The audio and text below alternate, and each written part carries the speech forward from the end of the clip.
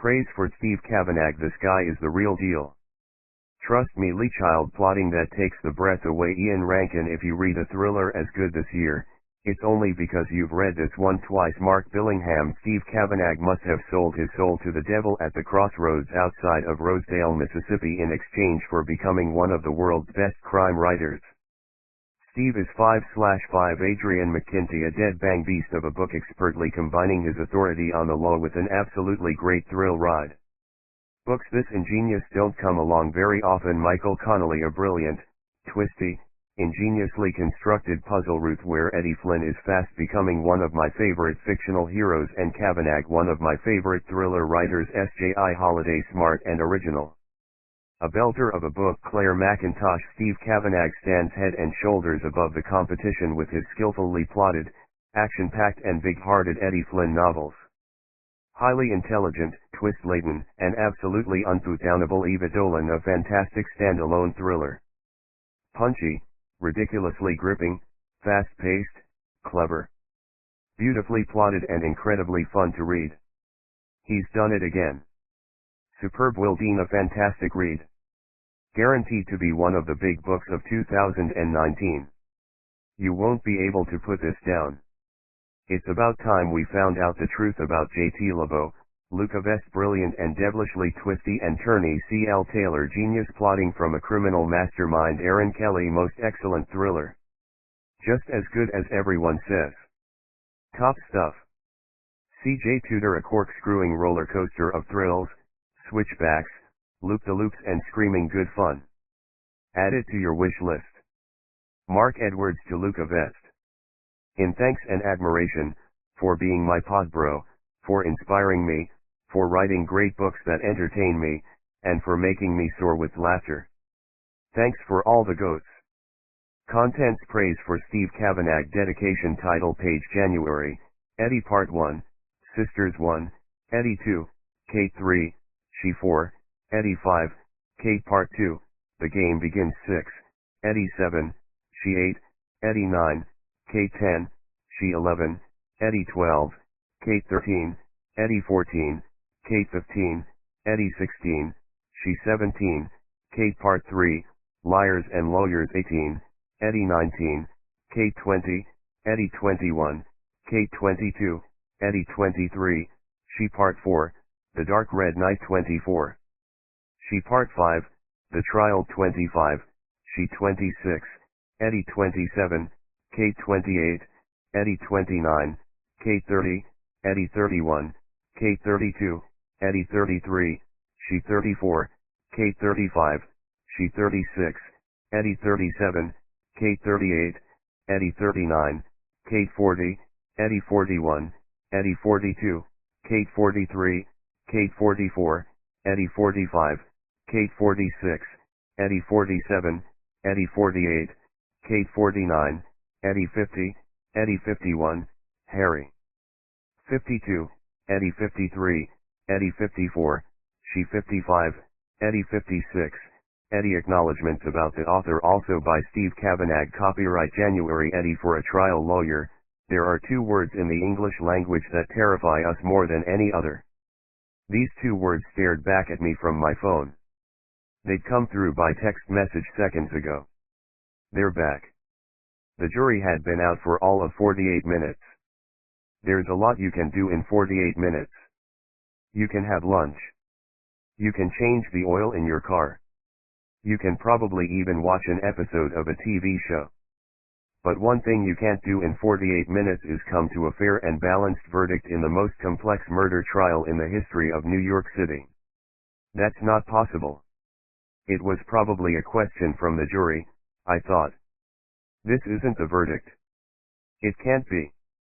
Across the street, on the corner of Lafayette, is the Corte Cafe. From the outside it looks inviting. Inside, it's coffee and breakfast sandwiches on plastic tables and chairs. Usually 3 or more lawyers cool their asses on those chairs. You can always tell the ones who are waiting on a jury. They can't eat. They can't sit still. They unnerve the place like a guy sitting there with a machete on his lap. I used to go there when I was waiting on a verdict, but the sight of another lawyer in jury limbo is enough to put anyone off the coffee in the Corte Cafe. And the coffee is good. So instead of chewing on the furniture, I grabbed a coffee to go and headed out to walk the square. I don't know how many times I've walked Foley Square. My record is 3 days.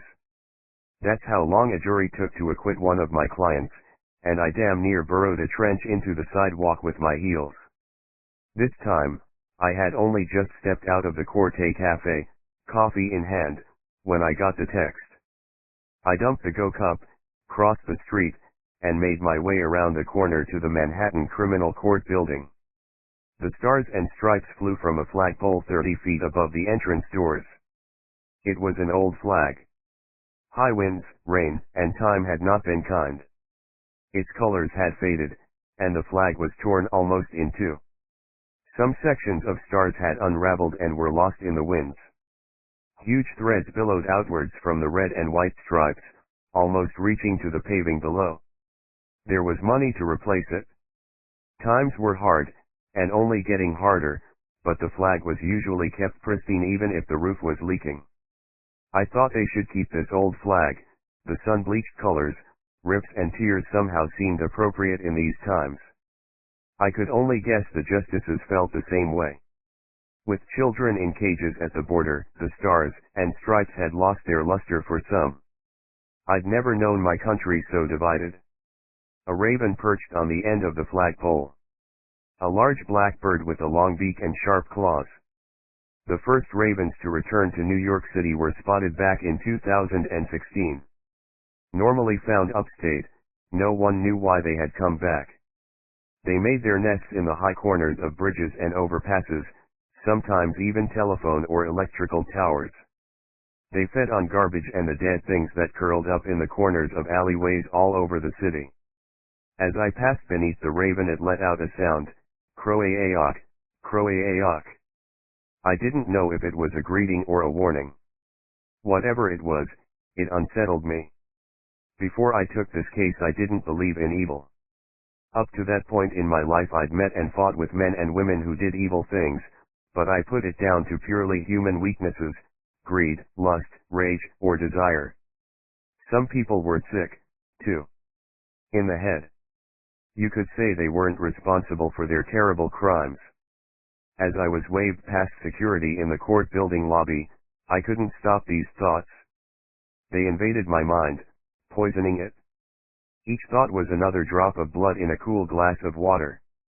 It doesn't take long before all you can see is red.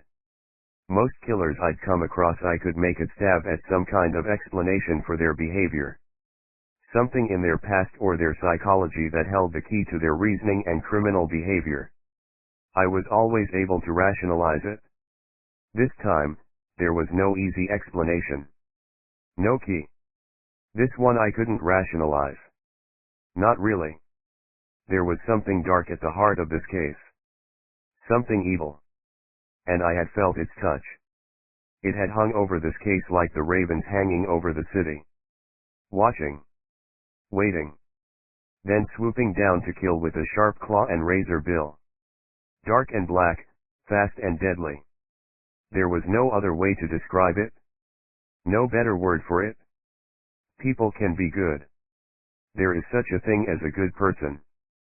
Someone who does good things because they enjoy it. Why, then, can't the opposite be true? Why can't a person just be evil because they enjoy it? I hadn't thought of it that way before, but now I could see the sense.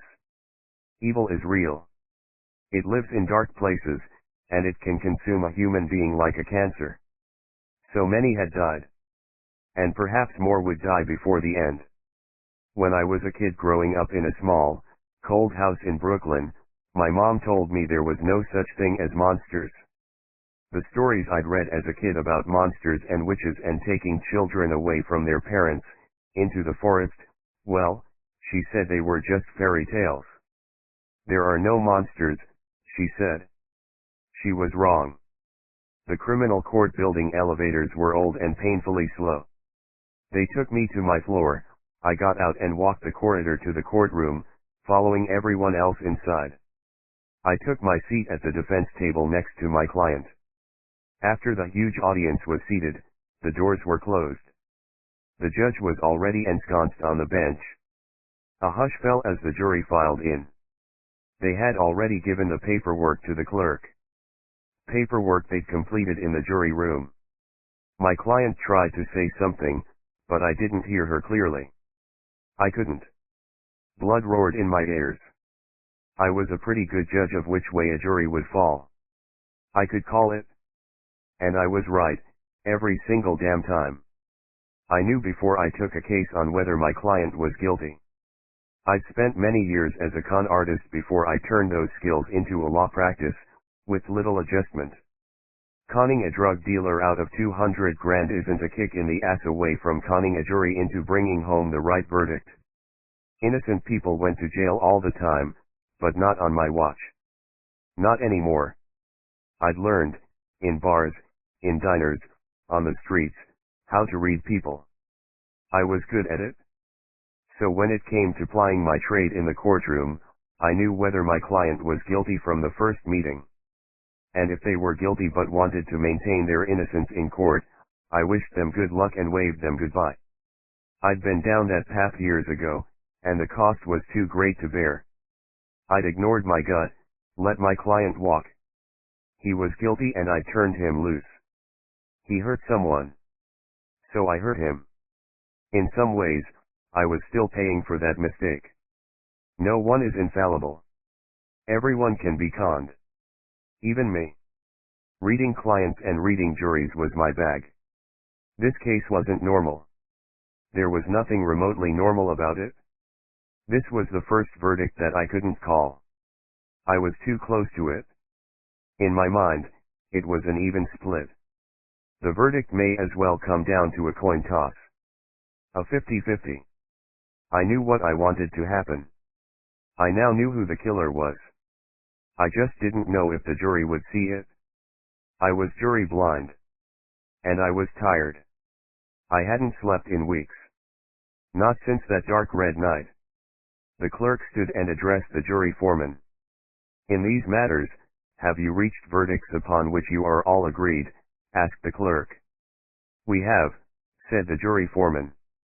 Part 1 Sisters 3 months earlier 911 call transcript incident number, 19 to 269,851 October 5, 2018, 23 hours 35 minutes and 24 seconds time, 23 hours 35 minutes and 24 seconds dispatcher, New York City 911, do you need police, fire, or medical? Caller, I need police and ambulance. Right now. Dispatcher, what's the address? Caller, 152 Franklin Street. Please hurry, she stabbed him and she's coming upstairs. Dispatcher, someone has been stabbed in the house? Caller, yes, my father. Oh my God, I can hear her on the stairs. Dispatcher, I've got NYPD and EMS on the way. Where are you in the house? Where is your father? Caller, he's on the second floor.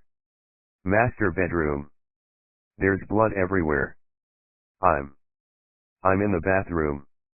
It's my sister. She's still here. I think she has a knife. Oh God, inaudible. Dispatcher, stay calm. Have you locked the door? Caller, yes. Dispatcher, are you injured? Caller, no, I'm not hurt. But she's going to kill me. Please get them here fast. I need help. Please hurry. Dispatcher, they're coming. Stay down. If you can, brace your feet against the door. Okay, you should be safe. Take a breath, the police are on their way. Stay calm and stay quiet. What's your name? Caller, Alexandra Avellino. Dispatcher, what is your father's name? Caller, Frank Avellino. It's my sister, Sophia, she's finally gone full fucking crazy. She ripped him to pieces, she inaudible. Dispatcher, is there more than one bathroom? Which one are you in? Caller, the en suite in the master bedroom. I think I hear her. She's in the bedroom. Oh Jesus. Dispatcher, stay quiet. You're going to be fine. NYPD are only a few blocks away. Stay on the line. Caller, inaudible dispatcher, Alexandra. Alexandra.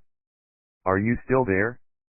Call ended 23 hours 37 minutes and 58 seconds. 911 call transcript incident number 19 to 269,851 October 5, 2018, 23 hours 36 minutes and 14 seconds. Time 23 hours 36 minutes and 14 seconds. Dispatcher, New York City 911, do you need police, fire, or medical? Caller, police and paramedic. My dad's dying. I'm at 152 Franklin Street. Daddy. Daddy, please stay with me, he's been attacked. He needs a paramedic. Dispatcher, what is your name? Caller, Sophia. Sophia Avellino, fuck, I don't know what to do. There's so much blood. Dispatcher, your father's been attacked? Is he in the house? Caller, he's in the bedroom. She did this. It was her. Inaudible dispatcher, is there someone else in the house?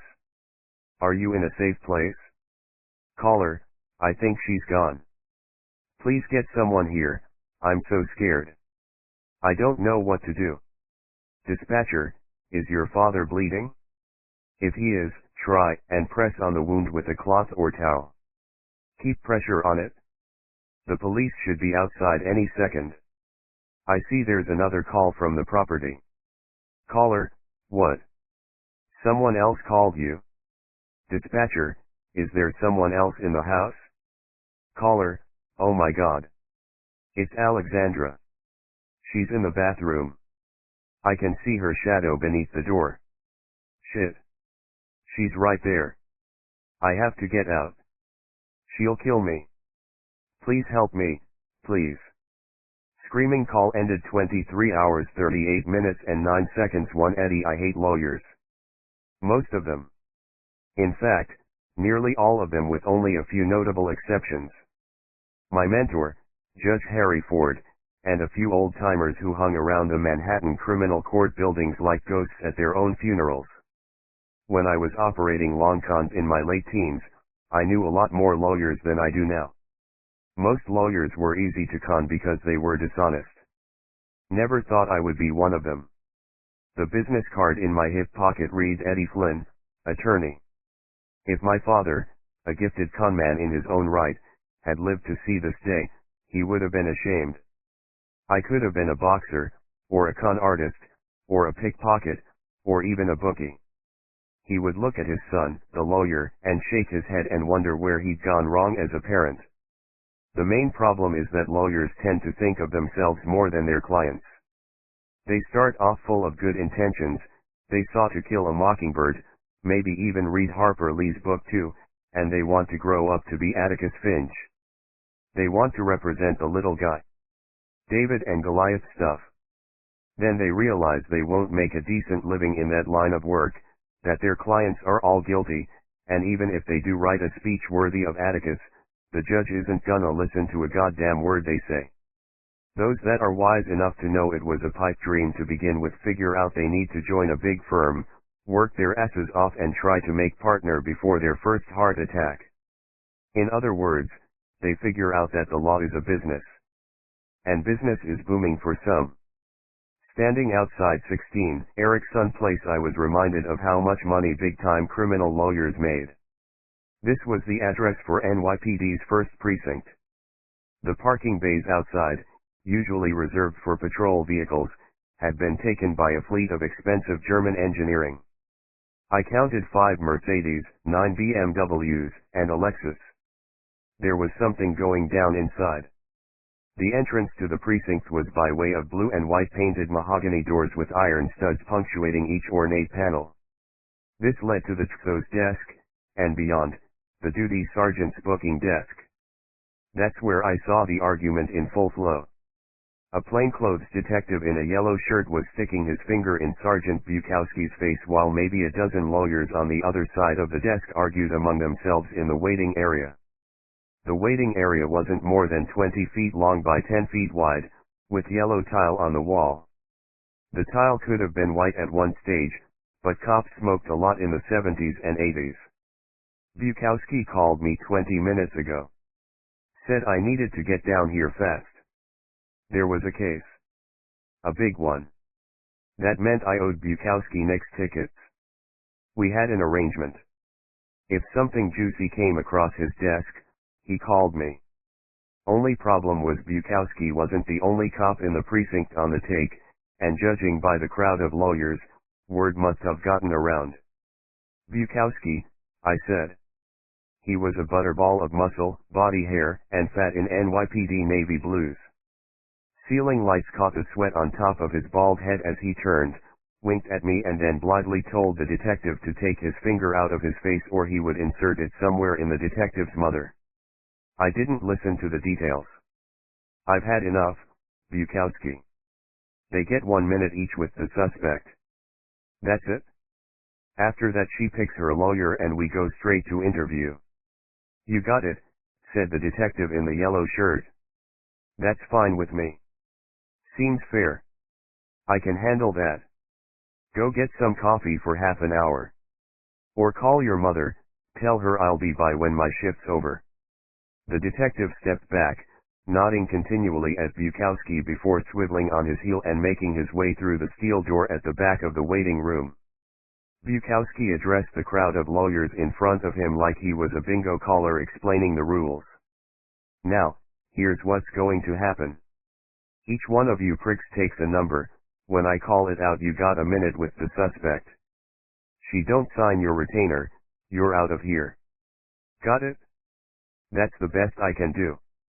Some of the lawyers threw their hands in the air, then began pounding their cell phones with their fingers while others just continued to complain while they jostled toward the ticket machine to get a number. The tickets were for members of the public who waited in line to make a complaint, not for lawyers waiting to see a client. What the hell, Bukowski? I said.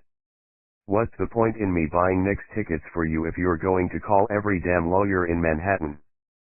Sorry, Eddie. Look, this is a hell of a case. You'll want it?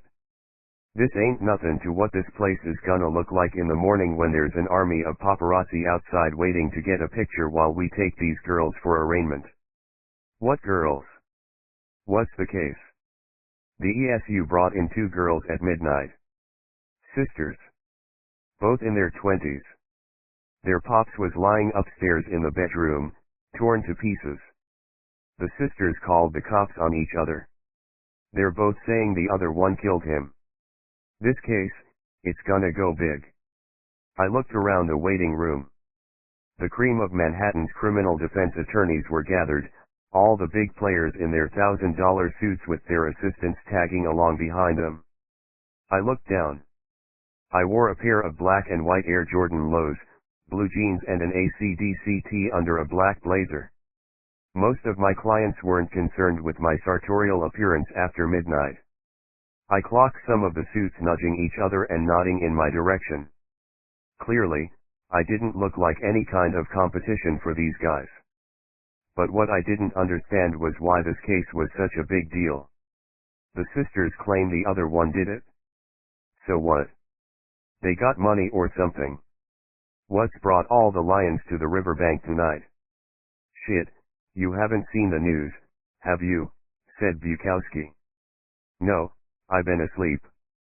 The girls are Sophia and Alexandra Avellino. Frank's daughters. Frank's dead. Bukowski nodded, said, I talked to one of the ESU responders. Frank was gutted like a fish. Torn up with a blade. The responder told me this was a bad one. And you know the ESU, they see a lot. The emergency service unit of the NYPD operated like a smart SWAT team. There wasn't much they hadn't seen, from terrorist atrocities to bank robberies, hostage situations to live shooters. If someone in the ESU said it was bad, that meant it was straight out of a nightmare. But it wasn't the extraordinary level of violence involved in the crime that had brought out Manhattan's finest criminal sharks, it was the victim and the alleged perps. Until November last year, Frank Avellino had been mayor of New York City. What are the chances of me getting in on this case when I'm at the back of the line? You're at the front of the line now. Carol couldn't get the clients signed up. The guy in there now hasn't got a prayer. I'll take you through in a second, said Bukowski.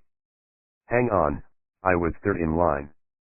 Carol Cipriani bumped me $1,000 to be first, but she couldn't get the client signed up. Sorry, Eddie. I gotta eat. Hey, what are we? Chopped liver? What gives here, said one of the suits.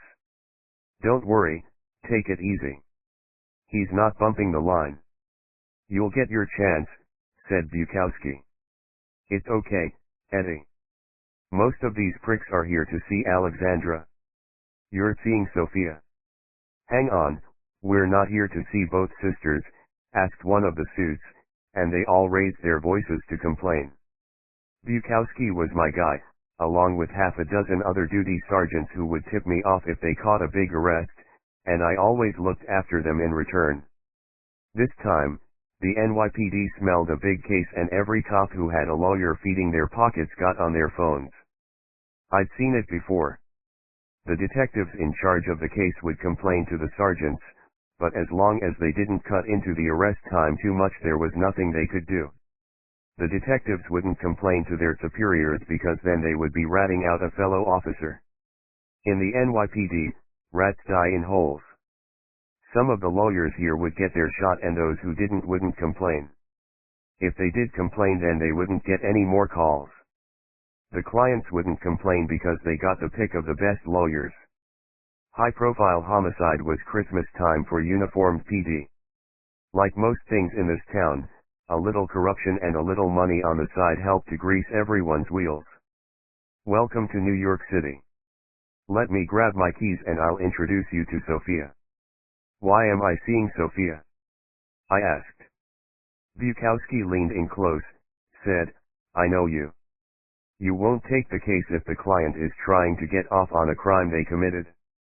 Alexandra, I got my doubts about her. This chick, Sophia, well, you'll see. I get 20 to 30 people come through my cells every day. I can spot the real perp same as you. She ain't a perp.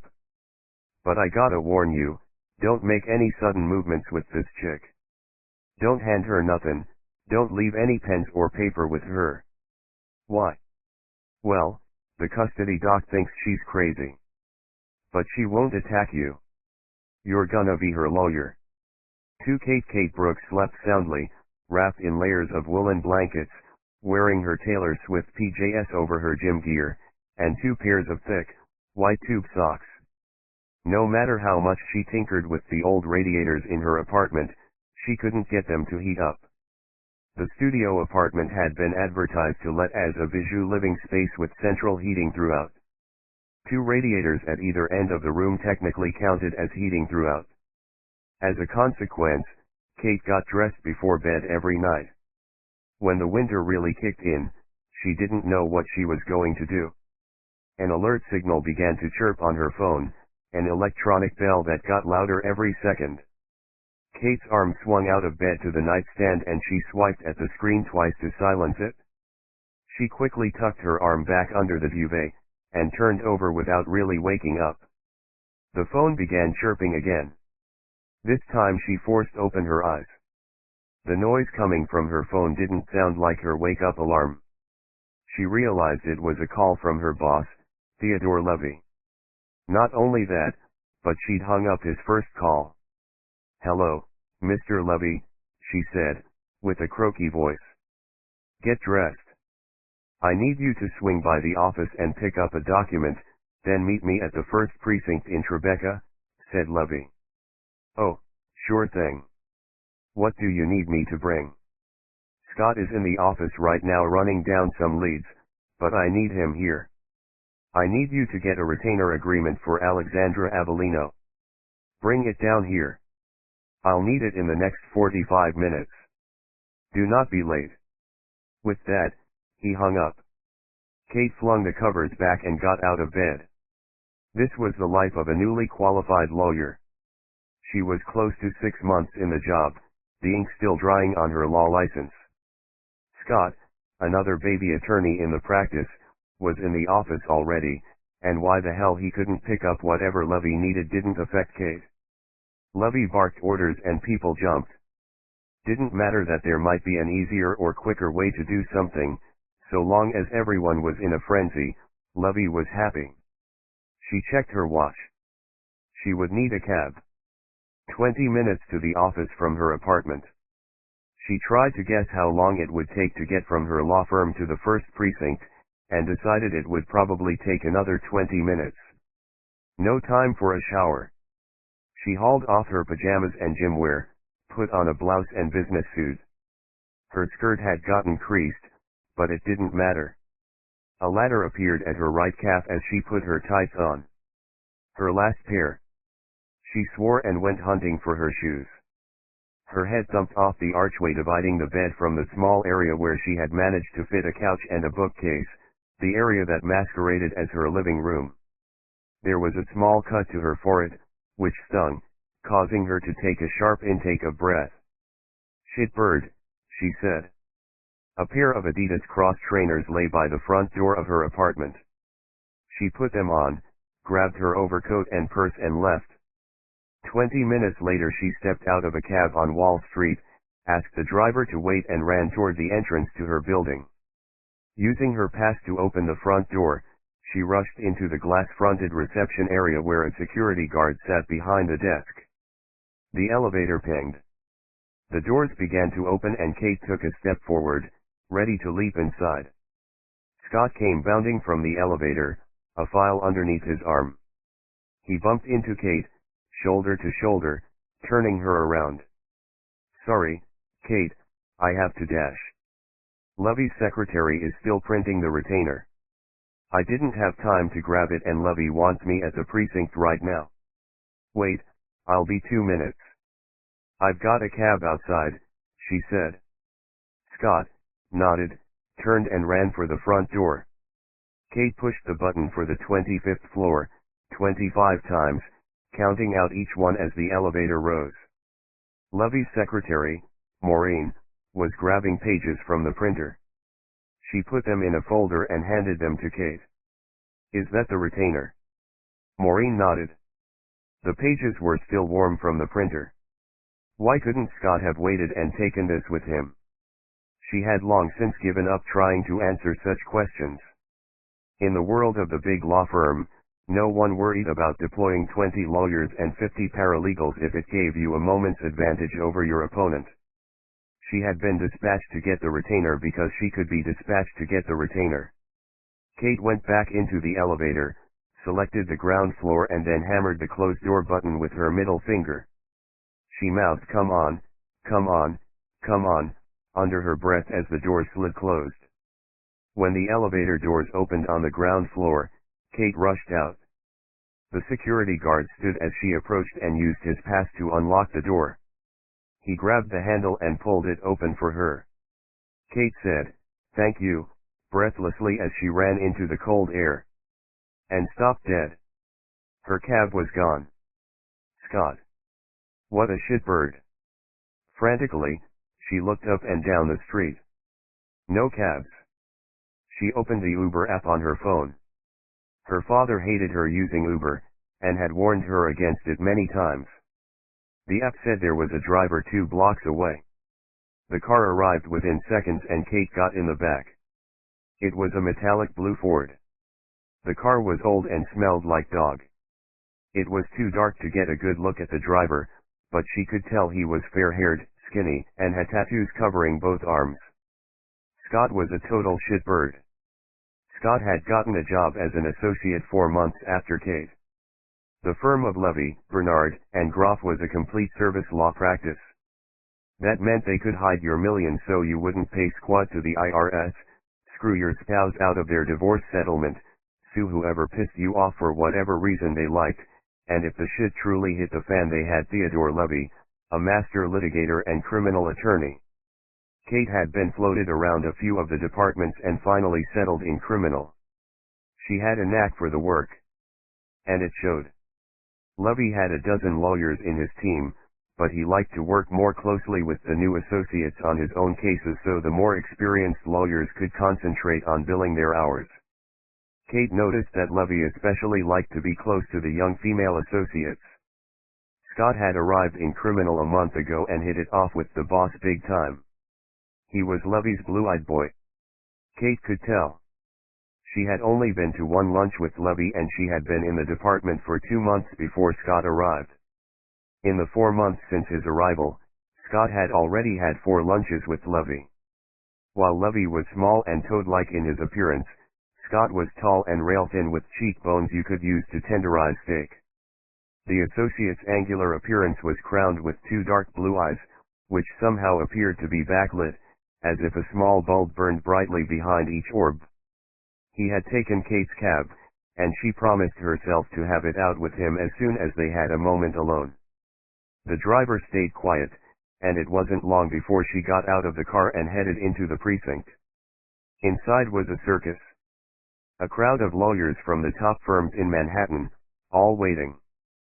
She spied Lovey and Scott, sitting on an aluminum bench at the back of the room, and deep in conversation. In order to get there, she had to squeeze past a dozen other lawyers in the cramped waiting space. Some she recognized from TV.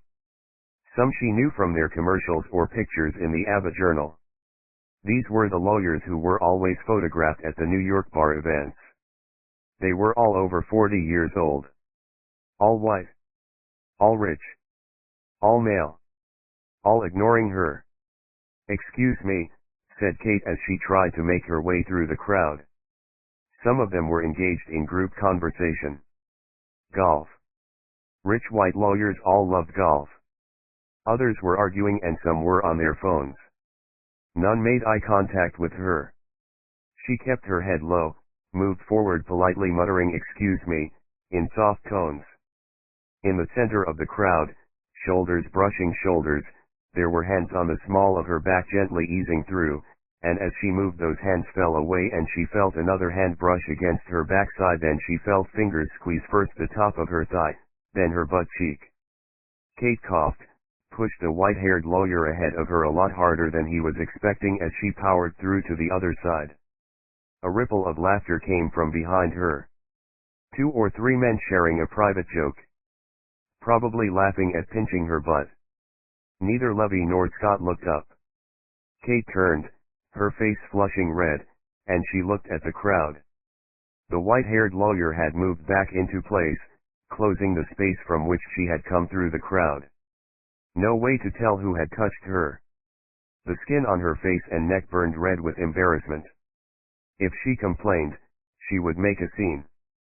From behind, she heard Lovey's whiny voice. "Katie, where the hell have you been? Scott got here 10 minutes ago." Kate closed her eyes. Opened them. She was resetting. This had been a bad night. She didn't want to explode in front of Lovey. He would only tell her to toughen up, and complain that she had embarrassed him. She let it go. She would need all her composure to deal with Lovey. Only 2 men called her Katie. One was her father, the other was Lovey. As much as she loved her father calling her that name, she hated in equal measure the way Lovey used it. She took a step back and pivoted to face her boss. He took the document folder from her, and said gruffly, "This is a huge case for us. For the firm. We must secure this client. I need you on top form, okay?" Kate nodded, said, "I'm good. What's the case?" Lovey's mouth fell half open, and he stayed that way for a few seconds. It looked like he was waiting for a passing bug, at which point he would shoot out a reptilian tongue and grab the thing in midair before retracting it into his pink mouth. The former mayor, Frank Avellino, is dead. He's been murdered in his bedroom, stabbed, what was it, Scott? 53 times, said Scott. Stabbed 53 times, my dear. And we are going to represent his eldest daughter. Both of his daughters were arrested at the scene, and each of them is blaming the other for the murder. One of them is lying, and our job is to prove that it's not our client. Understand? There was a patronizing sting to Levy's words, and Kate ignored it. The "my dear" phrase was not meant to be gentlemanly. She'd gotten used to most of the shit she had to put up with, but "my dear," or "little lady," still made her grind her jaw. She fought down the anger as this was the moment she had been waiting for since she joined the firm. Creepy guys in bars, and general everyday sexism on the street she could handle without a problem. When it came to the men who held her career in their hands, it was different. She knew it shouldn't be, that this wasn't right, but she thought it best to keep her lips sealed and her head down. For now. They had all the power. If she complained about this shit, her best guess was she'd be out of the job in a heartbeat, her career over before it even really began. For months she had been writing briefs, glad-handing clients, and passing out canapes at the firm's parties. Now she was on a case. A real-life, high-profile murder case. A flutter of excitement began in her stomach, and she smoothed down the front of her jacket, licked her dry lips and cleared her throat. She wanted to be ready for this. She felt ready. "I got it," said Kate. Levy looked her up and down, and said, "What are you wearing? Are those running shoes?" Kate's mouth opened to respond, but she didn't get the chance. "Levy. You're up," said a voice. It was a cop, shouting from an open steel door. "We're on," said Levy. He stood and pulled up his pants. They were often falling down below his small gut. It didn't matter if he wore a belt or suspenders, Levy seemed to be constantly pulling his pants up. Kate saw a small bunch of lawyers leave via the steel door. They had obviously been inside talking to the potential client. Their heads were down, and they looked tired. Levy would get the case. Whoever the client was. It didn't matter. This was Levy's forte. He was good with clients. Got them on side fast. He was a PR machine with a law license. They were going to land this case, and Kate was going to be front and center in the defense from the very beginning. She had to stifle a smile that threatened to break out on her lips. It was excitement and nerves. "Okay, let's go," said Levy. Scott nodded to Kate. Kate returned the gesture. Together, the three of them took a step toward the door. Then a file came right at Kate's face. She held out her hands as the file was lowered and thumped into her chest, stopping her dead. Kate took it in both hands. "There are some things in this file of Scott's that the client and the NYPD shouldn't see," said Levy. "Put it in the file storage safe in the trunk of my car. It's parked outside." The gold BMW. A set of keys dangled in front of her face. Kate took them, swallowed and felt a raw sensation in her throat. Like she was swallowing sharp stones. "We won't be too long. You can use the time to think about why you were so late getting here. When we're done I can give you a ride home," said Levy. And with that, Scott and Levy strode toward the open steel door. Kate froze. "Never mind, honey. You got the most important job. You get to watch Levy's car," said a voice from behind her. One of the rival lawyers. That was enough to send the entire group into thick, uproarious laughter that rolled around the room. Kate's face flushed red.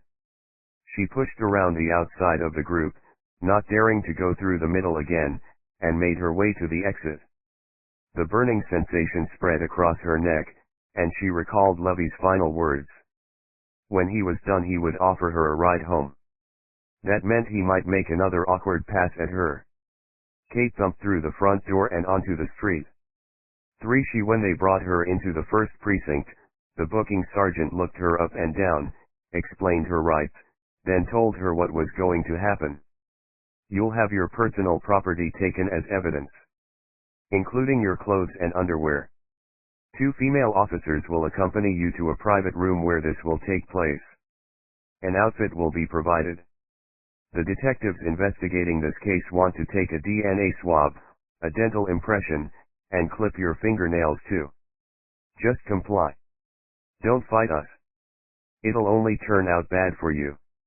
The female officers will also take your picture and your fingerprints.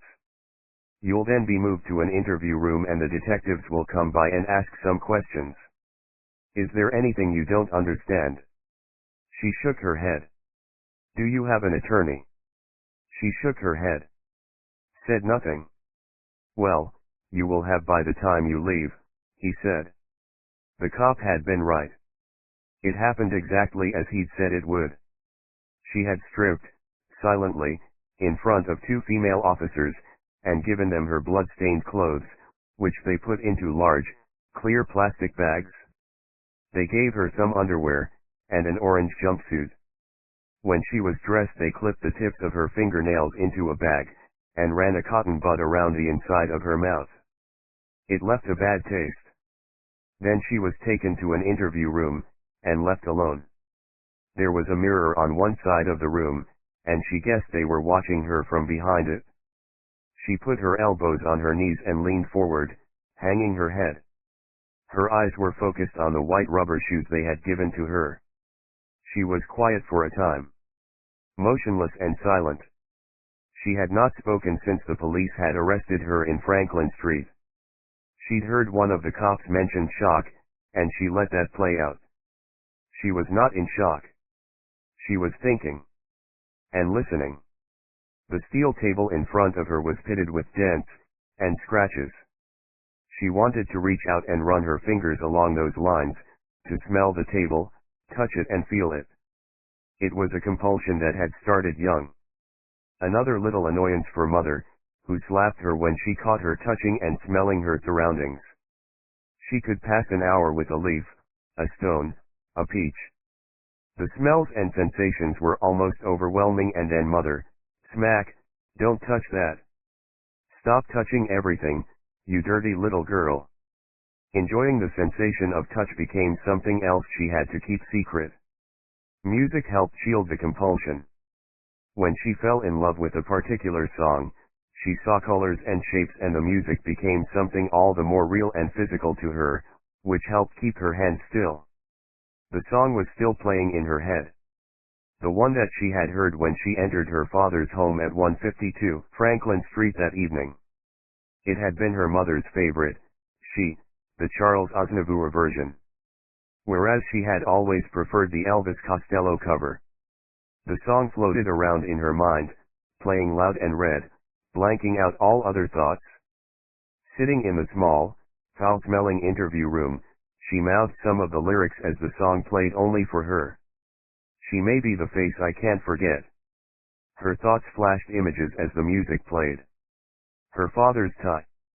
The knot still tied around his neck. The glint of white bone in her father's chest. And all those pretty sparkles of light on the blade as she tore it free from his chest, raised it and plunged it into his stomach, his neck, his face, his eyes, again and again and again. It had been planned. Of course, she had fantasized about it for many years. How good it would feel not just killing him, but ripping him to pieces. Destroying his body. Decimating it. And the thought occurred to her that all those other kills had merely been a rehearsal for the main event. Practice. At first, watching the light die in a victim's eyes was exhilarating. Like watching a kind of transformation. Life to death. All of it at her hand. There was no remorse. No feeling of guilt. Her mother had beaten that out of her, and her sister, at a young age. Mother had been a brilliant chess player and wanted her daughters to be better. In her younger years, Mother had watched the Folger sisters take the game by storm, and wanted the same for her own daughters and began their chess education early. From the age of 4, she had been made to sit in a room with the board in front of her, moving pieces while Mother looked on and taught her the classic techniques.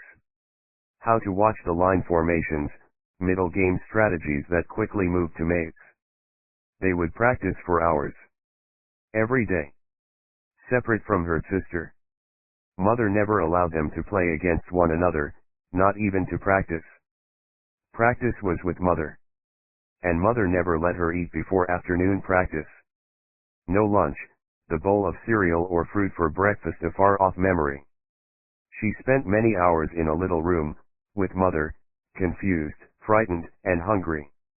If Mother saw a mistake in strategy, or she took too long holding a piece, feeling the grooves in the polished wood, or trying to catch its scent, Mother would snatch the chubby, offending hand that had played the move, hold it aloft, and bite one of the fingers. She could still see it now. Her mother grabbing her by the wrist. It felt like her arm had been trapped in some terrible piece of machinery that would then slowly draw her hand into a buzzsaw. Only this wasn't a blade, but instead she saw her mother draw back her bright red lips to reveal 2 rows of perfect white teeth. Her fingers would tremble, and then, snap. The bite hurt. It was punishment, not intended to draw blood, but to shock. To make sure that mistake never happened again. She wondered if all mothers were like this. Cold, unfeeling women with sharp teeth. She always felt hungry playing chess. Mother said hunger helped the brain stay creative, alive. Every time she saw those teeth coming for her little finger, she felt sick and hungry and anticipated the pain, which was always worse than the bite itself. She had learned from her mistakes. She recalled the look on her dear sister's face that day when Mother fell down the stairs. Her sister cried and cried until, finally, Father came home. Sister never got over it. It made her think that even with Mother biting and hitting both of them, and forcing them to play and read about chess for hours every day, there was still some part of Mother that her sister would miss. Some connection that had been forever broken. Even now, years later, she could still hear her sister's cries when she saw Mother's body. Sister stood at the bottom of the stairs, that stupid toy rabbit in her hand, her knees locked together and a dark stain growing on her burgundy tights, spreading from her crotch, down both legs. Sister's sobbing became so bad that it robbed her of her breath, that panicked, gasping, staccato crying. Now, the bites and the beatings and the tears were all a memory. A part of her, something that had helped to shape her into the perfect creature she was today. Tonight had been perfect. It looked messy, frenzied, and the body of dear Daddy had been left where it fell. A maniac kill. That's what it looked like. That's what she had wanted it to look like. In truth, she had enjoyed it.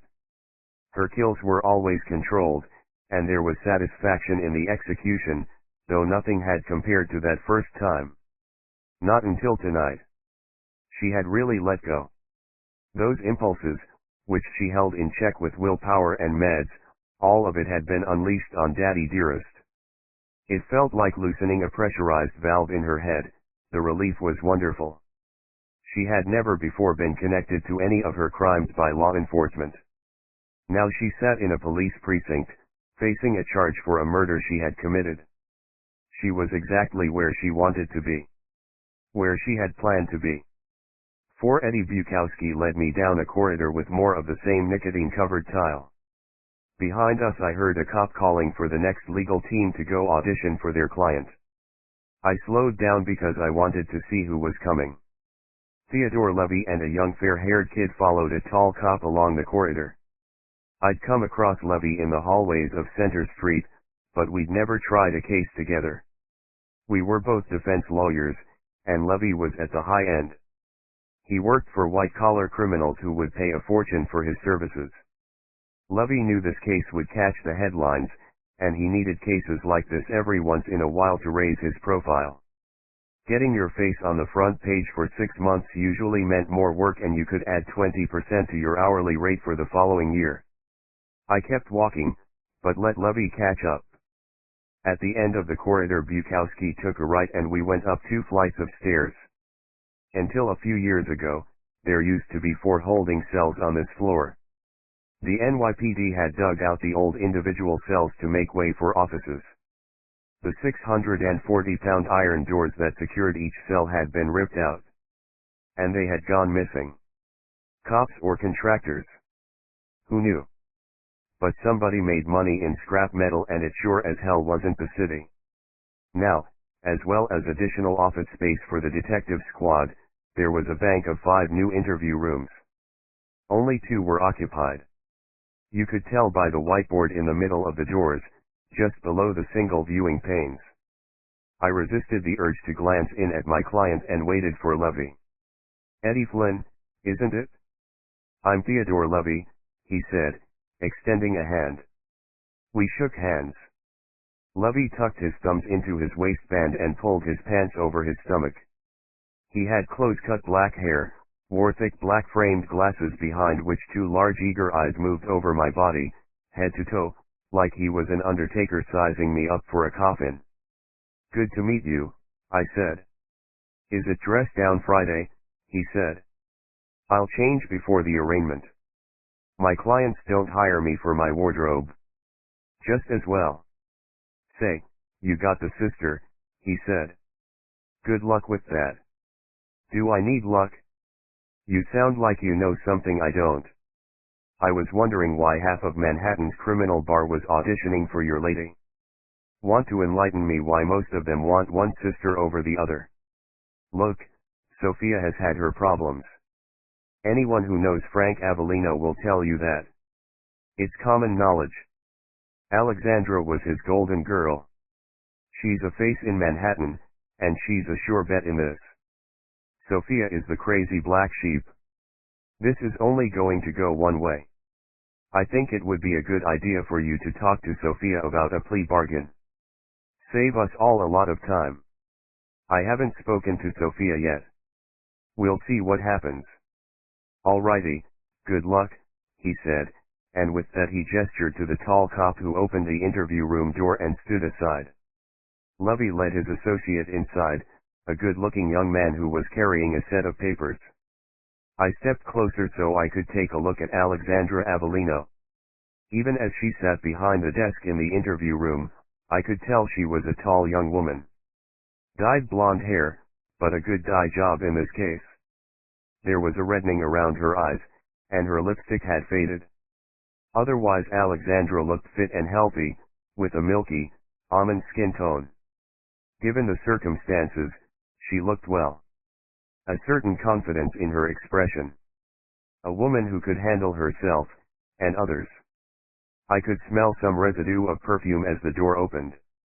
The tall cop closed the door, stood with his back against it. "Okay, Eddie, this is Sophia," said Bukowski as he slid the key into the lock and opened the door. I went inside. Sophia Avellino looked smaller than her sister, but not by much. She had dark hair contrasting with a pale complexion. The eyes were the same. Both women had their father's eyes, which were narrow, but bright and keen. She didn't smile. Her lips were thinner than her sister's, her nose too. They both looked the same age, and I seemed to recall that Frank's daughters were born within a year of each other. I wasn't sure how I knew that, but it was likely I'd seen them, or one of them, in a magazine or news article. She looked at me suspiciously, but said nothing.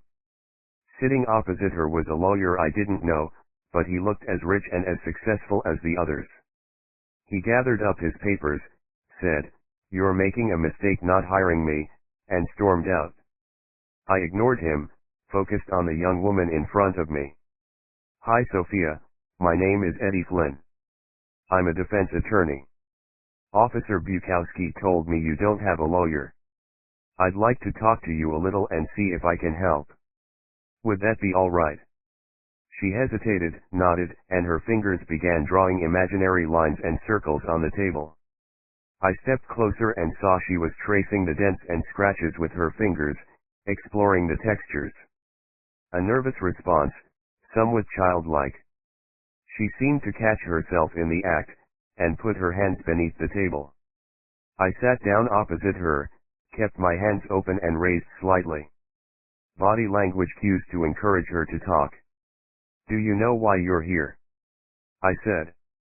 She swallowed, nodded, and said, "My dad's dead. My sister killed him. She says I did it, but I swear to you I didn't. I couldn't. She's a lying, murdering bitch. Her hands flew up in the air and came down with slap on the table to punctuate the word bitch. Okay, I know this sounds stupid, but I need you to stay calm. I'm here to help you if I can. Sergeant Bukowski said I should talk to the lawyers, but I shouldn't make up my mind until I talk to you. I don't know what I should do. She shook her head as tears formed in those eyes, which were much greener than I'd first thought. Looking away, she swallowed down a cry, her neck muscles standing out from her throat, and instead she took a big breath into her lungs. Closing her eyes, and letting the tears fall to the floor, she said, I'm sorry.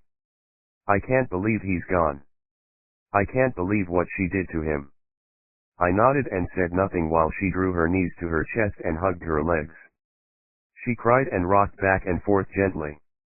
I'm sorry about your father. Truly, I am.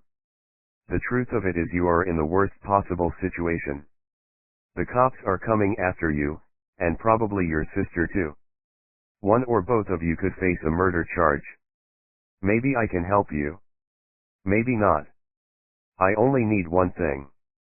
I need to know that you didn't kill your father, I said. Sophia had been listening through the tears. She dried her face with a napkin, sniffed and began to bring herself down to a level where she could talk. If she was faking it, she was very good. I didn't see an actress across the table. I saw a young woman in pain. That was real. That was true. But whether that pain was due to the death of her father, or the fear that she might have been found out as a killer, or some other reason, was not yet entirely clear. Why are you asking me?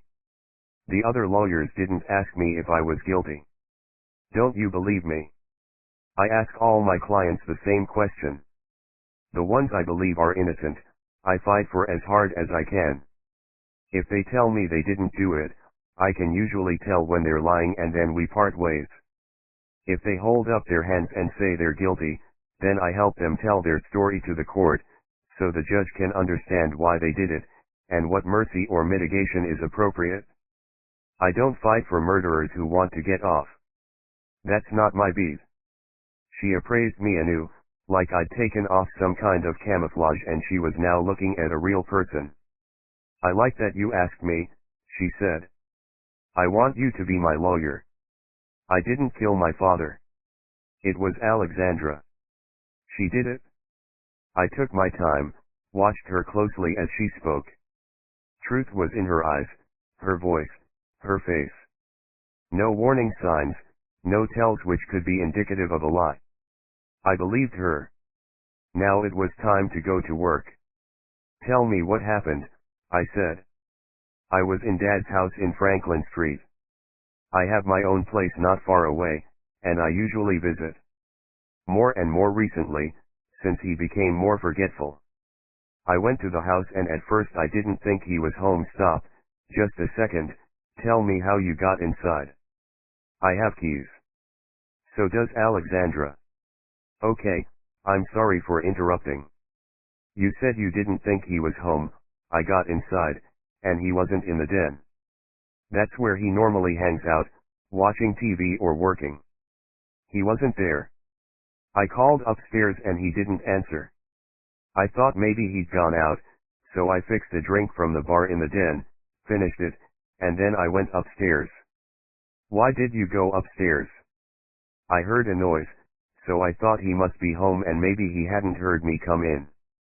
I went up the first flight of stairs and he wasn't on the first floor. What is on the first floor of the house? 3 bedrooms and a gym. He wasn't in the gym, and I didn't check the bedrooms. No reason for him to be there. Then I heard the noise again, coming from the floor above. What was the noise? I asked. I don't know. It's hard to describe. It sounded like a groan, or a moan, or something. Maybe someone talking. I don't know, I can't really remember. I remember I went upstairs to check on him. He'd been having memory lapses.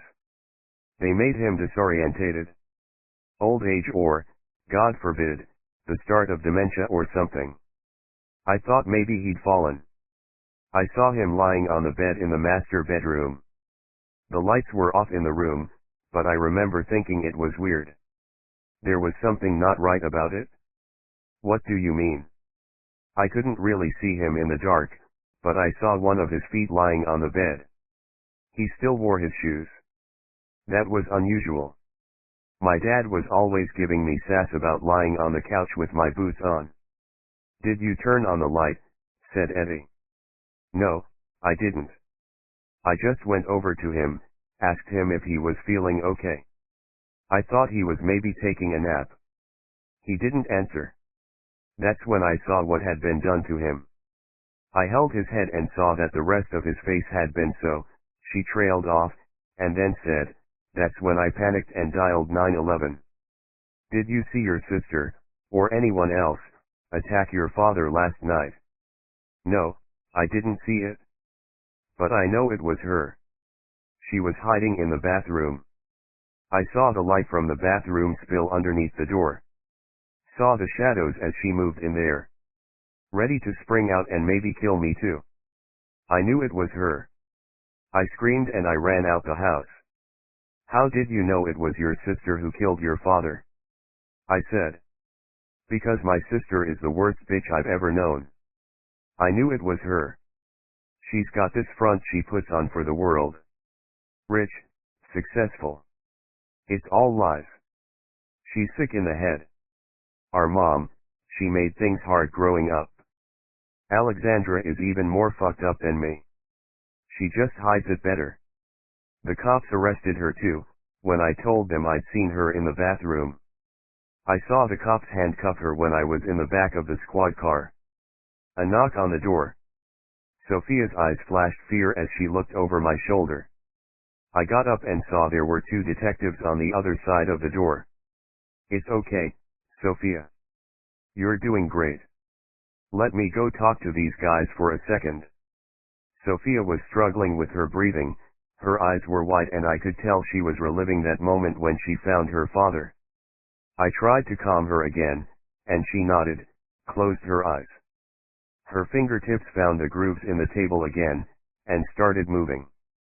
I got up, opened the door, stepped into the hallway and closed the door behind me. The first detective was the one I'd seen earlier, in the yellow shirt, arguing with the sergeant. He was my height, about my build, but 10 years older and with a shock of gray hair. His partner wore a 3-piece suit, dark, with a navy shirt and pale blue tie. He was younger than me, and had his hair shaved close on both sides, with a flop of hair on top of his head slicked back. They looked an odd pairing. "Detective Soames," said the man in the yellow shirt, thumbing his chest. He then pointed to the younger man and said, "This is Detective Tyler," and that was about all the pleasantries that were on offer. Tyler filled the moment with dead air, not even nodding or smiling. Just staring. This was old school NYPD, the lawyers are your enemy. Neither of them extended a hand, and they both looked decidedly pissed off at my presence. "And you are," said Soames. "I'm pleased to meet you both," I said. Yeah, what's your name, pal?" "We're ready to interview the suspect," said Tyler. His slicked back hair didn't move as he spoke. Whatever was holding it in place was industrial strength. He said the word pal like it meant exactly the opposite. "I'm Eddie Flynn. I only just met my client. I need a little more time, if you guys don't mind." I said it as politely as I could. They didn't deserve it, but I was feeling generous. "We have to move on this. Clock's tickin'. You got 5 minutes then we'll be coming in," said Soames. "I might need longer than that. My client just lost her father. She's not in a fit state at the moment. Doc says she's fine and ready to be interviewed," said Tyler. This was a tag team. Tyler waved a standard custody report from an on-call doc who saw suspects from time to time for the police, just so he could collect $400 and tick a box to say that the suspect was, in their medical opinion, fit to be interviewed. It gave the NYPD some backup in case the lawyer tried to jettison their client's version of events at a later date by claiming the poor client was out of their mind with shock, or disturbed somehow and didn't know what they were saying. It was insurance, not medical practice. I turned away from Tyler, the barking dog, and went straight to the guy holding the leash. "Did the doc take a look at your ass, Soames? It must hurt with hipster boy here sticking his head up there every chance he gets." "5 minutes," said Tyler. He walked past me, bumping shoulders deliberately as he did so, then knocked on the door to Alexandra's interview room. Instead of going back inside to see Sophia, I put my hands in my pockets and leaned against the wall. Lovey came out. Same introductions from Soames. No handshake. Lovey saw me standing behind Soames. "Look, why don't you interview Sophia first?" "My client isn't ready," said Lovey. "You mean she hasn't signed your retainer agreement yet?" said Soames. "No, matter of fact she has. She knows quality representation when she sees it. I need 20 minutes to take instructions." The door to Alexandra's room was still ajar. Lovey's associate remained inside, and I could hear Alexandra talking to him. She was crying, and repeating to the associate, "I didn't do it. It was my sister. She's totally crazy. Why am I here? I'm just as much a victim as my father. Mr. Lovey, if it helps, we just want a first account. What did your client see tonight? What were her movements?" "We're not talking about the whole issue with her father's will," said Soames. "What issue?" said Lovey. Soames took a step back, folded his arms and said, "We got a call from Mike Modine, Frank's lawyer. That's all I'm saying for now." I pushed off the wall, opened the door to go back into my interview room. I needed to ask Sophia if she knew anything about her father's will, but I was also aware the cops knew I was listening. They might just be messing with us, pulling the strings on the defense lawyers, making them chase their tails down blind alleys. Nevertheless, I needed to know for sure. I didn't know Mike Modine. Never heard of him, which meant he probably wasn't a litigator. If he represented Frank, then maybe he wrote Frank's will. I couldn't be sure, but if the cops were tipped off by Modine, that meant there was something in the will of interest. My best guess, the will was motive. I needed to talk to Sophia. I got the door halfway open. "Stop dead." "Sorry," said Sophia. "Oh my God. Medic." I called. Sophia's mouth, neck, and chest were covered in blood. She had bitten through her wrist. Her eyes slipped into the back of her head, she slumped off the seat and fell unconscious to the floor. Kate for 30 seconds or more, Kate had stood in the cold beside Lovey's Mercedes with the keys in her hand. There were house keys on the ring, as well as the car fob. She had thought about running the house key the full length of the paintwork on the Mercedes and watching a ribbon of tent house and dollar metallic paint curl itself into a spiral. She could always claim it was like that when she found it. In the end, she put the fantasy aside, enjoyable as it had been, used the fob to open the car and got into the passenger seat. It didn't feel right, somehow, to sit in the driver's seat. Leaning over, she fumbled for a few seconds when she tried to put the key fob in the ignition. Then she realized there was no ignition. This was one of those cars that only needed the key to be near the car. Kate was a long way from owning a vehicle like this, or being able to afford to run any kind of automobile. She knew Lovey's Jaguar from carrying boxes of files to and from the small document vault he kept in the trunk. That was a memory she didn't want to dwell upon. Once a week, on Friday nights, she would ride the elevator to the basement lot with Lovey. He would lean against the opposite side of the elevator car, pretend to look at his phone, while Kate stood with a box of files at her feet. She could feel him watching her, staring at her ass and her legs. She could almost feel his gaze intensifying when she bent to pick up the boxes from the floor. Lovey never carried anything heavier than his cell phone. The memory made her shiver. She touched the control panel on the dash, locked the doors on the car and selected the heating options. Within seconds, warm air was flowing through her seat. She needed it tonight. Looking down at her training shoes, she saw the file of papers she had taken from Levy in the station. She was supposed to put those in the trunk safe. What was it he'd said about them? They might upset Alexandra? The precinct entrance was visible from where Levy had parked.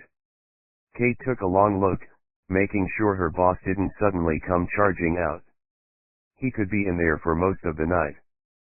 Kate picked up the file, opened it and began to flick through. Scott had put together a dossier on Frank Avellino, and his daughters. Most of it came straight from the internet. Photographs of Avellino when he'd been elected for the first time. He stood at a podium, flanked by his second wife, Heather, and a much younger Alexandra. There were no pictures or mentions of Sophia in this article. Avellino ran on an anti-corruption ticket.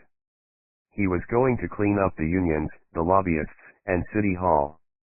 A familiar story. And Kate knew how that had turned out. 6 months into his first term and Avellino was facing an investigation into receiving off-the-books payments from 2 construction unions and an investment fund that bankrolled casinos. It didn't take long for Avellino to steamroll the story. For someone who was anti-corruption, dirt seemed to follow Frank Avellino like that kid from the Peanuts cartoon. There were pictures of Frank in restaurants and at social events with movie stars, writers, directors, real estate moguls, and well-known mobsters like Jimmy the Hat Fellini. His revitalization programs always seemed to have accounting difficulties, like the $2 million cleanup scheme he ran in the Bronx, which somehow had $300,000 unaccounted for.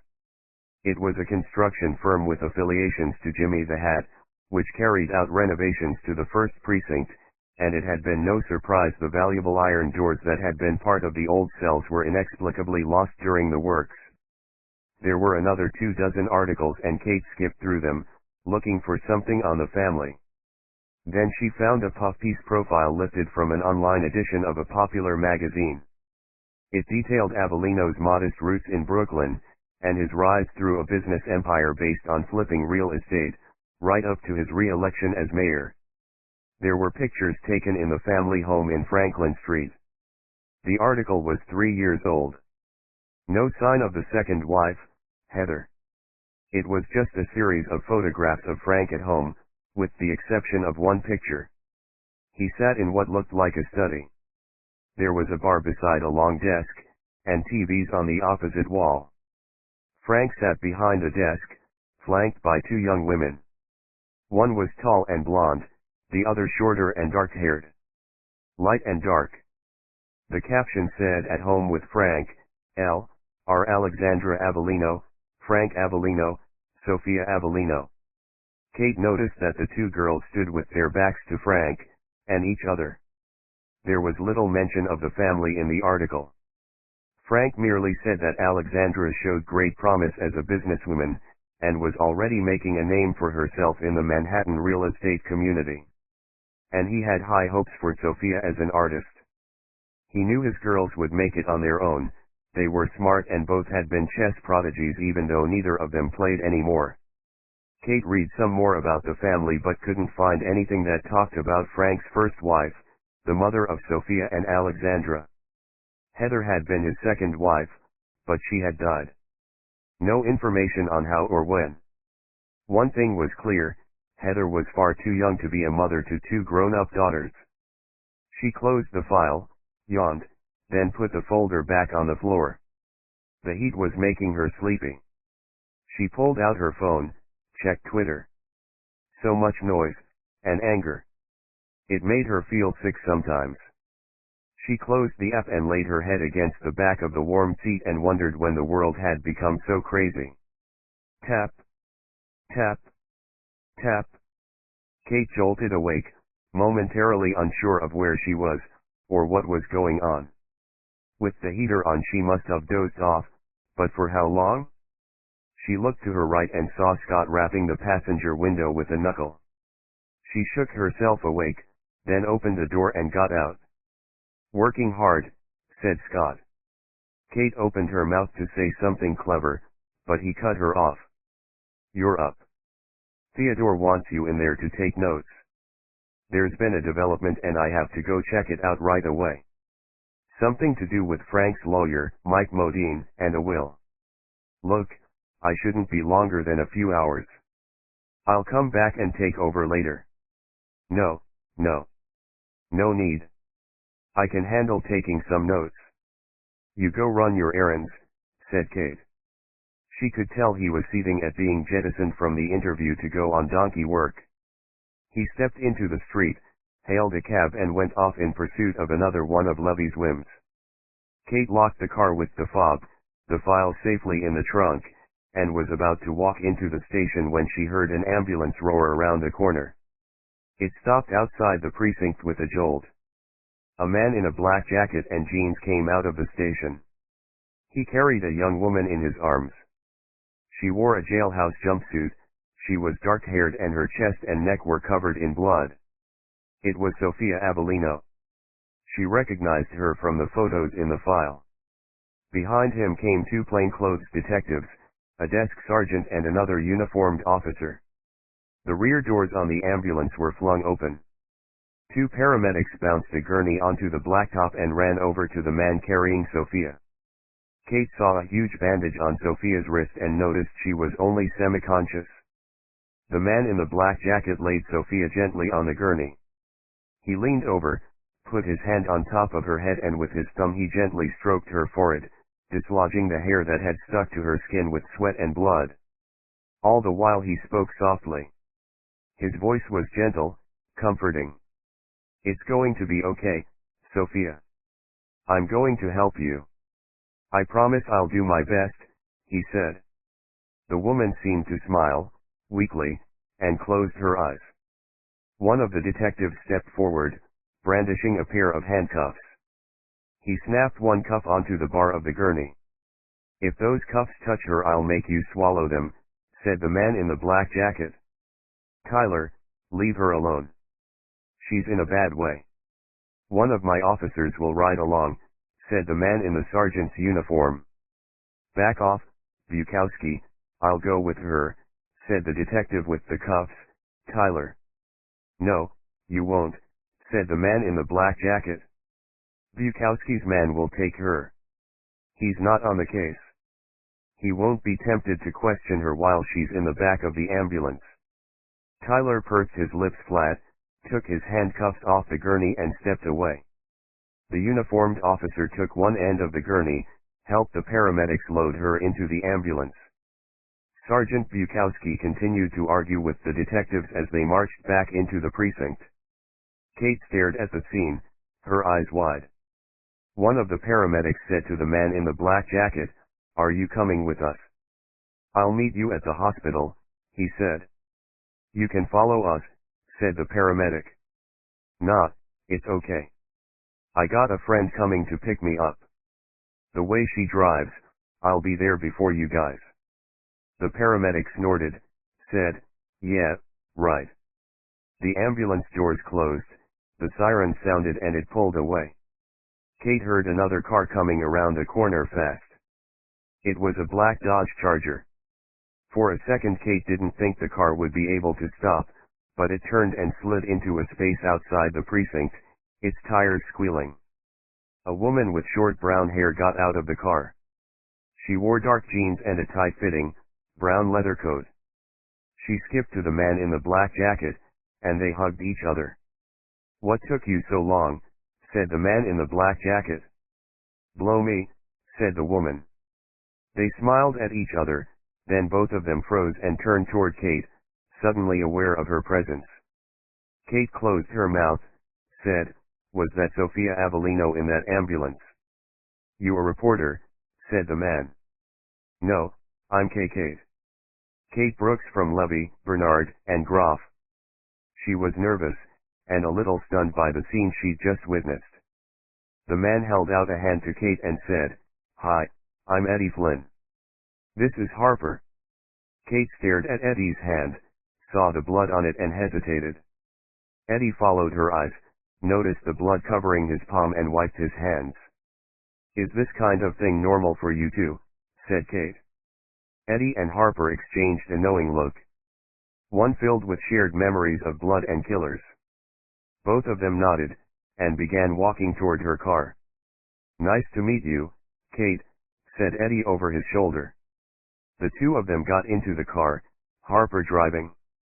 She spun the tires, enveloping Kate in a cloud of smoke, then took off at an impossible speed. 5 minutes later Kate was in the interview room, taking a seat beside Lovey. On Lovey's other side sat the client, Alexandra Avellino. Kate had a whispered conversation with Lovey before entering the interview room. Just the two of them. Lovey didn't seem surprised at the events outside the precinct house, but told her to put it out of her mind. He needed her sharp. The client had signed the retainer agreement, and that was what seemed to matter most to Lovey right then. He told her she had to take copious notes during the interview. Accuracy was everything. The cops had let something slip about a will, and he'd sent Scott to run it down.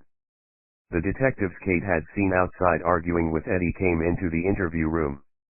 While they readied themselves with paperwork and set up a camera to record the interview, Kate took the opportunity to get a good look at the client. She looked like a skincare model. A beautiful, wealthy young woman in a terrible situation. Kate could tell she had been crying, judging by the swelling and redness around the eyes, and every now and then as Alexandra raised a hand to put it on the table, or run it through her hair, she detected a tremor at the edge of those fingers. The cops must have clipped her fingernails, they were jagged and sharp.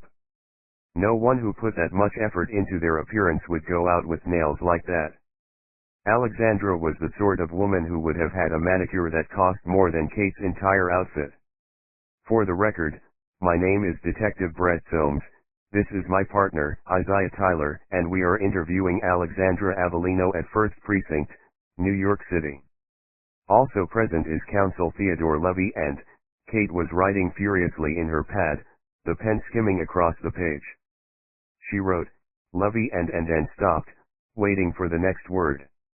No one spoke. She raised her head and found the detectives, and Lovey, looking at her. Waiting for her. "State your name for the recording, please, ma'am," said Soames. "Oh, sorry, Kate Brooks." Soames nodded, bunched his lips together in a way that looked like he'd just tasted something sour, and then continued. "Miss Avellino, at this stage we just want a first account from you concerning the recent events surrounding your father's murder. You want to tell us what happened?" "Sophia butchered my father." "There, is that what you want me to say?" she said, her jaw wobbling, her voice tremulous. Lovey jumped in with both feet. "My client will issue a full statement, detective, once we've had disclosure. You heard her tell you who killed her father. That's it for now. For the record, I know you have information regarding the deceased's will, which you have not shared. If Mike Modine made a statement to police, I want to see it. Until there is full disclosure, my client won't be answering questions. Mr. Lovey, if your client is alleging that her sister killed Frank Avellino, then doesn't she want her sister prosecuted?" "You're telling me she's a witness," said Tyler. "I found him on the bed," said Alexandra. Lovey put a fat fist on her arm. He didn't want to be so blatant as to tell her to keep her mouth shut, but he needed to give her a gentle reminder. Kate felt something else. Just seeing him put his fingers on a female made her skin crawl. Alexandra removed her arm from the table, courteously ridding herself of Lovey's touch. "Go on," said Tyler. "I came upstairs, and his bedroom door was open. He was laying there in the dark. I called his name, but," she shook her head, the tears falling freely, her throat flushing red. Now Kate wanted to comfort her, to hold her hand and tell her that she was sorry for her loss. "He didn't move. I called out, 'Daddy, Daddy,' and he didn't answer. I thought he might have been asleep at first. I went over to him and saw something black all over him. I touched him, and it was wet." When my eyes adjusted to the darkness I saw it was blood. I didn't know what happened, I just held him and I couldn't breathe, and then I screamed. I must have screamed because I heard myself. And then I heard her coming up the stairs. She killed him. She's bad. There's always been something wrong with her. I ran into the bathroom, closed the door and called 911. You say your sister is bad. There's always been something wrong with her, what do you mean exactly, said Tyler. Alexandra, that's enough. Remember what we talked about, said Levy. Kate glanced down at the page and saw that she hadn't written down the last question. She did it now, in shorthand. She had been so enraptured by Alexandra. This was a woman in terrible pain. And anger. She saw it when Alexandra mentioned Sophia. There was a hardness in her, something made of iron and steel, and it flashed when she spoke her sister's name. It flashed again at Levy when he tried to shut her up. Maybe just answer this last question and leave it at that, said Kate. Alexandra's eyes softened when they flitted to Kate. Alexandra was a powerful young woman, not used to taking orders from men. She needed a different approach. Levy wasn't happy that Kate had opened her mouth, she could tell by the withering look on his face. I'll just say this, said Alexandra. Sophia thinks she's smart. Smarter than me. She's wrong. We don't talk, we haven't in years. Not since Mom died. She hates me. She didn't hate him, but she would do anything to hurt me. She's sick. Do you understand? She wants to win. She thinks it's a competition between us. You have to believe that I didn't do this. Last question. Where were you before you got to your father's house? And what time did you arrive? Oh God, I can't remember the time. I was jogging in the park, and then I ran to Dad's. I had to pick up some fruit smoothies for him from a place on 2nd Avenue. I don't know what time I got back. Kate just got everything down on paper, and then looked up to see Soames and Tyler in hushed conversation. Mr. Levy, we are going to charge your client with first-degree murder. She'll be charged alongside her sister. Frank Avellino has $49 million in property, cash, and assets in his estate, according to his attorney. He made a will 5 years ago, dividing it equally between his 2 daughters. Before we charge your client, we have one final question. Miss Avellino, when did you discover your father had talked to his attorney about changing his will? Part 2. The game begins. 6 Eddie, for a lawyer, every case is a game. In criminal law, it begins with an arrest and it ends with a verdict. At the start of the game you have no control over what happens, then you develop a strategy and you make some moves. At the end you get to stand in front of the jury, alone. The prosecutor doesn't matter, you have to ignore them. It's just you and 12 people. Once the final word is spoken it's all over. The verdict shouldn't matter. You did your job as counsel. Except it does matter. The verdict is everything. It doesn't mean shit how well you played, it's all down to that decision. The lawyers who make the big bucks, who drive a Mercedes home to their families in their 9-bedroom houses don't care what the verdict will mean for the accused, for the victim's family, for society, and everyone in it. They can't care. My biggest problem as a lawyer is I want the guilty to get punished and the innocent to go free. And the law doesn't work that way. Never has. Never will. Sometimes I can tip the balance, one way or the other. Sometimes not. It matters that I try. The day I stop giving a shit is the day I quit. Sophia Avellino needed my help. It was too early to say if I believed her sister carried out the murder. Neither of the Avellino sisters looked like they could harm anyone, much less tear their own father to pieces. For now, I was involved in the case but I needed to be sure Sophia was telling the truth. In that cell, I had felt for her. I thought I had a connection. That she was open and honest with me. That was my instinct. I needed to know that I could trust that first impression. After biting through her wrist in the precinct, Sophia had spent a night in the hospital under NYPD guard.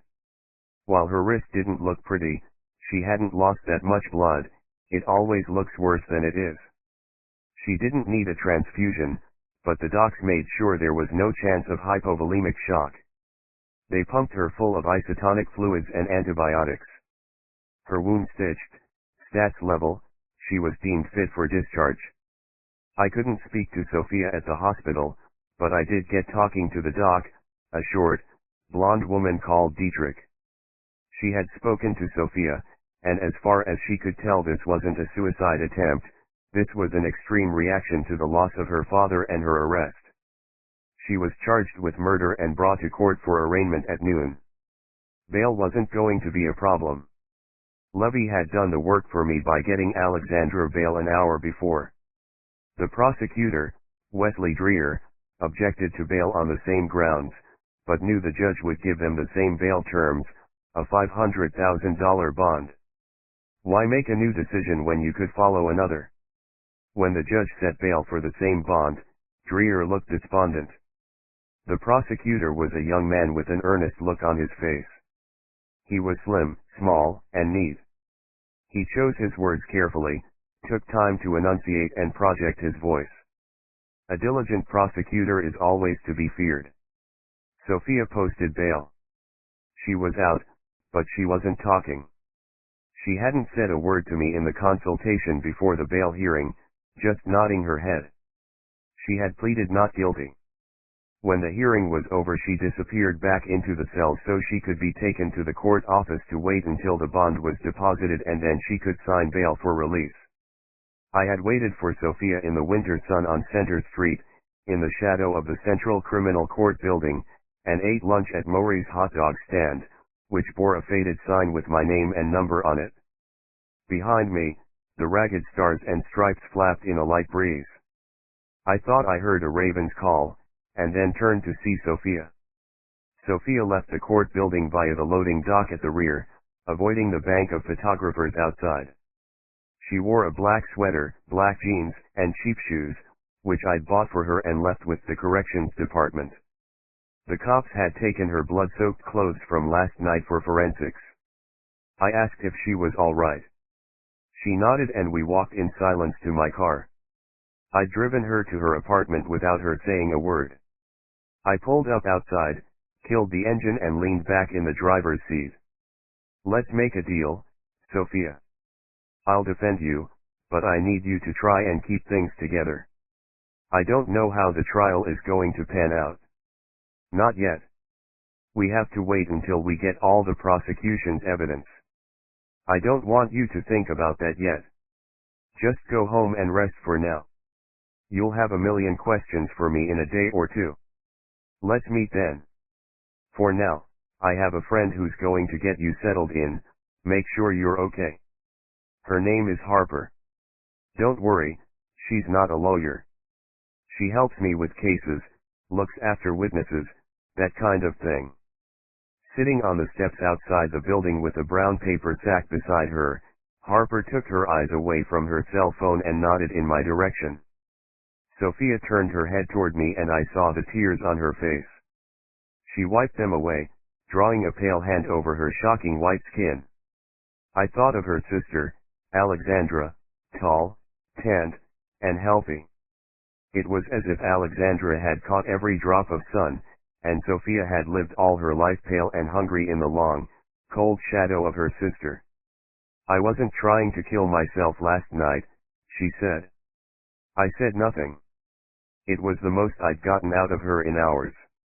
If she was going to talk, I wanted to listen. I told that to the doctor at St. Vincent's last night. Sometimes pressure builds up, in my head. I have to let it out some way. I'm not suicidal. By way of explanation, she yanked up her sleeves and let me see her arms. The inside of her forearms were covered in thin scars. Some remained pink and slightly raised, still in their keloid state, while others were older and an even starker shade of white. The marks were lateral, across the arm, from just below the elbow to the wrist. Both arms. Hundreds of cuts.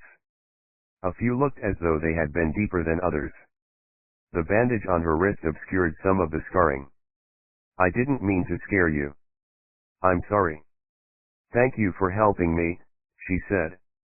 Then she leaned forward, looking past me toward Harper. Is she your girlfriend? Asked Sophia. At first, I didn't know what to say. Sophia had a child's directness. No bullshit, she told you exactly what she was thinking. No, we're just friends, I said, suddenly feeling my cheeks flood red. We were friends, but every now and again I caught myself staring into Harper's eyes or taking a moment to let her scent linger in my nose. When we hugged, as friends, I had a strange feeling as she put her arms around me.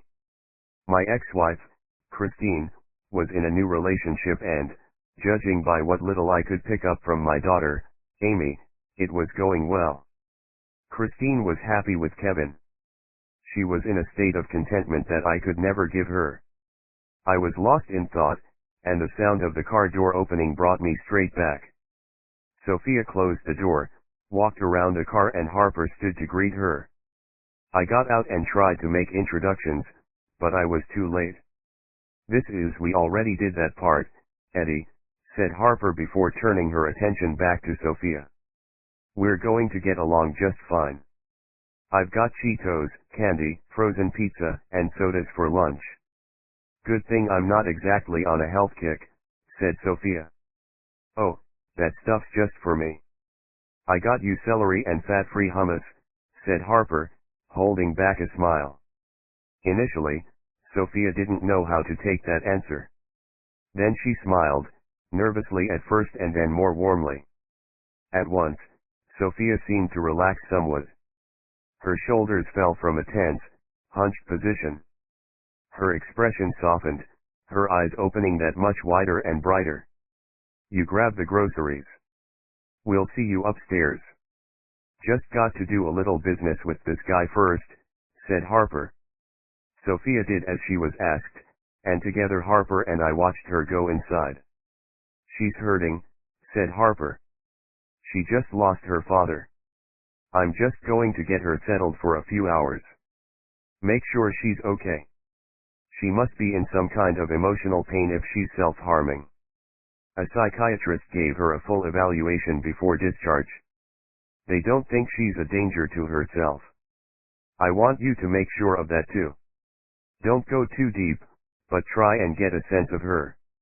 We need to know if she'll be able to hold up during a trial. I'll get her to open up as much as I can. Might as well get a head start on this while we're waiting for the dad to get his shit together. Agreed, but there's no rush. NYPD won't release the crime scene for at least another week. See what you make of her. She says she's innocent, and right now I believe her. Harper cocked an eyebrow. I'm not there yet. I'll let you know what I think. Just go easy on her. Have dinner, talk. Settle her for the night, then you can leave. Harper was one of the brightest agents in the FBI. Too clever, in fact. She left with her partner, Joe Washington, moved into the private sector, and now she was my go-to investigator. We'd been through a lot, and I trusted her judgment. Together we made our way inside, and took the elevator to Sophia's floor. The door to her apartment lay open. Harper knocked as she pushed the door wide. Inside was a beige and cream-themed apartment. A lot bigger than anything I could afford. The grocery bags lay on the kitchen counter. Sophia stood over a coffee table, staring down at a chessboard. I don't play, said Harper. Neither do I, really. Not anymore. Look, I'm not going to do anything stupid. Good, Harper will want to talk a little. Just some background. If we're going to defend you, we need to know who you are, so we can show that person to the jury, I said. Sophia nodded, said, I'm a sucker for candy and old black and white movies. That makes two of us, said Harper, gently ushering me towards the door. My phone buzzed in my suit jacket pocket. I checked the number. It was the DA's office. I've got to take this call, sorry. I'll see you at Harry's party tomorrow night, but call me later and give me an update. Harper said yes, she would call later. I then turned to Sophia and said, just try and stay level. This is all going to be okay. The press may come around, or try to call you. Don't talk to them. I won't. I might go out later. I'll wear a cap and hoodie. Keep my head down. Thanks, Mr. Flynn. Call me Eddie, I said as I left the apartment. I answered the phone. Mr. Flynn, said a female voice. Yes, if it's about those parking tickets, excuse me. No, it's not. I knew it wasn't about parking tickets, but it's impossible for me not to play with prosecutors. I couldn't help myself. As a defense attorney, I spend a lot of my time chasing prosecutors to discuss my cases. They only called me when there was a serious issue, in a serious case. The voice on the other end of the line cleared their throat and said, I'm Mr. Dreyer's secretary, he'd like to see you tomorrow about the Avellino case. What about the Avellino case, specifically? He has an offer he wants to discuss with you. 7. After her arraignment, she had posted bail. So had Sister Dear. The rest of that day proved busy. Very busy. Every effort had to be made to cover her tracks, and frame her sister. When she eventually flopped into bed at 1 a.m., exhausted, she realized she had eaten very little the previous day. She had slept fitfully. Waking at 5 a.m., she made a peanut butter sandwich, ate it with a glass of milk and then went back to bed. She dozed and woke a few times. Her broken sleep was not due to any worry, or concern. The thought of returning to a cell for the rest of her life didn't hold any fear. It wasn't going to happen. Not a chance. The interruption to her sleep was largely due to excitement. She was finally going to be free. Freedom meant money. All of her father's money. If her sister was convicted, she couldn't inherit her share of father's estate because of the son of Sam laws. She would get everything. Money meant freedom and power. She had thought about killing her sister, and then father, but 2 deaths leaving a sole beneficiary to a large fortune looked too suspicious. It would forever tarnish her with the uncertainty of facing a trial for their deaths at some point in her life. This way was better. This was clean. Father dead. Sister in jail for the murder. No loose ends. No suspicion falling on her. She would be free. She got out of bed around 10 in the morning. In the shower, she scrubbed her skin with a rough, cosmetic stone. The ridges of that stone were a wonder to her. If she did not pay attention, she could spend half an hour touching it, exploring every line on its surface. She dried herself and tied up her hair. Before completing her task last night, she had done some shopping. Food and essential items, some tools for the job in hand. There were still 3 shopping bags from a medical supply store and a hardware store by the front door. She was too tired to unpack just yet. She dressed, blow-dried her hair, and the rest of that day she spent on the couch, eating potato chips and watching a string of old movies, Casablanca, The 39 Steps, and finally Rear Window. An outfit lay on the bed, waiting for her. Black lycra leggings, and an Under Armour top. She dressed, put on her running shoes and tucked her hair into the black Nike ball cap. Before leaving her apartment, she stretched her legs, back, arms, and shoulders. On the street, she broke into a light jog to warm her muscles, find a rhythm, adjust her breathing. After Mother died, she and her sister had been placed into separate boarding schools. Both in Virginia, 100 miles apart. It had been in boarding school when she had found her love of running. A year after Mother died, she turned 13. Neither sister went home for weekends. Her gym teacher had been a cross-country champion in her youth, and had given the bug to her. She loved being in the open country on Saturday mornings, watching the sun come up over the endless wheat fields, her lungs fit to burst. No one around her. Just her thoughts, and plans. The running helped keep the dark thoughts at bay for some years. Now, as a young woman, she no longer felt the need to keep those demons in check. At 14 she had given serious thought to strangling another girl in her class. Melanie Bloomington. Even the name made her want to be sick. Melanie wore her hair long, in impossibly complex pigtail knots, her skin pink and perfect, just like her class test scores. Nothing about Melanie Bloomington was less than perfect. She thought it would be fun to strangle Melanie in the toilet block.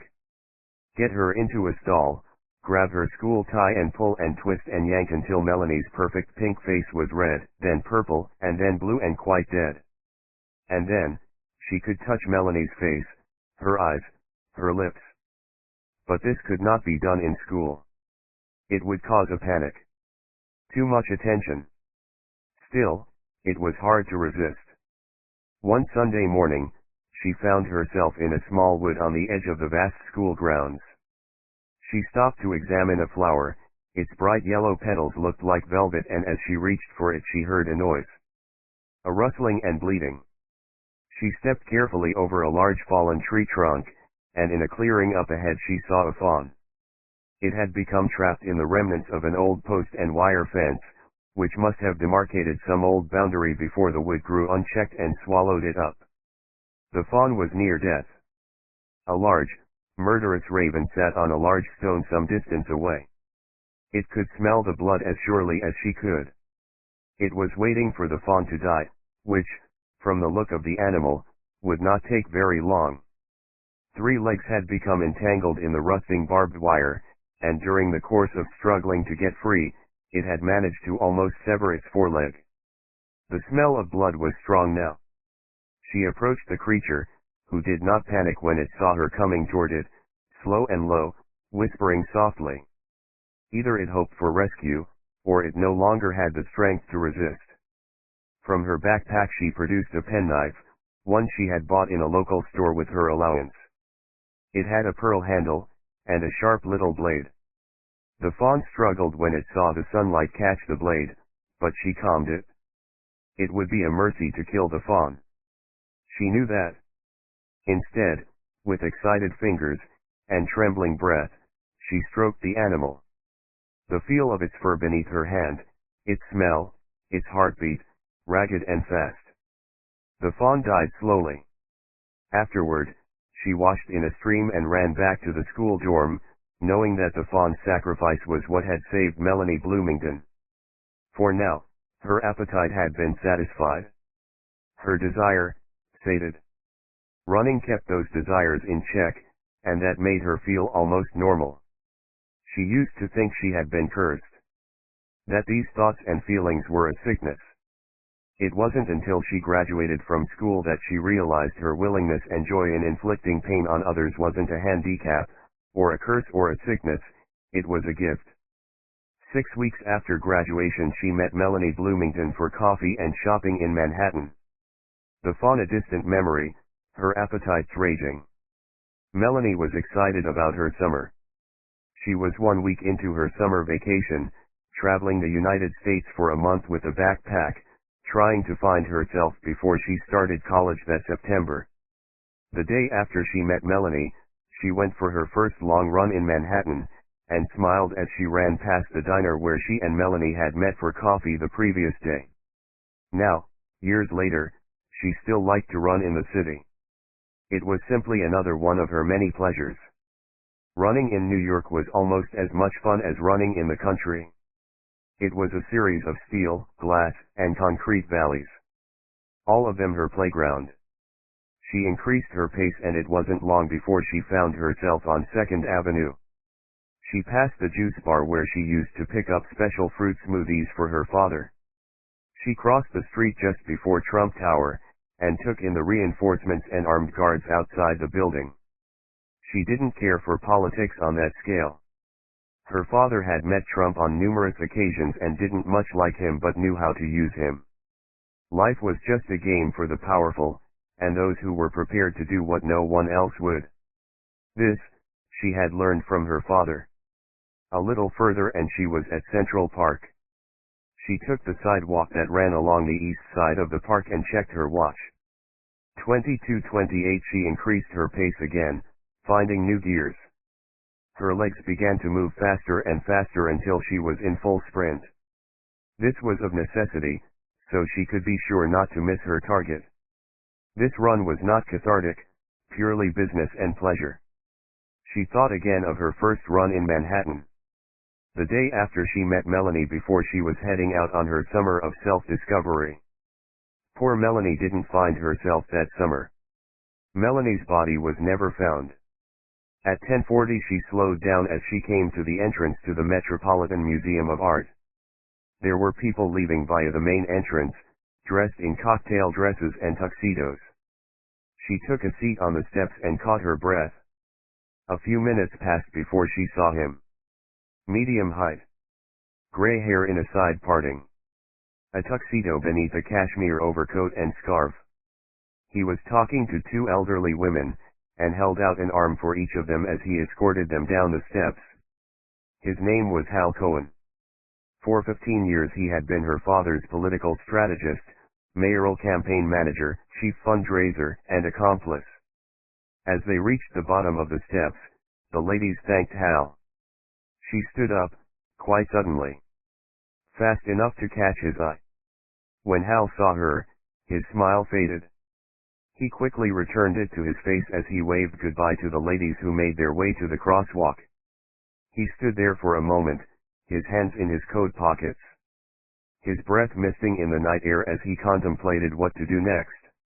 He bowed his head, and casually made his way over. "Did you have an enjoyable evening?" she said. "It was a fundraiser for a friend." "Enjoyment wasn't on the menu," said Hal. He placed a hand on her shoulder, in a paternal fashion, and said, "I'm real sorry about your dad, kiddo." That's what he always called her, kiddo. When Hal began to help her father into political office, he came to the house to talk to him, meet her mother, meet the family, make sure there were no skeletons in the closet. He said if there were skeletons, he would need to know so he could bury the whole closet at the bottom of the East River. "Thanks. He always liked you. Said you could fix anything." "I need to talk to you, Hal," she said. "Look, I'm very sorry about what happened to your father. Frank didn't deserve that, but that is what I need to talk about. I don't have time to wait. It has to be now. Hal, you need to know I didn't kill my father." He sighed, nodded, and gestured to a sleek BMW parked on the opposite side of the street. They made their way to the car in silence. She got into the passenger seat, he drove. "I'll take you home." "Talk all you want," he said. She said nothing. "You wanted to talk, let's talk," he said. Leaning over toward the driver's seat, she placed her hand on his thigh. He tensed, and she whispered, "I know you record everything in this car. My father told me. We can talk in my apartment." She withdrew to her side of the car and placed her hands in her lap. Hal simply nodded, and said, "Okay." She liked the feeling when Hal tensed. It made her feel powerful. Her hand had been close to the top of his thigh as she had leaned in to bring her lips to his ear. It was overly familiar, and yet she knew Hal would have gotten a kick out of a young woman putting her hands on him.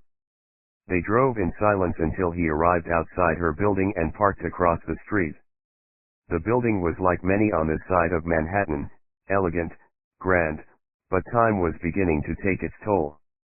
A security camera in the lobby hadn't worked in weeks. There was little crime in this part of town, so it wasn't a priority. As long as the old elevator ran, that was all that mattered. The elevator doors opened and she led him to her apartment, the largest on this floor. Last door on the left at the end of the corridor. Inside, a small hallway led them to a dining table and open-plan kitchen beyond. "Careful you don't trip on the shopping," she said, pointing to a pile of unopened packages sitting beside the door. Hal stepped past them, following her. She dropped her keys on the table, took off her ball cap and threw it on the couch across the room as she made her way into the kitchen. Filling a glass of water from the fridge, she said, "Do you want something to drink?" Shaking his head, Hal leaned on the back of a dining chair. "So, let's talk," he said. "Okay, do you want to sit down?" she said. "No offense, but I have somewhere I've got to be. And, I'll be honest, I'm a little uncomfortable. I know you're on bail, I know you could face a trial along with your sister and I could be called as a witness. The cops think Dad was going to change his will. Is that true?" He took a breath, held it in and leaned over the back of the chair. He shook his head. Then pushed himself upright and let the answer into the air as if he'd been holding it inside, like a long breath held tight under water. It burst out of him, breaking the surface of the conversation. "I was told the same thing," he said. "Who told you?" "The cops told me. They wanted to know if your father had spoken to me about changing his will. I said no, he hadn't. At the end, you know, your dad wasn't the man he used to be. He was forgetful. I don't know if it was old age or something else. We still had breakfast together at Jimmy's restaurant most days. Apart from that, we didn't talk much. He didn't mention the will. When I heard about Frank's death, and the will, I called Mike Modine." She drained the last of the water, put the empty glass on the counter, and gave Hal Cohen her full attention. His knuckles sat like lumps of white fat on the back of his hands, such was the pressure he applied to the seat back. He appeared guarded, wary of saying something that could come back to bite him in the ass. "What did Modine say?" "He said your father had made an appointment to discuss his will on Monday. He didn't make it through that weekend. Look, that's all I know." "Did Modine say why my dad wanted to change his will?" "He was paranoid toward the end, you'll remember." "You don't need to tell me that, sweetheart. Your father thought everyone was out to get him. He could remember who won every World Series since 1953, but he couldn't remember what he ordered for his breakfast at Jimmy's. Modine didn't tell me what your father wanted to change about the will. It may not have been anything to do with you or your sister. Has Modine been in contact with you?" "Not since I called him, the night your father was murdered. I'm one of the executors of the will, so I need to know what's in it, and if it will still hold up. Even if your sister is named in the will, if she's convicted of killing your father then legally she can't benefit from her crime. Same goes for you. I tried calling Modine today, but his secretary said he's out of the country on vacation. I'm supposed to be helping oversee your father's estate, but I don't know what I'm doing. Modine is no help." "When does he get back from vacation?" she asked.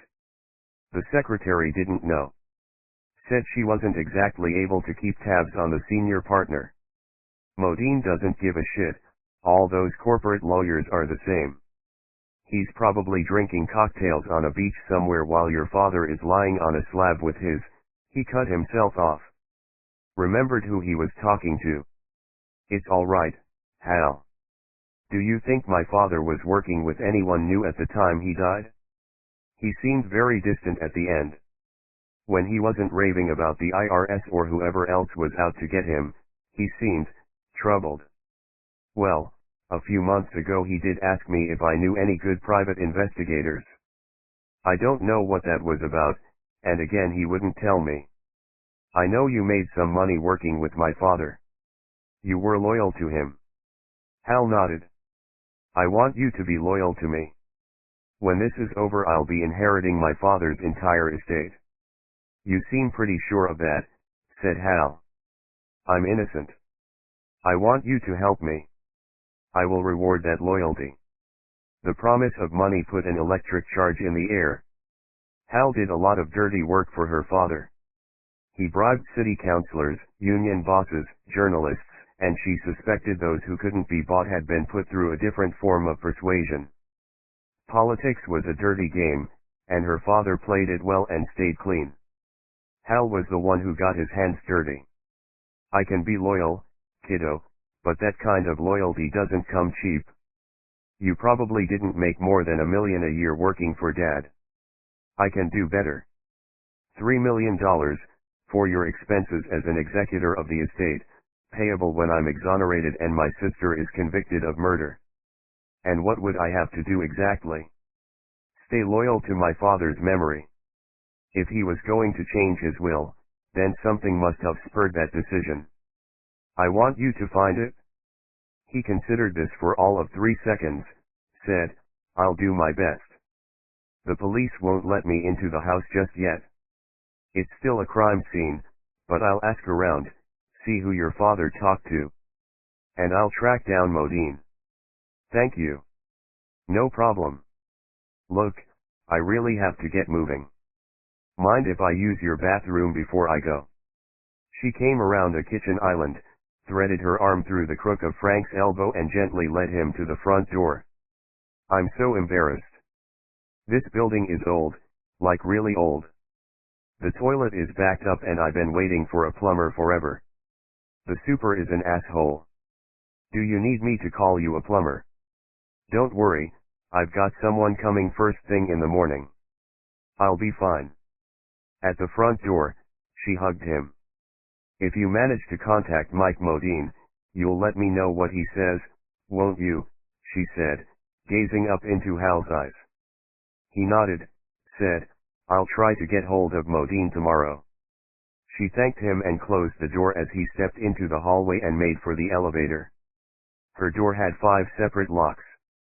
Taking her time, she made sure to lock each one. When she was done, she put her back to the wall and listened to the elevator doors rumbling closed, and then the faint thrum and bang of the counterweight moving as the lift descended to the ground floor. Her eyes fell on the packages by the side of the front door. She sorted through them, feeling their weight. When she found the heaviest one, which was about the same size as a large pizza box but twice as thick, she picked it up and moved into the kitchen. She placed the box on the counter, found a pair of scissors in a drawer and began to cut away the packing tape. The lid opened to reveal a smaller, plain box inside. This box she opened with her nails. She peeked inside, then put the box down on the counter. Glancing over her shoulder, she made sure her blinds were closed before stripping naked in the kitchen. After folding her clothes neatly and placing her running shoes on top of the pile, she picked up the box. She opened the bathroom door, then sat on the toilet. The soles of her feet quickly grew cold on the white tile floor. She relieved her bladder while taking the item out of the box and studying it. It was silver, shiny, and had an oily smell. She wiped herself, stood, flushed the toilet and found the end of the cable that hung from the device. She plugged it into the socket above the wash basin and kicked the bathroom door shut. She turned to the tub, pulled back the shower curtain that hung around it. The tub was filled to the rim with bags of ice. There, surrounded by the bags, Mike Modine's dead face looked up at the ceiling. He still wore that look of surprise. It had taken a lot to get him to her apartment. She didn't have time to wait, so she'd lured him there last night. She'd told him that her father had made another will, the night before he died. It was handwritten, witnessed, and would invalidate the will her father had made some years before in Mike's office. She said she feared her sister would try to kill her if she knew that the will existed, that her sister had killed Frank thinking he had not yet made a will excluding her as a beneficiary. She trusted no one but Mike. He had to meet her now. She was waiting outside his office for him. He met her on the street and together they went to her apartment where she had supposedly hidden the will. Once Mike got through the door of her apartment, he hadn't stood a chance. She used a taser to subdue him, then got him into the bathroom and bound his hands and feet. An hour later, Mike was dead, her filleting knife was almost blunt from use, and she was satisfied that her father had not told him about his intention of cutting her out of his will. Her father had only scheduled an appointment. Nothing more. She had been playing a psychological chess game against her father and sister for years. Frank had found out. She was pretty sure of this, or at least he had some heavy-duty suspicions. And so, Daddy had to die. She had to make sure he hadn't told anyone before she had a chance to take him out. So far, she was reasonably sure his suspicions had died with him. Considering the work she'd put into Modine with the knife, she was sure he was telling her the truth. Mike had not mentioned the private investigators. She already knew about them, but they had not given anything worthwhile to Frank. She had seen to that. Now, she leaned over the tub and began removing the melting bags of ice she had used to keep Mike's body cool. These she dumped in the wash basin. Mike's skin felt freezing, but she still ran her fingers over it, enjoying the sensation. She touched his tongue, and his eyes. Aware she was becoming distracted, she bent down to pick up the device, fresh out of the box. She stopped. Hesitated, tooted. She'd forgotten something. Alexa. Play Elvis Costello, she said.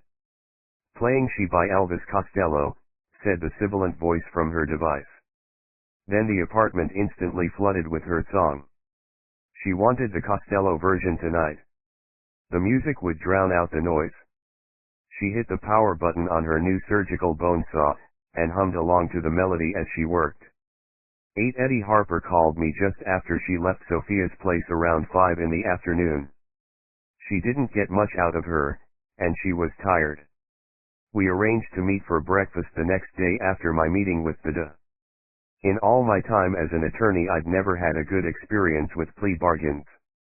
Even if the prosecution are offering your client a great deal on a guilty plea, with reduced jail time for saving the city the cost of a trial, it always carries a tinge of regret for me. In a plea deal, the prosecutor is the one sentencing the client, not the judge. Sure, you can bargain a little, but normally you don't have a lot of power in that situation. Harry Ford, before he became a judge, once told me that it was the plea bargains that get you into trouble with the client. Sure, they like the deal to begin with, 1 year of jail time on a plea, or run the risk of a trial and conviction that carried a 15-year sentence. That's a no-brainer even for those clients whose brains don't work so good. But after 6 months of the Department of Corrections hospitality in a double cell at Sing Sing, with another 6 to go, it's surprising how many clients begin to complain about their lawyer forcing them to take a plea, that they're really innocent after all. Unfortunately, a lot of them are telling the truth. Innocent people plead guilty every day in every city in America because the prosecutor dangles a deal that means they can serve a little time and then get out and get on with their lives. Take a deal and serve 1 year or risk 25 to life. It ain't hard to see why people take a plea. And while I'd never enjoyed plea bargains, I enjoyed visiting Hogan Place even less. The DA's office felt like enemy territory. Always had. Always will. The elevator door opened at the district attorney's office reception, and there, behind the desk, was Herb Goldman. Sometimes I think he's part of the furniture, and not just because of his longevity in the job. His skin could have been stretched across a couch and passed for fine Italian leather. Still, even at his age, not much gets past Herb. He knows all the gossip in the office, and he's older than God. Probably wiser too. I approached Herb's garish purple tie and broad smile. He leaned back in his chair and folded his arms. "How come you still haven't been struck off, Eddie?" said Herb. "They haven't caught me yet. I thought you were dead." "Me? Not, only the good die young." "In that case, that tie will live longer than you." "What are those things on it, turtles?" I said, leaning in for a closer look at Herb's tie. I quickly decided I didn't want to get that close to it, and retreated a step. "My wife bought me this tie. You should get a divorce." "Do you know any good lawyers?" he said, shading his eyes and looking all around the office like a cowboy surveying a barren prairie. "You should be in one of those Florida retirement homes, making people your own age miserable." "Don't tempt me. I'd love to retire, but I can't. The DA's office keeps threatening to give me a gold clock every now and again, and I tell them the same thing, I can't retire. It's a death sentence, my wife would kill me if I was in the house all day. The da that canned my ass would be an accessory to murder. If your wife murdered you, the da would send her flowers and a thank you card. Herb had a laugh that started somewhere in his belly and rumbled up through hissing pipes before escaping his lips in a high-pitched cacophonous wheeze. Like Muttley from the cartoons. I got you down to see Dreer, with this crew, he said, pointing with his pen to the other side of the room. I hadn't noticed when I came in, but seated to my left, on the couch, sat Levy, accompanied by the young lawyer I'd met outside the precinct, Kate. On the other chair was another young face, a guy with keen eyes who couldn't be more than 25, the lawyer I'd seen with Levy visiting Alexandra's holding cell some days ago. The presence of Levy and his team meant there was about to be a whole lot of trouble. They got to their feet as I approached. Eddie, good to see you again, said Levy, in a tone that didn't even get close to sincerity, and didn't care either. This is my associate, Scott Helmsley. He pointed to the fair-haired kid in the tight suit to his left.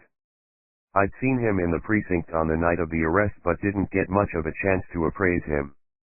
He didn't look old enough to shave, and yet he busted out a movie star smile and extended a hand from a silk, double-cuff shirt.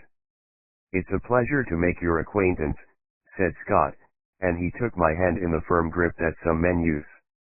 I always thought the hard handshake guys were compensating for something. The guys who can really crush your knuckles without thinking about it don't need to prove their strength in the way they say hi.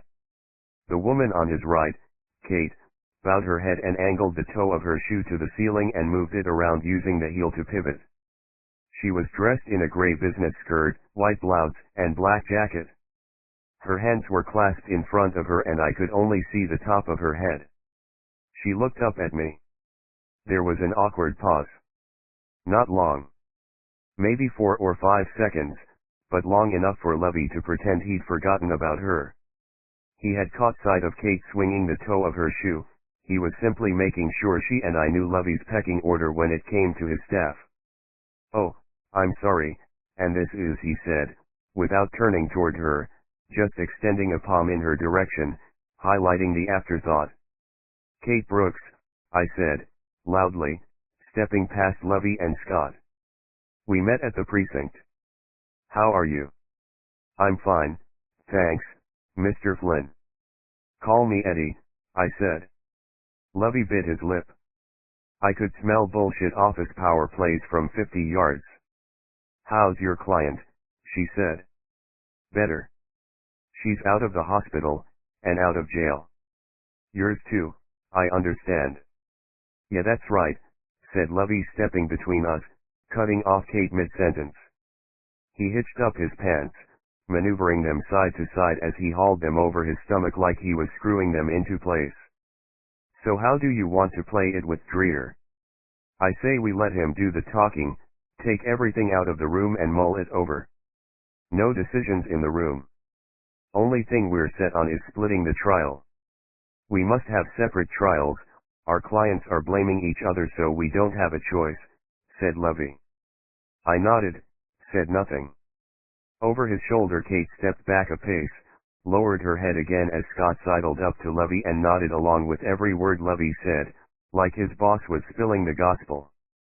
2 seconds ago I was talking to Kate, now the boys had basically trampled over her, taking control of the space and the conversation. I wondered how small Levy's dick had to be for him to get this kind of enjoyment from degrading a female employee. Pretty damn small, I concluded. Then Herb hollered over from behind the desk, Mr. Dreer will see you all in the conference room. Go on through, he's waiting. Nice to see you, Eddie. You too, Herb, I said. Levy turned toward the double doors just beyond the couches in the reception area, waved a hand over his shoulder as if he was calling his troops to him. Scott trotted alongside him, and Kate followed last, clutching a legal pad. She reached up and took a pen from the knot in her hair. Holding open the conference room doors, Levy ushered Scott in first, without even looking at him. As Kate passed him, I saw Levy's eyes fall low to her calves. He watched Kate from behind, his fat lips puckered in a distasteful way that said he liked what he saw. He let the door go and was about to move inside when I skipped ahead, grabbing the closing door and bumping into him. He rocked back on his feet a few steps, waving his little arms to regain his balance. Managing to grab a chair, he shot me an angry look. The heat in his gaze fed from his embarrassment. I saw Kate covering her mouth, trying not to laugh. "Sorry, Theo, I thought you had the door." "My bad," I said.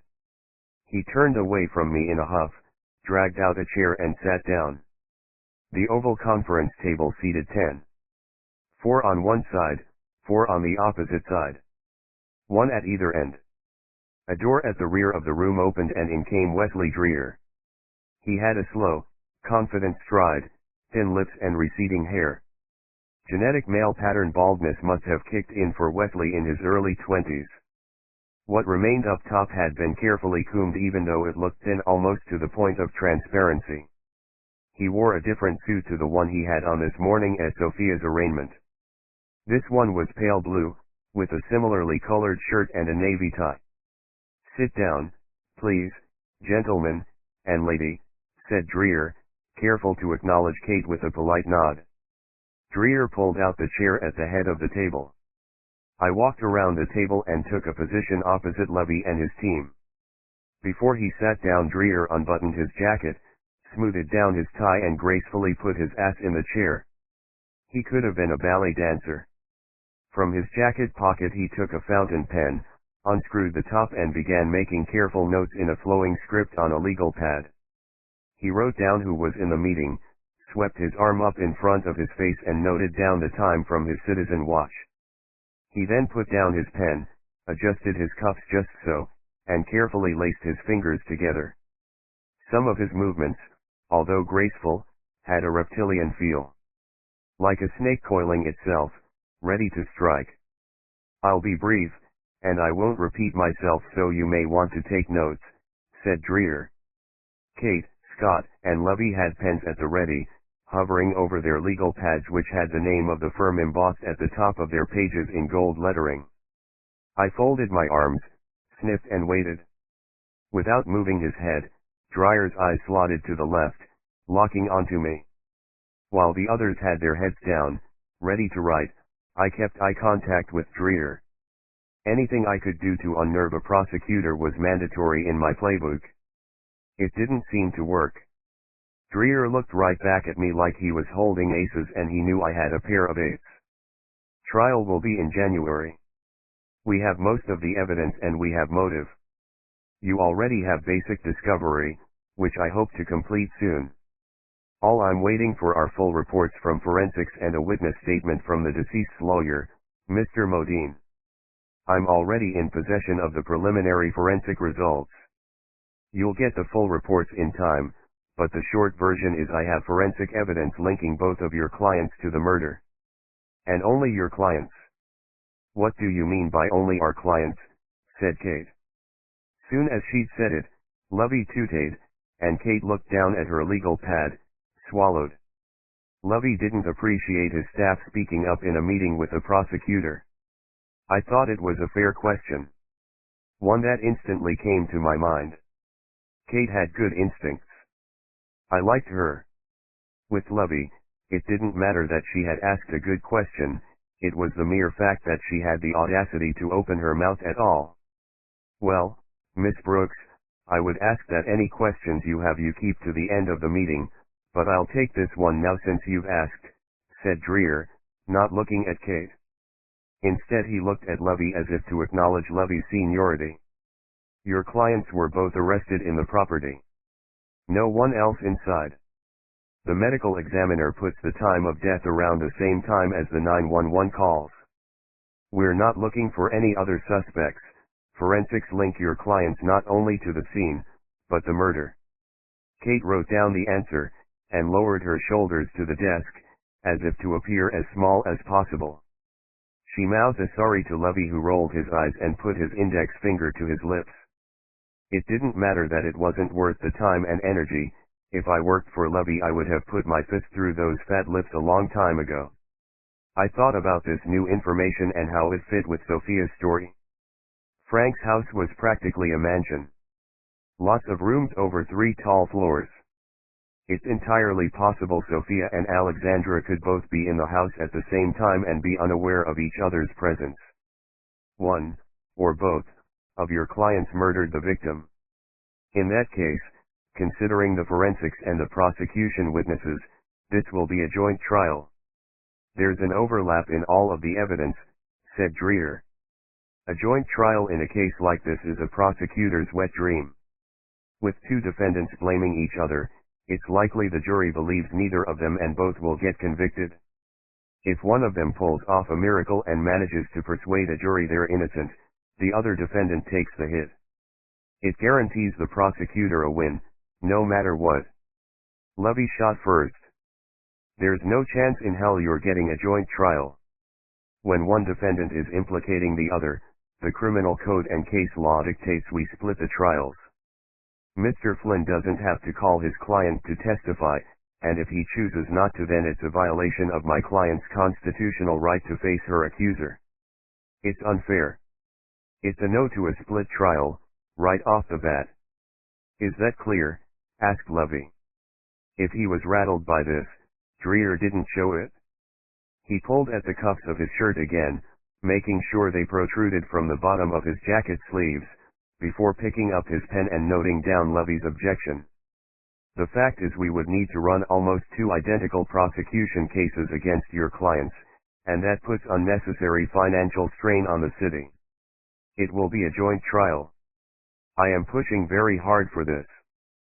Pushing who? I said. Levy didn't mind me asking a question, in fact he nodded along. We waited for the answer. It never came. Mr. Flynn, Mr. Levy, if either of you want to split the trial you'll need to apply to the court with the proper motion. We will resist that motion. That's all I'll say on that matter. I want to get to the substance of this meeting if you don't mind. He looked at both sides of the table. Levy and his team were quiet. I leaned forward ready to listen. Thank you. The district attorney's office recognizes that your clients are both blaming each other for the murder. We feel that a joint trial will result in at least one conviction. It will be open to the jury to convict both defendants, and you don't need me to tell you that a joint conviction is the most likely verdict. I'm offering a one-time deal. 12 years in exchange for a full confession and a statement implicating the co-defendant. If one of the sisters confesses, they walk out of jail in 6 years, maybe 4, with good behavior, while the other will be there for life. This is a one-time deal, available to only one of the defendants. This offer is on the table for 48 hours, starting now. And people wonder why ordinary citizens plead guilty to crimes they didn't commit. Dreer had called it pretty well. It was likely both women would be convicted in a joint trial. The odds of one of them winning was very small when both would call each other liars and murderers. Most juries in joint trials don't believe either defendant, and convict both. In that situation, it made sense to take a plea, do 4 years instead of a life sentence. Neither Levy nor I spoke. I watched Dreer pinch the sides of his watch, and it took me a second to realize he was actually setting a timer. For real. Both Levy and I had a professional obligation to take this offer to our clients. Let them make the decision. I didn't want Sophia under that kind of pressure, not this early, but it looked like I didn't have a choice. If neither defendant pleads guilty, confesses and assists in the prosecution of the co-defendant, then we go to trial. There will be no more offers and no extensions. 48 hours. If there's no confession, and we're going to a joint trial, then I expect both of your clients to take a polygraph test. What? Said Levy. You heard me. Polygraph results are not admissible evidence in this state, I said. The old methods of polygraph testing were not admissible. Technology has moved on. Polygraphs are admissible evidence in 18 states now. We're pretty sure we can prove our examiner's expertise in New York. As it stands, they are recognized as an important investigative tool for law enforcement. So much in this case comes down to the credibility of your clients. Who will the jury believe? One or neither of them? We will inform the court that a polygraph was offered, and if it is refused, we'll exploit that refusal. The judge can refer to it in his summing up to the jury. I'd underestimated Dreher. That was damn smart. A real chess move. If one sister refused the polygraph, it made her look guilty. If both refused it, then it would appear as if both were in on the murder together. If one passed the polygraph, and one failed, then Dreher could use it to convict the sister who failed it. I put my hand in my inside jacket pocket while I watched Lovey's face turn purple. He looked how I felt. Except I didn't show it. I kept my cards tight and close. A murder trial required the ultimate poker face. Lovey was talking so loud and so fast at Dreher that spittle catapulted from his lips and landed in small white clouds on the desk. I put my elbows on my knees, and beneath the table, out of sight of Dreher and Alexandra's defense team, I opened Lovey's wallet and began going through it. I'd lifted it when I bumped into him. I genuinely didn't mean to collide with him that hard. My pocket dip was executed clumsily, and if I hadn't tipped him off balance he would have felt the move. As it was, he hadn't noticed a thing.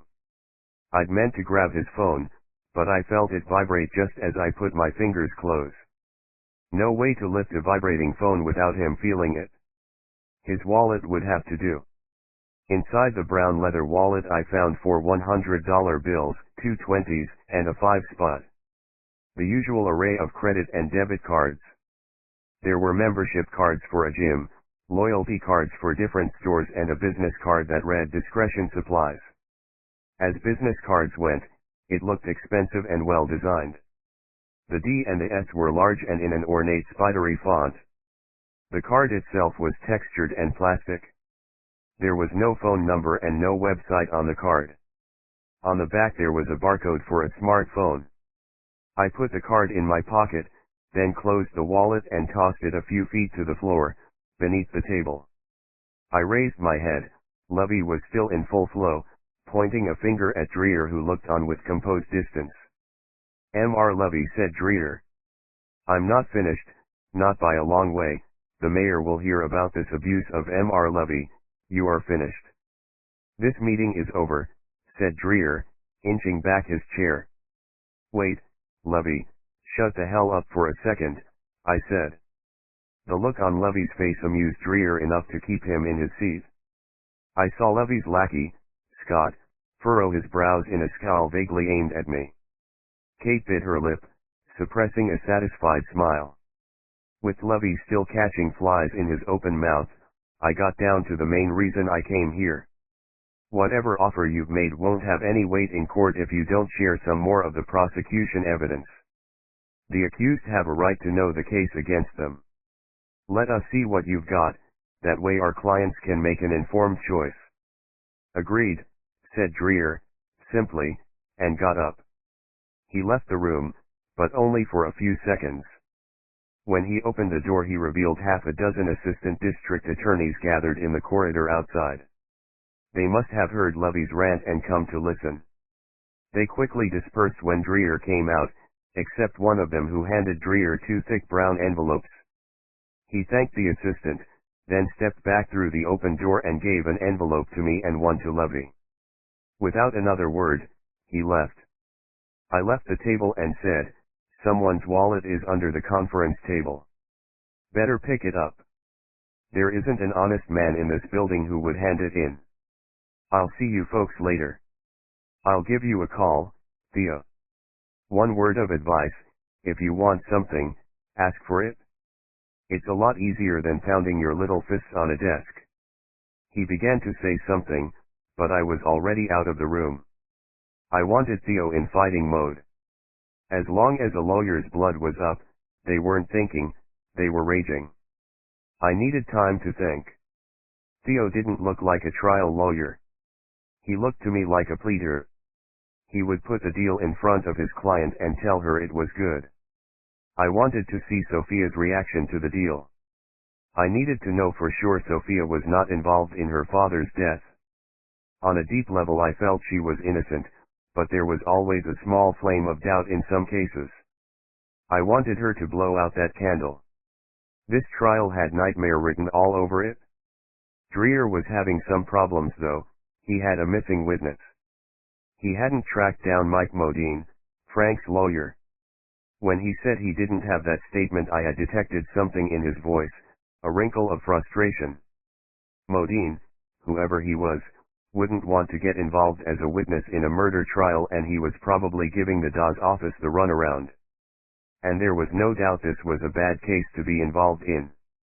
The worst cases all come down to who is telling the truth. A polygraph test was a hand grenade in a case like this. It was going to blow up in someone's face. Either Sophia, or Alexandra. No matter which way you cut it, one of them was a killer. I just hoped it wasn't Sophia. I had an idea I was about to find out.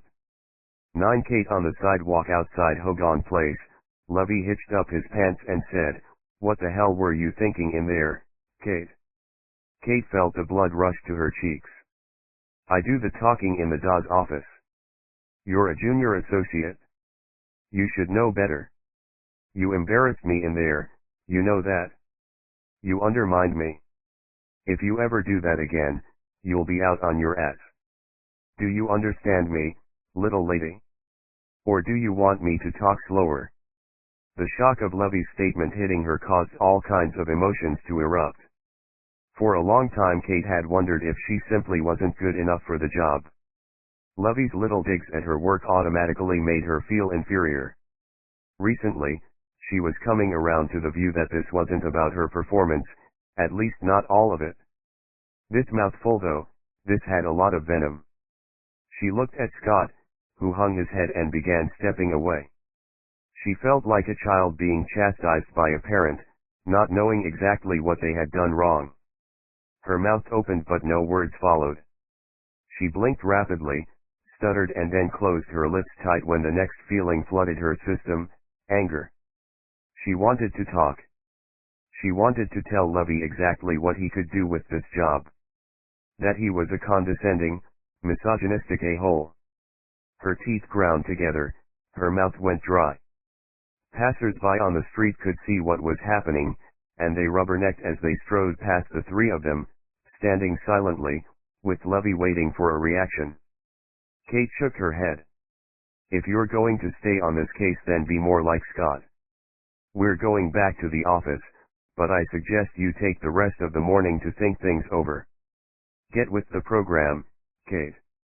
Come in after lunch, prepared, with your head in the game. If you're not up for this, then maybe you should transfer departments. Wallace is always looking for junior associates in probate. Come on, Scott, we'll take my car." And with that, they walked away. Kate was getting used to this, and the hollow feeling in her chest grew. She wanted to be popular with Levy. He was a good lawyer. He was her boss. He could give her a great career. He also wanted to sleep with her. Of that, Kate was certain. And the more she had rebuffed his advances, the more aggressive he became in his dealings with her. In the first month, Levy had offered her a ride back to her apartment, and she felt then that she had no choice but to accept. He's the boss. In the car, outside her building, he began an awkward conversation. "Nice building," said Levy. "It was almost condemned last year," said Kate. "Really, you could never tell." "It looks so, historic," he said, struggling to say something complimentary. "I used to live in a place like this when I first moved to the city. All these apartments are the same around here. It would be great to take a look, relieve my youth," he said, smiling with his little black eyes. "It's a mess, Theo, sorry. I can't have visitors to an untidy apartment," said Kate, gripping the door handle. "No need to be embarrassed. We know each other. We're colleagues. We should probably get to know one another a lot better." Kate pulled the door handle, got out swiftly, turned and said, "Thanks for the ride," and shut the car door. She threw her bag on her shoulder and walked into the building as fast as she could, listening for the sound of the engine in Lovey's car, willing it to rev and for him to drive away, far away from her. The only sound in her ears was the beating of her heart and the idle chug of Lovey's car as it sat there, motionless. She could feel his eyes on her. Since that day, Kate had started bringing running shoes to work.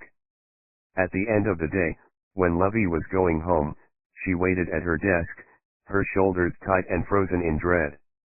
"You're working too hard. Come on, I'll give you a ride home. We might even grab a bite on the way. Do you like sushi?" "Wait, who am I kidding? Everyone likes sushi. I know a great place on No, it's okay, theology thanks, but I've got my gear. I'm jogging home. Got to find the time to keep in shape these days," she said, reaching down to pick her running shoes out of her gym bag and then holding them aloft above her head as proof of her intentions. "You don't need to do that. You look in pretty good shape to me," he said. That one almost made her puke. Some nights Lovey would persist, asking 2 or 3 times. Would she like a drink, or dinner? Lovey said he'd been comp tickets for a Broadway show, or a suite at the Four Seasons for a night. Would she like to tag along? Kate said no. Every time. It didn't seem to matter. He would touch her shoulder, his fingers grazing the side of her neck, then sigh and leave. When he got into the elevator every night, Kate shuddered in pure relief, rolled her shoulders and felt the tension drain away. In meetings he would often sit beside her, his hand slapping itself down on her knee or her thigh when he introduced her to clients or lawyers on the other side of a case. It felt wrong. It felt like he was staking a claim to her, making her his property. Kate showered every night when she got home, not because she was sweating from a run, she never ran home. The gym stuff was simply an excuse. She washed to get the smell of him off her, the corruption that she felt when he touched her. It was beginning to affect her health. Lately she'd been having a lot of headaches. She knew it was tension, stress. Not from the job, but from her boss. Fridays were the worst, when she carried files to his car for him, his eyes peeling away her clothes as he stood behind her in the elevator, her heart hammering, waiting for him to make some kind of move, or to touch her. The more she avoided one-on-one meetings with Lovey and made excuses not to go to dinners, the more frustrated he became. He criticized her work, under the guise of feedback and mentorship, and Kate couldn't help but notice the criticism was getting worse the more she turned down his advances. She had thought about making a complaint, but she had never felt like he'd crossed the line into harassment, no matter how many times she read the harassment policy on the firm's intranet. Sometimes he came close to stepping over it, and Kate knew it wasn't about just one incident, that a course of conduct had to be proven, but how the hell could she prove that when most of the incidents happened when it was just the two of them alone? It would be Kate's word against Lovey's. Besides, junior associates who complained about equity partners often ended up on the street, with no reference, which practically made them unemployable. Kate didn't want that. She had worked too hard to get here. As she watched Lovey and Scott walk away on Hogan Place, Lovey's rebuke ringing in her ears, Kate took the opposite direction, even though it was the wrong way, back to her apartment. First alleyway she saw, she ducked into the shadow. There were no tears, but she felt like crying. The fluttering in her chest that became a cramp, tightening her breath, would not clear without Kate pushing that release valve and letting it all out. Crying is good for you. She knew this. She'd read enough self-help books, but it just wasn't how Kate was made. She couldn't cry. Not anymore, not since that day. The valve was closed and locked, keeping all that emotion inside where it churned and churned. But a thought calmed her. Her heart rate fell, her breath slowed and deepened. She wanted to go home. Not back to her apartment. Home. 45 minutes later she stepped off the Edgewater ferry, which she'd taken from Midtown. When she was 9 years old in Edgewater, New Jersey, she had played in the abandoned Kellogg factory with her childhood friend, Melissa Block. The factory was gone now, and in its place was a modern marina. Times had moved on, the factories made way for expensive waterfront condos, and with the exception of one or two companies that remained, Edgewater was now a kind of hip Gold Coast. At least half of it was, anyway. The town was divided by River Road, with the waterfront properties attracting the high prices. On the other side of River Road, in the hills, property went for half the price. Kate crossed this road into West Edgewater as soon as she left the ferry terminal. She walked past the realtors at the end of the block and turned right on Hudson Avenue, a steep climb to Adelaide Place, her father's house. Louis Brooks had moved to Edgewater in the 70s. At that time he was a cop in the city, and his partner was Gary Block, Melissa's father. It was Gary who persuaded her father to move out here. Property was cheap because the land had been poisoned for a century or more by corn oil and chemical manufacturers. They lived side by side on Adelaide Place. It had been a magical period. A small town childhood with a friend who was more like a sister. Life was great. Until Gary Block got arrested, that is. By the time she saw the colonial house she had grown up in, her calves were burning and her feet were sore from the climb.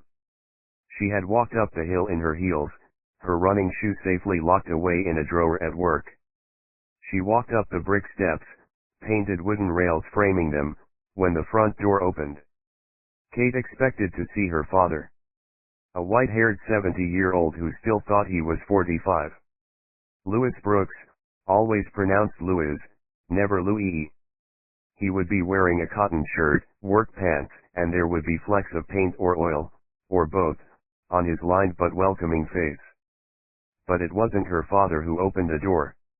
Instead, she found herself looking up at a tall, striking young woman. Her black hair buzzed at the sides, long on top and swept back in a quiff. She wore a black denim jacket, navy blue jeans with a green shirt. No makeup. Just a broad smile on the face of Kate's best friend, Melissa Block. Block had moved away for some years, become a police officer and transferred around the country. She retired, early, from the force 6 months ago and moved home to her old house next door to Kate's father. This had been a solace to Kate, who had missed Block terribly since she'd left. Now, Block made a living as a freelance training instructor for the NYPD, doling out refresher courses on advanced driving, control and restraint, and investigative practice. In her spare time Louis kept her busy helping him with various DIY projects, which he said required a second pair of hands. Both Kate and Block knew Louis didn't really need any help, he just needed the company. "Shouldn't you be in work?" Block asked. "I took the morning off," said Kate. Tilting her head, Block held Kate in her gaze for a few seconds before standing aside to let her in. She knew Block didn't buy that. Although Kate's problems at work consumed her thoughts 24/7, she had yet to tell anyone about it, even Block. It was Kate's problem, and she was determined to keep her head down, mouth shut, and just get through it. In the kitchen, Louis was already pouring coffee. He had splotches of some dark substance on his cheek and the collar of his shirt. If he was suspicious at the working hours visit, he didn't show it. Kate thought he was probably just glad to see her. He handed steaming mugs to Kate and Block and they took a seat at his kitchen table. Kate took a drink, felt it warm her insides. It wasn't just the coffee, there was something safe and rejuvenating about being home with her dad and her best friend. Apart from being neighbors, and their fathers being friends, Kate had always felt a real connection with Block. They were both book nerds, and they were both highly intelligent but in subtly different ways. Kate would be the one who could breeze through class tests and exams without any effort, while Block would be the only one in the whole school who could tell if one of the teachers was having an affair, and who with, and for how long. "How come you're not at work?" asked Louis. "I took the morning off," said Kate. Block and Lewis exchanged looks, but said nothing. Block and I were just talking about wood. She's gonna buy some today so we can make a cabinet. It's about time she put some furniture in that house. I don't need much, said Block. Kate smiled. Block would have bought furniture, but Lewis was running out of projects. Building a cabinet would keep him busy for weeks. Your dad told me you were representing Alexandra Avellino, said Block. Ah, no, well, my firm is representing her. I'm just on the team. One of the backroom brief writers. Research, note-taking, that kind of thing. Before she could finish, Kate's bottom lip began to tremble. Her father reached out, instinctively, touched her arm, and then the events of the past few days came flooding out. She didn't dare tell her father she was being sexually harassed by her boss. Lewis kept several guns in the house. One of the guns even had a license. And, he was old school NYPD. He was liable to show up at Levy's front door, stick a .38 in his face and remind him of his manners. Kate told them what had happened that morning, and the threat Levy had made. Her father looked away, the heel of his right foot bouncing on the floor. She saw Block lean forward with a look of anticipation. He called you little lady? Oh, this is going to be good. What did you say back to him?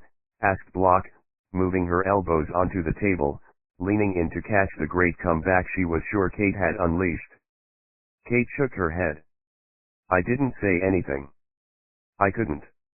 Having clearly misread the point of the story, Block looked confused momentarily, then stared hard at Kate. As if wondering what had happened to her friend who could wither boys with a single look and take down anyone in an argument. Back in those days, Kate had been the tough one. The one who looked after Block. The one who took no shit from anyone. At an early age, Kate had a way of wounding with words. They were her weapons. Her father finished the last of his coffee, and, always looking to avoid a deep or even halfway meaningful conversation, he said, "Let's go feed the birds." Kate followed her friend and her father out back to the paved yard and the two large bird feeders he kept at the rear. A single green parrot sat on a perch on one of the feeders. This was not unusual in Edgewater. It was one of the Quaker parrots. Nobody knew for sure how or why these birds had come to nest and make a home for themselves in Edgewater. They certainly weren't native to New Jersey. Some said they escaped from a busted packing crate in JFK Airport in the 60s. No one knew for sure. Kate helped her father refill the feeder with seeds and nuts that he kept in an old barrel while her friend looked on. After a few minutes, Block said, "I have to take off, Lewis. Could I get the yes sure?" said Lewis. He plunged his arm deep into the barrel, and he rummaged through the contents until he found what he was looking for. When he drew his hand out, he held a yellow padded envelope, which he gave to Block. "This is the last of your father's money. It's only a couple of grand. I hope it's lucky," he said.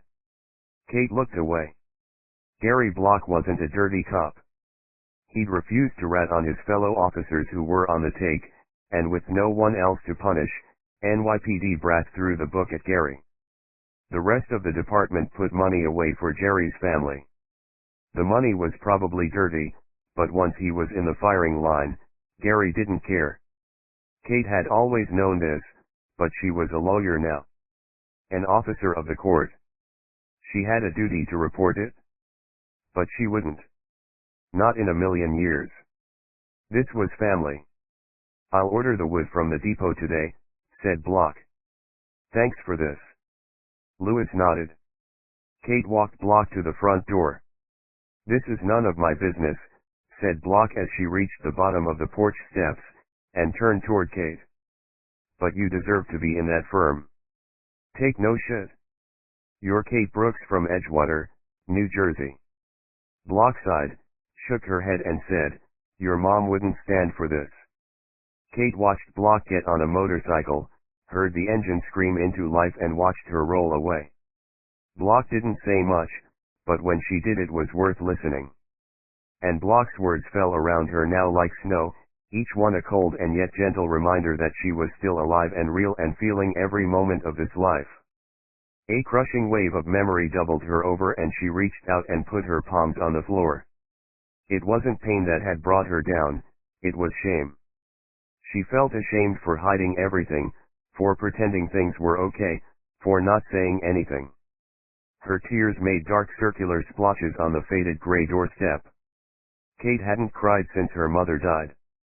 A year before Kate got out of law school, her mother was diagnosed with cancer. She was given a year. Kate hit the internet, found a specialist who agreed to give a second opinion. The afternoon after the appointment with the oncologist, her mom told her she had decided not to go to the appointment, that these things happened, she had lived her life and it was her time. She'd had enough of doctors. Susanna Brooks died a week before Kate's graduation. Her mom made her promise not to cry at the ceremony, and Kate kept her promise. She had cried all through the wake, and had no tears left at the funeral. She went on to pass the bar exam, gaining the second highest score that year and landed the job at Levy, Bernard, and Groff. A month into the job, she had to contact a couple of oncologists to arrange appointments for medical legal opinions in an ongoing clinical negligence case. One of them was the specialist she had arranged for her mother to see. They got talking on the phone and Kate mentioned they had spoken before. Yes, I do remember. I don't pretend to remember all of my patients, Kate, but I remember your mom and dad. It's a familiar story.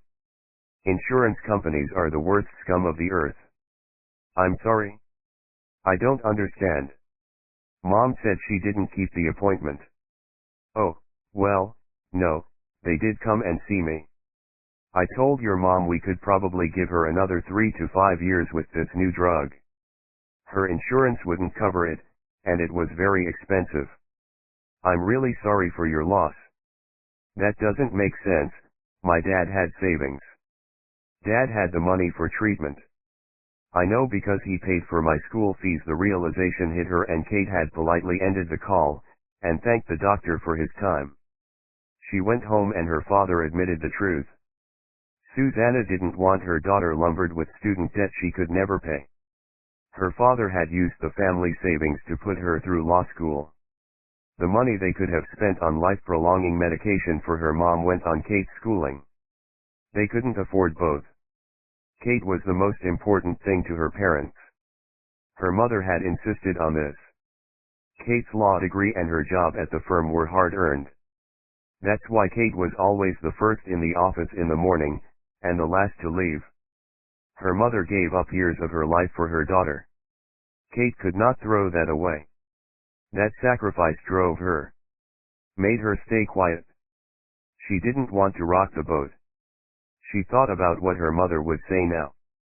She wouldn't want Kate to suffer in silence. She would want Kate to stand up for herself. All those times she kept her mouth shut in front of Levy, the shame ate through her like fire, quickly cooled and turned to something much harder. She swore to herself right then, the next time something happened in that office she would call it out. Time's up. No more running. No more hiding. No more biting her lip. Next time she would use her voice. Because she was Suzanne Brooks' daughter. She was Kate fucking Brooks, from Edgewater, New Jersey. Frank Avellino Journal Entry, Friday, August 31, 2018. 7:55 a.m. I hate writing this shit. Never done it before.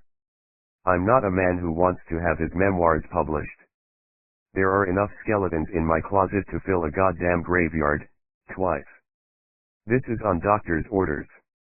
This is for me only. And Doc Goodman. What the hell he expects me to write, I don't know. I've been having lapses.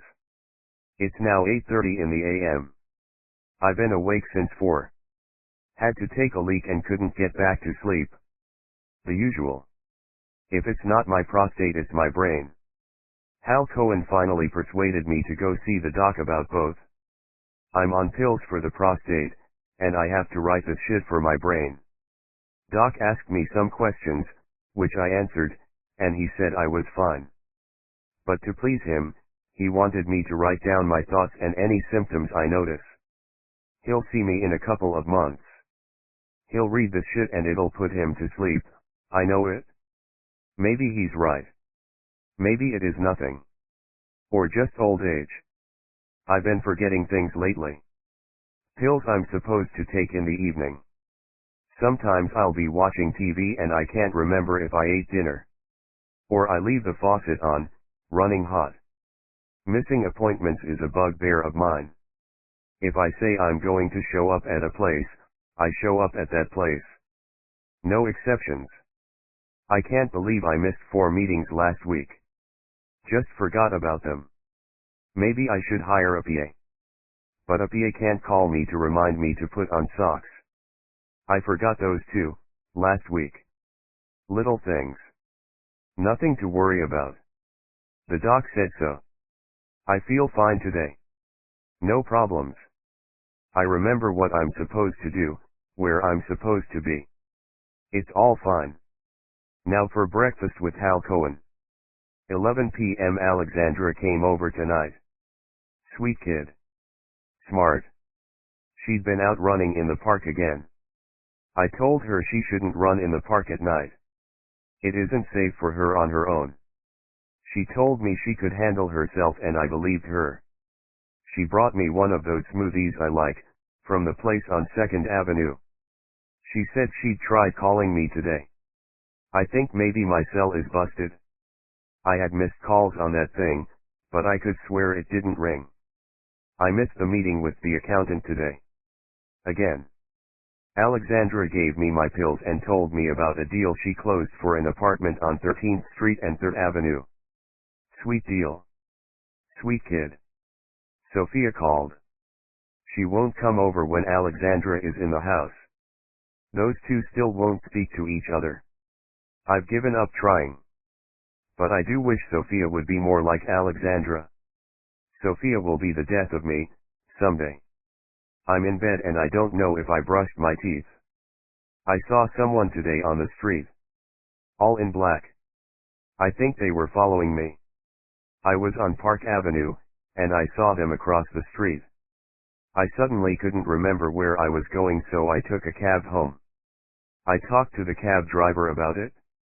He said maybe I was paranoid. I said I would ask Jane about it. When I got home I called out for Jane. Couldn't understand why she wasn't home. Then I remembered. Jane's dead. I saw her dead on the stairs. Her neck stuck in the stair rail. Twisted and broken. And the other thing. Jesus. Maybe this is a blessing? There are some things I don't want to remember. This is awful. I hate writing this. Tenshi, the timer on the sous vide machine, began to sound a steady beat. She'd risen early to prepare a treat for breakfast and then return to bed. There was a busy day ahead. She threw back the covers, padded to the kitchen, turned off the machine and lifted the lid. Inside was a gallon of water, which the machine had kept at exactly 130 degrees for 45 minutes. Reaching inside, the water felt very warm, but it didn't burn her skin. The pouch came out of the water bath and she placed it on a clean plate. Prior to taking its bath, the meat had been vacuum sealed in the pouch along with salt and 30 grams of smoked butter. She slid a knife along the edge of the pouch, releasing a warm cloud of vapor. From the cupboard by her knees she lifted a frying pan with an iron base, put it on the hob and lit it. A generous knob of butter hissed as it hit the pan. She reached into the bag and felt the liver. It was warm, but not too warm to touch. It would not burn her. The sensation of warm liver and butter in her hands was almost too good. Delicately, she seared the liver on both sides while she licked the plasma from her fingers. She tipped the contents of the pan on top of a plate already laden with crushed avocado on sourdough toast. A few splashes of balsamic vinegar and a slice of blood orange completed the dish. The aromas increased her hunger. She took the plate to the dining table, sat down and tucked in. She put down her knife and fork, picked up a cell phone from the table that sat beside a digital dictaphone. The cell was a burner.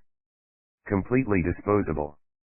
She accessed the reroute call app, dialed the number and put the phone on speaker. The call connected and rang out. No one picked up. She wasn't expecting the call to be answered. No one in the office at 7 a.m. She was waiting for the message service. This is Assistant District Attorney Wesley Dreer. I'm not available right now, please leave a message after the tone. She waited for the beep then hit play on the dictaphone. This is Mike Modine. I hear you've been looking for me. I'm sorry, this is all bad timing. I've been putting money away for years, and now it's time to use it.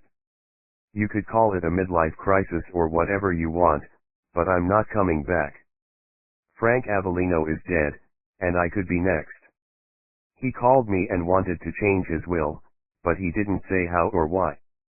I suspect he was being paranoid and was in the early stages of dementia when he made the call. That's all I know. Stop looking for me. I'm not going to talk to you, Mr. Dreer. Just leave me alone.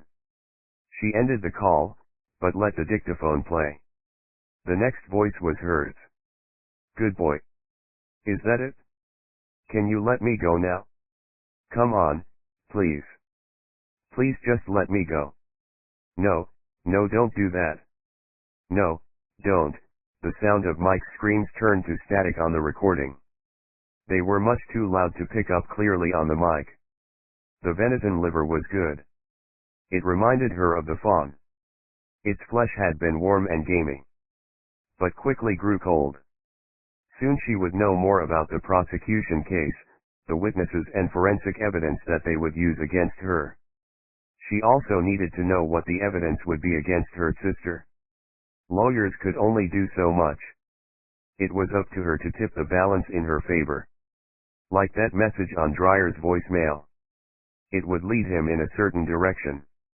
There were any number of ways to make sure she walked away free from the trial. Some participants in the trial would never change their minds. These unfortunates would need her special attention.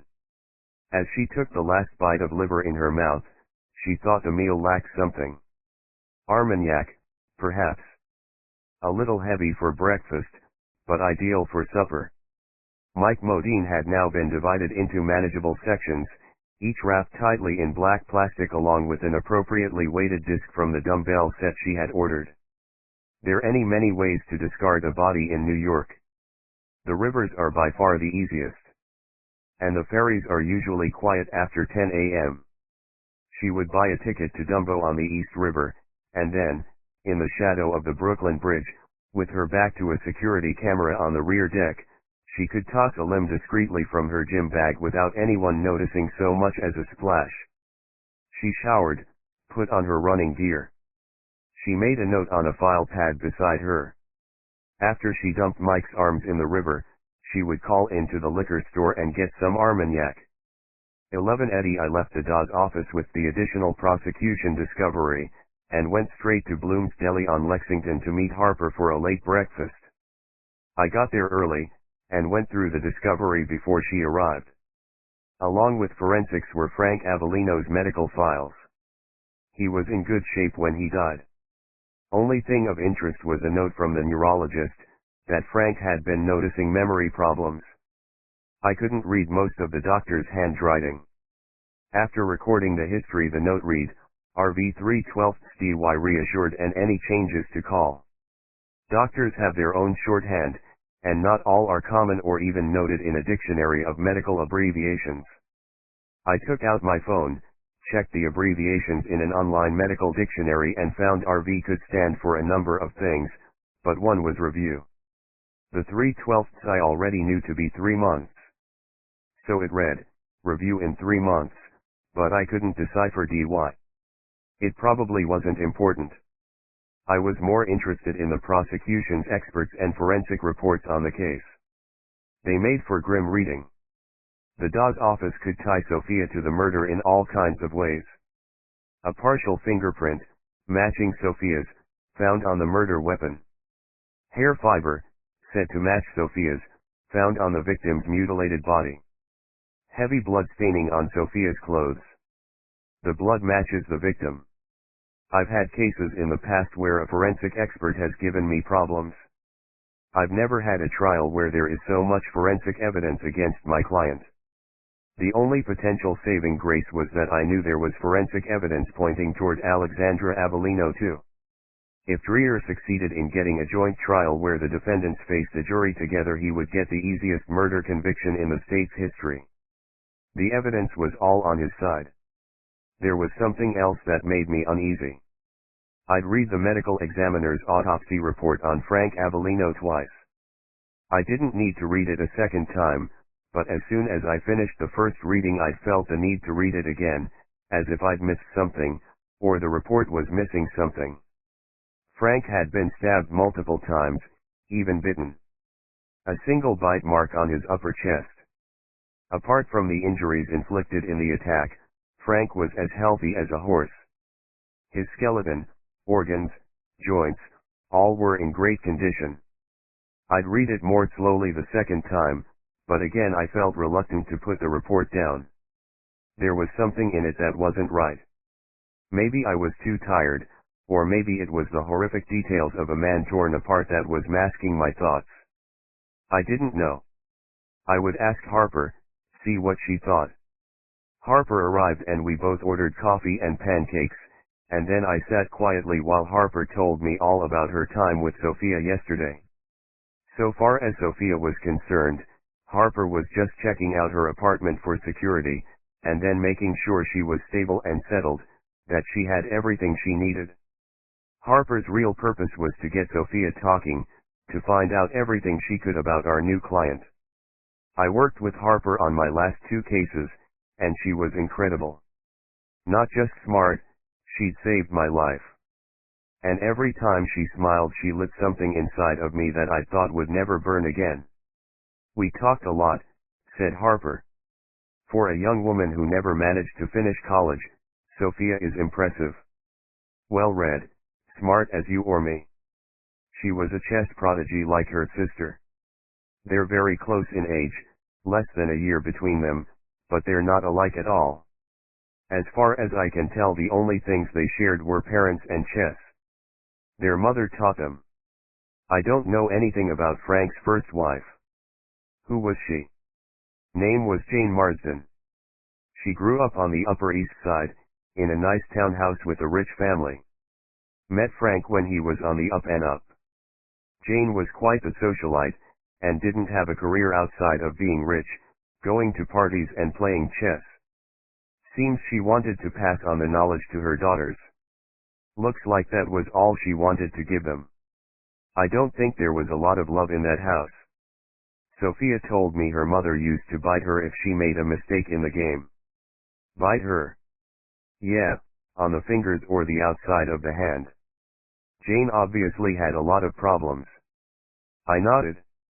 They were both young when their mother fell down the stairs in Franklin Street and died. After that, Frank sent both sisters away to separate boarding schools.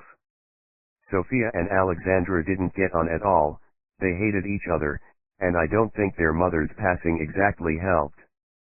That's all Sophia told me about her mother, but I did a little digging with the local precinct. Frank was out at a fundraiser, and it was just the girls at home with Jane. Alexandra and Sophia both called 911 when they found their mother on the stairs. Really? Spooky, right? Whatever way Jane had fallen, her head had become wedged in between the banisters. Her neck was broken, and her ankle. A real bad fall. Complete accident, of course. The kids found her like that. I can't be certain, but it looks like Sophia went into counseling not long afterward and her mental health began to decline as well as her grades. She never got over the death of her mother. Grades, attendance, all went down the shitter and it only got worse. She had periods where she would get her shit together for a year or so, just long enough to enroll in college or start an internship, and then bam, she would hit the wall and have another breakdown. Poor kid. You felt for her. I really did. You know me, hard as they come. That kid had every advantage in life and it didn't matter. Makes you think. I liked her, Eddie. So she's not a killer, I said. Harper took a bite out of a crispy slice of bacon, crunched it between her teeth while she considered her answer and then said, no motive apart from the will. If Frank was going to cut one of them out of his will, then I suppose that's motive for some people, but not Sophia. For some folk, money is all that drives them. I didn't get that from her. And she loved Frank. Her father supported her through her illness, she told me that. After Jane's passing, Frank turned away from both kids. Sophia took it a lot harder, I'd say. Frank supported her through the rehab clinics. It's sad that they were in such a good place and then Frank was killed. She also said her father was never the same after Jane died. I got the impression it was more than just grief. Frank had a second wife, Heather, who died of an overdose 4 years ago. I remember reading about that. OxyContin, wasn't it? That's hard. Was it an accidental overdose?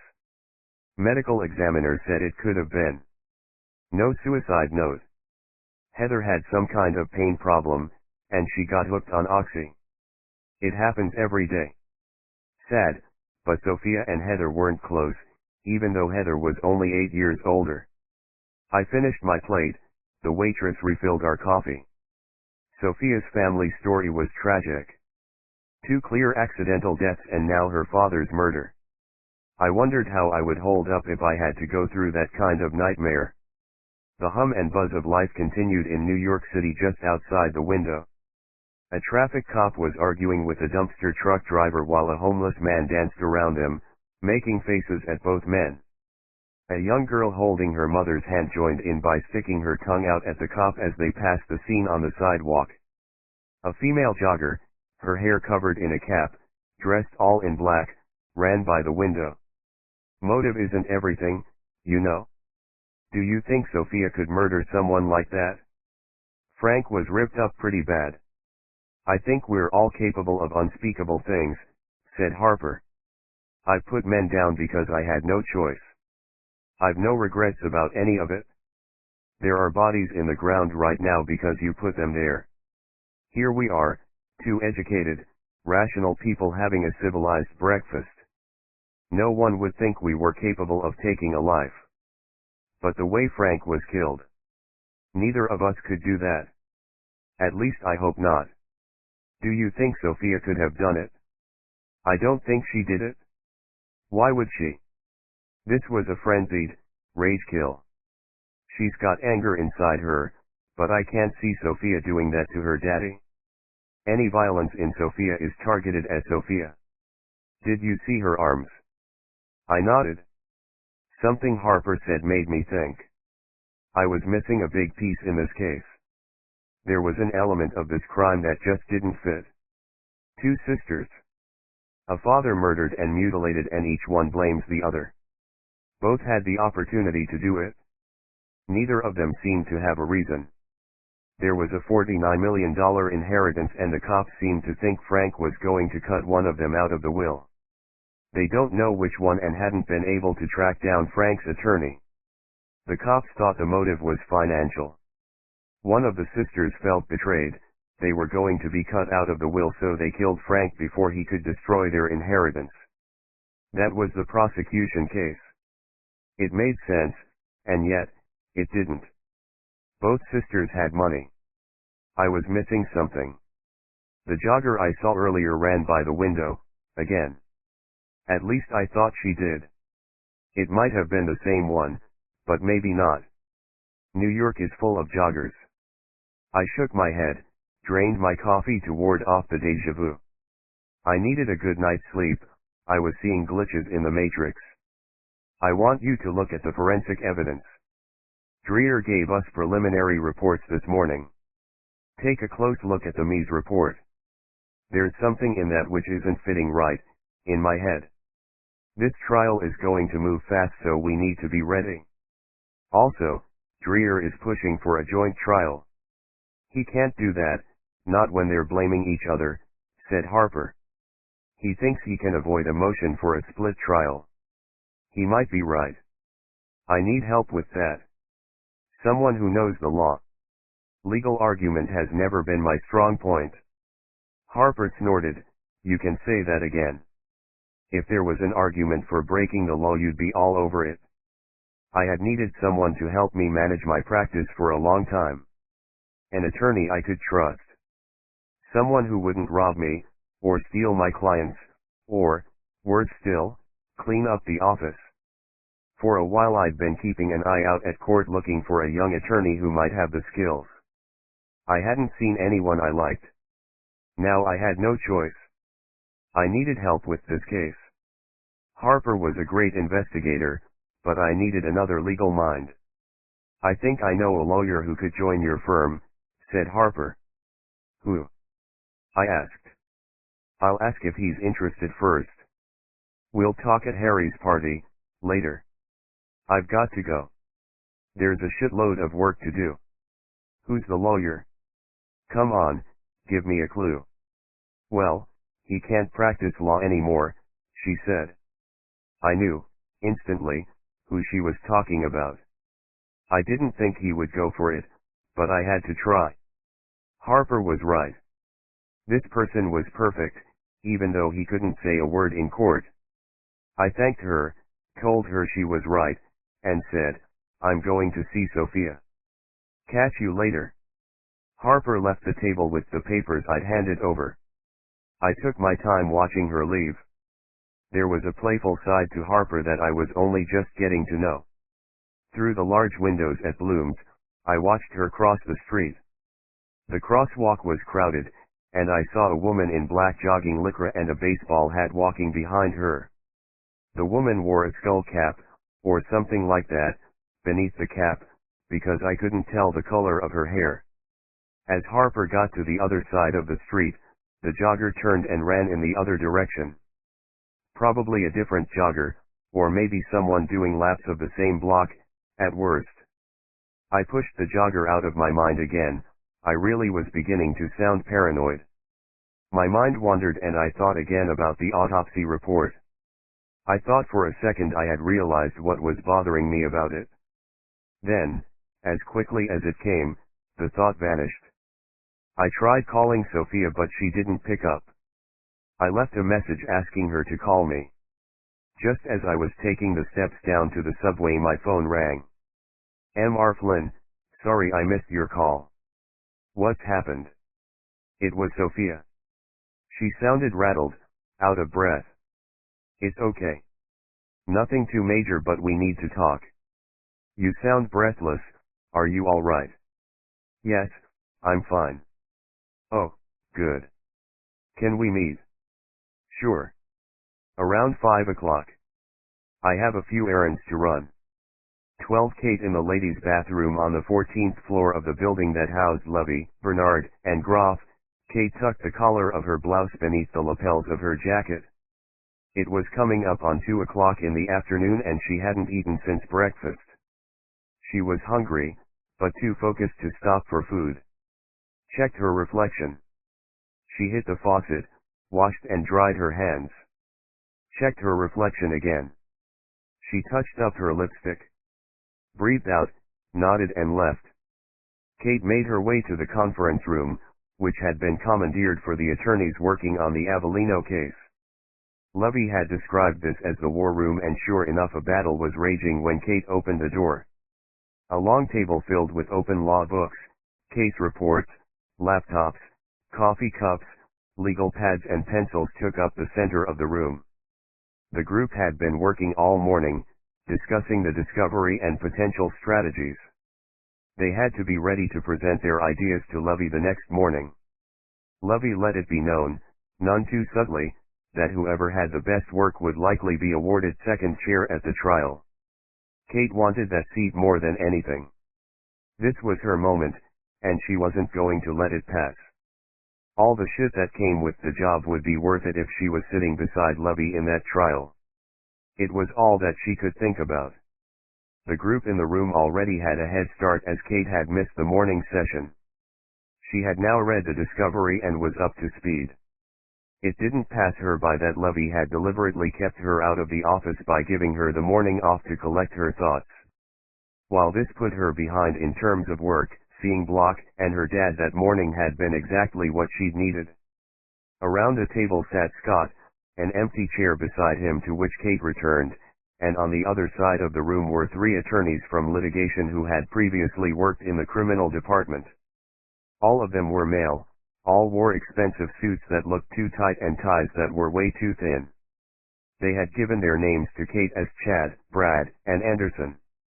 They didn't offer to shake hands, but one of them, Brad, hit Scott with a fist bump. She didn't know if Anderson was a first name or last name. It didn't matter. Brad, Chad, and Anderson looked as though they shared the same bleached blonde personality. Jocks with rich parents and trust funds. Kate returned to the stack of papers in front of her, a potted history of the Avellino family with more details on Alexandra and Sophia. The more Kate read, the more she was convinced that Alexandra was the functioning, organized sibling who had her shit together and her life on track from a young age. While Sophia was a disaster with bouts of drug addiction, rehab stints, counseling and more than one intervention regarding her destructive behavior. It made Kate feel good to know that she was obviously representing the innocent sister, but with that knowledge came weight. The burden of proving guilt beyond a reasonable doubt lay with the prosecution, but the burden of having an innocent client on trial for murder was a much heavier one. Innocence weighs a ton. Let's blue sky this case. Enough reading, already. We've got 41 days and counting to lodge our motions with the court. We need discovery, motions for dismissal, and a severance motion. What VE you got, dogs, said one of the blonde suits. With her focus on the case, Kate had forgotten which of them was which. She thought that might have been Anderson. Scott said, Anderson, don't use that language here. We're not all dogs, there's a lady present. She was right, it was Anderson who had taken charge of the group and was asking for ideas. Anderson fixed Scott with an expression that said, really? All right, said Anderson, dogs, and bitch. Is that better? One of the suits high-fived Anderson, the other was laughing so hard he was doubled over on his chair. Kate glanced to her side, saw Scott trying to hold in a laugh, and failing. Kate felt the blood flooding the skin around the base of her neck like a heat rash. Her skin was prickly, and alive. Anderson must have seen her reaction because he put both hands out in front of him, palms up, like he was trying to stop a speeding car coming toward him. Whoa, I'm really sorry. I don't mean any kind of offense. It's just our sense of humor, absolutely nothing to do with you, personally. Chad, Brad, and Scott calmed down and all of them apologized, with smiles on their faces, none with a single drop of sincerity. They apologized because they had to. He's really sorry, said Scott. I am, too. So is Brad, said the one who must have been Chad. Me too, said Anderson, fighting down another bout of laughter. Brad, who looked to be a little quicker on the uptake than Chad, bit his finger in an effort to quell his mirth. Sorry, I didn't mean it that way. I meant I'm sorry too. Not #me too, said Anderson, rolling his eyes and making air quotes when he said me too. Can we move on, said Kate. The men straightened up, now a little worried that they had offended Kate. She'd had enough of this shit. She just wanted out of the room so she could go somewhere and calm down before she said something she would come to regret. Brad, Chad, and Anderson had seniority at this table, and she had kept that firmly in mind while she bit down hard in case a flurry of expletives should escape. By all means, you're right. Let's move on. Sorry, what's your name again, said Anderson. Kate. Sorry, Kate. Please, let's have your thoughts, said Anderson. There was a 500-pound pause in the room. Thick and deep enough to drown a man. I've been reading a lot about the family. It's a little messed up, maybe no more than other families, but whatever went on in that house hit Sophia the worst. She's a wreck. Serious mental health problems, a history of suicide attempts, drug and alcohol addiction, and an ongoing problem with self-harming. The prosecution will have an easier time convincing a jury that Sophia could flip out and murder her father. Taking a second, Kate looked around the table. The sniggers and snide half-smiles had gone. Scott and the blonde suits were listening, seriously listening. What Kate was about to say sounded crazy, but she believed it could work. She just needed to believe in herself enough to say it. Scott said, "After we sever the trials, we can't dictate which trial the DA will take first. Maybe they'll take Sophia's case first, and if she's convicted, well, that might be enough for Dreer to have one scalp. Maybe he won't risk going after Alexandra. But there's no way to make that happen. We can't dictate which trial goes first after our motion to sever the trials is granted." Brad, Chad, and Anderson nodded approvingly at Scott, then began looking at their own notes. "You don't understand. I'm proposing we don't sever the trials," said Kate. Scott looked as though he'd been struck. His head rocked back on his shoulders, he frowned and wrinkles appeared on his forehead. "What do you mean, we don't separate the trials? If the defendants are accusing one another, we have to try. They'll just destroy their own credibility by pointing the finger at each other. And what if Alexandra decides not to testify and Sophia testifies against Alexandra? We'd be screwed," said Scott. "It could only work if Alexandra testified," said Kate. "Look at it this way. In a separate trial, we have to beat the evidence from the DA. In a joint trial we only have to beat Sophia, a mentally unstable drug addict with a history of violence. Alexandra is a professional young woman, with a clear record, who is totally convincing when she says she had nothing to do with the murder. She's a dream witness. Articulate, credible, sincere. It's risky as all hell," said Anderson. "You know the old joke about the wildlife photographers who startle a lion on the African plain? The photographer closest to the lion changes out of his boots into a pair of Adidas running shoes. The other photographer says, 'You won't outrun a lion in those shoes.' And the first photographer says, 'Fuck the lion. I just have to outrun you.'" The meeting lasted another hour. Legal theories and strategies fired back and forth across the table. Now they would each go away and prepare notes. Not only would they present their strategies to Levy, but they were expected to critique each other's strategies for any possible weaknesses. It was all riding on the paper that Kate would now write. The meeting with Levy tomorrow morning was her shot at second chair in the trial. Kate ate dinner alone at her desk and typed furiously on her laptop, building her theory of proceeding with a joint trial. Every now and again she flipped between the memo she was writing for Levy, and the dossier their investigators had prepared on Alexandra. If Kate could have Alexandra's lifestyle, she would take it in a heartbeat. Until the arrest, Alexandra had been a tall, blonde, rich socialite on the Manhattan scene. Parties, limos, dinners, and dresses that Kate could only dream of buying. Her real estate business ran itself.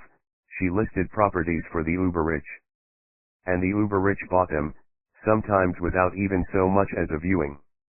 A long list of celebrity boyfriends had been photographed in the gossip and social life pages of magazines, basketball players, actors, the sons of actors, TV hosts, and even shock jock podcasters.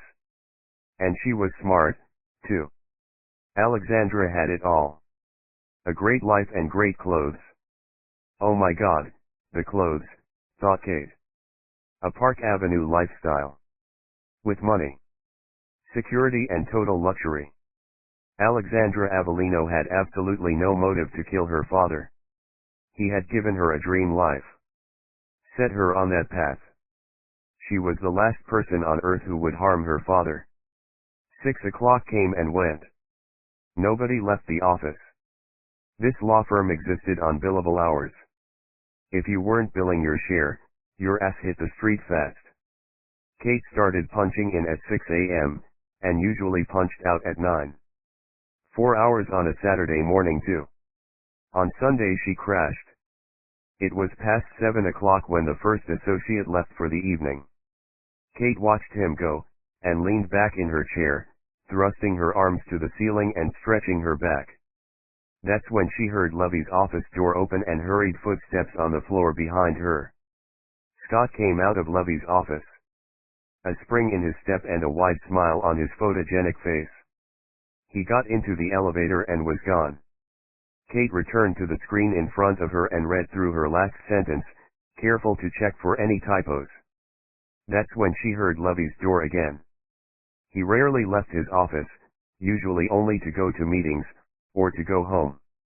He had a private bathroom in there and a small army of secretarial staff to bring him lunch, dinner and endless glasses of chilled almond milk. She turned her head to see Lovey coming toward her, hauling his pants up as he walked.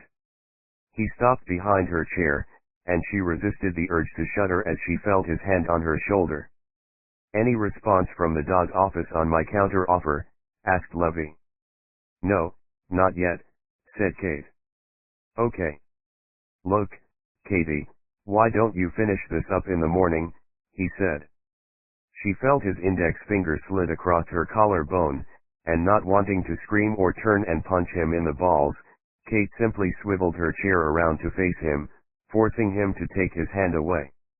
"I can't, I need to write up my notes for tomorrow's strategy presentation." "I should be finished soon," said Kate.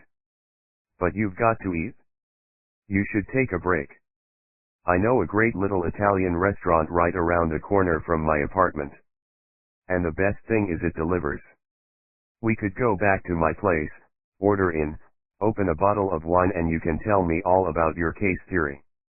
For a second, a full second, the thought of going back to Lovey's apartment with him flashed through Kate's mind. She wanted second chair. She wanted it bad. But the moment passed, somehow leaving an unpleasant taste in her mouth which sure wasn't there before. "I'm a little behind on my notes. Some more legal research to do before I can finish. Sorry, I just really want to finish this and make a good impression tomorrow. I have a strategy that's kind of unusual, but it could really pay off for Alexandra. I really think I deserve a shot at second chair in the trial." Lovey stepped back, set his lips into an O then cringed as he said, "I just gave second chair to Scott. Sorry, I can't go back on that. I'm sure your strategy is bold, but it couldn't beat Scott's theory. It's kind of genius in a way. Ruthless, which I like, but really thinking out of the box. At first I couldn't believe what he was saying, but he convinced me. We're not going to apply to the court to sever the trials. It's going to be a joint trial. We'll put Alexandra against Sophia, and Alexandra will beat her weird sister hands down. How did Scott put it? Putting on our Nikes when we see a tiger in the jungle. We won't beat the tiger in those shoes, but as long as we outrun the other guy we're home free. Funny, don't you think?" Kate's heartbeat quickened. She could feel the pulse beating its way through a large vein that stretched across her chest. "When did Scott tell you this?" "Just now. It's brilliant. I didn't see any point in delaying the decision. Scott's got second chair. If we play along with the prosecution and get a joint trial, I can pressure Dreer into a deal for Alexandra. She'll accept a felony misdemeanor, no time. So look, you don't need to have this work done for the morning. Come and have some dinner with me. My apartment is really something, you know. It's spacious but at the same time it's intimate." Bile filled Kate's mouth. She felt dizzy, and turned away from Lovey so she could hold onto the desk. She needed to hold onto something right then or she knew she would be sick all over the floor. If she told Lovey this was her idea all along, the chances were he wouldn't believe her.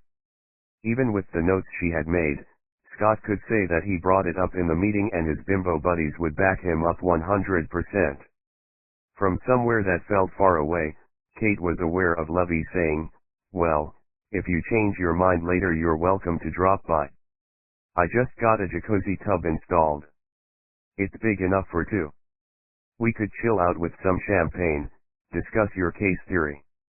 You never know, I might need a third chair in this trial." She put her head in her hands. A montage of possible actions flickered through her mind. None of them involved going back to Lovey's apartment. "No, thank you," said Kate. Lovey backed away, perhaps conscious that he was pushing the envelope now. Kate wanted to push her laptop up Lovey's ass. Instead, she flicked her finger across the face of the mouse, brought her screen back to life and checked her emails. She had received Brad, Chad, and Anderson's notes for commentary. She printed them, and another 2 documents. These she collected from the copier, grabbed her coat and pushed the button for the elevators. While she stood there, she had second thoughts. What she was thinking of doing was dangerous, outrageous. It could kill her career stone dead. The elevator doors opened and Kate got in on her own. The floor below was where human resources was based. She thought about hitting that button, going to the personnel supervisor and making a complaint of sexual harassment and discrimination. The doors began to close. She reminded herself she was Kate Brooks. Kate hit the button for the ground floor. She'd had enough. It was time to take the nuclear option. No complaints against Lovey would ever stand scrutiny. It's nigh on impossible to prove a person has done something wrong when you work in an office with that same person's name on the letterhead. There would be no sexual harassment claims. What she had in mind was far more damaging. 13 Eddie. I waited at my office until 5:30, then called Sophia. She was a half hour late for our meeting, and I wanted to make sure she was coming. She picked up my call this time. "Oh God, I'm so sorry. I must have fallen asleep. Can I come over now?" I checked my watch. I needed to leave in half an hour for Harry's party, and there was no way out of that. "Is tomorrow morning okay?" I asked. "Sure, thank you. And again, I'm so sorry." "No problem. Look, I could come over to your place tomorrow." "No," she said, cutting me off straight away, "I'll come to you. I'd prefer that." I hung up, and cursed the thought of the evening ahead. College parties had bored me. When I graduated law school I made a promise to avoid any and all parties, especially ones that required you to dress up for the evening. Any invitation I got that said black tie went straight into the trash. But there was no avoiding this one. I didn't own a tuxedo and I damn sure wasn't going to hire one. I showed up to Fang's Chinese restaurant in a black suit, white shirt, and black tie. An outfit that passed for cocktail parties and funerals. In my pocket was an order of service for the last funeral I'd attended. An old con artist called Billy Bangs who cleaned out half of the Golden Mile in Las Vegas in the 70s. That funeral was depressing as all hell. There's no one as lowly as an old con man. That profession does not age well. I paid my respects and got out of there. Now I was being handed a glass of champagne from a silver platter at the entrance to Fang's and a hostess showed me through to the back room. The room was long and well lit, with Chinese lanterns and 2 chandeliers in the shape of dragon heads hanging from the ceiling. The party started at 6, it was almost 7 when I arrived. I couldn't get out of this invitation but I didn't need to be on time. Harry Ford knew I was there under protest. I saw Harry at the other end of the room, which was filled with stiffs in tuxedos and their wives in sparkling dresses. They were senior lawyers, judges, and court staff. All of them were here for Harry. Probably 99% of them came because it was expected of them. The other 1% were there to make sure Harry went through with it. I was in the 1% category. I was there for my friend, Harry Ford. I saw Judge Stone behind a lectern at the other end of the room. Harry just to the left of him. Stone was coming to the end of a speech. Judge Ford's service to the city is immeasurable. He is one of our most respected brother judges. A fine lawyer in his day, and an even finer judge. Ladies and gentlemen of the Southern District of New York, please raise your glasses. A toast. To Harry Ford. May you live long, and enjoy the peaceful retirement you so richly deserve. To Harry, the crowd echoed, to Harry, and champagne was politely sipped. I drained my glass, looked around for somewhere to place it, and that's when I saw her. A woman with a long, open-back dress that came down to the bottom of her spine. Her hair was tied up in intricate curls and studded with bright stones. She turned, as if she felt my eyes on her. "Harper," I said. She smiled and excused herself from the 4 or 5 guys around her, making her way to me. "I knew you'd be late." "I only just got here," she said. "You look great," I said, unable or maybe unwilling to say anything more. Harper slipped her hand around the crook of my arm and brought her red lips close to my ear. I could feel her breath on my neck, like a brush fire. "I've never been in a room with so many assholes." "Let's go rescue Harry," she said. Together we made our way through the crowd. I had never seen Harper dressed like this. She was a revelation. And I couldn't tell her how I felt. I couldn't say anything. It was like there was a plug in my throat. A stopper. Maybe it was for the best. Harper deserved someone better than me. "I give you, Harry Ford," said Judge Stone, stepping away from the mic at the lectern to make way for Harry. It was the first time I'd seen Harry in 2 weeks, and he looked as though he'd lost weight in that time. Harry had always carried a few extra pounds, and it suited him.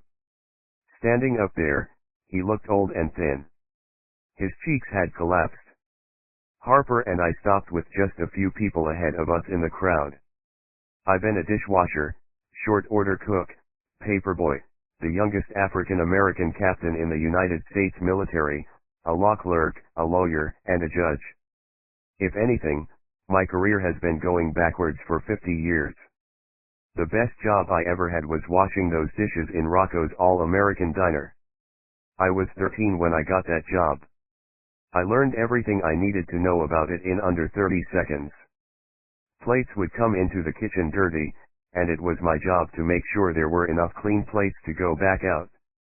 There was no room for ambiguity. The plates were clean, or they were not. As a lawyer, my job got more complicated, and when I took a seat on the bench it got worse still. I looked around the room. What had begun as polite laughter, believing Harry was making a joke, petered out. There were now a lot of stern faces among the audience of lawyers and judges, staring back at Harry. Some in disgust. Some in disbelief. And one, in anger. Judge Stone had stepped off the small stage, and he now stood beside Wesley Dreer. Assistant Dreer watched Judge Stone closely, as if he was reading his every gesture, sensing his emotion. Like a card player in a poker game.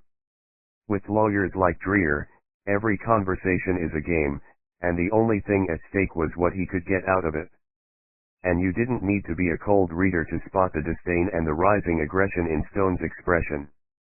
"As Judge Stone takes my place on the bench, I have some advice for him," said Harry, turning now and looking at Stone directly. "I have tried to be fair, to uphold the law and the Constitution and discharge my duty to the people of the city. I've done my time. And now it feels like getting out of jail. I want you, Judge Stone, to be better than me, and I mean that. We all need to do better. The people of New York deserve no less. Thank you all for being here. I'll see you in the bar." Harry stepped away from the podium to staggered applause. It was a strange speech.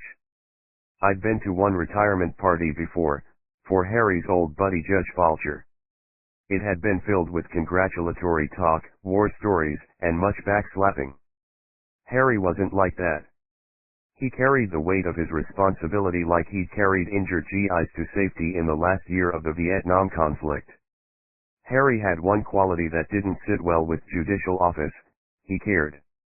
He cared about the victims of crime, and the defendant. Very few people in this world are truly, irredeemably bad. They've been messed up, by drugs or alcohol or life.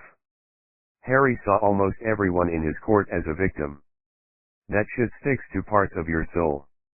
It adheres and lingers no matter how hard you try to chip it away with rules, professional ethics, or better still, bourbon. Harry spotted me and Harper, shook hands briefly with well-wishers as he passed through the crowd headed for us. Before he made it across the room, we were joined by unwelcome company. "Unusual speech," said a voice beside me. I turned and saw Judge Stone. Dreer stood next to him, both men wearing game faces. If Harry carried compassion and humanity with him in every decision he made on the bench, Stone provided the justice system with the balance some say it needed. He was not a merciful man. He'd been a judge for 10+ years, but his first case was still talked about. He'd refused to accept the plea agreement that I had arranged, and sent a homeless mother of 5 to jail for 6 months.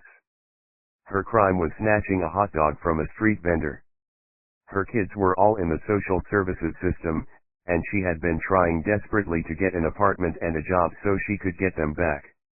When she stole the hot dog she hadn't eaten for 3 days. It was her first offense. Under the plea deal she would have been sentenced to time served, 21 hours in custody from time of arrest, plus probation. She hung herself in her cell, on the second night of the 6-month sentence Stone handed down.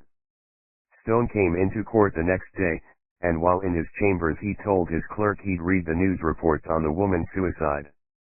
He said, "That's one less cockroach in the world." Clerks talk. Every judge knows this. Stone was a cold, racist prick, and God help you if you had to appear in his court, and he wanted everyone to know it.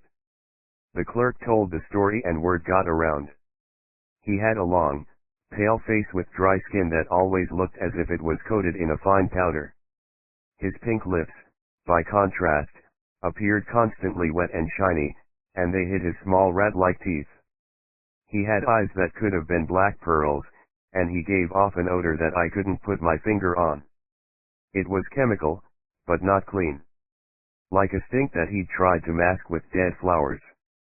He looked at me expecting a response. I turned away. "I said it was an unusual speech," said Stone, again. "I heard you the first time," I said. "I was being polite by not arguing with you. It was honest. Harry's devoted a lot of time to this job. He doesn't want his work to be unraveled when you take over." Dreer took a step closer, a look of anticipation on his face, like he was about to watch a car crash and he couldn't wait to see the blood and carnage. "Do you think I'm not a worthy successor?" said Stone. He took some pleasure in his question, a smug look hung around his little black eyes. I said nothing. "Judge Stone asked you a question, Mr. Flynn," said Dreer, eager to join in with the judge. I heard him. I thought it was a rhetorical question. But if you really want me to answer him, I will. Harper tugged at my arm, said, "Hi, I'm Harper." She was smarter than me, and the judge and Dreer both took a moment to look her up and down appreciatively. "I'm going to steal Eddie away, if you gentlemen don't mind," she said. I could tell she was pissed, and didn't like the way Dreer and Stone let their eyes wander over her. I didn't like it either. She pulled on my arm, trying to get me away from the situation. "So, Miss Harper, do you think I'd be a worthy successor to Judge Ford?" said Stone, unwilling to let any perceived criticism slide. "Stone, what's going on?" said Harry, cutting me off before I said something I could regret. "Mr. Flynn was just going to tell us that he believes Judge Stone will be a worthy successor to you, Judge," said Dreer. Harry said, "Eddie's not that drunk." "Not yet." "Stone, you wouldn't be a worthy successor to a shithouse attendant. I know your politics. I know your kind." Harry reached out, pointed to the lapel of Stone's tux. There was a metal pin there. It was small, and I hadn't taken any notice of it until Harry pointed it out. A circle with a 1 in the center. "Your time's up, Ford. You had your run. Don't make me come after you," said Stone. "Let's get a drink," said Harry, ushering Harper and me away. "There's a bad smell around here." As we walked away, I glanced over my shoulder and only then did I notice that Dreer wore the same pin on his jacket. We made our way to the back of the room. Harry said his goodbyes to some other judges and lawyers, and we split to an upscale bar on the next block. Harry felt the same way as I did about parties, even his own. The bar was part of a hotel, and we didn't look or feel too out of place in our penguin suits, while Harper would have looked like $1 million in any room in that dress. I got us some beers and scotch and we took a booth in the corner. "What was that pin Stone was wearing?" asked Harper. "It belongs to an organization that changes its name every year or so. It used to be a white boy gangbanger outfit out of Tennessee. They got political, changed their names from Nation First to American Lives First, Men of America, then something else. They split and reformed and split that many times. I don't even know what exactly they call themselves these days. It doesn't matter. They don't admit women, Jews, blacks, Hispanics, or anyone for that matter who isn't white, wealthy and ignorant. I thought judges couldn't be that political once in office," I said. "There are rules. Stone keeps to the letter of the law, that's for sure. He has his First Amendment right to free expression when he's not on the bench. I just can't abide the thought of that asshole taking my place. I never thought he would get the appointment. If I'd known, I wouldn't have left, but by then I'd already put in my papers." "The new hotshot at the Dawes office, Wesley Dreher, he was wearing one of those pins too," I said. "I saw that. Dreher and Stone are tight. Racists are weak, Eddie. They only have strength in numbers.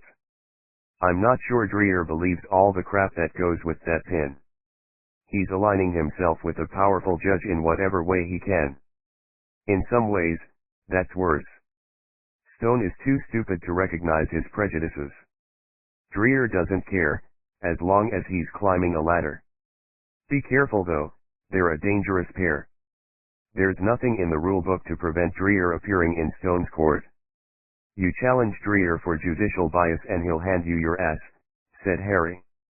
We took some time to sip our drinks in silence, and I ordered another round from the waiter. "Harper and I have been talking. You don't have any immediate plans for your retirement, do you?" I asked. "What do you mean, plans? I don't like the sound of that, Eddie. Well, you can't sail a boat, you don't have any hobbies, and you're not going into any consultancy work with the big firms. You're kind of a free agent now, right? I thought we could leave it at least a week before we go to Vegas and get arrested," said Harry. "I don't think that's what Eddie has in mind," said Harper. Harry pushed himself away from the table, looked at me over the rim of his glasses. "Eddie," he said, in a tone that implied I'd already done something wrong. "I want you to work with me. I know you're not allowed to practice, but there's nothing to stop you being a consultant. I need help. I need someone who knows the law inside out. If it's any consolation, Dreher is my opponent. I'm representing Sophia Avellino. Harper is handling the investigation. I'll handle the evidence and witnesses, but I need someone with a great legal mind. I don't have 10 associates writing briefs 24 hours a day." Raising his glass to his lips, Harry took a thoughtful sip, and by the time he put the glass down he had a wicked smile on his face. "Eddie, your cases have a habit of becoming messy. Have you been beaten up, threatened or arrested yet?" asked Harry. "Give me a chance, we haven't really got started." Harry raised his glass, Harper and I did likewise. We clinked glasses, and Harry said, "Well, at least we won't have to go all the way to Vegas to get in trouble." 14 Kate. It started to rain heavily when Kate pulled out one of the pages she'd printed in the office and checked the address listed at the top. She looked at the sign over the building. A panel of intercom buttons lay in the recessed doorway. Raindrops spattered the page, and she folded it and put it inside her coat pocket. Her finger paused just before she hit the intercom. Once she pressed it, there was no going back. Her finger pressed the button, almost unconsciously. A buzzer sounded to let her know an alert had been sent to the inhabitant of the apartment above. Kate straightened her jacket, cleared her throat and swept strands of wet hair away from her face. "Yes," said the voice from the intercom. "Ms. Avellino, it's Kate Brooks from Levy, Bernard, and Groff. I'm one of the attorneys assigned to your case. We met in the first precinct. I'm sorry to disturb you, but it's urgent. Do you mind if we talk?" "Come on up," was the response. Kate heard a click. She pulled the front door open, found the elevators and traveled up to Alexandra Avellino's floor. The elevator was maybe half the size of Kate's apartment. The doors opened to a classic Manhattan apartment hallway. Art Deco coving and lamps along the length of the hall. The place smelled like pine cones and cinnamon. She traveled up in the elevator, reached Alexandra's apartment, knocked on the door. Alexandra must have been waiting because the door opened up straight away. As Alexandra stood in the doorway, Kate was again struck by her appearance. Tall, blonde, no makeup, and wearing a white cotton bathrobe. Her hair wet from a shower. She was still the beauty Kate had seen arm in arm with Hollywood actors and celebrities. "Come in," said Alexandra. Kate went inside and Alexandra offered to take her coat. Before she handed it over, she withdrew the damp pages from her pocket and apologized for the coat being so wet. She had left the office in a hurry, no umbrella and no document folder. Kate didn't want anyone to know she had taken documents with her from the office. She wasn't supposed to bring anything about the case home, and she sure as hell wasn't supposed to be here. "Can I get you a drink?" said Alexandra. "Water, herbal tea." "Some tea would be great," said Kate. She followed Alexandra as she padded, barefoot, into the kitchen and began to make the tea. "I guess it's really raining out there now. Would you like a towel?" Alexandra asked. "No, it's fine," said Kate as a drop of rainwater spattered the collar of her blouse. "I'll get you a towel," Alexandra said. She left the kitchen and went into the bathroom. Kate looked around the kitchen and what she could see of the living space. It was a beautiful place, with a great view of the city. Alexandra's taste was gorgeous, with carefully chosen color schemes throughout the apartment matching the couch and the chairs. The place was immaculate apart from a pair of black lacquer running bottoms draped over the back of one of the kitchen chairs. A black ball cap sat on the seat beneath the bottoms, a black top folded beneath the cap. There were some packages to the side of the front door. Some had been opened and the cardboard boxes left there, packing material nosing out of the box. A chessboard sat on a coffee table. From the arrangement of the pieces on the board, it looked like Alexandra was playing a game. "Sorry, I'm not disturbing your chess game, am I?" "I didn't know you had company," said Kate. Alexandra returned to the kitchen with a soft white towel, which she handed to Kate.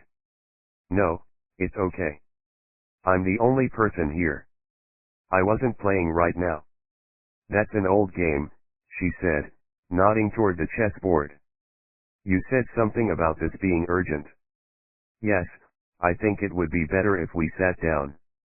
Alexandra poured the water into 2 mugs and handed one to Kate, who was dabbing at her hair with the towel. The smell of chamomile warmed her through before she'd even taken a sip. Alexandra sat at the dining table, and Kate took a seat opposite her. "What's wrong? Has the DA made another offer?"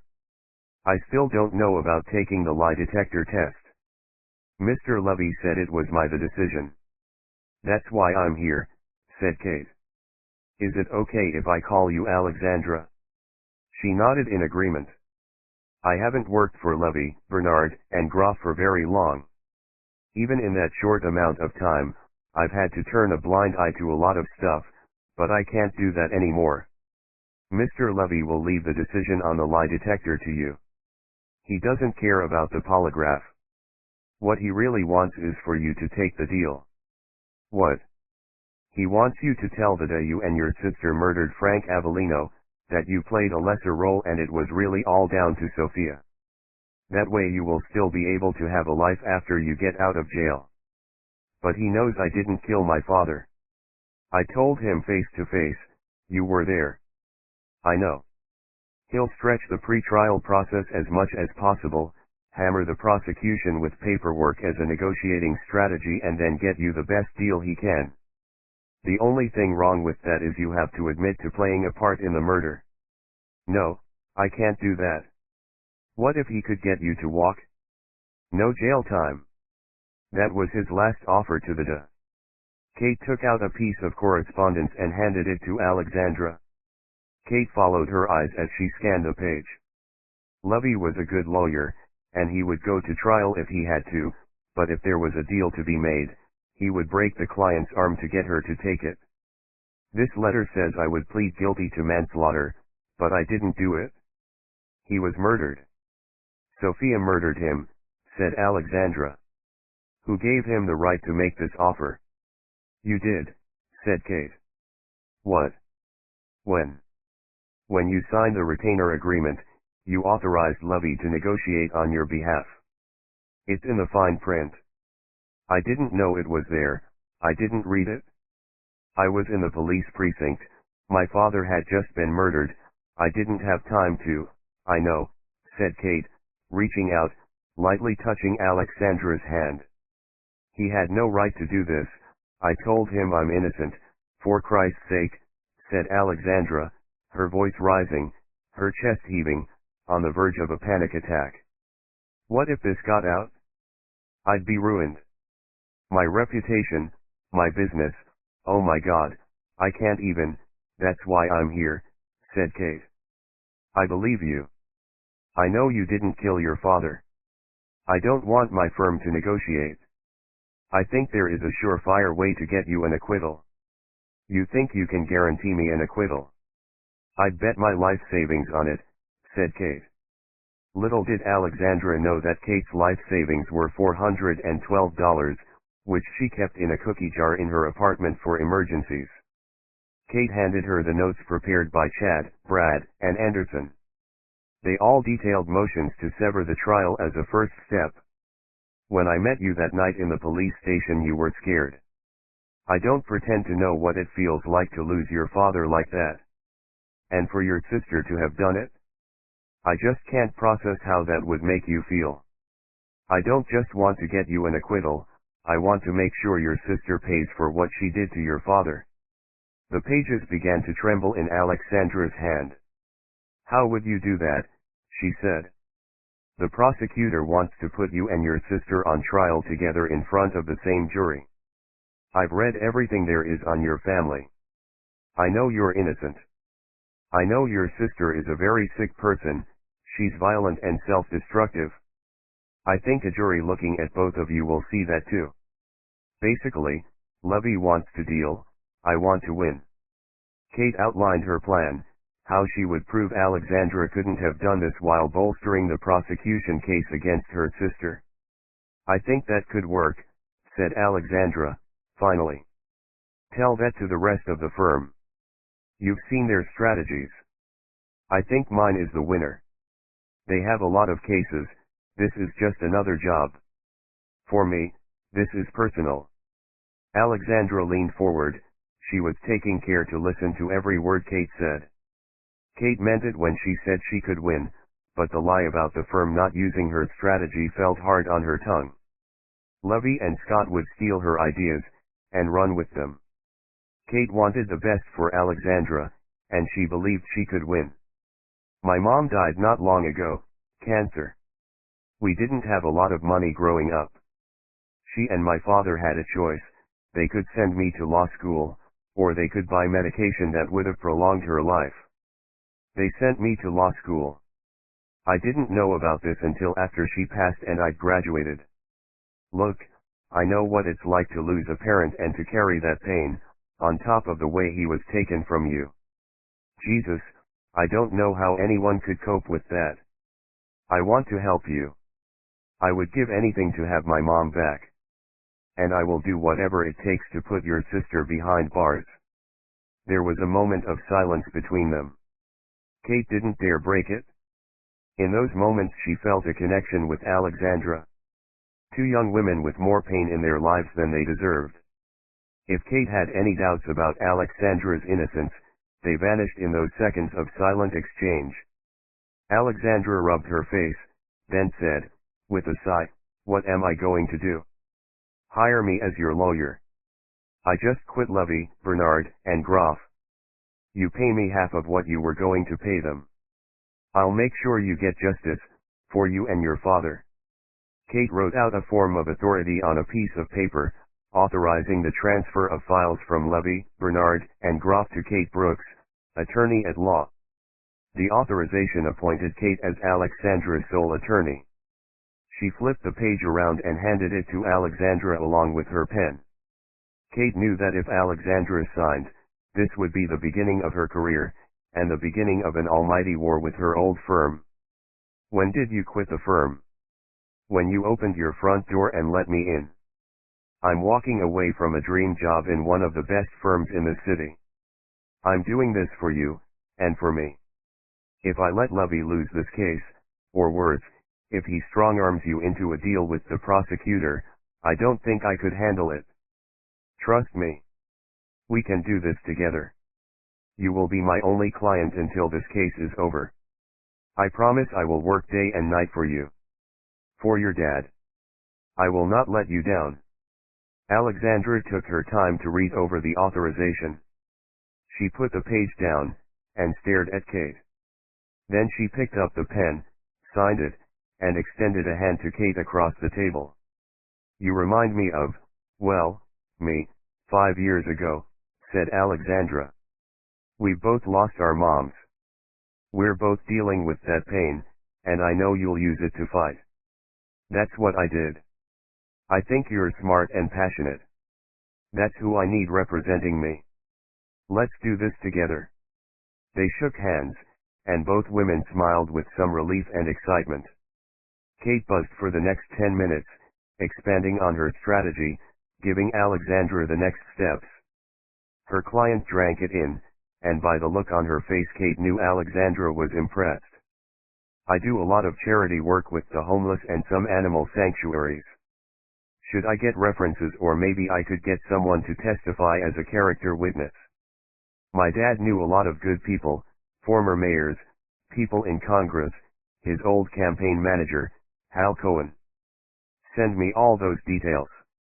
"Character witnesses are self-serving, so they would need to be someone of good standing who can hold up in cross-examination," said Kate. "I think I might have someone," said Alexandra. They talked some more, and Kate found herself enjoying Alexandra's company. She was warm, determined, and positive. If Kate were in Alexandra's shoes, she wondered if she would be able to maintain that kind of attitude. When she was done, Kate took a long drink of tea, finished toweling her hair while Alexandra told her all about her father and how great a dad he was growing up. "My sister, she's like a plague on our family. She broke Dad's heart a long time ago. She's crazy. I saw it when we were kids. She wasn't like anyone else I knew. She was cold, and weird. You two don't talk anymore, is that right?" Alexandra stared past Kate, out the window at the steel and glass towers of Manhattan, and Kate knew Alexandra wasn't taking in the view. She was miles away. Lost in decades-old thoughts and feelings. "We haven't spoken since Mom died. It was a terrible accident, on the stairs, I read about it," said Kate. "How old were you?" 11, 12. I'm not sure. Part of me shut down that day. I can't really think of Mom's face. I can't picture it. Not clearly. She's with Dad now. They're back together as they should always have been." "Were you close to your mom?" "Yes and no. My mother wasn't warm and affectionate. Not really. She showed her love in different ways. If I won a chess match, she would buy me a present, or take me for a treat. She didn't show love unless it suited her purposes. The love was there, but she rarely let it out." "I can understand that," said Kate. For the past few days Kate had lost count of how many times she had seen pictures of Alexandra online. The vibrant, nascent Manhattan socialite. She had money, beauty, and relative celebrity. And yet looking at her now, Kate didn't see that. She saw a young woman in pain, struggling with her messed up family, grief, and anger too. Alexandra was not someone to be envied, and perhaps she never was. A sadness underlined her features, it was there just beneath her eyes. At first, Kate's motivations for stealing Levy's biggest client were largely to do with her own revenge. Kate wanted the case to launch her career, and stick two fingers up at Levy. But while sitting in Alexandra's apartment, listening to her, those motivations had changed. Alexandra was innocent. And Kate knew then she didn't just want to win the case for herself, for her career, she wanted to help Alexandra. She needed to save her. And send a murderer to jail for the rest of their life. Sophia ruined my life. She was just wrong. I hated her growing up. I hate her even more now. I'm sorry, I don't like talking about her. I want you to nail her for my father's murder. She should have been put away a long time ago. Kate rose to her feet to leave, and said, I promise I'll get justice for your father. And for you. Thanks for everything. The tea was delicious. Oh, should I put this towel back in the bathroom? Alexandra took the towel gently but firmly from Kate and said, better not go in there. I just got out of the shower when you arrived. It's still a little messy. 15 Eddie Harry took Harper's arm as we stood on the sidewalk outside the hotel bar, waiting on a cab. Harry's place was just a few blocks away, but he wouldn't leave until he saw us both into a cab. Harper's place was on my way home. I stepped onto the street, looking straight down 2nd Avenue. While Harry and Harper talked, a dog made its way towards them. A small, mixed-breed mutt with sandy fur darkened in patches by mud and the grime of Manhattan traffic. The dog sat at Harry's feet, facing the street. Harry glanced down, patted the dog and stroked its head. There were no cabs in sight. 5 minutes later a yellow cab pulled up at the curb. By this time, Harry and the stray were firm friends. Harper kissed Harry goodnight, said her goodbyes to Harry's new canine friend, and got into the cab. I got in the back beside her and as we pulled away we both watched Harry set off for home, the little dog beside him.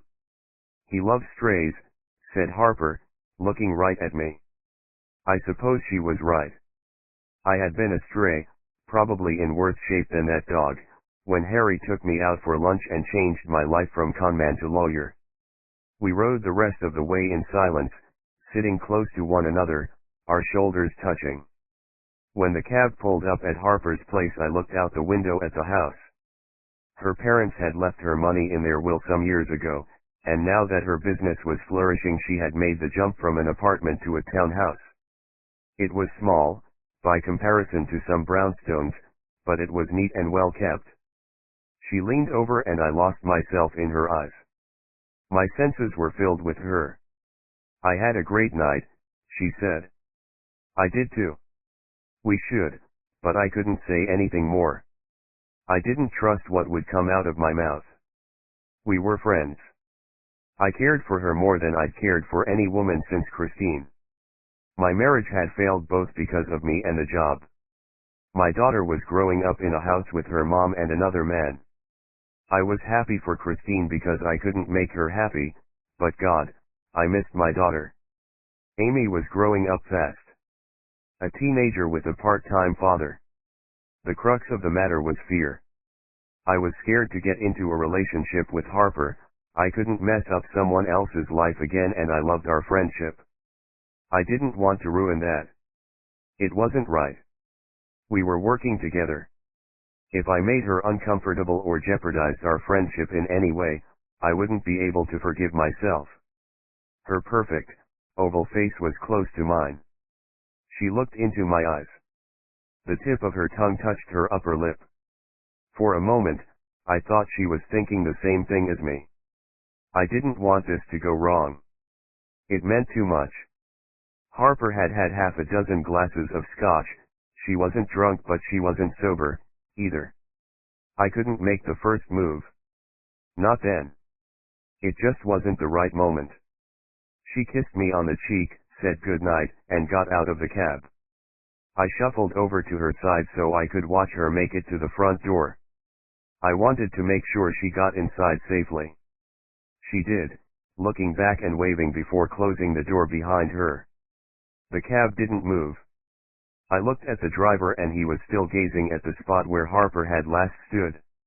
He must have sensed me staring at him. "Buddy, that lady has the hots for you." "Poor bastard, you've got a lot to learn about women," said the cab driver. I couldn't argue with him. A half hour later, and after several pieces of advice on picking up female signals, the cab driver dropped me at West 46th Street. I gave him a bigger tip than usual and thanked him for his advice. I walked a short distance to the steps leading up to my building when I stopped dead. There was someone sitting on the steps, dressed all in black. Street lights weren't good, and it was around 1 a.m. I couldn't see who it was. It sure didn't look like a homeless person looking for a place to bed down for the night. The shape was darker, smaller. As I reached the base of the steps I saw a face, framed beneath a black ball cap. Sophia. She was dressed in a black lycra jogging suit, and a black hoodie. "Hi, Mr. Flynn. I tried calling. I looked you up in the phone book and this is your only listed address. I didn't know it was your office. I thought it was your house. I was just sitting here trying to figure out how to reach you as I couldn't wait till tomorrow to speak to you. What's wrong? Did something happen?" "It's just all getting too much for me," she said, and pulled up the sleeve of her top. Below it I saw a dark slash on her forearm. She'd cut herself. "Let's get you inside." We went up to my office, and I showed Sophia into the bathroom in the back. She took off her hoodie, and I saw her bare arms again, but this time her lip trembled, and she hung her head. She was embarrassed. The first time she'd shown me her arms was for a reason, to prove that she wasn't suicidal. Now I was looking at her arms because her compulsion had gotten out of control, and that was where the shame lay. "It's okay, Sophia," I said. There was a new cut on her arm, laced over the multiple white and pink scars, which was still bleeding. It wasn't anything serious, she hadn't nicked an artery, but it looked deeper than most of the others. I got some gauze and band-aids from the bathroom cupboard and cleaned and patched the cut. It bled through the band-aid. Her other wrist was still bandaged from the bite she'd taken out of it in the precinct. At that moment, I didn't really know what I should say. I decided she didn't need a lecture. "Here's a towel. Keep pressure on it," I said, ripping off the band-aid. It was too soon to apply one. She thanked me and we moved back into my office. She took a seat on the couch and I fixed her a glass of bourbon. "I don't have coffee. Ran out today. Just sip this, and when you're ready we can talk." She nodded and took off her ball cap, letting her dark hair loose. She took half the glass in one mouthful, and I refilled it. "Take it slower. Just sips," I said, pouring myself one. I sat in my client's chair, swiveled it around so I was facing her. We sat together, sipping our bourbon in silence. "So do you live around here?" she said. "I live here. There's a cot in the back, some books. A bathroom. That's all I need. But I need to get a proper place so my daughter can come and stay weekends." "Do you see much of your daughter?" she asked, and as she spoke her eyes took on a faraway glint. It was as if the question wasn't really about me at all. "We spend time together every weekend. Saturdays in the mall, or Sundays in the park. She's 14 now. She likes the mall more than the park now, I'm noticing." "You buy her things?" she asked, again with a 1,000-mile stare. "I do. Well, I give her an allowance and she spends it. I wouldn't know about makeup, or what magazines she's into these days. I do give her books though. She's a reader. Right now she's working her way through Ross MacDonald and Patricia Highsmith. Smart kid. I couldn't concentrate on books.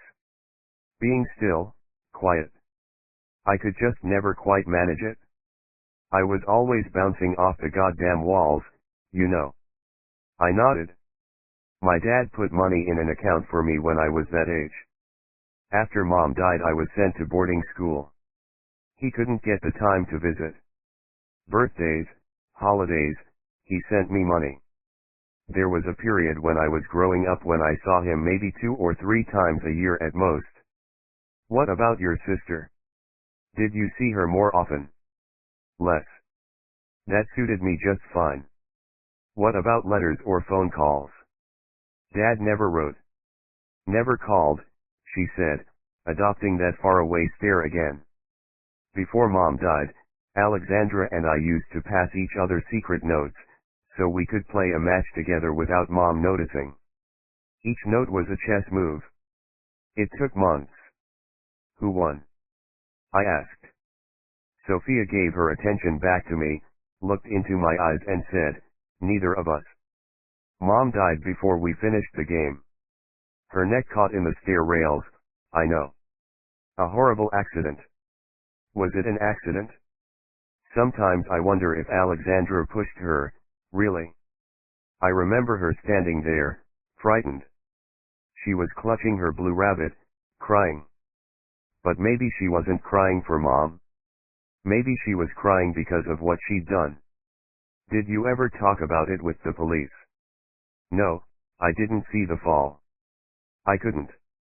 I'm sorry about this, I shouldn't be burdening you with my family problems. What?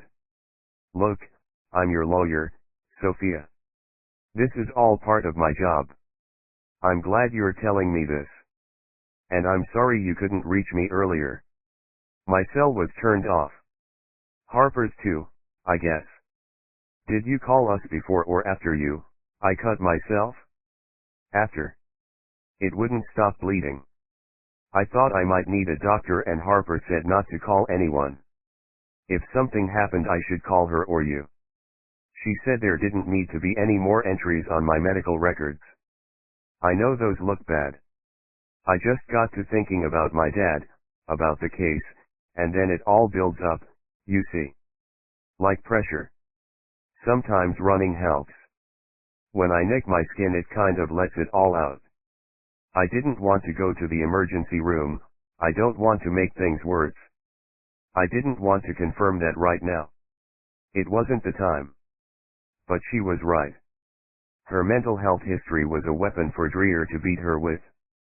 It's very early days in your case, Sophia. When we have all of the prosecution evidence we'll know more. Right now, they have some forensics to tie you and your sister to your father's body and the murder weapon, a kitchen knife. But I used that knife to slice chicken and vegetables. We both cooked for him. Well, actually, Alexandra cooked for Dad. I cooked for myself, he was never too keen on eating what I prepared for him. He was a fussy eater. Towards the end he didn't mind though. He was kind of fuzzy in his last few months. I thought he was getting dementia, to tell you the truth. Why did you think that at the time? He was forgetful. Some days he was fine, some days he got my name wrong. Some days he called out for Jane. Your mother. She looked at the floor, took another sip, muttered, yeah, under her breath. Sometimes Sophia was like a kid. If I brought up something painful, she almost reverted to a childlike state, dealing with all that grief through a child's perspective. Even now, a glass of hard liquor in her hand, her fingers slid into the decorative grooves near the base of glass, and she caressed each cut and indentation, feeling the pattern. She brought the glass to her lips, took a long sniff, then a drink, and touched her lips, as if she had to confirm the alcohol would feel sticky and wet to the touch. She caught me looking at her, shook her head and put the drink down. Harper told me she talked to you. Said you talked about your dad, how he tried everything to help you. And your mom was a tough lady. I wanted to ask about your sister. What do you want to know? What was it like, growing up with your sister? Hell. Total hell. She made my life a misery.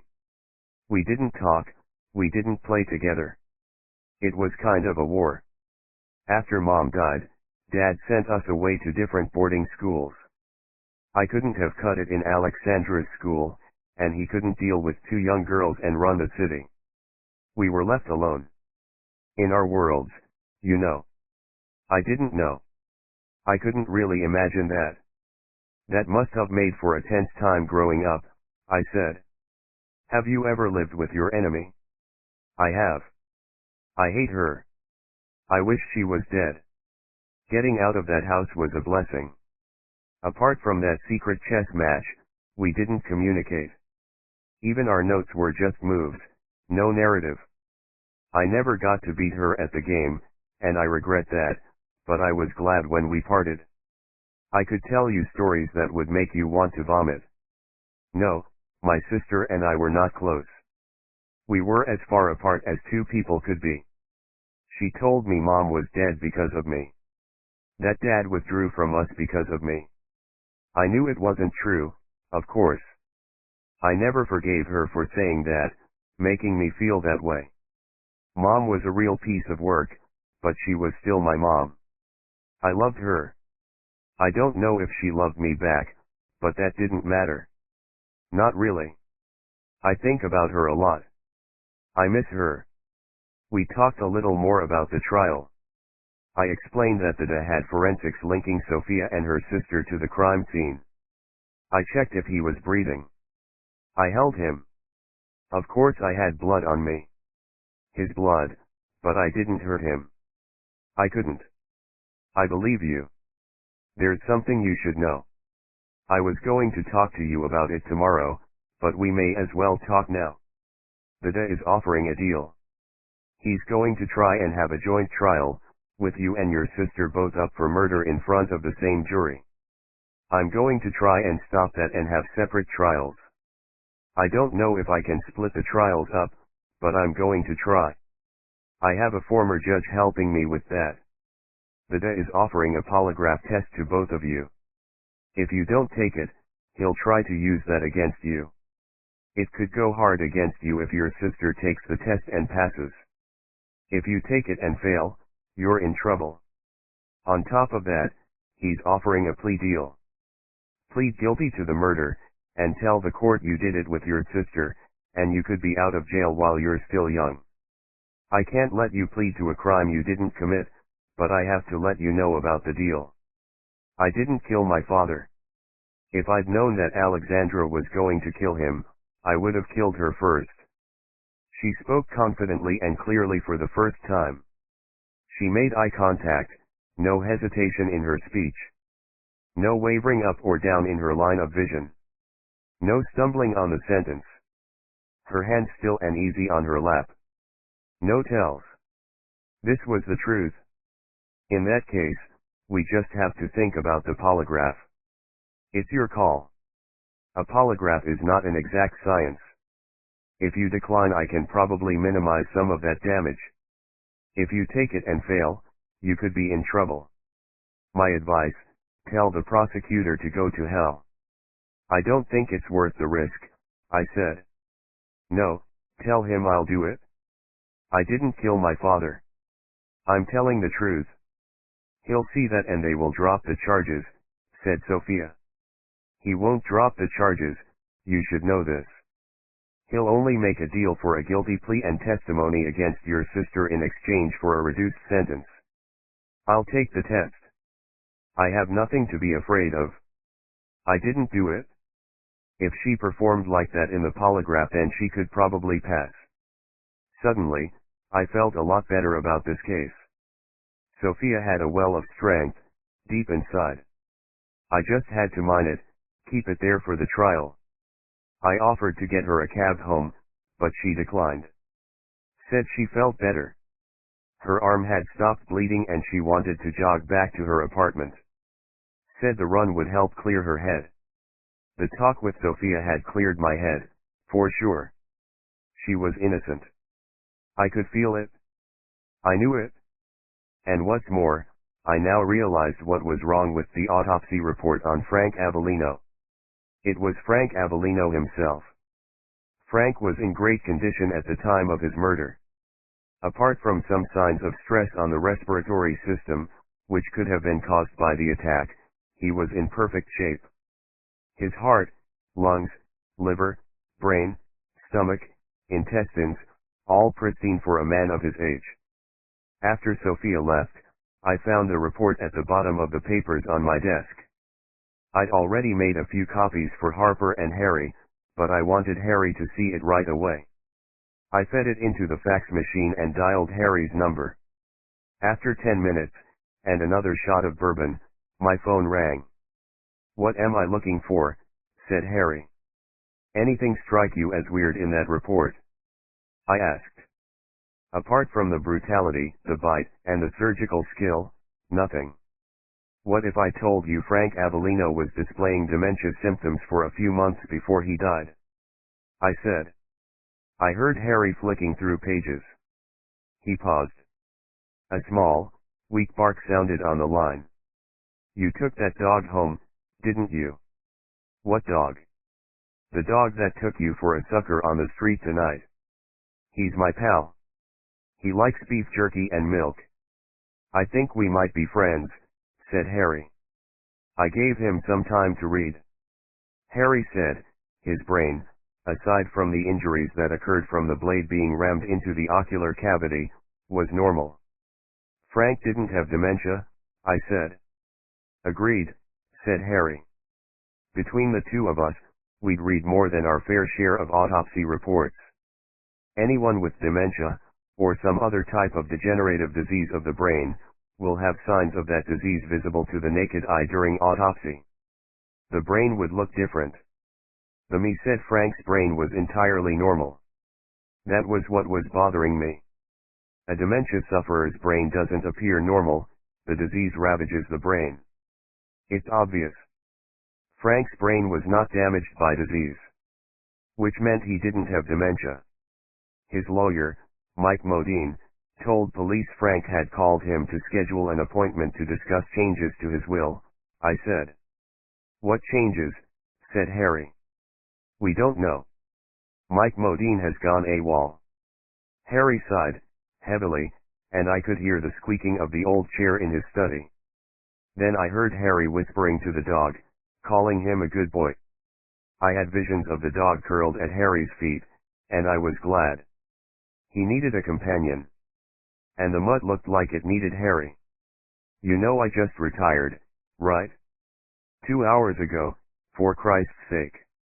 Come on, Harry. Did you notice there's evidence of stress damage to the respiratory system? That's a strong indicator. You're thinking the same thing as me, right? There are a few possible suspects. We need the toxicology report. Okay, get some sleep, and say good night to the dog for me." He hung up. Harry and I were on the same page. As far as I knew, the prosecutor hadn't noticed this. If Dreer had noticed, there would be more tests and an amendment to the cause of death conclusion on the death certificate. Alexandra's lawyers might not have noticed it either. They had shown no signs of it anyway. I knew now that Frank Avellino wasn't just stabbed to death. For some months prior to his murder, he was being systematically drugged. Something to dull his brain, keep him confused and compliant. The damage to his respiratory system meant the drugging probably had an end point. Eventually, Frank would be poisoned to death. But who was poisoning him? The answer to the first question had a narrow field of possible answers. To poison a man like Frank over a period of time you would need very close, regular access. There were two suspects. Sophia and Alexandra. I had a feeling whoever had been poisoning him had decided to accelerate the process of Frank's death with a 12-inch kitchen knife, before he changed his will. 16 It was coming up on 2 a.m., the pavement a blur beneath her feet, the wind in her face, and her legs were burning with the effort. Night running was one of her pleasures. Tonight was not for pleasure. This was all business. The talk with her lawyer, earlier, had been a useful one. The lawyer was good and convinced that she was innocent. If the jury was as easily convinced as her lawyer, she would be just fine. She reached East 33rd Street on 3rd Avenue and turned right at the corner. She increased her pace, feeling her heart rate jump, and now she had to concentrate on controlling her breathing. Her backpack was strapped tight so it wouldn't bump at her back. She swung her arms, finding the rhythm with her breath. In and out. Pumping her legs. Focused. The sign for the parking lot loomed ahead of her. She slowed her pace, stopped and bent over to catch her breath. Sweat dripped from her forehead.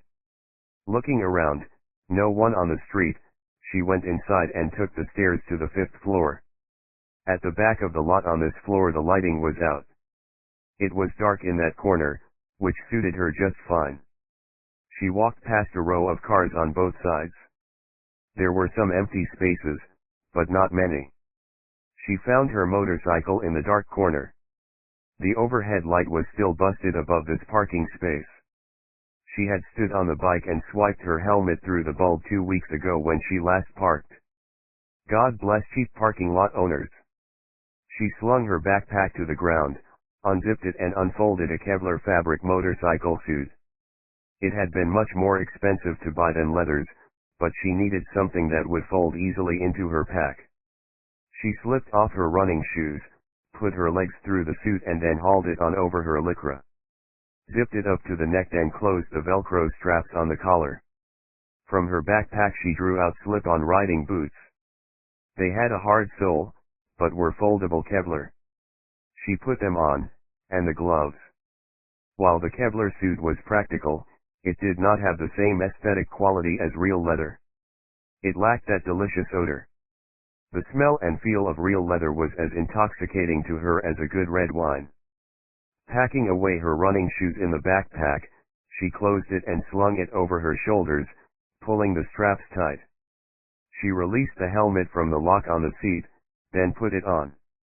It was a tinted visor, which cut down her visibility in the dark corner of the lot, making everything almost pitch black. She swung her leg over the Honda, turned on the engine and the lights, then eased it out of the space, along the lot and down the ramps to the street. 10 minutes later she was on the Edcouch-Queensboro Bridge. She took Queens Boulevard, Van Dam Street and Review Avenue before she started making random turns. She made lefts and rights, trying to keep to a general southwesterly direction. Eventually she came to Haberman. This was an industrial quarter that housed massive warehouses and distribution centers for UPS, FedEx, and more. The industrial quarter sat below the shoulder of a massive turnpike, which linked the Long Island Expressway, the Queens Midtown Expressway, and the I-278. It was no accident that shipping and distribution centers chose to build here. It had perfect access points for Manhattan, New Jersey and anywhere else they needed to go. These businesses needed workers. Workers needed somewhere to eat, rest and shop for essentials. There were a couple of sandwich shops, a McDonald's, a Burger King, Costco, and a pharmacy. She chose that particular pharmacy because it never closed, and it had quick getaway points. Same reason as the distribution companies. Within a half hour of leaving the pharmacy you could be anywhere in a 150-mile radius. Perfect. The pharmacy sat in a strip mall along a road that was in constant repair due to the heavy goods vehicles that ripped up the blacktop 24 hours a day. The strip mall had a garment repair shop, a noodle bar and a dry cleaners, all of which were closed. The only thing open was the pharmacy. She eased the bike to a stop, killed the light and the engine and kicked down the side stand. The pharmacy was part of a well-known chain. It had a long front window that spilled light to the lot, but not as far as her bike. From her vantage point she could see the cashier behind the counter to the left, just past the entrance. Her name tag read Penny. She was in her 20s, blonde, staring at her phone and blowing bubbles of gum from her fat, pink lips. In the back, she could just make out the pharmacist, Abdul-Jad. He was staring at a computer screen and nibbling at a Twinkie. All was as expected. She had only ever dealt with these members of staff. When she picked up her supply, Penny would pop a bubble as she walked past. Then she would approach Axel, collect her order, pay Penny, and leave. Once a month. Regular as clockwork. Thursday nights. Axel and Penny always covered the nights, Monday through Thursday. On the one occasion she had visited and Penny was not on the counter, she waited until the following night. No point in more than one staff member seeing her, and potentially remembering her. This night was always going to happen. She had known that from the start. Measures would need to be taken once her father was dead, and these were both necessary and messy. She got off the bike, opened the storage compartment beneath the seat. It had been difficult to choose what to store in the seat compartment. It was larger and deeper than most seat compartments, which on average could hold about half a gallon of storage space. This bike had 2 gallons of space. She reached inside, lifted clear the brown paper bag and closed the seat lid. She stood facing the pharmacy. Helmet visor down. Bag in hand. Once she got within a few feet of the store, the sliding doors opened. Penny, 10 feet away at the counter, glanced up from her phone, then went back to the screen. The store played a selection of 90s hits through its PA system. As the doors closed behind her she heard the opening bars of a Britney Spears song, Oops. I Did It Again. She went quickly to the door control panel, on the wall next to an umbrella stand, and hit the button marked with an icon of a padlock. Neither Penny nor Axel had seen her do this, the display of umbrellas masking the move. The sliding doors closed behind her, and would not open unless Penny hit the unlock button. She walked past Penny, her eyes on the diet drinks and bars on the shelves, until she got to the end of the aisle, and then walked straight up to Axel. He took the last bite from the Twinkie, rubbed his hands together to get rid of the sticky residue and placed both hands on the counter. "Can I help you, ma'am?" he asked, still perched on his stool behind the counter. One eye on the customer, but also reluctant to stop watching what was on his computer screen. She figured he was watching a show, whiling away the late-night hours. The counter was below her waist, so Axel, in a seated position, was the width of the counter away, but below her full height. Perfect. Her right hand dove into the bag and came out fast as she raised it overhead and brought the small hand axe down with all the force and speed she could muster.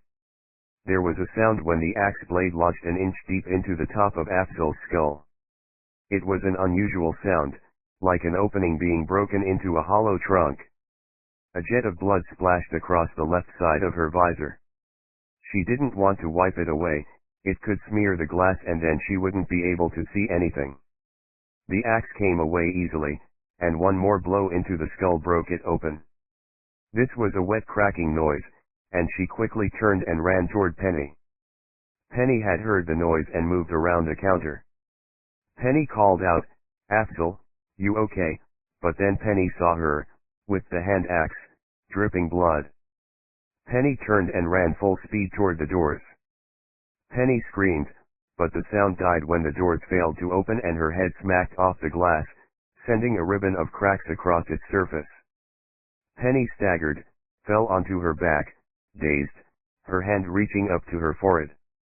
She stood over Penny, who rolled onto her hands and knees and tried to get up. She took the axe two-handed and swung it up high as she joined in the end of the chorus with Britney. "I'm not that innocent." The blade whistled as it cut through the air and cleaved into the back of Penny's neck. Penny's body instantly went limp, folding flat on the floor. The axe hadn't lodged, it had come free with the blow, but it had left a huge gash in the flesh through which she could see white bone. She struck again, this time at the side of the neck. The axe bit deep, and stayed buried. She had to resist the urge to wrench it free and take it with her. The smell of the oiled blade, the feel of the hickory axe handle. Even as an adult, she felt the need to touch and smell certain objects. She stepped over Penny's twitching corpse, hit the release button on the door control and walked through the doors as they swished open. She got on the bike, hit the ignition and pulled away fast from the strip mall, headed for the turnpike. With only light traffic on the interstate, she opened the pipes on the bike, let it roar underneath her for 10 miles. She turned off, and meandered her way back to Manhattan. Back to the parking lot. She wiped the helmet clean with the suit. Put the suit, boots, gloves in her backpack and changed back into her ball cap and running shoes. The backpack would find its way into the river as she ran along the outskirts of the island, toward her apartment, and a long shower. A good night's work. If the prosecution managed to work out that Frank was being poisoned, they might be able to trace it to this pharmacy, and Afzaljad. That made them one step closer to her, and she couldn't allow that. But there was more to be done. There was another possible link. A man. One who wasn't easy to get to. He was protected. He was smart. He would be expecting her. 17 Kate hit refresh on her phone, watched the screen change, and then she saw it. $50,000.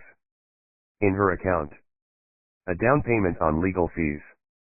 There would be more payments totaling $250,000.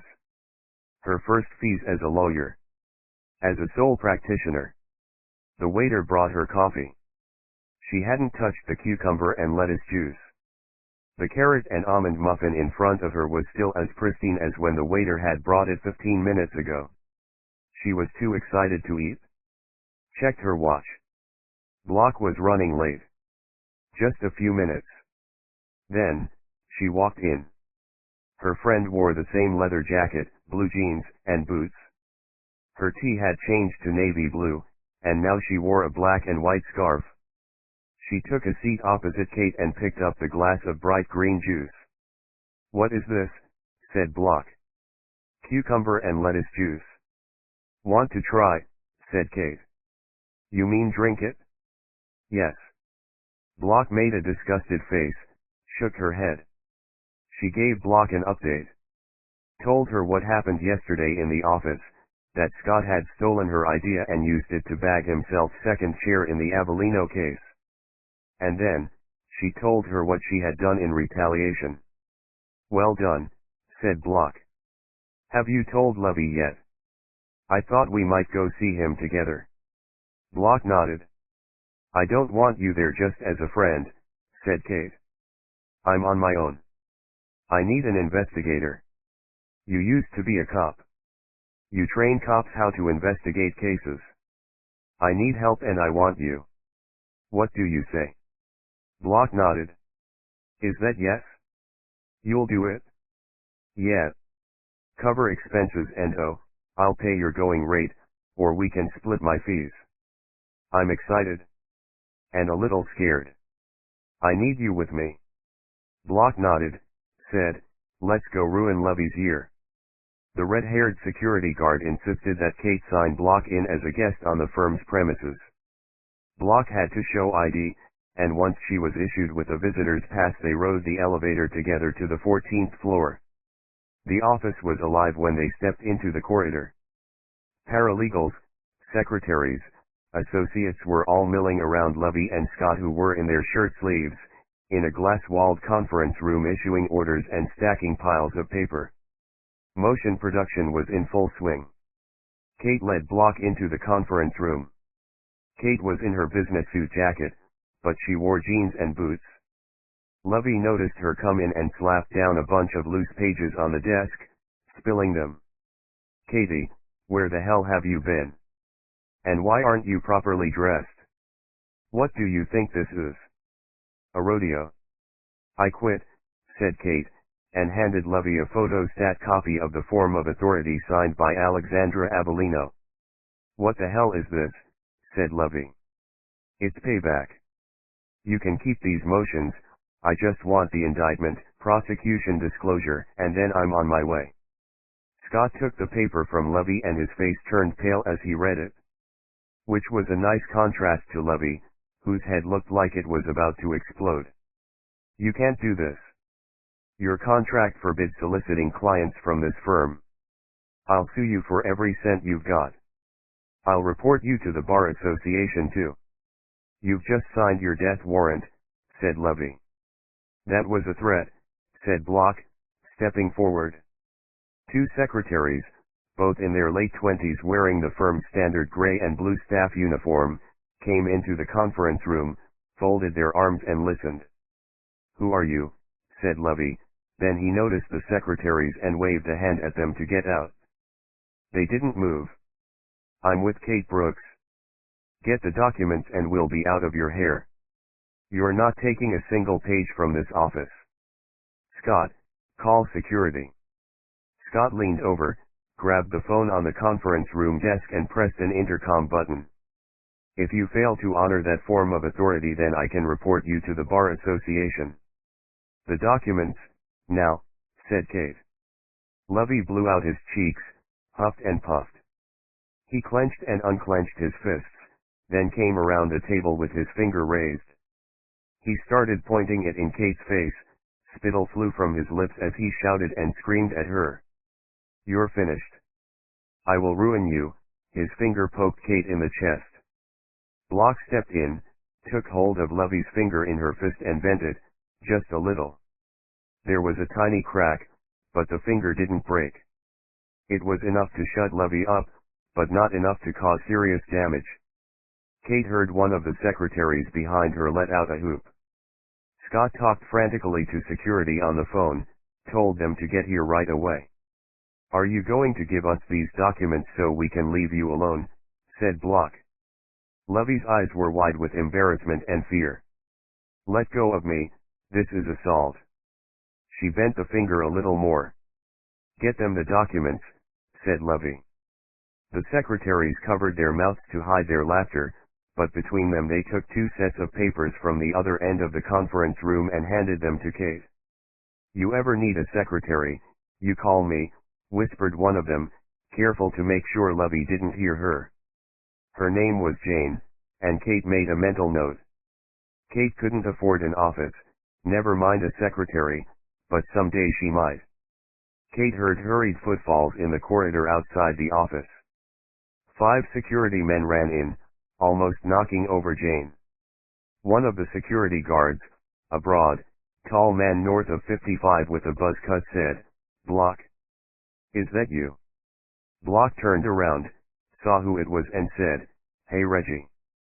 She still had hold of Lovey's finger, and when he tried to pull it away, Block added more pressure, buckling Lovey's knees.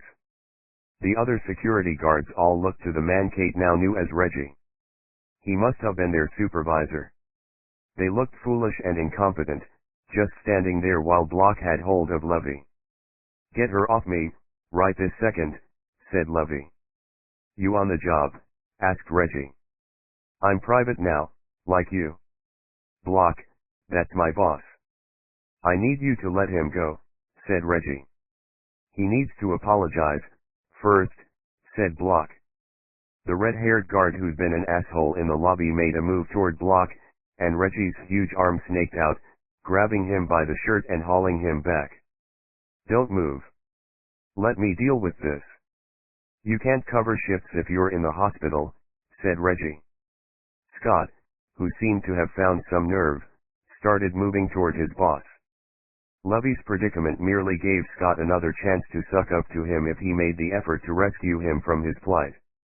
He was trying to sneak up behind Block, his arms wide, ready to make a grab for her. Block must have sensed this. She shot Scott a look and said, "I've got 2 hands, hero." Scott stopped dead, backed up. "Mr. Lovey, I think you should apologize, sir," said Reggie. "What? What am I paying you for?" "Get her off me," said Lovey. "Sir, a month before my retirement, Block took my squad on an advanced driving refresher and a control and restraint course. She's 6 feet away and there are only 5 of us. I think you should apologize, sir." "She's hurting me," said Lovey, forcing the sentence through the pain. The security guards looked at Reggie, who was holding in his laughter, his mouth and lips trembling with the effort. "Sir. I'd do as she says." "I'm sorry, all right, I'm sorry," said Lovey. "Miss Brooks, do you have the papers you need?" said Block. "Got them right here," said Kate. Block released Lovey's finger, and he backed away, cradling his hand. Reggie stepped aside, leaving a space for Kate and Block to leave. "This isn't over, Katie," said Lovey. "It's Miss Brooks, to you," said Kate. Frank Avellino Journal Entry, Wednesday, September 5, 2018. 7:30 a.m. Someone is following me. It happened yesterday. A woman on a black motorcycle. It might be the same person I saw, all in black, last week. I am not losing my mind. I came out of Jimmy's restaurant after breakfast and she was on the other side of the street. This is the second time I've seen her in as many days. She gunned a bike and rode away just as Hal came out the front door of the restaurant. He said he didn't notice her. Maybe Hal's losing his goddamn marbles. I called Mike Modine, right then. I told him to hire the pie Hal had recommended. 10:30 p.m. Sophia came over with some chicken noodle soup and we watched Jeopardy. After the show she made grilled cheese and gave it to me on a tray with some milk. It wasn't as good as Alexandra's cooking, but I didn't dare say that to her. Alexandra made me pasta last night and it was great. Strange aftertaste. I had one of those smoothies so I couldn't tell if it was the pasta or the smoothie. It didn't matter, the meal was so good I slept for an hour afterwards. I worry about Sophia. She's not like her sister. Alexandra is strong, organized and making her own way in the world. Sophia doesn't even have a job. No boyfriend either, although these days that's not such a bad thing. Some of the guys she's dated were just junkies. I knew as soon as I looked at them. She tells me she's clean. I believe her. As she cleared the empty tray away, I saw her arms. There was a blood stain on her sleeve. On the forearm. She's not using but she's still cutting herself. This is how it starts. In 6 months I'll have to book her into another clinic to dry out. She tells me she's taking her meds. I tell her that her sister never missed her anxiety meds, and look how good she's doing. Sophia won't talk about Alexandra. These two will never make up. It just won't happen. I thought about telling her to watch out for a woman on a motorcycle, but then thought better of it. Sophia is paranoid enough. When she was here she did something. A gesture, or a movement, or something I just can't remember and it reminded me of her mother. I wanted to tell her that but right then I couldn't remember her mother's name. I couldn't remember my own dead wife's name. Maybe I really am losing it. Part 3 Liars and Lawyers 18 Eddie Nobody ran to Wesley Dreer to make a deal. No plea agreements. This was a straight fight and today was the first major battle. I arrived in court with Harry in tow. He'd prepared most of the motion briefs, which I'd filed last week. Today was arguments and judgments. No need to bring the client to court, for which I was thankful. After Sophia showed up at my office, she'd calmed down a little and between Harper and I we checked in on her almost every day. Yesterday she invited us over for coffee. Harper and I sat on her couch while she fussed over warming some cookies before she served them. She really is like a little kid, sometimes, I said. Who serves cookies to their lawyers? Look, said Harper, pointing to the hallway. Go on, just a peek. It should be on her bed. I got up quietly, moved into the hall and there, on Sophia's bed, was an old, soft toy. Its fake fur had matted and was bald in other parts. It was a blue bunny rabbit. I sat back down before Sophia could notice I'd been snooping. Harper whispered, she's had that since she was a kid. She said her mom bought one for her and her sister before she passed. She still sleeps with it? I nodded. I'd heard her mention her sister carrying a rabbit when she found her mother dead on the stairs. Did she mention the toy to you? Yeah. She sleeps with it? Said she and her sister went everywhere with those rabbits when they were kids. I know it has sentimental value, but she's in her late 20s. She needs someone to look after her. Sophia was not cut out for the stresses of life even in ordinary circumstances. I had no doubt that if she was convicted she wouldn't survive 25 to life in Bedford Hills Correctional. As prisons go, it's not bad. There are much worse. But it's still a maximum security facility. The only max security prison for women in the state. From the outside you can see the razor wire topped fences and what looks like an old Victorian house beyond. It's a large facility once you get inside, with buildings in a circular shape surrounding the exercise yards and training areas. Sophia would be placed on suicide watch, but not forever. I knew, first chance she got she would check out. Either deliberately, or she'd cut too deep and that would be it. Sophia brought a tray of cookies from the kitchen. We ate and drank while I gave her an update on what was going to happen in court the next day. It looked like she understood, but maybe didn't fully appreciate the turn the case could take if the hearing went badly. Harper and I thanked her for the cookies, and we left her clutching her blue rabbit for comfort. That was yesterday. Today was the beginning of the fight to keep her out of jail. The opening skirmish. And it had to go in our favor. Her life was on the line. The only way to save it was to make sure we got a not guilty from the jury. The pieces used to make that verdict a reality would be set in play this morning, in this courtroom. I had copies of the motions under my arm, and I dumped them on the defense table. Harry had his copies, which he placed beside mine, and took a seat next to me. He looked around the room. "It's weird being on this side of the judge's bench," said Harry. "You've had 4 weeks of retirement, don't tell me you're starting to regret it now," I said. "I didn't say that, I just said it's weird," said Harry, who then used his feet to rock back on his chair, and locked his fingers together over his stomach. He had put some weight back on, and I was glad of it. It made him look more solid, curved out some of the lines on his face. We'd had a lot of late nights working on these motions, and those nights usually ended in scotch and pizza at 3 in the morning in my office, with Harry's dog snatching the pizza crusts we tossed him. That dog would eat anything. There was no one else in the courtroom. I liked to get there early. Get my seat. Get a feel for the room. Plus, I liked watching my opponents show up and find me already there, established and ready. It was a psychological thing. A subtle form of manipulation. I wanted my opponent to feel like they were stepping into my house.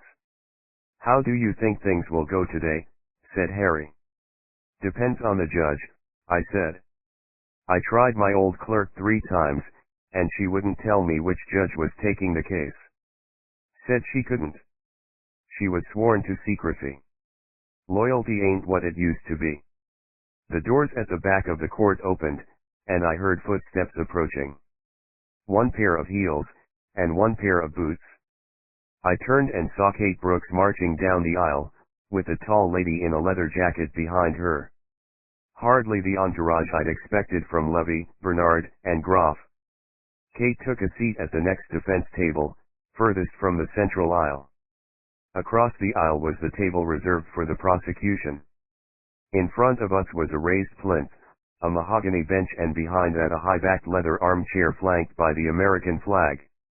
Kate said, "Hi," as she passed my table. Harry stood up and introduced himself. "I'm Harry Ford, consultant with Eddie Flynn." "And you are?" "Kate Brooks, from Brooks Law." "That's my investigator behind you, Block." Harry turned around, and the tall lady with short black hair and the biker jacket shook hands with Harry. "Ex-law enforcement, I presume," said Harry. Block nodded. "Sorry, I didn't get your first name, Miss Block," said Harry. Block merely nodded in agreement. Harry sat his ass down. I got up and went around to Kate's table. She stood behind it, arranging her papers. From her bag, she took out 5 different colored pads of post-it notes and 5 different colors of highlighters and began arranging them. I didn't want to disturb her, but I wanted to make sure I'd heard her correctly. "You said Brooks Law, right?" "Right." I left Levy, Bernard, and Groff about a month ago. Shit, and you're representing Alexandra. I am, she said. I stood back and took a second to look at Kate properly. She seemed to stand taller. She wore a nervous and excited smile, but now she looked like a lawyer rather than a beat-down paralegal who jumped and clapped for the boss every 10 minutes. Congratulations, I'm really pleased for you. I do have one thing to ask though. I didn't get any of your motions to the court. I take it you're moving to split the trial. Kate took her own damn time to look at me now. She was gauging me, trying to figure out if I was a threat or if I was making some kind of play. We're not objecting to the Dawes joint trial, she said. I heard Harry sucking air through his teeth, and the legs of his chair slapping down on the tiled floor. This was a major play from Kate.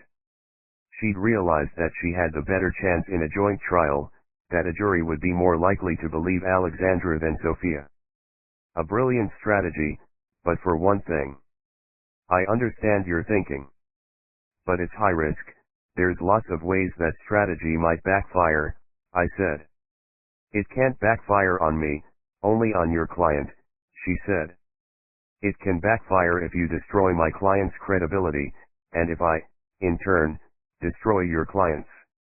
Then the jury won't believe either defendant and both get convicted. It's called a cutthroat defense.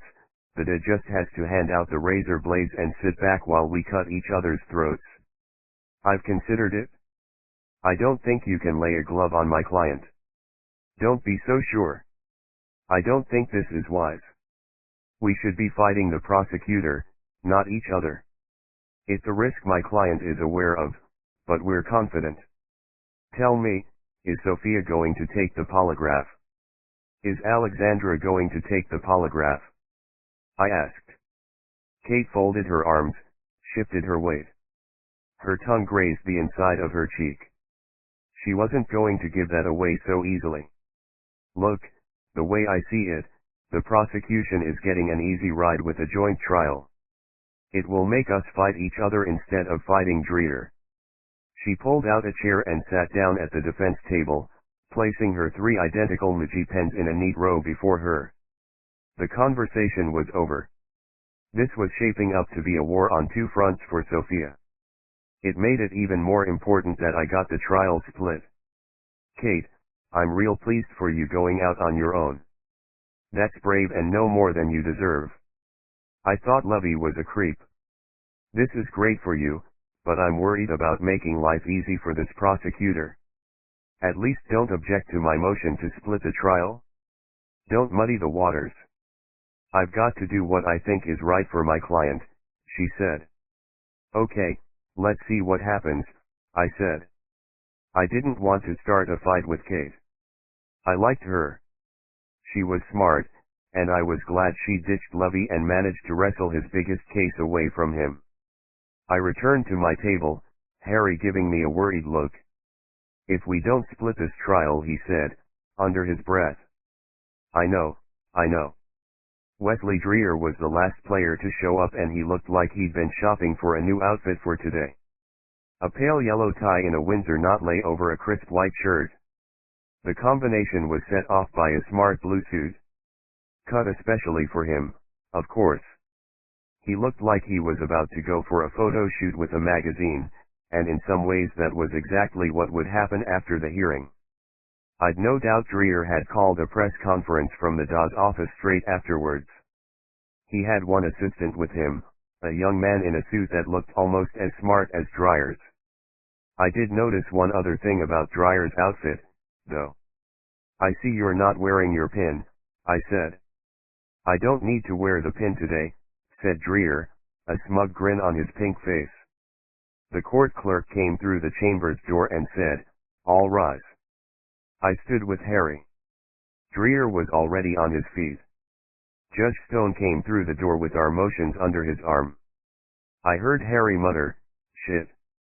We're toast," under his breath. Son of a M.R. Dreer, you appear for the people. Mr. Flynn for Sophia Avellino and Miss Brooks, said Kate. For Alexandra Avellino. Very good, said Stone. Mr. Flynn, I've read your legal briefs. I'm granting all three of your discovery motions. The prosecution is obliged to provide you with the evidence and documents listed in your affidavit by close of business today. I'm also granting the motion for inspection of the crime scene. That's for both defendants. The inspection will be done alone, without police presence save for an officer of the court who will video record the inspection to ensure the scene is not tampered with. There will be unilateral disclosures of these videos, edited to remove sound, so you can discuss the case freely at the locus. Dreyer's assistant lifted a box from the prosecution table, put it on my desk. He then picked up another box and put it on Kate's table. All documents and evidential reports have now been served. We have an officer with a video camera at the ready for the inspection of the Franklin Street property, said Dreyer. He was expecting this. I'd no doubt he'd spoken privately with Stone about it before today. That would be a huge breach of ethics, but it happened and there was no way to prove it. Likewise, Miss Brooks, I'm granting your motions. Mr. Flynn had actually asked for more documents than you did, but you've got it all now and more. Kate stood, thanked the judge. Now, we come to the last order of business. Mr. Flynn, your motion to split the indictment and have separate trials for each defendant, I've read your motion and the brief. It was put together, judicially, you might say, said Stone, giving Harry a sickening smile. Harry mouthed something back to Stone. I'm no lip reader, but it looked like Harry said something that started with mother, and ended with trucker. Or something close to that. Your legal arguments are sound. The potential prejudices to your client are real. However, as you have alluded to in your motion, even the criminal code itself states that I have discretion in this matter, and that I can deal with it as I see fit as long as I have addressed the potential prejudices to both defendants. Even if both defendants are blaming one another, if both are willing to testify, then it cancels out any constitutional argument that your client can't get a fair trial. And I can warn the jury about any fears of prejudice you may have. Those controls and warnings should stave off any substantial unfairness or prejudice. Miss Brooks, I take it your client is going to testify. She is, Your Honor. Well, Mr. Flynn, doesn't that mean that your client should be refuting that testimony with her own?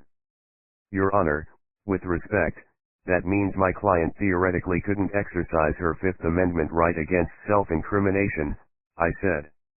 It's up to you how you conduct your case, Mr. Flynn. Your client can take the Fifth Amendment all she wants, and I know you'll explain the consequences to her in advance. I have to be satisfied that there would be a substantial prejudice to your client before I split this trial. The word substantial is the key one, here. Any joint trial has some element of potential prejudice, but in my view it is not substantial. Also, I have to weigh up the cost to the taxpayer of two separate trials. On that basis, I'm denying your motion. The joint trial will begin in 2 weeks. We'll swear a jury this Monday. Court adjourned. Your Honor, I said, but he'd already gotten halfway to the door. He ignored me, and left. Shit, I said, under my breath. Can we lodge an appeal today? Harry folded his arms. His eyes were closed and his brows knitted together. No can do. The trial hasn't happened yet, so we can't allege any actual prejudice. On appeal we have to show the judge wrongly exercised his discretion. When a trial judge has an inherent discretion built into their decision-making, it's hell to get an appellate court to overrule him. It won't work in this case. He's acknowledging our arguments, but he says that doesn't automatically mean a split trial if he can deal with any substantial prejudice to the defendants by warning the jury about certain aspects of the evidence. The Zafiro case kind of backs him up on that theory. Man, but the criminal code says if the defenses are diametrically opposed, I know what the codes say. So do you. So does he. And he still has the privilege of discretion. We can't appeal him unless his decision is perverse, said Harry. What about arguing bias? Between Stone and Dreer, both defendants are going down. Where's your evidence of bias? Especially given that he granted all your other motions. That kind of proves he's not biased. I'm sure that was in the back of his mind when he gave us everything we'd asked for in disclosure. If there's clear and substantial prejudice that emerges during trial, then our client has a good appeal. That's it. But that prejudice would result in her conviction. We can't let that happen. Sophia wouldn't last inside. You know how long an appeal would take, and if we won we'd only get a retrial. She'd have to go through all of this again, I said.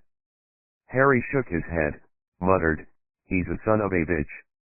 "What was that you said, Mr. Ford?" "Did you say something about the honorable trial judge?"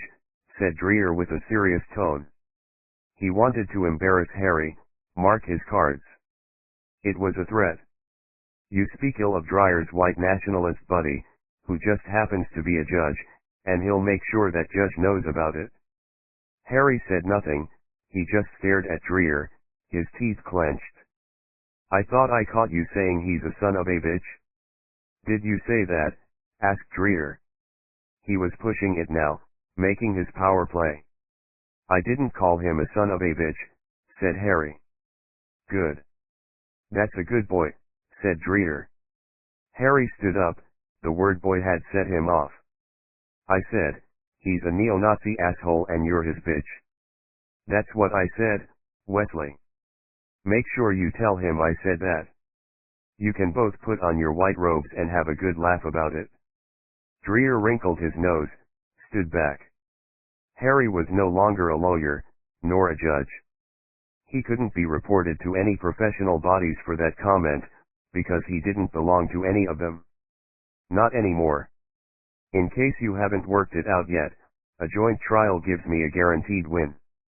One of those women killed Avellino. The jury will convict one of them, at least. I don't care if it's your client, or Kate's. I'll try and have them both convicted, but even if one is acquitted I still get one conviction. I can't lose. Between you and Miss Brooks, one or both of you will lose. I'll see you gentlemen in court, said Dreer, and with that he left. Harry, that wasn't smart. We don't need the judge any more biased against us than he already is, I said. Not possible, said Harry. Kate packed her files away, and as she was leaving she passed by my table and whispered, "My client is taking the polygraph," and then walked away. Shit. Now there was an even bigger problem. 19 Kate watched Dreer get into the old judge's face. She'd heard all about Harry Ford. Most young lawyers knew the stories. He was a legend. Smart, fair, and fearless. What every judge should be. She heard Dreer call Harry boy. At that moment, she wanted Harry to punch Dreer in the face. Kate sniggered when Harry rose to the bait, called out Judge Stone, who was the exact opposite of Harry. She knew then that if her strategy paid off, Eddie's client was going to jail, and she was helping Dreer to do that. A knot formed in her stomach. Block grabbed the box of prosecution discovery, Kate packed away her files, and as she passed Eddie, she gave something away. It was a little thing. Just to let him know Alexandra had decided to take the lie detector test. This made Eddie's decision with his client a little less speculative. If both sisters had declined the test, the prosecution would have a better chance of convicting both of them. If Alexandra passed, Kate knew it would be a big point in her client's favor. Especially if Sophia failed the test, or didn't take it. Sophia passing the lie detector test didn't enter Kate's mind. Alexandra was convincing, even Block had been impressed. Kate had absolute faith in her client's innocence, which automatically made Sophia the murderer. And it was right that murderers were convicted and sent to jail. That's what she told herself. Yet something in the back of her mind hesitated at the thought of pointing her finger at another person and calling them a murderer. That was the prosecutor's job. She was a defense attorney at heart. Prosecutors were a different breed. With Block beside her silently lugging the box of prosecution disclosure, she hung onto that thought as the pair of them walked silently out of the courtroom and along the corridor, and into the elevator to the ground floor. When she stepped outside into the cold sunshine on Center Street, that niggling thought had grown into a major concern. What if her client was lying? What if Alexandra murdered Frank Avellino? Kate's strategy could send an innocent woman to prison for life. Kate stopped, shook her head. It was as if she wanted to shake that thought loose and make it fall out of her ear onto the sidewalk. "Kate Brooks," said a voice. She looked up. A man in a tan coat and black wool cap approached. He had a kind face, and questioning eyes. He was just suddenly there, in front of her. "Kate Brooks," he said again. This must be a reporter, thought Kate. Someone looking for an early story on the case. Reporters didn't tend to show up at the hearings until they were likely to catch a quote along with a snap of the defendant looking pained and paralyzed with fear. "Yeah, I'm Kate," she said. The man opened his tanned coat, drew out a letter-sized envelope and thrust it at Kate. Confused and somewhat startled, the moment she took it from him he said, "You've been served," and then walked away. Kate ripped open the envelope. Kate's cheeks flushed. She swallowed. She was now being sued. For $2 million. Block took the papers from her and glanced through them. "It was bound to happen sooner or later," said Block.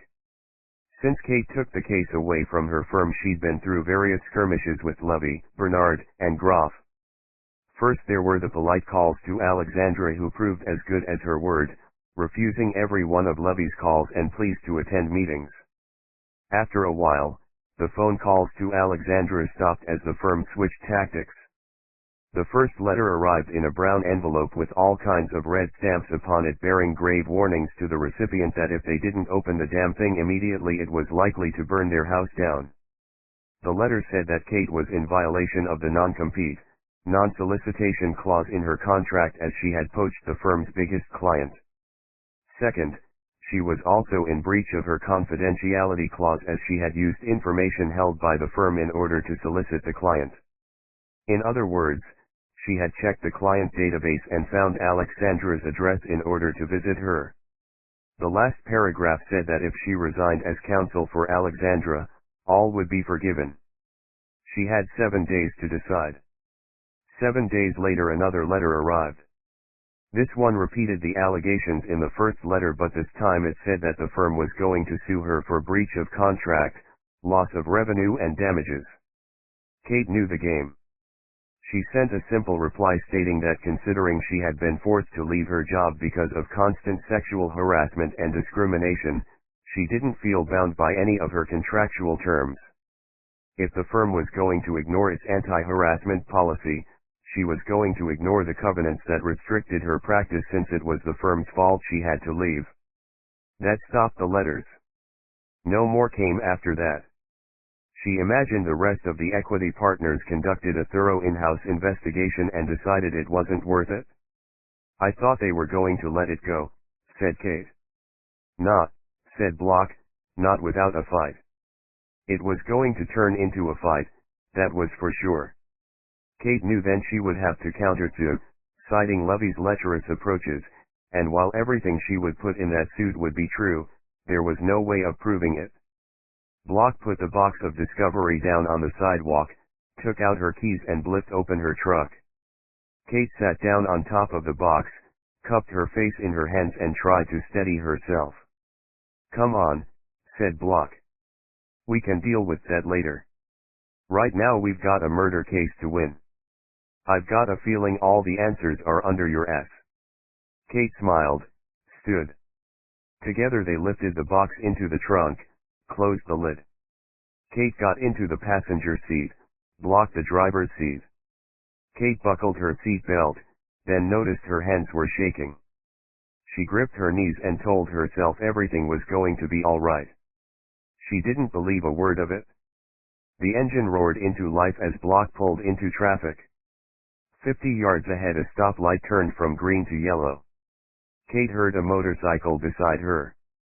She turned and saw the rider wearing a black helmet, with a tinted visor. The rider stared straight at Kate. She could tell by the tight biker suit it was a woman. Suddenly, the motorcycle roared and took off, accelerating rapidly, the engine like a turbine in her ear. The motorcyclist, all in black, tore through the intersection on the yellow light, making the other side just before the red and then weaving through the traffic. Block brought the truck to a stop for the light and said, "Nice bike." The rest of that day, and into the night, Kate and Block worked through the discovery in Kate's apartment. They ordered in food, Kate kept the coffee coming, and at 2 a.m., Block put down the last sheaf of paper and rubbed at her temples. "You finished?" asked Kate. "I think both girls are finished," said Block. The prosecution case rested on forensic evidence. DNA from both defendants on the victim's body. Fingerprint and DNA evidence from both defendants on the murder weapon. Hair fiber from Sofia Avellino on the victim's body. Bite marks from Alexandra on the victim's body. Both defendants had motive. Both had opportunity. Both had a lot of the defendant's blood on their clothes. It's hard to split the responsibility. "It'll come down to who the jury believe," said Kate. Pointing at the stack of forensic reports, Block said, "That kind of evidence will put both of them away." The two-seater couch had a bow in the middle, where the central beam had broken. The rest of it wasn't too comfortable either, but Kate sat down in the middle of the couch because she knew from experience she'd slide to the middle anyway, no matter where she chose to sit on it. She put her elbows on her knees and curled her hair around her finger, staring into space. "Let's see what she says in the morning," said Kate. She saw Block to the door, then slept in her clothes until 5 a.m., when the cold got too much for her. Getting up, she brought her blankets to the radiator, and slept again, curled up on the floor. By 11 that morning, Kate was showered and dressed in a new suit to meet Alexandra at her apartment. Her client let her in and offered her a seat at the small dining table. "I love your suit." "Is it new?" asked Alexandra. "It is." "Thank you." They sat together at the table, sipping hot herbal tea and making small talk before Kate got down to business. She explained the forensic evidence to Alexandra. How damning it looked. The only upside, maybe, was that it was damning to both sisters. "There might be a way to minimize it," said Kate. "I want to stipulate we don't challenge the DNA, blood, and fingerprint evidence.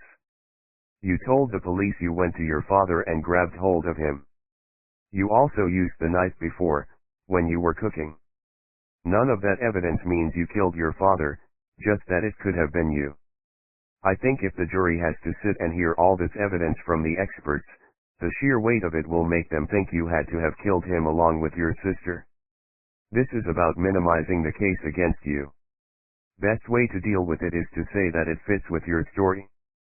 So what happens, practically, if we don't challenge it?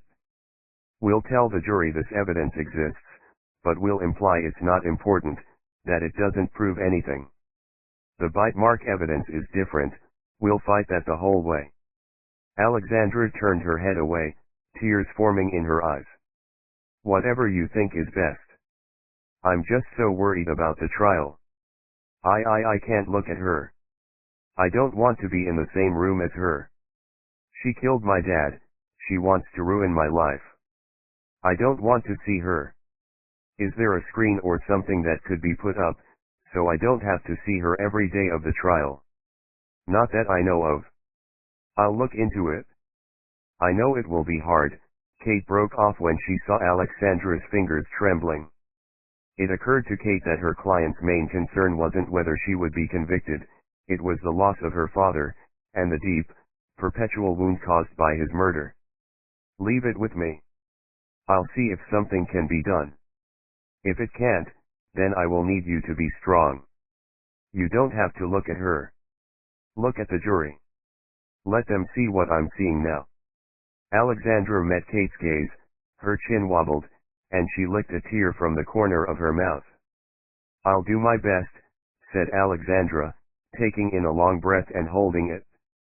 While she exhaled, her fingers pressed on the table, then slid around in patterns, as if she was feeling for every imperfection in the wood and exploring it. She let out the air in her chest, drew a handkerchief from the sleeve of her blouse and wiped delicately at her wet cheeks. Kate detected the smell of lavender and spice in the air, probably from the handkerchief. Alexandra took a sniff at the scented handkerchief, rubbed the cotton between her forefinger and thumb, then unfolded it and held it up for Kate to see. The corner of the material bore the initials FA, which had been monogrammed onto the material in black thread.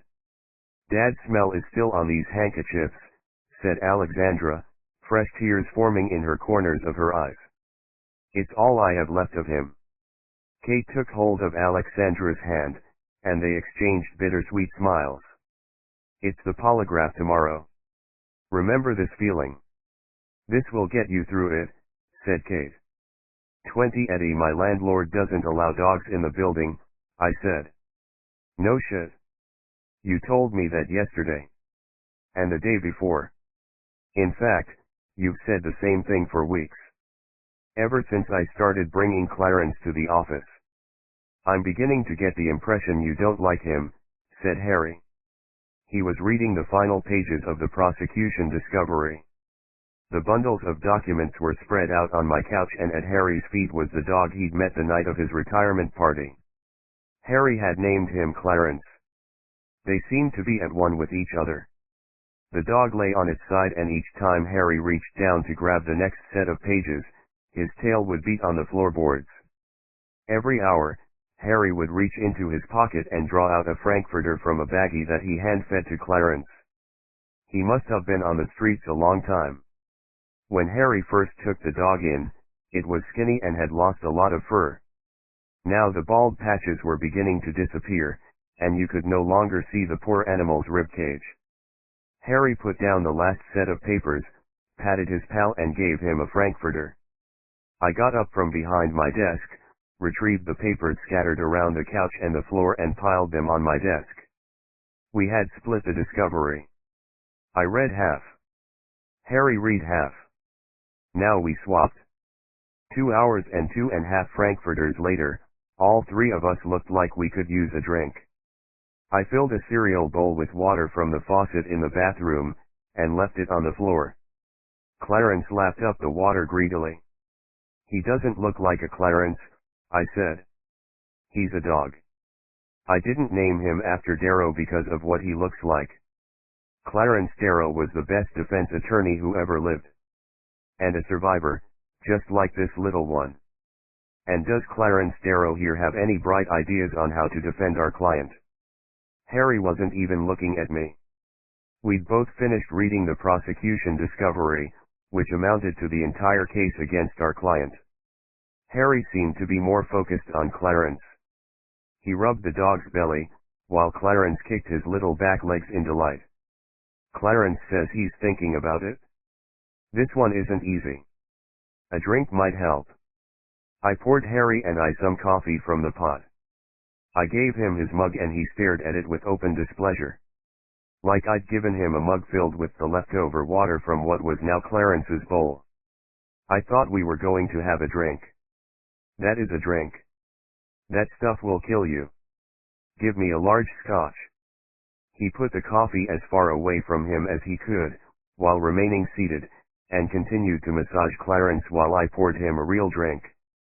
He took the scotch, sipped it, and Clarence let out a low, contented growl. We fell quiet for a time, and I stretched my back and felt the dull ache leave the base of my spine. "Talk to me," said Harry. "What are the main prosecution pillars?" This was Defense Prep 101. It was up to the prosecutor to build their columns of evidence. They want to put a guilty verdict on the roof. The weaker we can make the supporting structure, the less likely it is that the roof will hold. Simple. The crime scene investigator takes a single hair from one of the wounds on Avellino. This is hair that he says was partially trapped in the wound. It was a long hair, measuring 9 inches. He says the only way that hair gets down into the wound is if it was trapped there when the knife made the incision. That has some logic to it. On its own that's not too damning, said Harry. Professor Chandler is the one who tested the hair. He's the one who really gives us the problem. The prosecutor's hair fiber expert, Professor Chandler, examined the hair and determined that it matched hair samples taken from Sophia. Hair fiber analysis is not an exact science. There might be a way of attacking his findings. That's the only line of attack on this one. Agreed, said Harry. Let's ask Harper to research the good professor. With the amount of convictions overturned on unreliable hair fiber analysis, somebody is bound to have questioned Chandler's methods before now. I'll ask her to dig into the professor's personal history too. Maybe he has a few skeletons in the closet. Good. So where does that leave us? The bite mark expert says the wound on the victim's chest is consistent with Alexandra's teeth having made that mark. Good for him. Maybe we can use that to our advantage. If the bite mark expert is good then it helps Sophia, said Harry. Yeah, and if the hair fiber guy is good then it cuts both ways.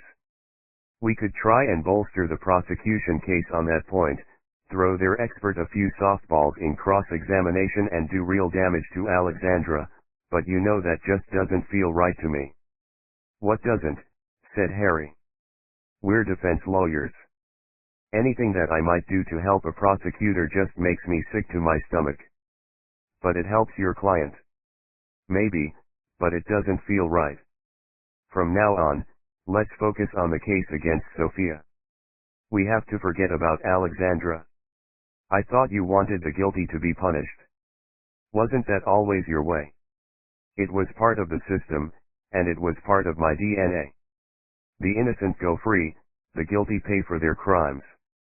If Sophia was innocent, then Alexandra had to be the killer. I should have been baying for Alexandra's blood. But this case was different. It felt different. I believed Sophia didn't kill her father. When I'd seen Alexandra that night at the station, I couldn't say she looked like a killer, either. Do you believe Sophia is innocent? I asked. It doesn't matter what I believe. She's our client.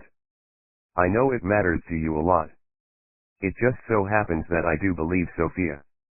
I can't see her doing that to her father. That means it must have been Alexandra, I said, but without much conviction. I believed Sophia was innocent. Trouble was I didn't yet believe Alexandra was the killer. There was evidence pointing to her, but I didn't yet feel it, in my gut. Harry leaned forward, said, "What about you?" Having doubts. I shook my head, unsure whether I was trying to convince Harry or myself that there were no doubts in my mind. Clarence got up off the floor, nuzzled in beside Harry and used his snout to flick his hand off his lap and then leapt into the space. Clarence wanted some Harry time. Harry stroked the dog, gently, and sipped his whiskey. Both sets of prints lifted from the knife match Sophia and Alexandra. Easy enough to explain. They both cooked for their father. Makes sense they both handled the knife. I'm not worried about that too much. Both Alexandra and Sophia were in the house that night, so opportunity is shared but we're the only defendant with a documented history of mental health issues, drug addiction, and violence. Alexandra is a poster child for stability and success. The murder looks like it was carried out by a raving lunatic. That's another big problem, said Harry. Should I get a psychiatrist to minimize the damage? You'd be wasting your time. I say we don't make a big deal out of her mental health. It doesn't prove anything, I suppose. The more we draw attention to it, the more it looks like there really is a problem. Harry had a good point. Harper opened the office door and came inside. She ignored Harry and me and bent down to Clarence, who leapt from Harry's lap and began rubbing his sides against Harper's legs. He whimpered and wagged his tail in excitement as Harper cooed and talked to him, telling him he was a good boy. Hey, defense attorneys are people too, you know. I said. You're kidding. Not even you believe that, said Harper. Is Sophia ready for tomorrow? I asked. She stood and said, "She's gonna take the polygraph. She's calm, I've taught her stress management techniques I learned in the bureau." "You think she'll hold up?" I asked. Polygraphs are all about managing stress so as not to give false positives. Some people who are naturally jittery can skew results. The data can't really determine between someone who is a nervous wreck and a liar. "We'll see. She's as ready as she'll ever be. Big day tomorrow. I just got a call from the precinct. They're going to allow us into the Avellino house tomorrow night to look over the scene." "Great," said Harry. "It's a joint inspection. Lawyers and staff only. No discussing the case at the house, the DA is video recording the whole thing." "He's being very careful," I said. "Wouldn't you be? This is a monster case. Last thing he needs is one of the defendants interfering with the scene, or worse, planting something to implicate the other. The co-defendant's counsel gets to see our inspection video, and vice versa. At least we can see what they're focusing on. Might give us a heads up." "Kate Brooks is probably thinking the same thing," I said. "Ah, I've already thought of that," said Harper. She had a backpack slung over one shoulder. She removed it and handed Harry a large camera with a lens attached. "If there's something we need to look at without the DA noticing, then we split up. Harry can use the camera, we use our phones. The cameraman can't follow three of us," she said. "I love you, Harper," I said, and instantly regretted it. It was meant as something flippant. A way to tell her I thought she was the smartest of all of us in this room. It came out wrong. It came out like it meant something else. "I meant, I, who is the hair fiber expert," said Harper, ignoring my embarrassment. "Professor Chandler," said Harry. Shaking her head, Harper said, "Shit. He's legit. No adverse findings that I know of, but I'll check again." Hair fiber analysis has been the subject of some criticism in appellate courts, and there were several hair fiber analysts who had been responsible for wrongful convictions. As their reputations went down the toilet, all of the cases they worked on went under scrutiny. We had been hoping the DA's expert would be one of those tarnished few. Harper had done her homework. She knew every hair fiber expert on the East Coast who had a bad reputation. Chandler wasn't one of them. Harper took her laptop from her bag, sat on the couch beside Harry. "He's got a website," she said. "Lot of articles on his work. He's got a great rep. One of the top-ranked forensic fiber experts in the country. He's helped design a forensic lab for spectrometer analysis in Quantico. He built the Bureau's lab, basically. We're not going to get any dirt on this guy, he's the real deal." I finished my coffee, but instead of reaching for the pot for a refill, I picked up the bottle of scotch. Unscrewed the cap. Began to angle the bottle to pour some into my cup. The liquid came to the neck of the bottle and I stopped. Alcohol rehab seemed a long time ago. I could drink in moderation now, but there was always the possibility that I might start to pour a glass of scotch and never stop. I got up, refilled Harry's glass with a smile on my face, and then put the bottle back on my desk. The basis of any good con is a single principle: everyone wants to make a free buck. Greed and green. If Chandler is clean, looks like we'll have to dirty him up a little. "How?" said Harry. "We'll get him to do what he does best." She looked up at me, momentarily confused. "I'm not going to be involved in something illegal, if that's what you have in mind." "Don't worry." She looked concerned, her head went down, and her hair fell over her eyes. I didn't want anything to trouble her. Without thinking, my hand reached out and my fingers gently smoothed her hair away from her face. Whatever thoughts or feelings she was having, they seemed to float away as she caught herself staring back at me. Her eyes darted around the floor, she took a step back and laughed nervously. Now we were both embarrassed. I could see a vein pulsing in her throat. She always wore a gold crucifix that hung around her neck on a thin gold chain. The chain looked cheap and the crucifix old and slightly tarnished at the base. I always thought it had been a gift from someone special. She wore it every day. I didn't know who had given it to her, or why. I wanted to know. I wanted to know every little personal thing about her. Every detail. Fear held me back. I knew there was a line that I shouldn't cross. No matter how much I wanted to do it, and no matter how strongly I suspected she wanted me to step right over that line. "Clarence, let's go for a walk," said Harry. Clarence got up immediately and followed Harry to the door. Before Harry left he said, "You should try going on a date." I laughed, feeling like a 16-year-old kid again. The embarrassment, the sickening nerves. "He has to ask me out, first," said Harper, shouting through the door at Harry. I could hear Harry's laughter in the hallway, and Clarence's paws on the wooden floor getting fainter as they got closer to the stairs. "Hypothetically, if I were to ask you out, would that be a good thing?" I asked, trying to smile through the nerves turning my stomach to jelly. "It depends," said Harper. "You'd have to make an effort. My dad bought flowers once in his life, when he asked my mom out on their first date. He wasn't the romantic type, so he must have really been in love. My mom talked about that bunch of flowers a lot. It didn't matter that they were cheap roses from the gas station. It was the thought that counted. "I'll see what I can do," I said. 21 Kate. The morning of the polygraph test, Kate sat outside the examiner's office on a steel chair and wished with all her heart she could disappear into a hole where no one could find her. Her left hand wouldn't stop shaking, so she tucked it behind her knee.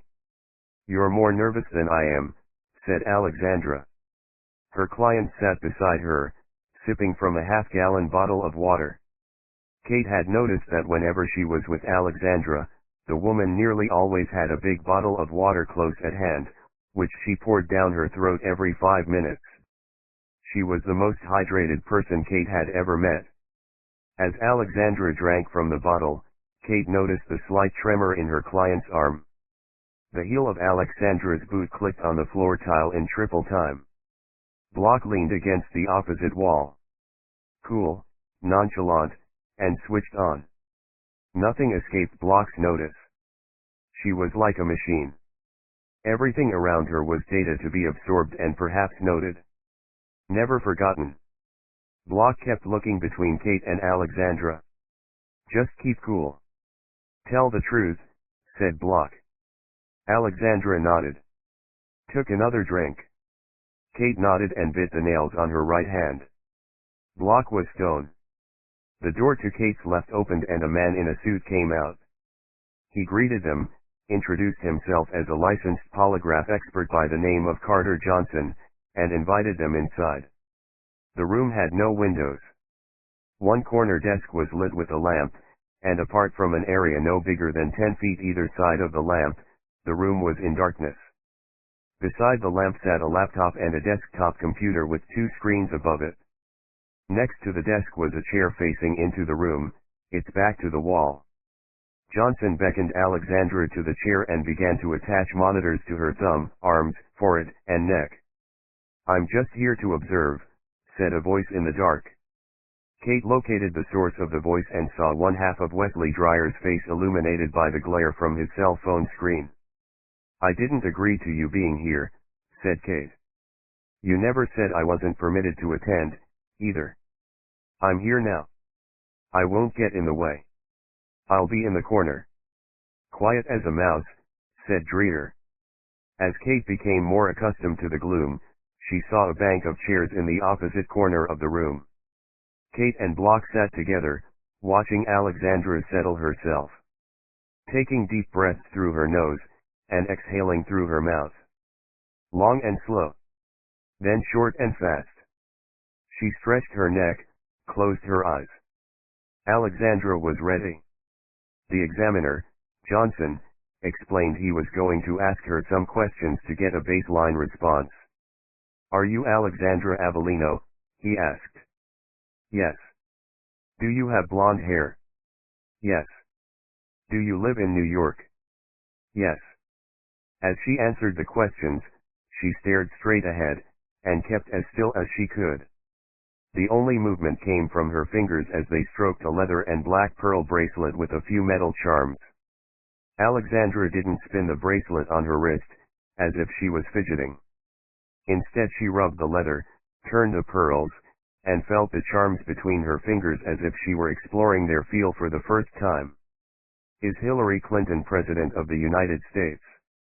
No. While these questions went on, there were lines flitting across the twin screens, and Johnson was making notes and clicking on a mouse.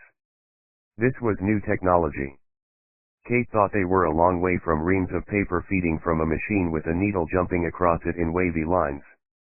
Is today Wednesday? No. Was it snowing when you came into the building? No. Did you murder Frank Avellino? No. Did your sister kill Frank Avellino? Yes. Have you lied in any of your answers so far? No. Johnson glanced over his shoulder, nodded toward Dreer, who let out a sigh and then gave Johnson the thumbs up. Johnson reached down with his left hand, then came up with something in a clear plastic bag. Did you murder Frank Avellino with this knife? Pause. Alexandra stared at the thing in front of her as Kate got up and unleashed a tirade at Dreer, her voice and indignation rising in her throat with every word. This is an ambush. This test is over. I agreed to let your examiner ask questions, not show my client the knife that was used to murder her father. That's completely outrageous. Have you no shame?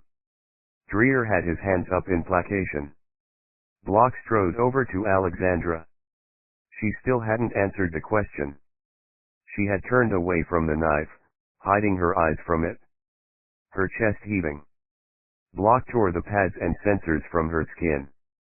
This is inadmissible. We've had enough and we're leaving. My client is a victim. How dare you show her the weapon used to kill her father? What kind of a sick animal does that? Said Kate. She's not a victim until 12 people on a jury say she's not guilty, Miss Brooks. You know that. The facts of what happened here can be referred to in cross-examination. Tell your client I'm not falling for her fake tears. Block walked Alexandra to the door. Kate followed them out. In the corridor, Kate bumped into the back of Block. She was standing still, staring straight ahead. If Kate hadn't been standing behind them, she would have missed Block reach up and firmly take hold of Alexandra's right arm. Stepping to one side, Kate looked ahead. At the other end of the corridor was the reason Block stopped. Eddie Flynn, Harry Ford, and Harper were coming toward them with their client, Sophia. Kate swung around and saw Dreer coming out of the examination room. He moved ahead of them and stopped. They would have to walk past him, and the other defense team, to get out of the building. Kate didn't want Alexandra to have to face this moment so soon. One of Alexandra's fears was having to sit in the same room as her sister. Facing your father's killer was one thing, but the fact it was your sister added only more pain. Alexandra, keep your eyes on the floor and walk with me. Don't look at her. Don't speak to her, said Block. They started walking. You set this up, hissed Kate to Dreer as they moved past him. He said nothing. Alexandra's bail conditions were the same as Sophia's. Neither of them were to have contact, direct or indirect, with any of the witnesses in the case or each other. If you say one word to her, Dreer will have you arrested and ask the court to revoke your bail.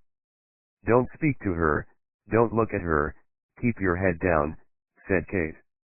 Eddie Flynn looked like he was having the same conversation with his client. He found a door and stepped into it, Harper dragging Sophia in after her. They were only 10 feet away. Sophia was holding onto the doorway, Eddie shielding her from a view of the hallway. Sophia was telling them, no, no, no, as they passed by. Kate caught Sophia peeking around Eddie's body. The look on her face was one Kate would never forget. Sophia's eyes looked like fire. The skin around them was red, they were blazing with tears, hatred, and sadness. Sophia didn't say anything more as they passed by. Harry Ford pressed himself to the wall, and Kate nodded in greeting. He nodded back, then looked at Kate's client. Alexandra shielded her eyes, as if her sister were an eclipse and the mere act of looking upon her would render Alexandra blind. Neither sister spoke. Kate put her hand on Alexandra's back, gently urging her to increase her pace. Kate felt a surge of tension, as if there was a toxic cloud emanating from that doorway. They passed without incident, rounded the corner and made their way to the exit. Block held open the door for them and then led the way to Alexandra's Land Rover, parked in the lot. Fumbling in her purse, Alexandra dropped the keys. Kate picked them up, opened the car and got Alexandra into the driver's seat. With the door still open, Kate waited while Alexandra cried. "I don't know how I'm going to get through this," said Alexandra. "We'll be right by your side, every step of the way." "You're stronger than you know," said Kate. Alexandra let out a peal of nervous laughter, said, "I'm a mess. I can't sit in the same room as Sophia, knowing what she did. I just can't." "You can. And you will," said Block. No one spoke for a time. Alexandra nodded, blew her nose on a napkin and thanked Block and Kate. Kate said she would email the videos from the crime scene inspections later, see if Alexandra could spot anything useful. Kate closed the car door and watched Alexandra drive away. Dreer wanted to see how she would react to the knife and the presence of her sister. "Smart," said Block. "He's not sure which one killed Frank Avellino. He's gauging them. I get the impression he's deliberately messing with their heads. He wants the sisters to tear each other apart, so he can mop up the blood and convict both of them. Let's hope Sophia's polygraph is a lot worse than Alexandra's," said Kate. Later that same night, Kate and Block made sure they arrived at Franklin Street to view the crime scene at the allotted time, and Alexandra was not present. They didn't want any more contact between Alexandra and Sophia. A cameraman for the Dawes office met them at the front door and an NYPD boy in blue let them both inside. Kate had been hoping that seeing the inside of the property for real would trigger some additional line of defense, that she would see something which would help prove Alexandra's innocence, or rather, prove Sophia's guilt. They took photos, and their own video. When they left the property an hour later, both were disappointed not to have discovered a killer point to win the case. They did both have a better understanding of the geography and sheer size of the place, though, so it wasn't a complete waste of time. By the time Kate got home, the Dawes cameraman had sent both videos. Kate clicked on the email and forwarded it to Alexandra. Maybe she could see something Kate couldn't? 22 Eddie. Once I was sure Kate and her client had safely passed by the storage room, I let go of Sophia. She was already anxious about the thought of taking the polygraph and this only made things worse. When I'd seen them coming towards us, I knew I had to get her away. The room we were in had boxes piled up in the corner, and assorted stationery filling the rest of the wall space which had been taken up by shelves. At first she resisted. I could see the anger rise in Sophia. Her too. She resisted at first, telling me, no, and repeating it as she held onto the doorway. She wanted to get to her sister. Alexandra had taken everything from Sophia. Then, the emotions overwhelmed her. Sophia grabbed me, hugged me, and buried her head in my chest. She moaned and held tight. I had put my arms on her shoulders, whispering to her that it would be all right. Now, having let go of her, I told her Alexandra had gone. She took her arms from around me, stood back and adjusted her hair. She had been crying, and there was a wet patch on my shirt pocket. Sorry, she said. It's fine. There have been a lot of tears on this shirt over the years. Mostly mine. Don't worry, she's out of here. You're safe. Coast is clear, said Harry from the corridor. We joined him and made our way down the corridor to the exam room. Inside, I saw Dreer and the examiner in a lab coat typing on a computer with a bank of screens above it. Beside that was the chair for test subjects. I told Sophia to relax and go take a seat. Harry went with her to make sure she was settled and check out the exam process. I hope that was worth it, I said to Dreer. He ignored me. He was already making notes. We'll see, won't we, he replied. While the examiner in the white lab coat hooked her up to his machines, Harry spoke softly to Sophia and reminded her to tell the truth and, above all, to relax. The examiner began the lie detector test with simple questions. After a few minutes, Sophia got into the swing of things. She was answering more confidently and sticking to her story. Did you murder your father? Said the examiner. Sophia looked right at him, then at Dreer, her face impassive. She had control. Dreer, on the other hand, looked like a man who realized he might have gotten on the wrong bus. He bit down on the nail of his index finger, then adjusted his tie, and returned the already bitten down nail to his teeth. Whatever charade he had arranged for today wasn't working out as he had hoped. I returned my attention to Sophia, realizing she hadn't answered the question. Her lip trembled, and she said, "No." The examiner had something in his hand now. It was in a plastic evidence bag. He dropped it beside Sophia and said, "Did you put this knife through your father's eyes?" Tears formed and quickly ran down Sophia's cheeks as she said, in a whisper, "No, God damn it," I said, "that's low. Stop this test right now." Before Dreer could interject, Sophia said, "No, it's okay. I'm okay. Just keep going." I shook my head. "This is an ambush, Sophia. The results for this test are skewed. Your reaction to the murder weapon is natural and it's going to be recorded as a blip in the data by Dr. Dickface here, who will say you lied in that answer," I said, gesturing at the examiner. He turned around and said, "Just doing my job. If your job is to intimidate and frighten my client, then you're doing it just fine. Come on, this is a freak show." "No, it's okay. I'm telling them the truth," said Sophia. Save for going over there and removing the pads and sensors from her skin, there was not much else I could do. I thought about it for a second. It was the right thing. I looked at the middle of the 3 screens in front of the examiner. Displayed was a wave of crazy lines and then more rhythmic, smooth curls after the wild scrawls. Those scrawls were the sensors going apeshit from Sophia's reaction to the murder weapon. This was not going well. "Ask her the last question again," I said. "Fair enough," said the examiner. "Did you put that knife in your father's skull?" "No," said Sophia. I looked at the screen. Smooth lines. The truth. A bucketful of relief hit me. It was like a warm wave, washing me clean. I had called this one correctly. Sophia was innocent. But the comfort of that knowledge didn't last. As fast as that feeling had arrived, it quickly dissipated under an anvil of responsibility. If I failed, this innocent, messed up young woman would go to jail.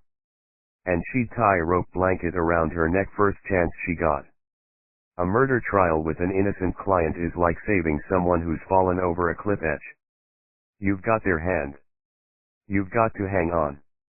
You've got to haul them to safety. Their life is in your grasp. Your strength is all that separates them from a chasm. Just a few more weeks. Then the trial. While I was sure, Dreer was the opposite. I'd bet he was expecting to put a little daylight between the defendants with his lie detector test.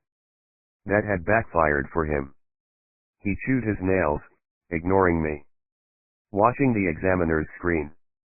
He sighed, got up and said, "Be ready for trial." "I'm pulling no punches, Eddie." "Bring it on," I said. The inspection of the murder scene that night had been pointless. I got nothing other than a better understanding of the layout of the mansion. In the car, on the way back to my office, Harper and Harry confirmed they'd also got very little from the inspection. Nothing the cops overlooked. We'd taken photos, but there didn't seem to be much point. The DA would use their official photographer with the body in situ to show the jury. Our photos didn't have any evidential value. Still, I might go over them again. See if it shook something loose, but I doubted it. 2 hours after I got back to the office, Harper and Harry having already left, I got the email with the DA's videos of our inspection. I checked Kate's video, and didn't seem to think they had had any eureka revelations from their inspection either, or if they did, they'd hidden their reactions well. I forwarded the videos to Sophia to check over, drained my coffee and hit the sack. 23 She the echo of her guttural, animalistic roar dissipated from the walls of her apartment. A large stain on the opposite wall dripped red wine to the floor.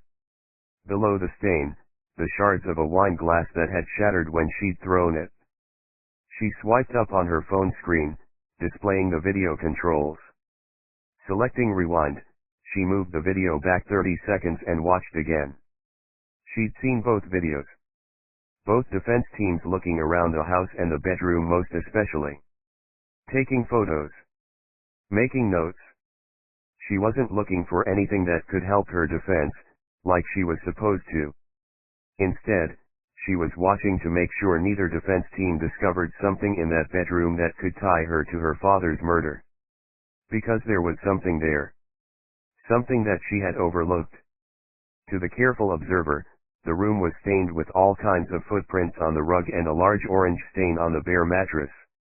Nothing to separate her from her co-accused in the blood patterns. That's not the game she had been playing. No, it was only when she'd watched this video that she had seen the single flaw in her plan so far. It was plain and simple. And it looked like one of the defense teams might have exposed her mistake with a single photograph.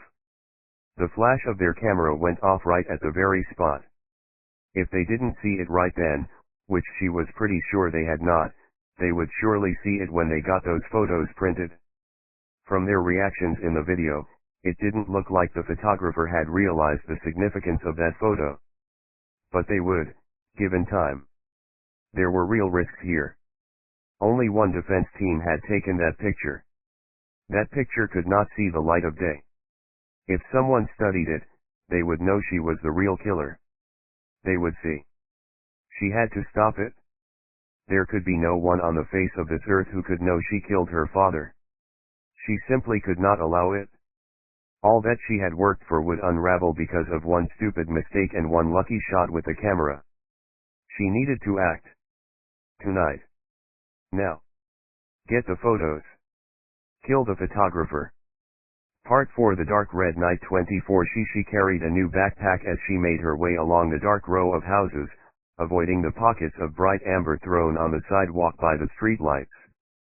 The pack held a malite, some rope, a leaf blade lock knife, a lighter, a small acetylene torch, a taser, and a pair of bolt cutters. This would be a quick kill. No body disposal required. She would make the crime scene look like a robbery gone wrong. With any luck she wouldn't have to use the door-breaking kit. If they answered the door with the security chain in place, she would need to use the taser. Then, when they were down, light the torch and apply it to the chain. 10 seconds on the brass chain and the bolt cutters would go through it like it was spaghetti. She guessed 20 seconds to gain entry if the chain was on. That's a long time to stand on a victim's doorstep. No other way around it. To go in from the back would be much riskier. She had never been inside and didn't know what kind of alarm system might be triggered. Plus, there were security lights at the rear. Probably on a motion sensor. Entering from the rear of the property was not an option. She circled the house. A dog barked. It was inside. Too difficult to tell if it was coming from inside the target's property or one of the other houses close by. She stood at the rear of the house, in the alley. A light flickered into life on the second floor. A lamp. The light wasn't harsh enough to be a ceiling light. This was a muted, warm glow. Maybe the dog had woken the target. She moved from the alley, pulled her hood down tightly over her ball cap, the brim keeping the hood from affecting her field of vision. She liked the dark. She had never been afraid of the night. Not like her sister, who would whimper and complain each night when they were growing up. Sister always needed a light on to sleep. A lamp, or just the wedge of light coming into the room from a hallway. She loved the dark. It was like putting on a cool, comforting cloak. She knew there was nothing in the dark that could harm her, even from a young age. She had never been a good sleeper. While her family slumbered, she would roam the silent house, taking in the shapes made in the shadows, enjoying the familiar and yet strange angles of the rooms and furniture as they were transformed by the darkness and made anew. Moonlight seemed beautiful to her. It was the devil's neon. Thunder cracked. The rain came like someone turning on a shower. A heavy, thick downpour. Momentarily, she raised her face to the heavens, letting the rain fall on her cheeks, reinvigorating her with its cold caress. She removed the backpack, held it in front of her as she opened the zip and drew out the knife. Flicking open the blade, she locked it in place and carefully put it in her jacket pocket. It was time. The dog barked again as she put her foot on the first step at the front entrance. Then another step, applauded by a volley of barks. She counted 5 stone steps to the front door. A porch light activated, illuminating her. She glanced around. No one on the street. The dog's barking abated, leaving only calm and the whisper of the wind in the branches of the trees that lined the other side of the street. She checked the street again. It was empty. She knocked on the door, put down her bag. The bag was half open. Ready if she needed to dive in for the taser. She heard nothing more, didn't notice any lights coming on in the hallway. She would have seen them in the narrow window above the door. She knocked again. Waited. Stepping closer, she turned her head. Rested it against the door. She could hear the faint, rhythmic creak of feet on the stairs. Not a quick descent. Steady. Cautious because of the time of night. Her heart began beating faster as she sensed a presence moving toward her, now only a few feet away, on the other side of the door. She stood straight. Forced down the excitement. She knew, in a matter of seconds, she would be inside, and hot blood would roll over her wrist as she turned the blade in soft flesh. Harry, he knew he was in the same damn dream, again. In that strange, twilight state between dreaming and waking, he told himself he was safe. It was just a dream. He wasn't really kneeling in that foxhole in a jungle 20 miles from Hanoi. The sweat that glued his combat fatigues to his skin wasn't real. His M16 wasn't really sliding from his dripping wet hands. Hands bathed in the blood of his lieutenant, who'd stepped on a mine and lost both legs in a deafening, visceral flash. He was dreaming. He woke, like he did most nights, puffing and panting. Sitting straight up in bed and heaving great gulps of air into his lungs. Tonight he resisted the urge to check his hands, to make sure it wasn't real. Harry heard a whimper from Clarence, and the dog unfolded itself from the bottom of the bed and gently came toward him. Clarence's wet nose brushed Harry's cheek, and then he felt that rough, cold tongue on his own nose. "It's okay, there's a good boy," said Harry, patting the dog. After a few minutes, Harry's breathing had returned to normal. It was then he noticed he really was soaking in sweat. His white vest was awash. He took it off, threw it in the corner. He would pick it up in the morning and add it to the laundry. The most recent, former Mrs. Ford would have yelled at him for such a thing.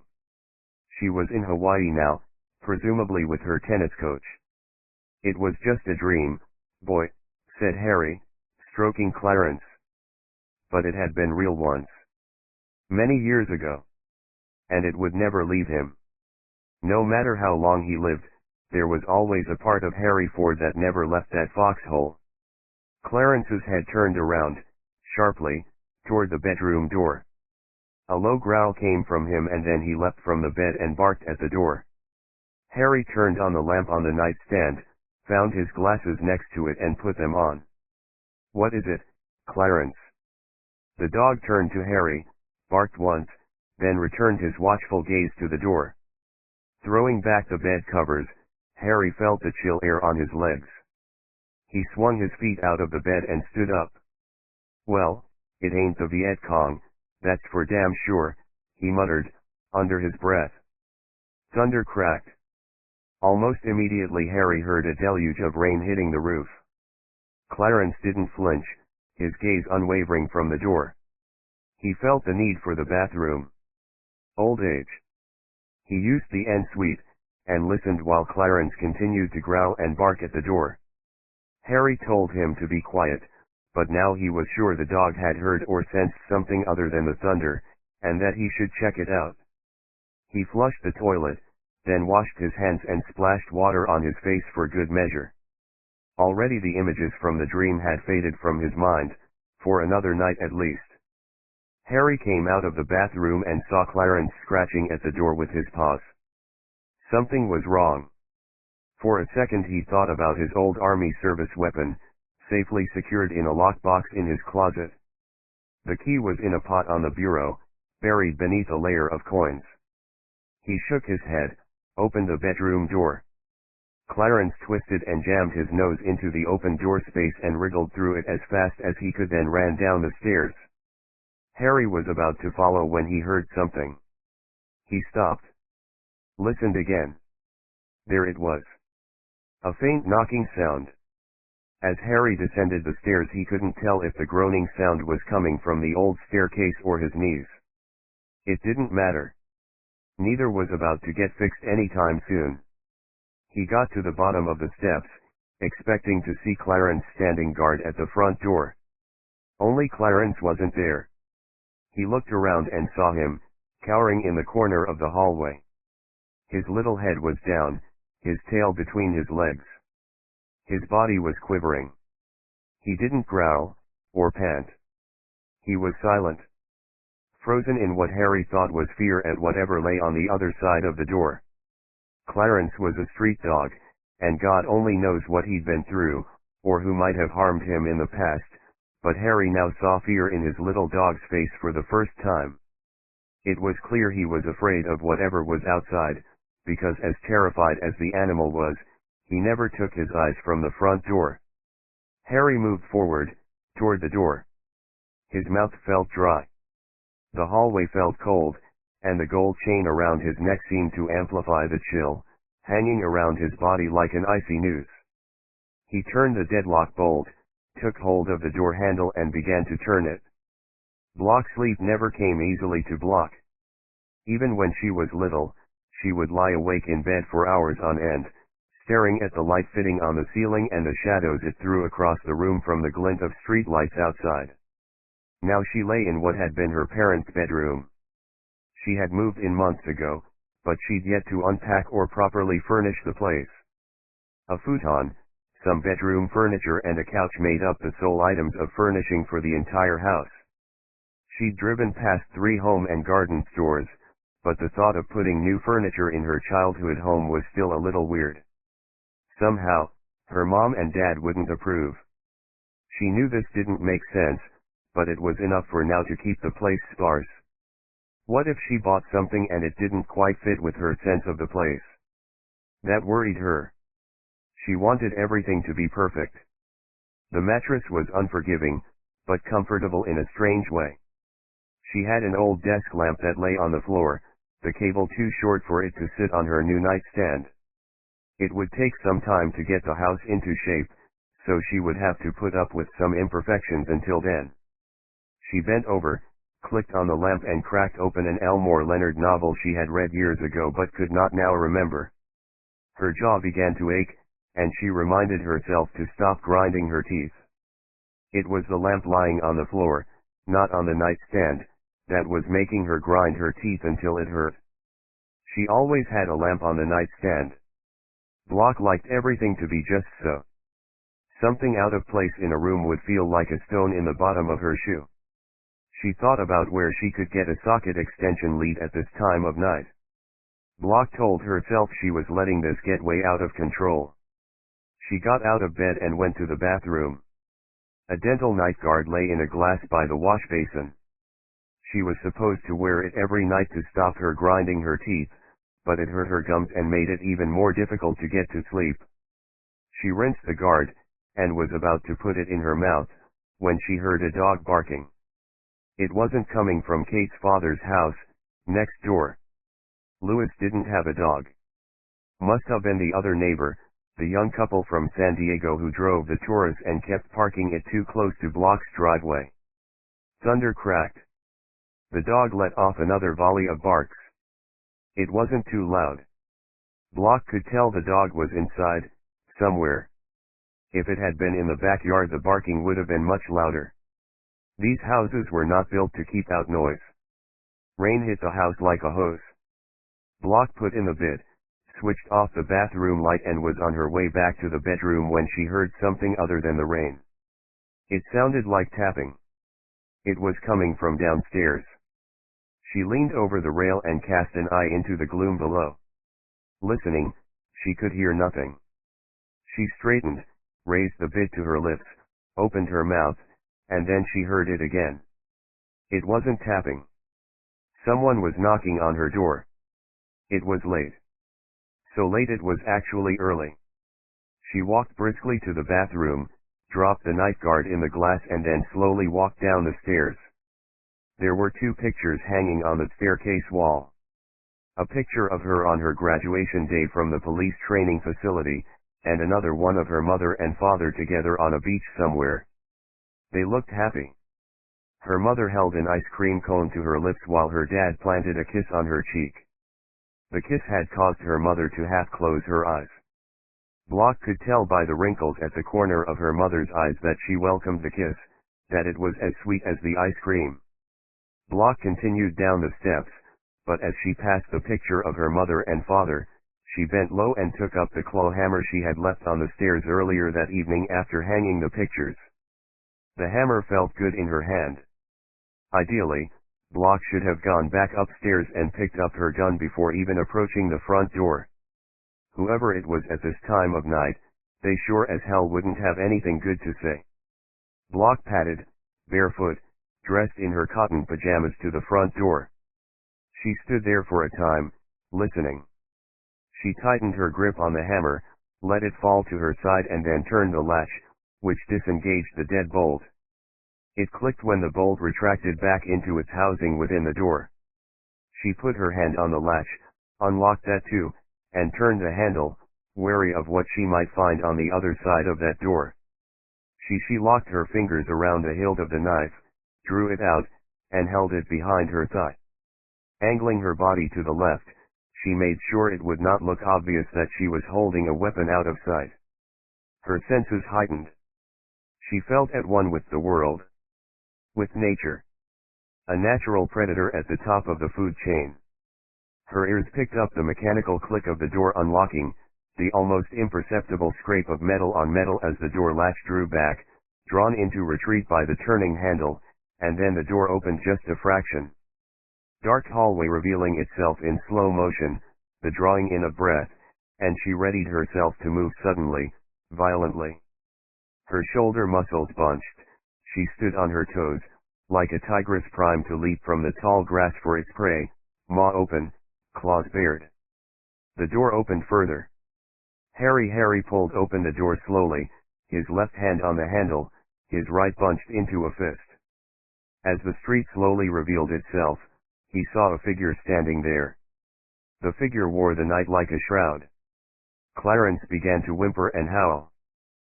There was no security chain to bar her entry. She moved fast, hitting the door with her right shoulder, surprising her prey. Inside, the hallway was dark, but her eyes were already accustomed to the gloom. A dog howled. While the target rocked backwards, she took 3 careful, quick steps and rammed the knife into flesh. The blade bit below the ribcage. The angle perfect. It slid beneath the ribs, with a trajectory just off the vertical, the tip of the knife searching for the heart. Her fist drew tightly around the hilt and she twisted the blade. The twist brought with it a flood of arterial blood through the channel in the center of the blade, and it flowed over her hand and wrist. She let go of the weapon and the body fell to the floor. Her victim was dead before the back of their head hit the carpet. She kneeled, searched the body. Nothing. She ran upstairs to the bedroom, retrieved the cell phone with the pictures, rifled the drawers and spilled their contents to the floor. She found a small stash of ready cash, which she put in her pocket. She smashed the phone to pieces, and then ran down the stairs. She bent low, grabbed the lifeless body and dragged it further into the hallway. She saw something glint on the floor. A fine gold chain hung limply around the neck. When she had picked up the corpse, the chain must have caught on her. A link must have broken, and the chain had snapped and half lay on the floor. It looked cheap. She decided no intruder would think it worth taking. She left the house, closed the front door behind her and ran from the scene, her pack bouncing on the small of her back. Block. The night air sent a chill through Block as she opened the door. When she saw what was on the other side, she drew her hand across her mouth and closed her eyes in horror. A large fat raven stood on top of a small green bird. One of the Quaker parrots. The raven pecked so hard at its prey that its beak broke through the body and hit the boards below. The large black bird was so ravenous that the parrot's flesh covered its head, and blood had spilled across Block's porch. Block shouted at the raven, and it drew back, fluttering to the porch rail. Block took one of the few empty packing boxes, split it open, and used the bottom to scoop the parrot's remains into the box. She closed the bottom, then the top of the box and brought it inside. As she closed the door, she saw the raven staring at her before it let out a cry of protest at being robbed of its feast. The bird was dead. Block couldn't abide watching its body being torn apart on her front door. She would bury the bird, box, and all, in the backyard come the morning. Harry, the figure that stood outside his front door, looked odd.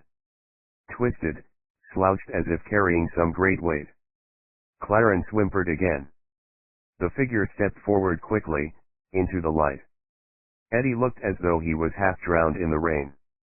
His suit and shirt clung to his frame. He raised his head and Harry saw his face was wet with more than rain. Eddie's face was contorted in pain and suffering. He couldn't speak, although his lips moved. Instinctively Harry's fingers reached for the gold chain around his neck, from which hung the dog tags of his two best friends who never made it out of their foxholes one dark red night in a hot jungle east of Hanoi. Eddie raised one hand. There, entwined between his fingers, was a chain. Dangling from the chain was an old tarnished cross. Even in the rain, Harry could see blood on the chain, on the cross. It was Harper's necklace. Only then did Harry notice what was in Eddie's other hand.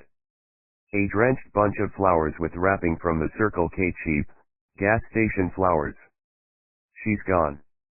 I went over there to give her these and I saw the cop cars outside, said Eddie, his voice giving sound to the wound that threatened to tear him apart. Harper's been murdered. Part 5. The trial 3 months later, 25 she. It was just after midnight. The trial would begin in 9 hours. Her feet were a blur on the sidewalk. She'd found a steady rhythm in her stride and there were miles ahead of her. The run let her mind wander to the recent day's events. She had not looked at her sister those first 2 days in court as the lawyers chose the jurors. She could feel her eyes on her, but she didn't look. Couldn't look. She focused on the judge, her lawyer, and the jury. That was it. She knew if she turned to look at her sister she would not be able to resist a smile, and she couldn't let anyone see that. She could not let her mask slip during the trial. All of her work had come down to this. The chess game in her apartment was an exact match of the old game she had played with her sister. All the pieces in their positions from when the last move had been made. Before Mother broke her neck. Since that day, she had been playing the match against sister in her head. Setting up her pawns. Moving a knight and a rook into a perfect position for attack. Her queen in reserve. Soon the queen would come out to play. The most powerful piece in her arsenal. Taking her father's fortune wouldn't be half as sweet if her sister wasn't also punished. The final moves in this lifelong game would happen in the courtroom, in 9 hours' time. She would need all of her strength to see it through. During the day, she was the innocent sister, falsely accused of her father's murder. During the night, she would have work to do. Her pace slowed as she approached the restaurant. She jogged by, glancing through the window. Hal Cohen took the hand of the young woman across the table. Cohen dressed in a smart black suit, Armani, or Lagerfeld. The woman wore a red dress so tight it cut off her circulation, but, conversely, was sure to get Cohen's blood pumping. She guessed the woman was half Cohen's age, and at least 20 years younger than Cohen's wife. She stopped outside the large side window of the restaurant. Her cell phone sat in an armband with a clear plastic cover on it. She wore wireless earbuds. Tapping the button on her earbud, she triggered the camera on her phone. Her arm at the perfect angle to capture the clandestine couple. She took the phone from the band, selected the photo and texted it to Hal as she walked around the corner toward the alley. Before she turned into the alley, she took a photo, pressed send on that one too. Hal would come through the kitchen and meet her out back. There was little light penetrating the alleyway. She moved further along, past the dumpsters, to the steel doors at the rear of the restaurant. One of the doors opened, Hal stepped out and shut it behind him. If what he'd told her was accurate, there was business to be done. The kind best completed in darkness. I got your message. Is it true? She asked. See for yourself, said Hal, removing a single piece of paper from his inside jacket pocket and handing it to her. Using the torch on her phone, she scanned the page, her heart quickening. That's a Xerox, of course, but you can see I'm telling the truth, said Hal. She nodded, said, you wrote in the text that we should talk about a deal. Aren't you forgetting we already had a deal? That was before, said Hal. Before what? Before I found that, he said, pointing to the page. And this changes things how? Well, I'm thinking your sister might pay more, said Hal, a mischievous grin appearing on his darkened features. It looked more menacing in the half-light, like a dog baring its teeth before it bites. Where's the original? She asked. The dog office have it. I sent it in a few days ago. What? It has no value without me. Don't you see? It's practically worthless without my testimony. What have you told Dada about it? Very little, but they're anxious to talk. How much is your testimony worth? She asked. 10, to you. Up front. I don't have that kind of cash, she said. That's your problem. You've got till 9 o'clock tomorrow morning, then I'm talking to your sister. I can swing my testimony either way, depending on who is willing to pay more. He flung open the back door to the kitchen, returned to his mistress in the restaurant and let the door close behind him. She put her hands on her hips. She didn't have $10 million right now. When her inheritance came in, she could realize that kind of cash without much difficulty, but right now, impossible. Breaking into a run, she pounded down the alley, and by the time she reached the streetlights she had a plan. 26 Eddie, I don't know how long it's been since that night, I said. When I think of it, I can't quite piece it all together. The memory is not all there. Just fragments. Maybe that's a good thing. A shrink would tell me that's a symptom of trauma. I ran my fingers along the lettering on the tombstone. Mary Elizabeth Harper. I couldn't bring myself to read the rest. Even though Harper, and her partner in the pie firm, Joe Washington, had been out of the FBI for almost 2 years, the Bureau gave her a full honors funeral. Joe wouldn't talk to me. Her former colleagues were more accommodating. They let me stand with the rest of the mourners at the graveside, probably because I'd come with Harry. When the service was over, one agent approached me. Paige Delaney. Together with Harper, we'd worked a case not so long ago. Paige and Harper saved my life. She was an analyst at the FBI Behavioral Analysis Unit. And one of the smartest people I knew. She'd been in New York for months, Tracking the Coney Island killer. Joe will come around, she said.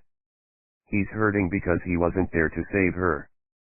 I nodded my thanks, but I knew things would never heal. Joe was blaming himself, and me, for not being there when she needed us. I didn't blame him. I should have been the one there. I should have told her sooner how much she meant to me. Maybe if I had just gone to the house earlier she would still be alive.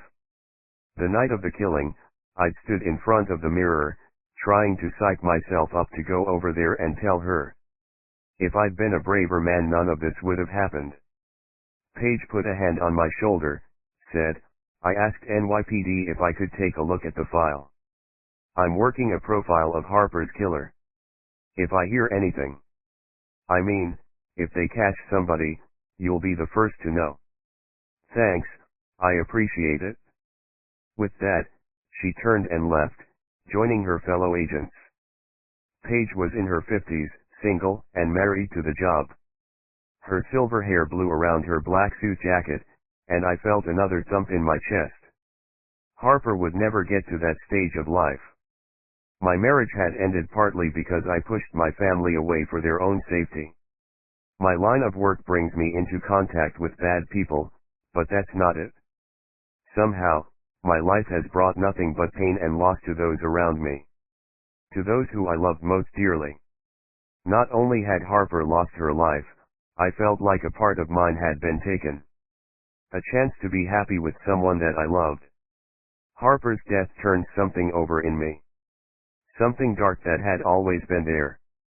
I had suppressed it, fought it down with friends, with Amy, with Harper. Now I could control it no longer. I peered over the headstone. Sun was almost up on the first day of the Avellino trial. My lips touched the marble, and I got to my feet. I'll find whoever did this, I said. I'm so sorry. The base of the headstone was still covered in flowers. Tributes from friends. Cards, washed into pulp with snow and rain. One card looked fresher than the others. It was sitting behind plastic that wrapped a dozen roses together. It was from Sophia. It read, I'm sorry. Tears masked my way back to the car. I drove into Manhattan with my knuckles white stars on the steering wheel, my teeth clenched. I parked outside my office and went upstairs. Harry and Clarence were already inside. Harry sat behind my desk. Clarence lay in his bed. He spent enough time here that I at least wanted him to feel comfortable. Clarence and Harry came as a pair now. Harry was looking over the defense exhibits, which we'd shared with the prosecution and Kate Brooks only last week. Don't you think it's been long enough? Said Harry. You can't keep doing this. Can't keep doing what? Going to her grave every day. The funeral was almost 3 months ago now. It's time to start thinking about letting go. A wound won't heal if you keep picking the scab. I don't want to heal. I want to get Sophia acquitted and then find out who did this to Harper. My office phone rang. I picked up. Eddie Fly, I'm downstairs.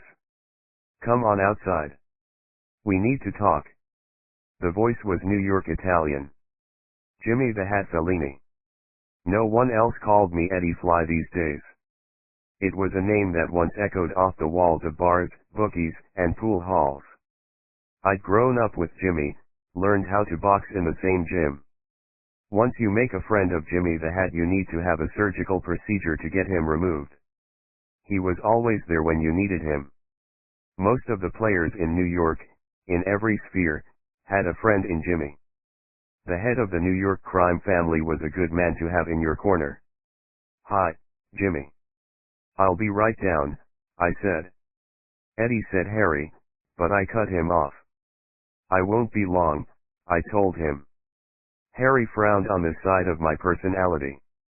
Before I was a lawyer, I had a life on the other side of the law. Sometimes I had to step back over that line.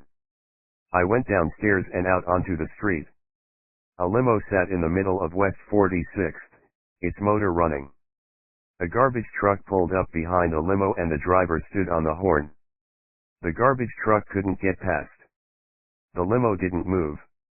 I opened the rear door of the limo. The crew from the garbage truck got out of the cab, and some came around from the rear and began shouting at the limo to move. They were big men. 5 of them. With a job to do.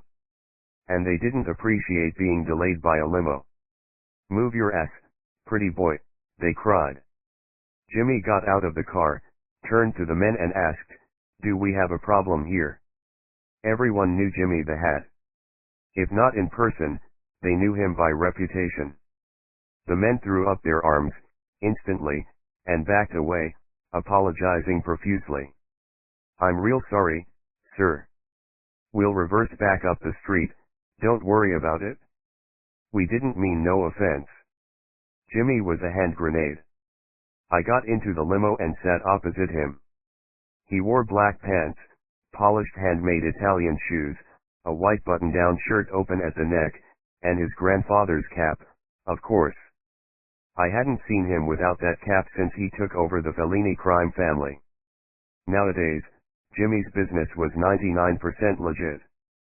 He owned a lot of property, had a big slice of legitimate and profitable private businesses, and he had a direct line to the New York planning office. Any developer in Manhattan who wanted a permit could spend 2 years buried up to their ass in paperwork, or they could call Jimmy. For a fee, they could start building within the month. He reached over and we embraced. He slapped my back as he released me, in the way of hard men who express their affection with slaps and kisses on both cheeks that kind of hurt but meant well. I didn't know a kiss could cause me physical pain until I befriended Jimmy. "You look terrible. Are you eating?" he asked. "I don't have much of an appetite these days." "I'm sorry to hear about your girlfriend. I've asked the mayor's office to keep me informed." "She wasn't we were close." Silence filled the leather interior of the limo. Jimmy nodded, wet his lips. "Like I said, the mayor's office will let me know if the cops find a suspect," he said. Jimmy was practical. If someone hurt a friend, or God forbid a member of his family, Jimmy would ensure that justice was served. He had been a long-time associate of Frank Avellino, and Jimmy still had friends in the mayor's office it seemed. If Jimmy wanted information on any murder case in the city, he could get it in a heartbeat. Was she working any dangerous cases? Anyone have a grudge against her? I shook my head. Far as I know, the only case she was working was mine, the Avellino trial. She put some bad people away when she was a Fed. I think the cops did a full check on her previous cases, making sure no one with a reason to kill Harper had recently been released from federal prison. They got zip. "It looked like a professional job," said Jimmy. "You don't take somebody out like that in their own house and disappear. At least it was quick, Eddie. She died instantly. That's what the cops told me." "I don't know. Did you get what I asked for?" Jimmy glanced to his left and the brown envelope that sat beside him. "Cops say you were there that night," said Jimmy. "Yeah, but I don't remember much about it. She'd already been taken away by the time I got there. I pushed my way into the hall, found her necklace lying on the floor, and I just knew she was dead. I took the necklace. I just couldn't leave it lying there. At that moment, I felt the need to touch my neck. I wore a St. Christopher's medal on a chain, for good luck. I'd kept Harper's necklace, got the links mended, and wore it alongside my own. It felt good to let something of ours be together, even if it was only cheap gold. "I need what's in that envelope, Jimmy." I wasn't thinking straight that night. "There might have been something I missed," I said. "What's in here ain't good for you to see." "I got it, but I don't think you should look." "I have to," I said. "I can't trust the cops on this one. It's too important." She was too important. Jimmy nodded, handed over the envelope. "You get anything on Frank?" I asked. "Sure, I've been busy is all. One of my guys from the restaurant, little Tony P., he's in the goddamn hospital with a brain injury. He got run over crossing the street, For Christ's sake. I'm gonna go see him when we're done here. I got a lot on my mind. Sorry it took so long, but I also had to wait until all my little birds came back to tell me their tales. Frank had a lot of friends and a lot more enemies. I had to be sure his murder wasn't a hit. All the little birds have come home with the same story. There was no motive, no opportunity, no old scores that needed to be settled, no money floating around in the wind, and no contracts on our dearly departed Frank either. I had thought as much, but I had to be sure. Jimmy confirmed my fears. This was not a hit on Frank. It was patricide. No question. How close were you to Frank? I said. Depends who wants to know. If you're asking me, yeah, we were close. If the is asking, then I hardly knew the guy. Did you know Sophia or Alexandra? Frank kept family separate for the most part.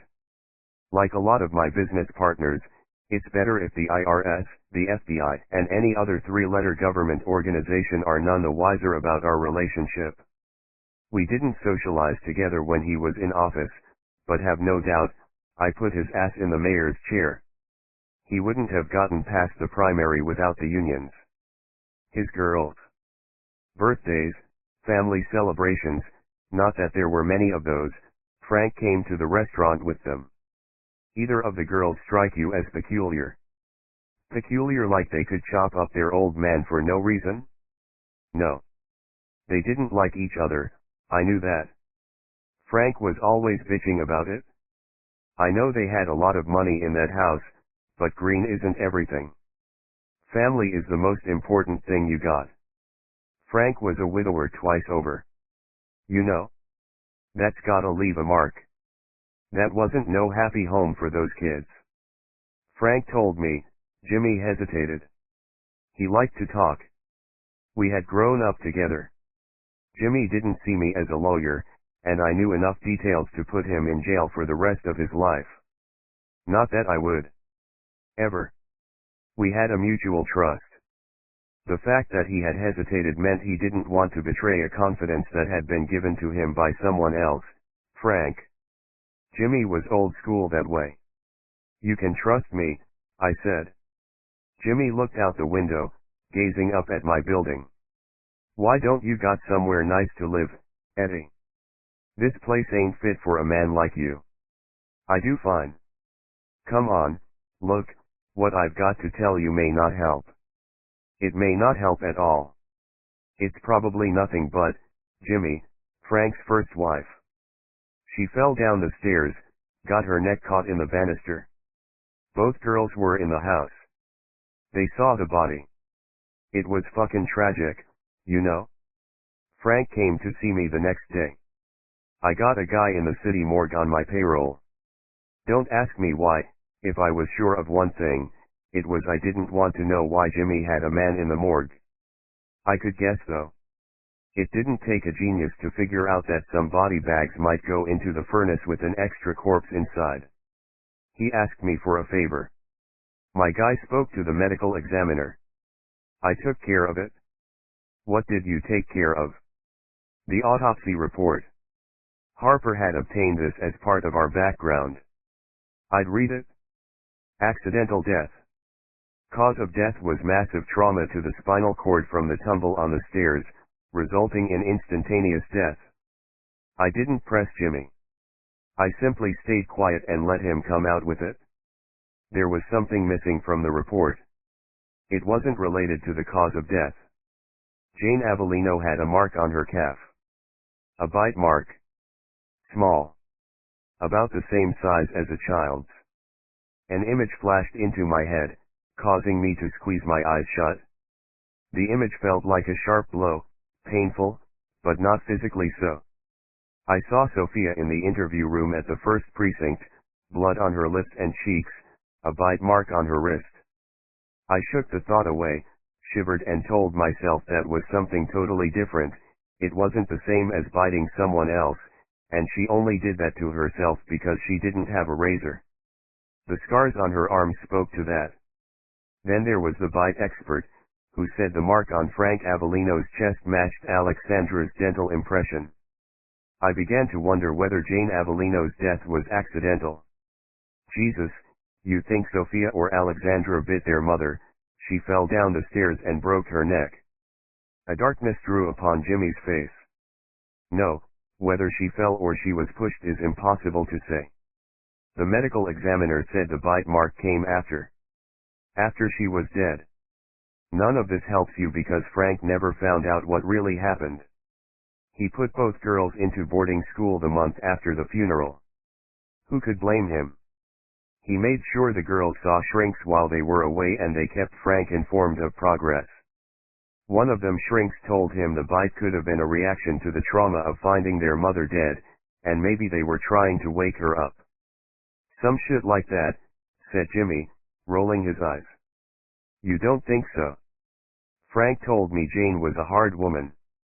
Tough on the kids, you know. Frank was a tough guy, but he loved his girls. Jane though, I only met the once. I didn't take to her. She was cold. Frank told me she hit the girls. Bit them, too. My old man was good with his fists, but I loved him and I never raised a hand to him. He was my poppy. One of those girls was as tough and cold as their mother. Abuse can scar people.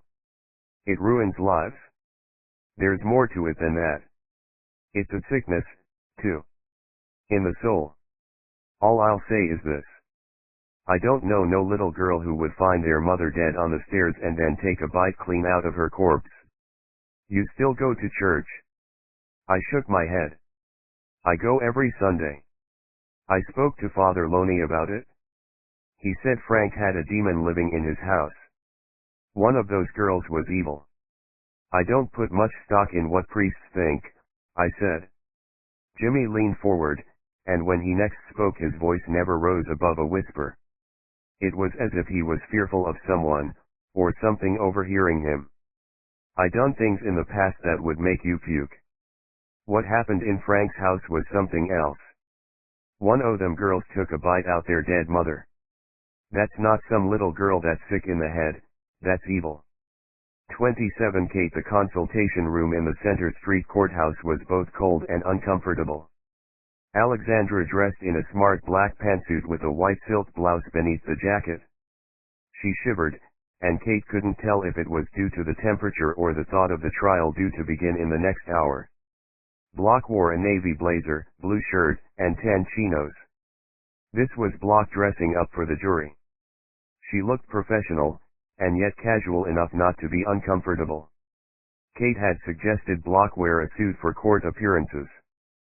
She had said nothing in return, and Kate accepted the outfit as a fair compromise. Pulling down the hem of her skirt over her knees, Kate read the notes for her opening speech to the jury. She had been preparing it for almost a week, practicing in front of the mirror. She had cut it down from an hour and 10, to just 10 minutes. The speech touched on all the main points of evidence, highlighted the presumption of innocence, and laid the groundwork for the case against Sophia. An old, scratched-up table sat between Alexandra and Kate. Alexandra's fingers drummed on the tabletop. In the past weeks, Alexandra had become increasingly nervous, her anxiety building with each passing day. It seemed natural. As long as Kate could keep her own worries and anxieties from the client, things wouldn't get too much for Alexandra. Sliding her notes to one side, Kate turned her attention to her client. You're really scared, and that's completely natural. It's okay to be scared. I'd be worried if you were calm. You just have to get through the next few days. That's all. Remember what I told you. Alexandra nodded, said, okay, I'll try it. Her fingers quieted and became still. She took in a long breath, and instantly an air of something approaching calm settled over her. Kate had told Alexandra to wiggle her toes if she was nervous. No one would see her do it. It was an anti-anxiety trick Kate learned in law school. Witnesses, defendants, even lawyers, can't help getting nervous. There was no way to stop it, but there were ways of dealing with it. Consciously wiggling your toes gives anxiety an outlet. No one can see you do it, so you have a calm and confident exterior. I'll take 2 of my meds, that'll help ease it, said Alexandra. She popped 2 pills into her hand from a blister pack and swallowed them with water. They were low-level anti-anxiety meds. Alexandra took one every day. Doubling the dose on the first day of a murder trial didn't seem like a bad idea to Kate. There was a knock on the door behind Kate. Moving off the wall, Block unfolded her arms. Opening the door an inch or two, she peered out. Somehow, between Kate and Block they had managed to avoid the journalists and hacks that surrounded cases of this type like scavenger birds feasting on a corpse. "It's Dreer," said Block. Kate stood and followed her into the corridor. "God, what is it?" "Is it bad?" asked Alexandra. Any pretense of calm evaporated. Her shoulders tensed, her hands came up as if she were about to fend off a blow. "I'm sure it's fine. Wait here. I'll be back," said Kate. In the corridor Dreer stood with 3 assistant docs behind him. All were thin, youthful men who looked at least 5 years younger than the prosecutor. Little Dreer's in waiting, thought Kate. In his hands he held a bound document with a laminated cover marked, "Further Disclosure." "What's this?" said Kate. "Don't tell me this is something I should have been given months ago or I will file notice with the judge. You're giving me great points on appeal before we've even begun." "Can we talk alone?" said Dreer. Kate eyed the young men behind Dreer and said, "Block stays." "As you wish," said Dreer.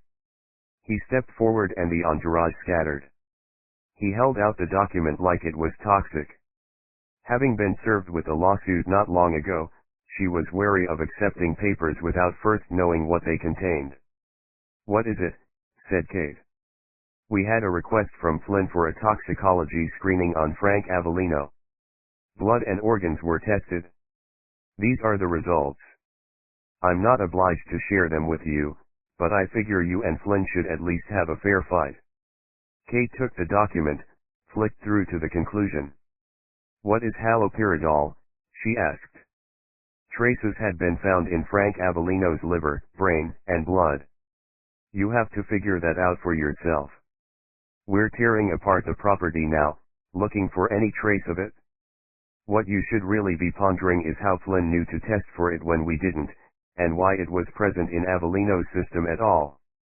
My guess is the answers can't be good for your client, Miss Brooks." Kate handed the report to Block as Dreer walked away. Block flicked through the pages, read the conclusion and handed the document back to Kate in under a minute. In that time, Kate had accessed her phone's Google search facility and was looking for an academic article on haloperidol, anything more reliable than Wikipedia. "You don't need to search it," said Block. "It's a pacifier.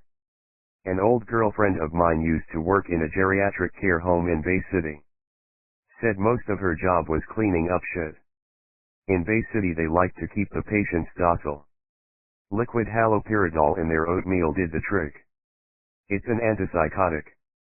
Jesus, they give that to old people." "They used to in Bay City," she said. "And they don't anymore. Not after I heard about it. I paid a visit to the care manager. Seems like most of their stock of haloperidol was accidentally poured down a drain in the middle of the night. Same night that the manager had a nasty fall on a torn piece of carpet and broke both of her arms." Kate reminded herself how glad she was to count Block as a friend. She would never want her as an enemy. Why was Frank Avellino taking it? "There's no mention of it in his medical records," said Kate. There was something in that statement that made her think more. Like she was on the precipice of something key to the whole case. Block got there before her. "Maybe Frank didn't know he was taking it," said Block. Alexandra's head shot up from the desk as soon as Kate returned. "What did he want?" asked Alexandra. Kate brandished the document, let it fall on the desk dramatically. "It's a toxicology report. It says your father had large amounts of a drug in his system when he was murdered, haloperidol. You ever heard of it? Alexandra's shoulders relaxed, her expression changed. Where she had been tense and worried before Kate returned, she now had a very different aspect. Her lips set in something like determination, a fire lit behind her eyes. She said, "Yes, I've heard of it. I've known about it for years. My sister used to take it when she was young." 28 Eddie. I found a bathroom in the Center Street courthouse that didn't smell like Marlon Brando's pants in Apocalypse Now. The faucet ran cold after a few seconds, and I splashed water on my face and looked in the cracked mirror above the basin. It was time to flip the switch. When you're a trial attorney, you have people who rely on you. Lots of people. In a trial, there's one person who has placed their whole life in your hands. You can't let your own shit get in the way. You have to find a way of turning it off so you can do your job. Your kid is sick, flip the switch. The bank just took away your house, flip the switch. You're sick, depressed and an alcoholic with a dark grief that's eating through your bones, flip the goddamn switch. You have to be able to shut all of that shit out. Get rid of it. Put your head in the game. If you don't, you'll never forgive yourself and your client sure as hell won't forgive you. I blew out my cheeks, dried my face with a paper towel and flipped the switch. It was the first day of trial. My priority was to stop it, kick the judge off the case and put the hearing back a few months. I needed some time to get my head straight. It was a risky play, but I had to get rid of this judge. I came into court late. The courtroom had been set up for a joint trial. Prosecution table on the left, filled with Dreher and his cronies. On the right were two defense tables, 6 feet apart, side by side. Harry sat at the first table with Sophia. There were 2 empty chairs at our table. One for me, one for Harper. I asked for the seat to be kept empty, and Harry had agreed. Kate Brooks, her investigator, Block, and Alexandra sat at the other defense table. All the tables faced the judge's bench, with the jury seated to the right of the defense tables.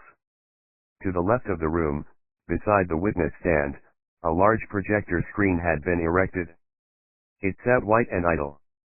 I took my seat beside my client. She held out a hand, I took it and gripped it lightly. It was as reassuring a gesture as I could manage. "You don't look well," said Sophia. "I'm fine. Don't worry. I've been working hard on your case, is all." A false smile spread over her lips, which quickly pursed. It was Sophia who then squeezed my hand to reassure me. I didn't look over at Kate or Dreher. It was game time, and I didn't need any distractions. My head felt like it was filled with cement, and if I didn't hold it up straight then it would fall to the desk and crack open. "All rise," said the clerk, and Judge Stone swept into court, his black robes billowing behind him like the wings of some black, carnivorous bird. His face was pinched, his nose and lips pointed in a scowl at me and Harry. The gallery was filled with members of the public, journos, and TV reporters. Every man and woman in the courtroom stood to attention, answering the clerk's call to be upstanding for the Honorable Judge Stone. Sophia stood. The prosecution team. Alexandra Avellino, Kate, and Block. They remained standing until the judge got to his seat, flapped his robes around his midriff and bowed. Standing as the judge enters and exits the courtroom is a mark of respect. Harry and I didn't move our asses from our seats. Not one goddamn inch. Stone noticed this. He gave me a look like I was the worst scum of the earth. Beneath his contempt, he sat down, his gaze boring into mine. There was a rustle of clothing, creaks from the public benches behind us, and squeaks from the defense and prosecution team as their chairs grated over the parquet floor as they took their seats. "Something wrong with your legs, Mr. Flynn," said Stone. I stood slowly, stretching up to my full height, and said, "Absolutely nothing, Your Honor." "What about you, Mr. Ford?" "Both legs are in top physical condition, Your Honor," said Harry. "I see. Well, then, I think I should probably take this matter up with the bar disciplinary committee. As a former justice, I'm one of the disciplinary committee chairs, said Harry. Do you want to hand me the complaint now or email it later? Not that it matters. I think he should write it out now if he has a crayon to hand, I said. Slowly, and with all the grace he could muster, Judge Stone rose to his feet. As he stood, his face changed from gray to pink, then a shade close to red. I have never been so, he was too angry to speak. White bubbles of spit formed at the corner of his trembling mouth. I glanced at Harry, he returned the look. It was working. Your Honor, cried Dreer. These are matters for another time, perhaps. There are more pressing issues than Mr. Flynn's disregard for this court. We wouldn't want to give him ammunition to make an unfounded claim of bias against you. Shit. Harry sighed. It had almost worked. We had planned to make Stone explode. He had a weak pressure valve. All racists and bigots do. One word against Harry or me and we were going to make an immediate motion for Stone to recuse himself from the trial on the grounds of bias. He would have denied the motion, we would have had a chance for an immediate appeal, which would have been successful. No appellate judge would take the risk of sending a defendant for trial before a potentially biased judge, because if they were convicted they would be straight back to a higher appellate court, complaining not only about the initial judge but the appellate judge who let the trial go ahead. If the motion for a new trial judge had been granted, any other judge but Stone would split the trials, giving Sophia a fair chance. Dreer had spotted our play and took out the quarterback before he could release the ball. Goddamn, but Dreer was quick-witted. I made sure I would not underestimate him again. Judge Stone's eyes narrowed in realization. He worked out that Dreer was warning him. It took a while, but Stone got there. He sat down, said, "If there are any further outbursts or episodes of insubordination I shall refer this to the superior judge and he can deal with you two after the trial. Is that clear?" Harry and I both nodded. I whispered to Sophia that our attempt at removing this judge and splitting the trial hadn't worked out. It had always been a long shot, and she appreciated this. We would just do our best. She knew the risks and we figured it was worth it, considering the major risk to Sophia was in a joint trial. At least now Stone was aware of the danger of a bias claim, he would be seen to be fair to the defense in order to distance himself from any such allegation. We wouldn't get an easy ride, but Stone would be careful not to prejudice our client in any of his statements and perhaps give me some extra leeway with my cross-examination. Nothing had been lost with the play. Stone was never an ally. If Judge Stone was in your corner, then you probably needed to take a long hard look at yourself. Jury keeper, let's have the jury in court. It's time to get this trial started, said the judge. A door opened to our right, and the jury was let in. I was reasonably happy with the jury when we finished selection last week. They looked to be a fair split of people who were as impartial as I could have wanted. Men and women. Some were religious, some weren't. They had a broad spread of backgrounds, careers, and ethnicities. I didn't care about anyone's background. They were all Americans. They were ordinary people who were now under a tremendous burden. They alone would decide this case. I just had to make sure they made the right decision. Dreer stood and introduced himself. He had dressed more demurely than usual. He looked formal and plain. Gray suit, white shirt, and dark tie. An instrument of the state. Members of the jury, he began. I thank you for your service to this court. At the end of this case I will ask the judge to excuse all of you from ever having to serve on a jury for the rest of your lives. Have no doubt, this case will change you. You will see images in this courtroom that will haunt your dreams. You will never be the same. Because for the next few days you will be in the presence of evil. Before you are two women. Sisters. Take a look at them, please. Out of the corner of my eye, I caught sight of Harry leaning forward to watch the jurors. I tried to focus on their faces too. I wanted to know if any eyes lingered on either of the defendants. So far, most of their attention tended to focus on Sophia. Her sister, dressed in a black business suit that complemented her tan, and with her blonde hair tied back, appeared the confident, professional woman. Before this day had come, I had meant to ask Harper to take Sophia shopping for a trial outfit. I knew she wouldn't really bother otherwise. She was not confident about her appearance, and I could tell she was conscious of the network of scars on her forearms. With Harper gone, I'd forgotten to speak to Sophia about her outfit for court. That's what happens when you don't flip the switch. Sophia wore black pants, and a long-sleeved black sweater. Her dark hair contrasted her pale skin. Alexandra looked as though she'd just come off a private jet after a fruitful Paris business meeting. Sophia looked like she'd just come from an AA meeting. The prosecution will show you evidence that ties both women to the brutal murder of their own father, a great patron and public servant of the city, former mayor of New York City, Frank Avellino. Now, take a real good look at these women. They murdered Frank Avellino, their own father, in cold blood. Dreher let that hang there, and the jury took their time to make their evaluations of the defendants. Judging by the looks on the jurors' faces, they didn't seem too impressed, least of all with Sophia. These sisters are blaming each other for their father's murder. They will seek to cast doubt on the prosecution evidence, but the evidence in this case can't lie.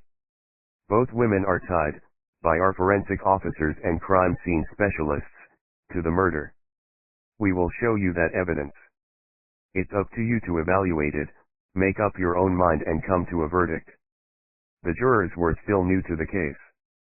They hadn't heard any evidence, hadn't been bored or confused by experts, hadn't had the worry of when the case would be finished so they could get back to their jobs and their lives.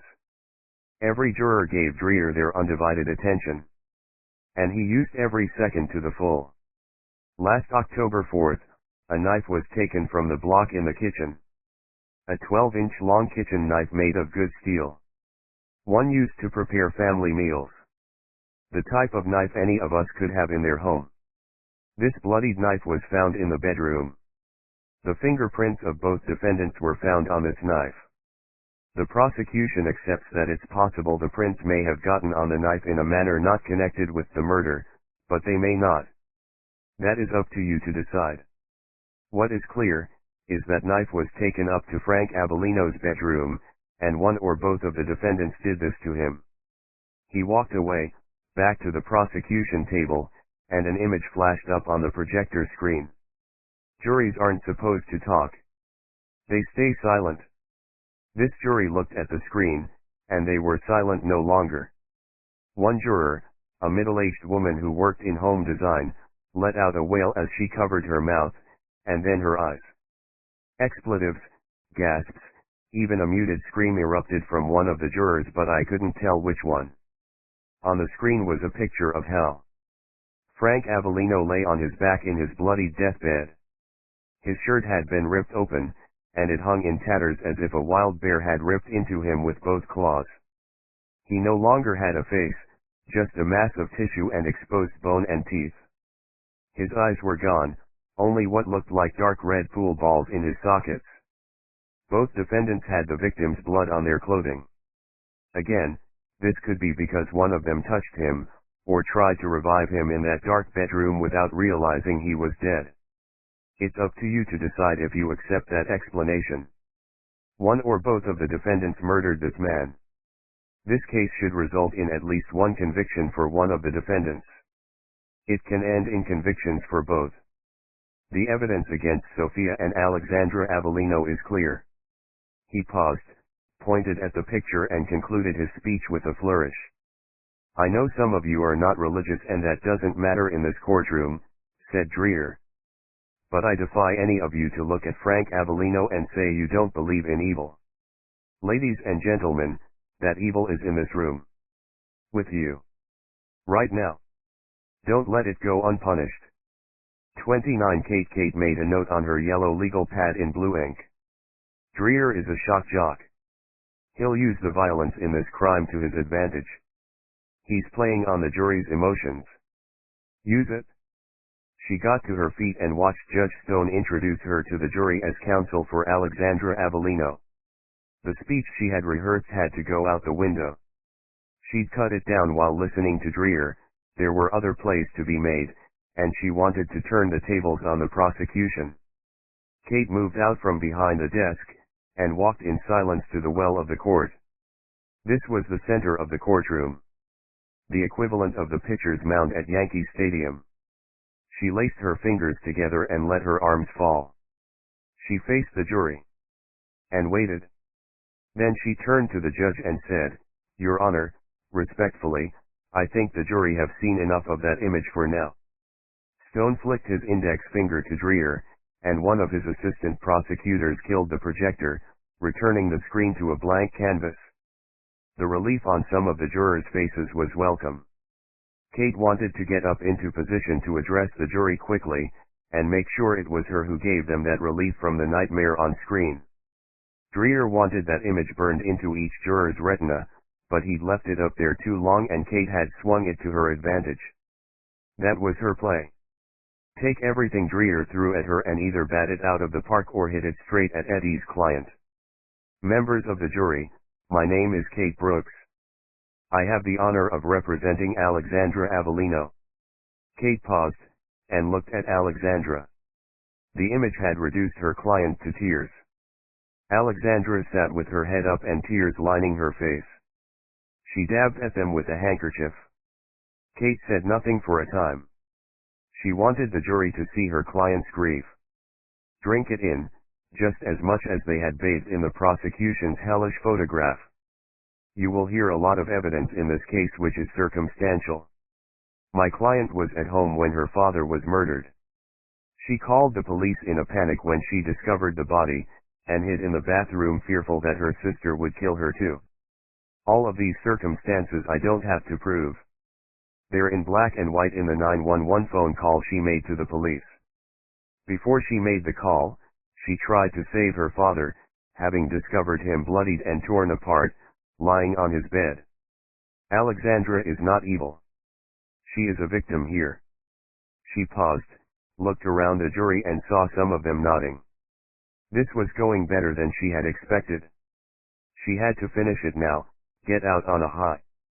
Alexandra has had an upbringing stained by the loss of loved ones. Losing her mother, and then her stepmother in tragic circumstances. Now that her father is gone, my client believes she no longer has family left. Her sister is no longer family. Her sister took everything from Alexandra. There is one killer in this room, ladies and gentlemen. And it's the person with a history of complex psychiatric conditions, with a documented history of using knives, of self-harm, of addiction and criminality. The killer is on trial. The killer is Sophia Avellino, and you have a duty to my client as a victim to acquit her, and send her sister somewhere she can never harm anyone else again. Kate paused again, and noted the smiles and the nods and the attention the jury had given her. It was all about rapport, and she was off to a great start. She glanced at Block and saw her friend sitting with bold admiration on her face. Kate made her way back to her seat. Block leaned over and said, "You're amazing." Alexandra whispered, "Thank you," and gave Kate a tearful hug. The jury watched every moment, and then turned toward Sophia, and Eddie Flynn, with something like contempt in their eyes. 30 Eddie, I'd never stood up to give my opening speech to a jury so hostile. They weren't looking at me, they were focused on Sophia. She looked like a rabbit in the middle of the road, with headlamps coming toward it. Frozen and shivering, waiting to be run over flat. I told her it was okay, and Harry patted her hands. She had both hands spread out on the table, one on top of the other. Her fingers were shaking. Harry steadied them, but really he was using his palm to cover them. Sophia's anxiety could translate as fear. The fear of someone who has done something terrible and has just been found out. I didn't stand in the well of the court. Kate had done such a number on us, and the jury had clearly liked her, that I didn't want any comparisons in the jury's mind. Instead I walked right up to the jury and stopped only a few feet from the first row. I put my hands in my pockets and I thought about what I was going to say. I had a speech prepared, but now it sounded flat in my head. I couldn't use it. I had to come up with something new. Kate was riding on Dreyer's coattails. Every point Dreyer made in the case, Kate was going to deflect it onto Sophia. There were no easy plays. The jury was being told a story in this case. And right now they liked the one they were hearing. My story had to be different. It had to be better. Whoever tells the best story wins. I cleared my throat, and took my time to make eye contact with some jurors. The jurors that I had selected in the last few days. 7 women. 5 men. 1 male alternate, 1 female. Most of the women on the jury were at least 10 years older than Sophia. All of them held jobs. A cleaner. A van driver. A chef. A hotel maid. A coffee shop manager. A retired teacher. The female juror, who was about a year or so younger than Sophia, was a student at NYU. She at least held my gaze without defiance. This juror hadn't made up her mind yet. The men were a mix of laborer, telemarketer, web designer, and 2 wannabe actors who both waited tables in chain restaurants while they waited for Mr. Spielberg's call. I was tempted to ape Kate's chosen line of defense. Whatever she and Dreyer hit me with, I could throw it back at them. Kate, despite her inexperience, was a natural. Perhaps an even better opponent than Dreyer. I looked at Alexandra now. And the jury followed my gaze. To save Sophia I should destroy Alexandra. That's what the job demanded. If the jury believed Alexandra, then Sophia was in trouble. To top it all, I believed in my client, which made Alexandra the murderer.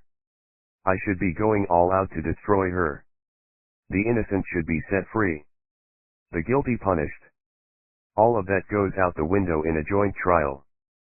The only real opponent is the prosecutor. They have the burden of proving guilt beyond a reasonable doubt. If you lose sight of that, and start a war with your co-defendant, they'll fight back and you destroy each other in front of the jury, who will inevitably think both are lying. All the while, the prosecutor gets to put his feet up, and occasionally toss in a ball for the defendants to fight over and hurl at each other. The best way to lose this case was to fight with Kate Brooks. I believed Sophia was innocent, and the only thing I cared about right then was getting her an acquittal. To do that, I had to focus on Dreyer as much as possible and ignore Alexandra. Alexandra wiped her red, raw eyes. She looked like any other successful, attractive Manhattan socialite in her business suit, manicured nails, and $500 haircuts. She didn't look like a killer. She looked nervous. One hand reached out and I saw her touch the defense table, running her index finger over the wood grain in small, concentric circles. Nerves, I guessed. I glanced back at Sophia, and saw again a young woman in so much pain, just trying to hold it together. I couldn't do the job of prosecutor and defense attorney. It just wasn't in me. Ladies and gentlemen of the jury, I represent Sophia Avellino in this case. Like Alexandra, she has lost her father too. I won't say to you that the killer is in this room.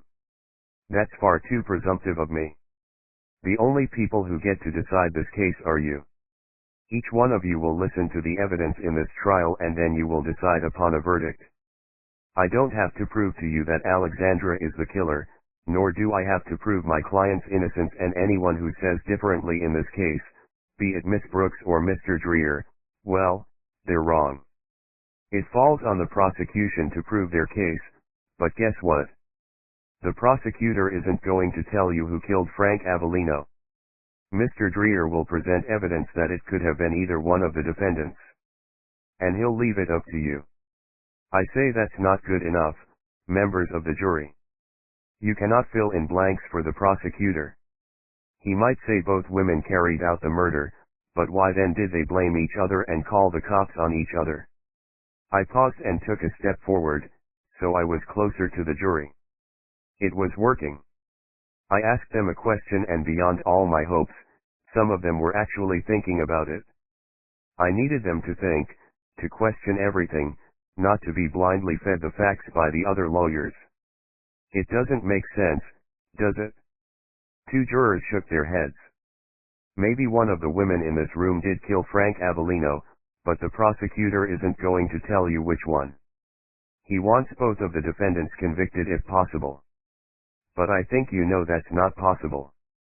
And if the prosecution does not prove, beyond all reasonable doubt, who killed Frank Avellino, then there is one thing you must do, ladies and gentlemen, you must acquit.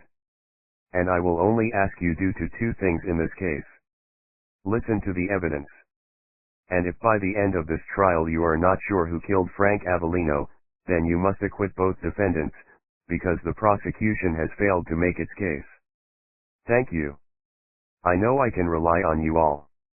I sat down, in better shape than when I first stood up. Some of the jury would think and evaluate the case properly, and that's all I could ask. Sophia leaned over, fresh tears in her eyes and determination on her face, and she said, "Alexandra killed my father. I want you to make sure she pays for it. Don't do it this way. Sophia, I'm trying to save your life. Let me do my job." She blinked, and tears fell on the papers laid out on the table. He was my dad. And she killed him. She has to pay for it. 31 Kate Eddy's opening speech had surprised Kate. She felt sure he was going to lay some bombshell in the middle of the court, and watch it blow her defense wide open. He didn't. He wasn't coming after Alexandra. It was a high-risk strategy, but smart. It relied on the jury taking their oath seriously, and deciding that if they couldn't choose between Alexandra and Sophia as to who was the real killer, then they had to acquit. Technically, the argument was sound. Block whispered, "He's good, but that's never going to work." "Why not?"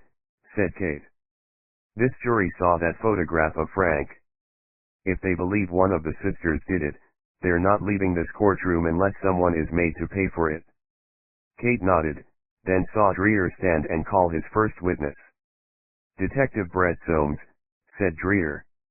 Kate flicked through her legal pad, looking for the notes she'd marked with pink tabs. While she found the pages, she heard Soames come forward. She recognized him from the night of the murder, when she first met Alexandra in the cells. He had worn a truly awful yellow shirt. The shirt had been terrible enough to stick in mind. It was that bad. Soames was tall, mid-50s, with tight graying hair. The yellow shirt had been given the day off, but the replacement didn't look much better. He wore a navy suit and green shirt with a blue and white striped tie. It looked like an odd ensemble. Kate wondered if he was colorblind. As Soames held up the Bible, Kate noticed the notch on Soames' left ring finger. He had been used to wearing a wedding ring, until recently.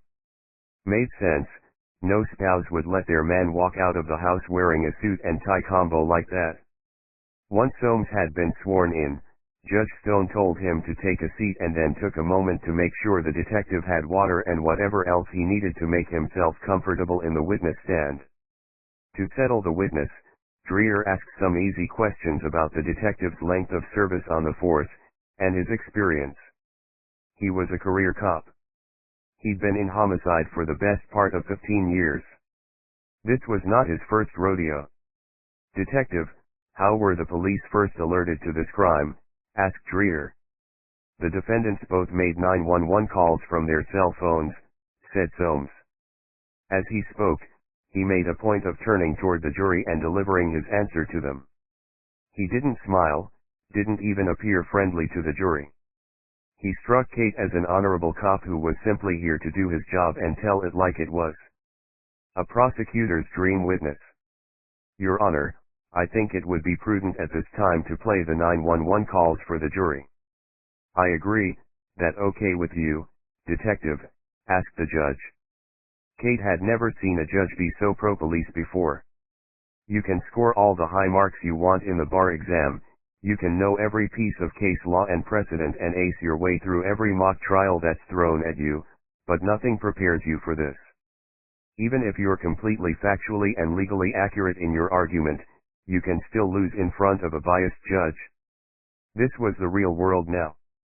Dreer signaled to one of his assistants, and Kate put down her pen and listened while the PA system kicked into life and the first tape was played. It was Alexandra. Block opened a file and read along with the transcript.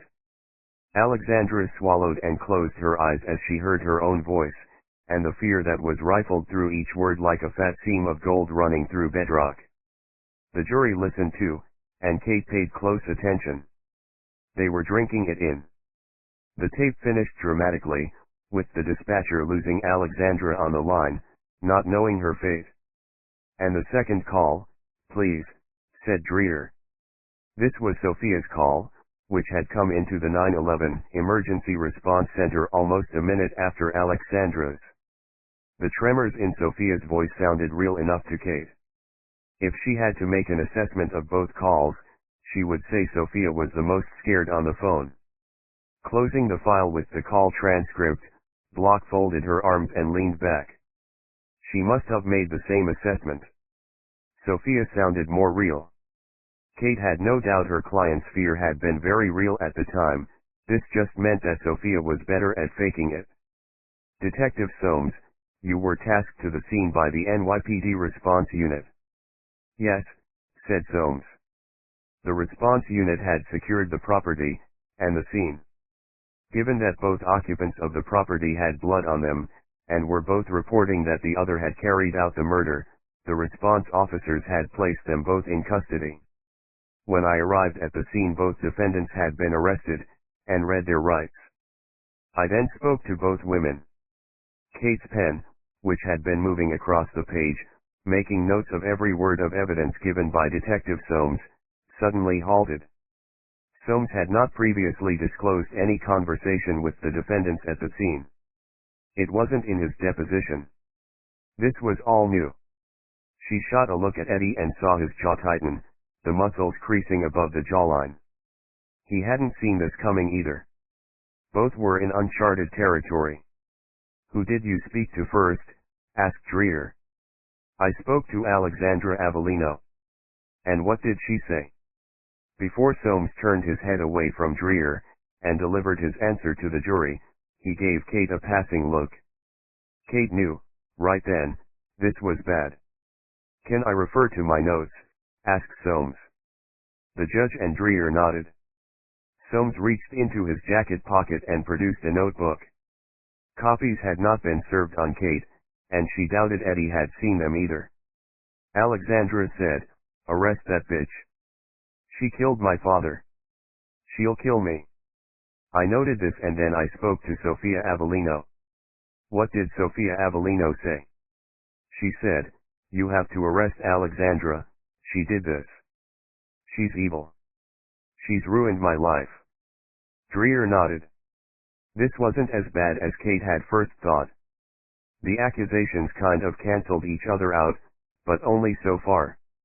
Before we go on to talk about the crime scene, I noticed that when you spoke to the defendants at the scene, neither Sophia Avellino nor Alexandra Avellino asked about their father's condition.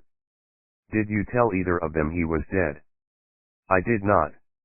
And at any point, either at the scene or in the precinct during questioning, to your knowledge, did Sophia Avellino or Alexandra Avellino ask about their father's current medical condition? No, sir. They did not. I guess they already knew because objection, said Kate. The officer's guesses are not evidence. He is not giving expert testimony. Kate's knees had already bent, and she was in the process of sitting down, her objection clear, precise, and 100% correct when she heard Judge Stone say, "Overruled." Kate got back up. "Your Honor, the witness is speculating on Miss Brooks," said Stone. "I realize you are not overly familiar with courtroom proceedings, but your objection has been ruled upon. This is a highly experienced homicide detective who has no doubt attended at hundreds of serious crime scenes and spoken to thousands of people at those scenes over the long course of his distinguished career. If he wants to give his opinion on this matter, the court would welcome it." Kate felt like she was 5 years old. Knowing the rules, and expecting the judge to abide by the rules in the real world, appeared to be two different things. She had to learn fast. "Sorry, could you repeat your answer, detective?" said Dreer. "Yes, whenever we speak to relatives of the victim, it's my experience they just want to know if that person is still alive. Doesn't matter how badly they appear to be injured, it's always the first thing they ask. They're hoping, beyond hope, that their loved one is still going to make it." In this case, it was unusual that neither of them asked if Frank was still alive. Highly unusual. I think that's because they both knew he was already dead. In both 911 calls they say their father was attacked. They don't say he is dead, is that correct? Correct.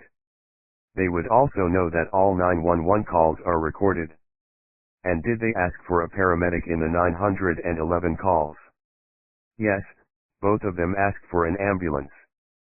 And yet they didn't ask about their father's condition when police and ambulance arrived. Why is that?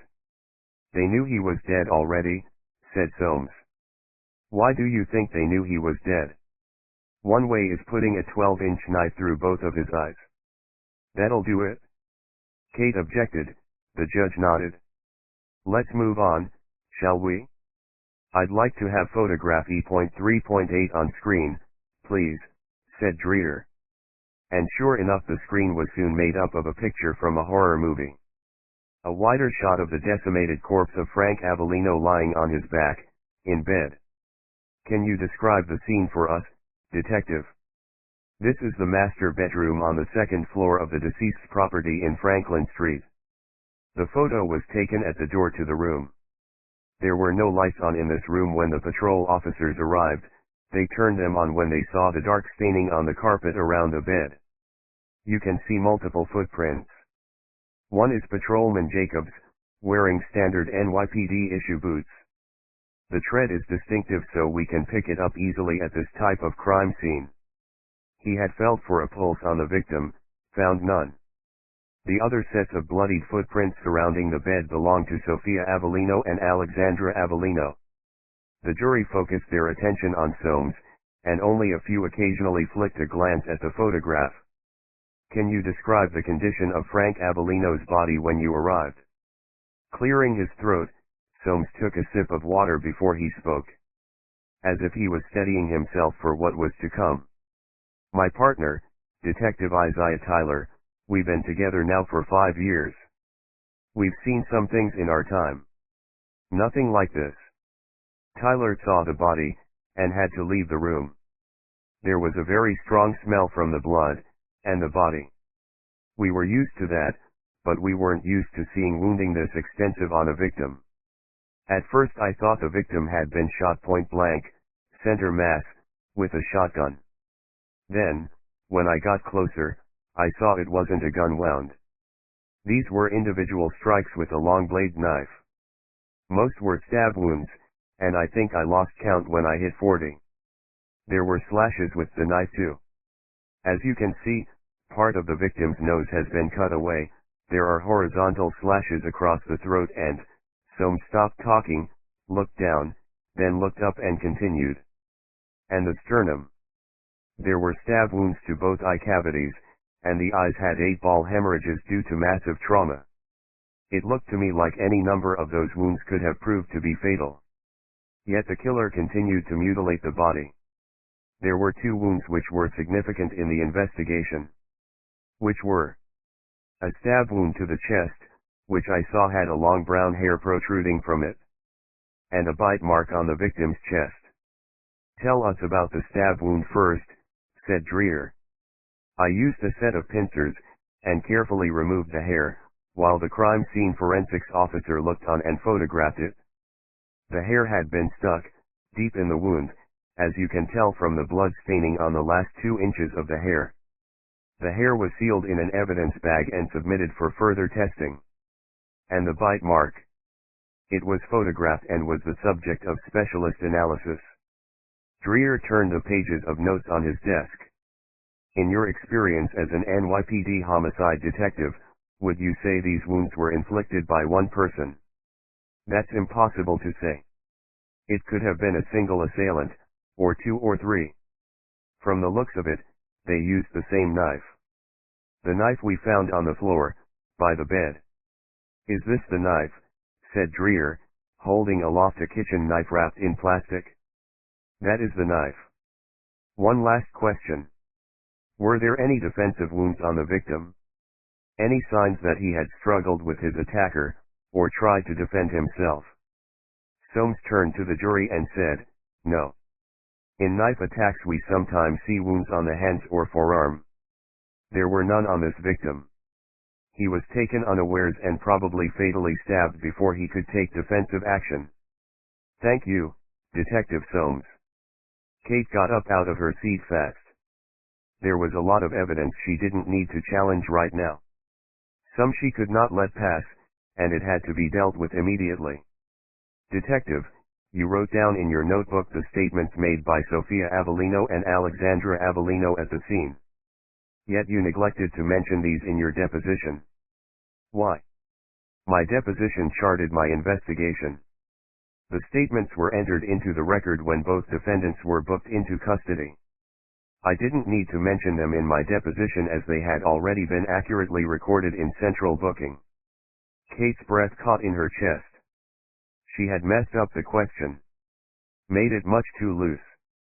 She had asked for an explanation, and she'd gotten one. The jury was nonplussed. She could have handled that better. She thought carefully about the next question, framed it in her mind before she opened her mouth. Looking at that picture of Frank Avellino, isn't it obvious, even to a loved one, that Frank is dead, she said. I couldn't say, said Soames. He looks dead, Detective, doesn't he? He appears to be badly wounded. No one could say those wounds are fatal just by looking at him. Both defendants asked for a paramedic in the 911 calls, said Soames, formally. Both my client and Sophia Avellino approached him, and touched him. Might they have realized that he was dead then? They might. But then why ask for a paramedic when they dialed 911? That doesn't make sense. If they held him and thought he had died from those terrible wounds, that would explain why Alexandra did not ask you if her father was dead, wouldn't it? It might. It does, doesn't it? Said Kate, pressing for a better answer. It's one explanation, but I don't buy it, said Soames, and she thought that was the best she could get out of him. The other explanation is that your client knew Frank was dead because she'd spent time ripping him to pieces, said Soames. Kate nodded, and on her way back to her seat at the defense table, she saw 2 or 3 jurors look at Alexandra curiously. It was look of wonder, and disgust. She'd lost some jurors on Soames. This was going to be harder than she'd thought. 32 Eddie, I was tempted not to ask Soames anything at all. His testimony had been damaging, but not too bad. Kate had done her best to minimize it, but her opening question wasn't tight enough. Not her fault. Some witnesses need a tighter leash than others, and you can't know that until you ask your first question. Years of experience can give you an advantage, but Kate was doing better than I did on my first murder trial. I stood, decided I had to shake the tree some more. See what fell out. Detective Soames, when the defendants made these statements to you at the scene, I suppose both defendants had been arrested, and read their Miranda rights before they spoke to you. Of course, said Soames. Even if that weren't true, that was the answer you got from every cop in the city when you asked that question. No cop is going to admit a suspect said anything significant without first being given their right to remain silent. If they didn't have their rights read to them, the statement was largely inadmissible. Soames would never admit to talking to a suspect without them being Mirandized. Are you sure both defendants had been arrested and Mirandized before you spoke to them at the scene?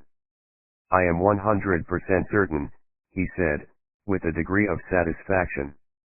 He had delivered this affirmative answer with a smug smile to the jury. Little did he know, he'd just handed me his heart on a plate. I wouldn't rip it from him yet. I had to wait until the right time. Detective Soames, you consider the statements made by the defendants at the scene to be significant, yes? Correct. I thought so. You seem to be implying that because Alexandra and Sophia did not ask you if their father was still alive, that means they killed him. It's a logical conclusion. Let us remind ourselves here that the prosecution maintain there is evidence against both of these defendants.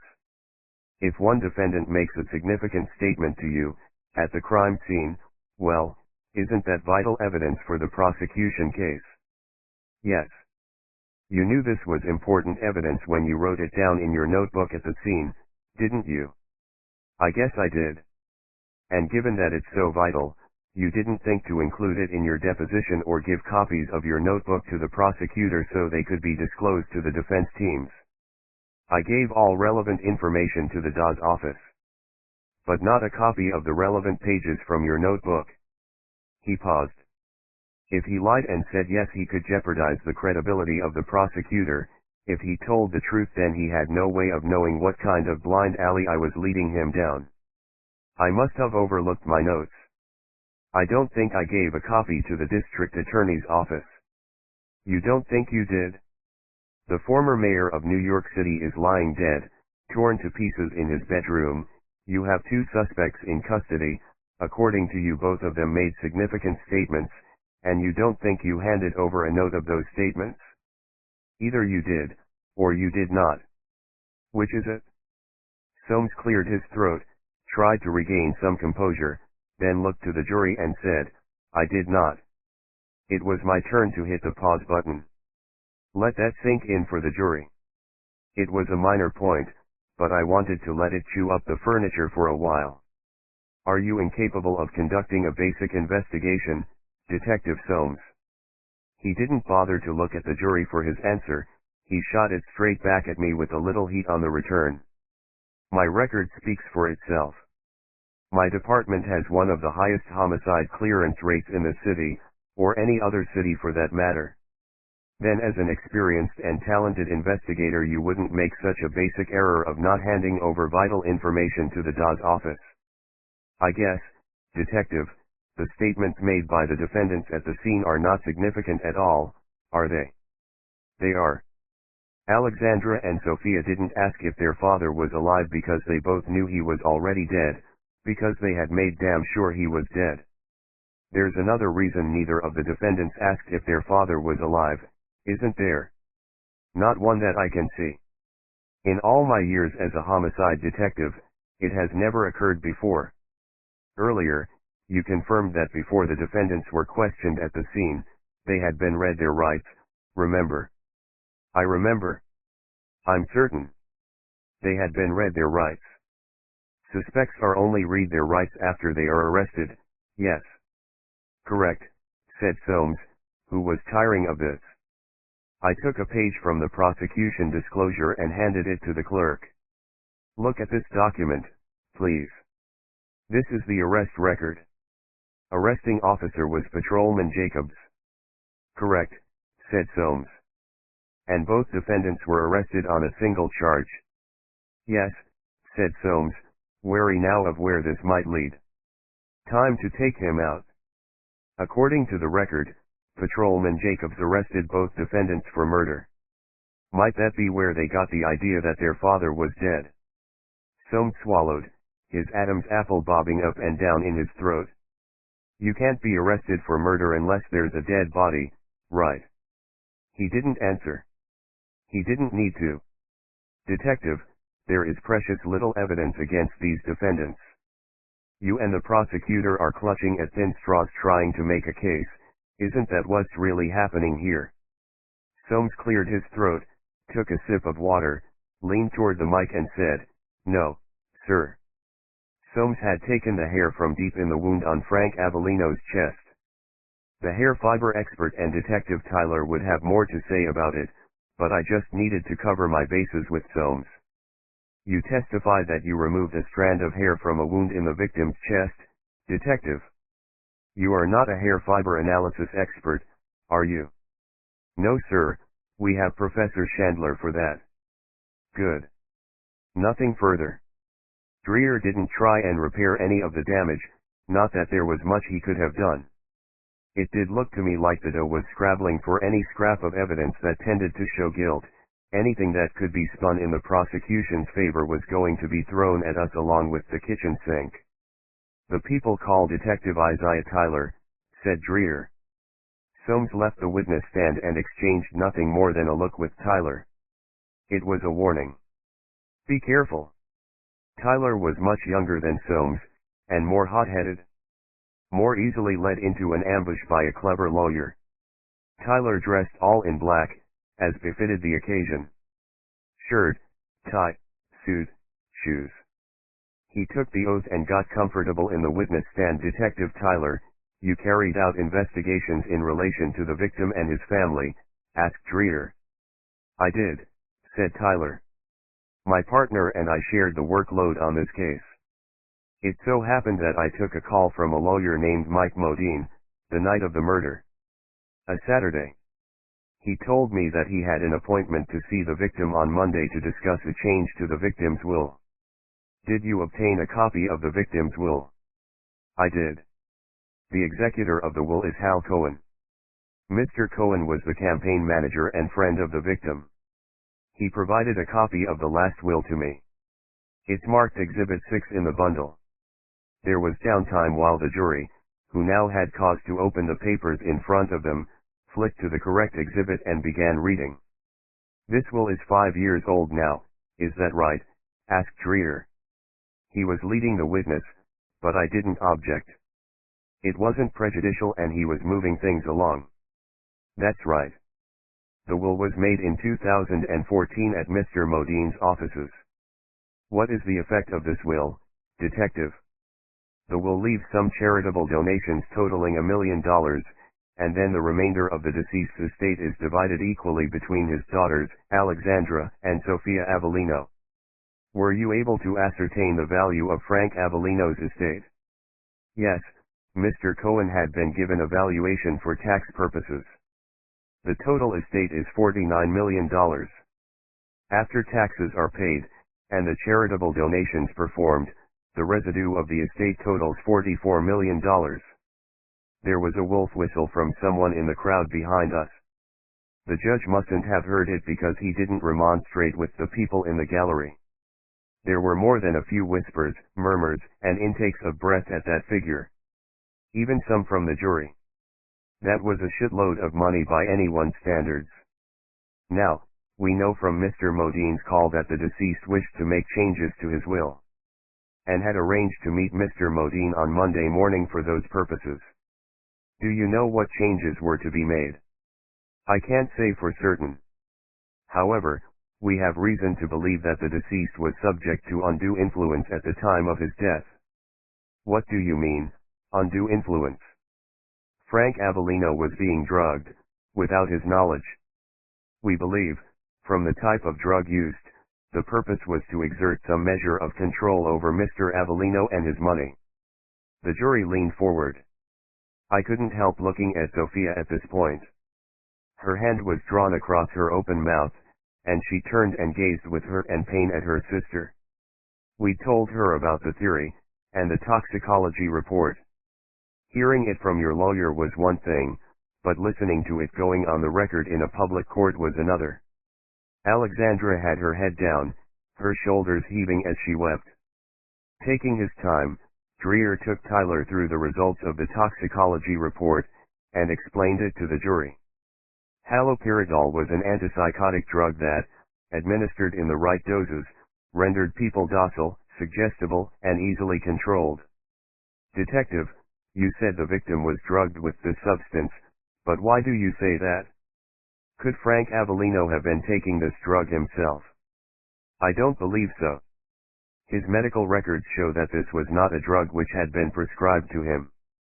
Also, he had seen his family physician in the months leading up to his death as he had been experiencing symptoms that could have been early onset dementia. This could also have been because the drugs in Mr. Avellino's system were producing the symptoms of dementia. The physician recommended an MRI scan for December. Mr. Avellino never made it that far. If someone is administered haloperidol without their knowledge, what does that suggest to you?" asked Dreer. That someone wanted Frank Avellino under their control. They could have persuaded him to sign a power of attorney, say. A chill flooded through me. Dreer was going somewhere with this that I hadn't foreseen. I turned to an exhibit page in the prosecution bundle and looked at the document again. Dreer had been working his way up to this, and Tyler opened the door a little wider to let him in. Dreer directed the jury and the witness to the same page. Detective, what is this document at Exhibit 228? This is a power of attorney, executed on September 15th. It grants his appointed representatives power over all Mr. Avellino's property and affairs. And who are the named representatives for Mr. Avellino? Tyler spoke slowly and carefully as he said, they are Mr. Hal Cohen, and Miss Alexandra Avellino. Frank Avellino Journal Entry, September 15, 2018. I don't know what to believe anymore. Either I'm going crazy or someone is trying to kill me. In a way, I kind of hope someone has taken out a contract on my life. That's preferable to me losing my mind. I can deal with the contract. Jimmy can take care of it. I spoke to Jimmy this morning and he said I was paranoid. No one would dare put out a hit on me. And no crew would think of robbing me, not when I'm one of Jimmy's old friends. That shit just doesn't happen. An old man slipping into my goddamn dotage. I was convinced he was wrong. I'd hired a private investigator who was keeping an eye out for anyone following me. Hal thought it was a waste of time and money, but it made me feel better. The pie was a big guy named Bedford and he told me I wouldn't even see him. True enough, since he started 2 weeks ago, I hadn't seen him so far. That didn't help. I felt that maybe he wasn't watching me at all, maybe he was at home in bed watching TV, thinking I was just another paranoid schmuck. But I knew it, I'd seen the biker watching me. Then when I left the restaurant, I stood on the sidewalk and noticed my shoe was untied. I knelt down, and goddamn it, I must have been down there 10 minutes and I couldn't remember how to tie my shoe. I just knelt there on one knee, the laces in my hands, staring at my brown shoe until tears fell on the leather toe cap. I tucked the laces into the sides of the shoe and took a cab home. 10 p.m. I wasn't hungry tonight. Just made myself a sandwich. The soup Sophia made yesterday was still in the fridge. The stew Alexandra sent over from the deli sat beside it. I made myself a peanut butter and jelly sandwich with a glass of milk and watched the news. Feeling better tonight. My head is clearer, for the first time in days. Call from the pie service. I told them Bedford hadn't been in touch with me by phone or text. No, I didn't know where he was. He told me that I wouldn't see him, for Christ's sake. They are assigning a new operative in the morning. Bedford is missing. There's a police appeal for information on the news. I'm in bed now. Can't sleep. Headache that won't quit. And a bad feeling in my stomach. I called Alexandra, left a message. Called Sophia and she picked up, said she would come and see me tomorrow. 33 She for all her preparations, both physical and psychological, nothing had prepared her for the feeling she experienced seeing father's bloodied corpse blown up on a large screen. She had kept no trophies from her kills. Nothing as a reminder of those moments of exquisite pleasure. Seeing the photographs gave her a warm feeling, low in her stomach, and sent her heart fluttering. She could almost taste his flesh. This was overwhelming.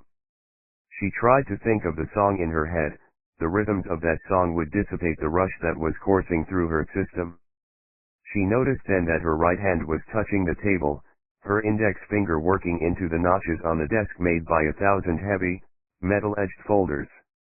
Abruptly, she took her hand away, placed it in her lap. The day was going fine. As she had expected. Detective Tyler had exaggerated the effects of haloperidol in his testimony. It was not a drug that caused people to become completely compliant. In some ways it had made father more difficult, but he had signed that power of attorney. A few months of poison in his food and poison in his ears would have turned him against her sister. Then, she would have persuaded him to change his will, then let him slide away in a gentle overdose. The drug itself doesn't kill, but enough will shut down the respiratory system, or cause heart failure in the process. No medical examiner or pathologist would look beyond respiratory failure or a cardiac arrest in a man of her father's age.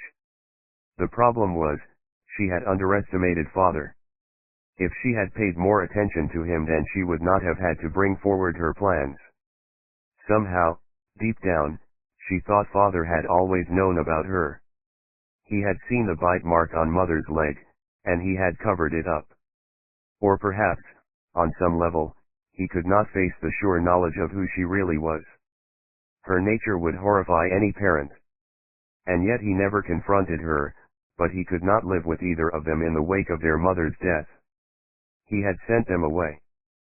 She felt that in the years immediately after her mother's death, Frank blamed them both. He knew one of them bit Jane, but he never spoke of it. The shame, perhaps. When she graduated high school, Frank seemed to have forgotten, or at least put his doubts to one side.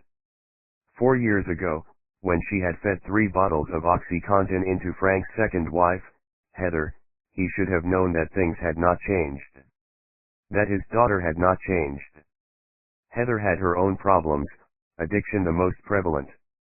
He could accept an accidental overdose easily, so had the authorities.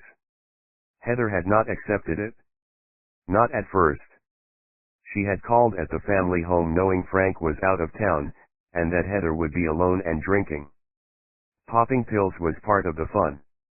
When Heather got too drunk to hold onto her glass, she still hadn't had enough oxy powder in her vodka and soda. She had to hold her down at one point and force a rubber funnel into Heather's throat so she could pour a bottle of oxy-laced Chablis into her stomach. She had stayed with Heather while she died, quietly, and then removed any trace of her presence in the house that night before leaving Heather for father to find on his return the following week. The house had retained that smell for some time. Heather died in high summer. After the funeral, Frank had to hire an expensive bioremediation crew to get rid of the smell of her rotting flesh. Heather's funeral was the last time she had seen sister.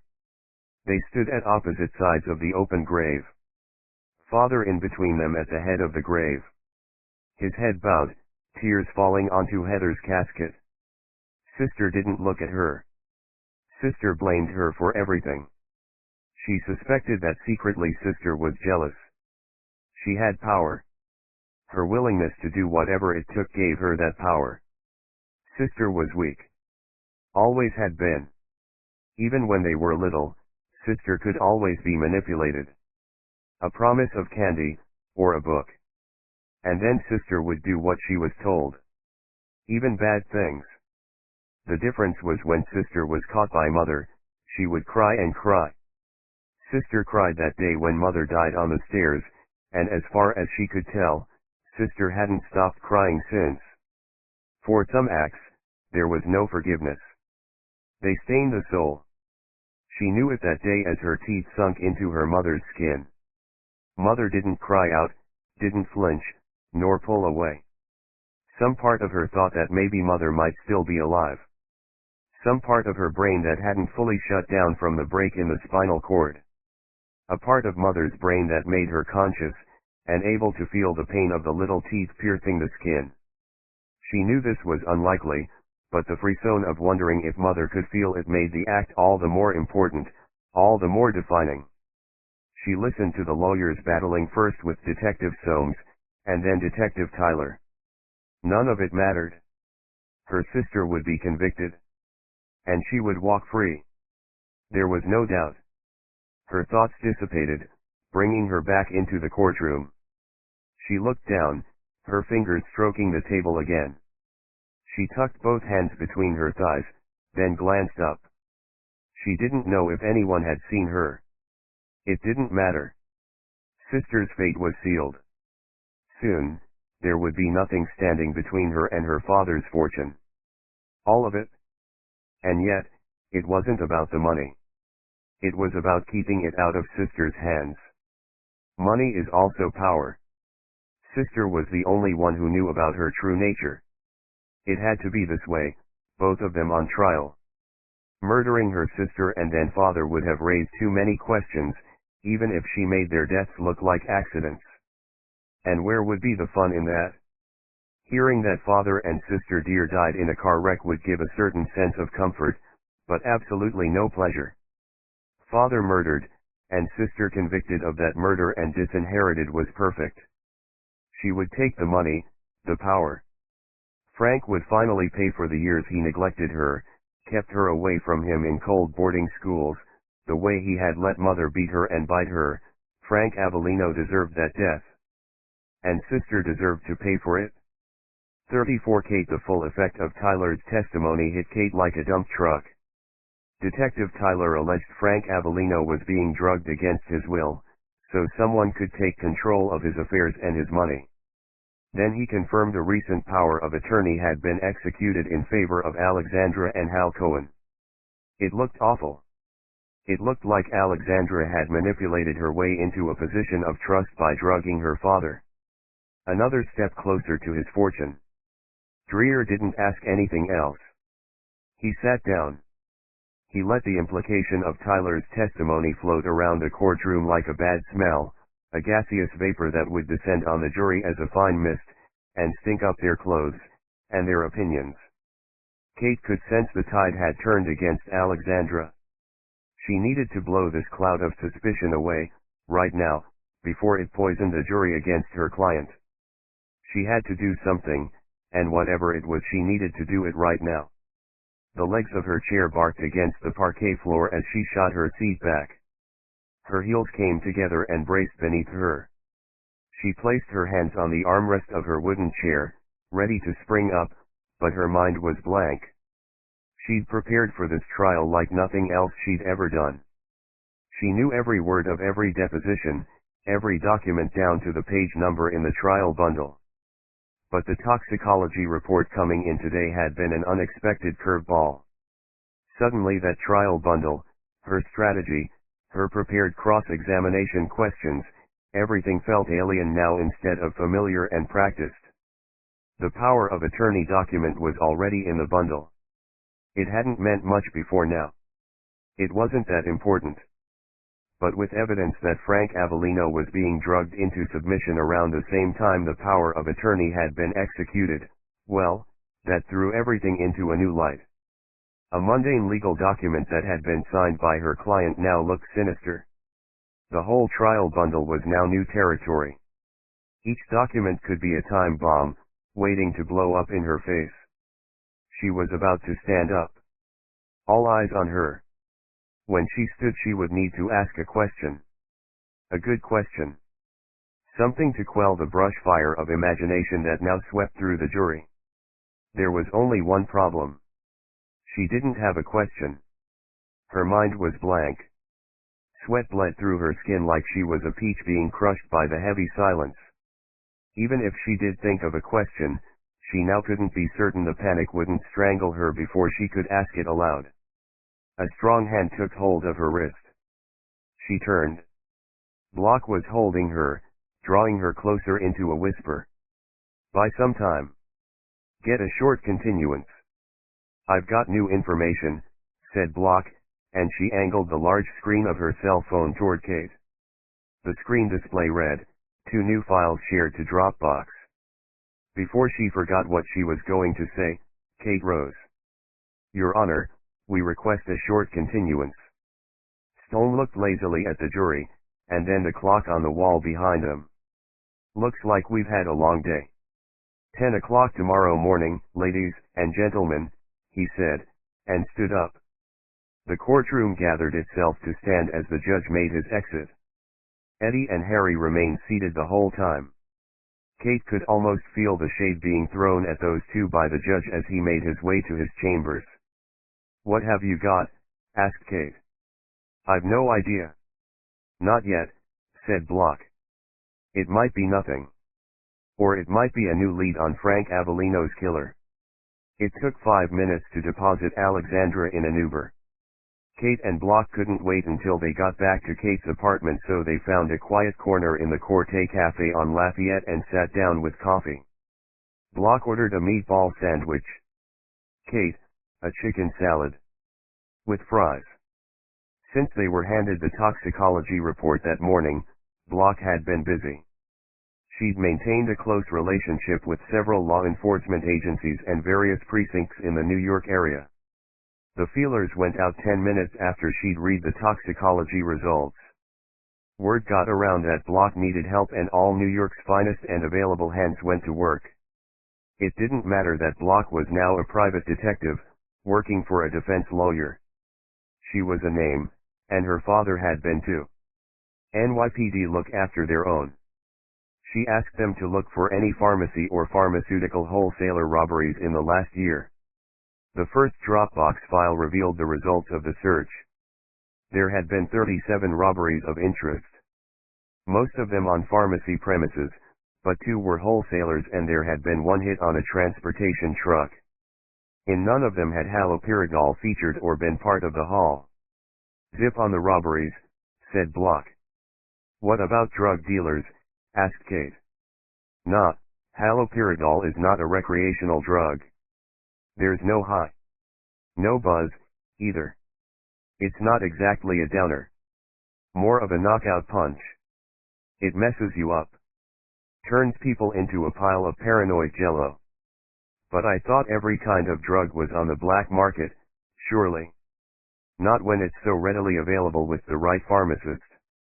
You hand over a fake prescription and $500 and you're lit. Swiping the document away from her phone screen, Block then accessed the second file. Inside was an email and video. There's a 6 CAP hit, said Block. Looks like NYPD are investigating this as a hate crime.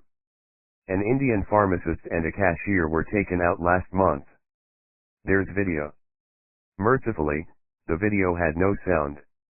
This was a public coffee shop, and there were customers all around. It looked like security camera footage from a large chain store of pharmacies. Kate recognized the branding on the counter. Someone dressed in black leathers and a crash helmet entered the store, moved away out of shot, then walked casually up to the pharmacist at the counter and took an axe to his head.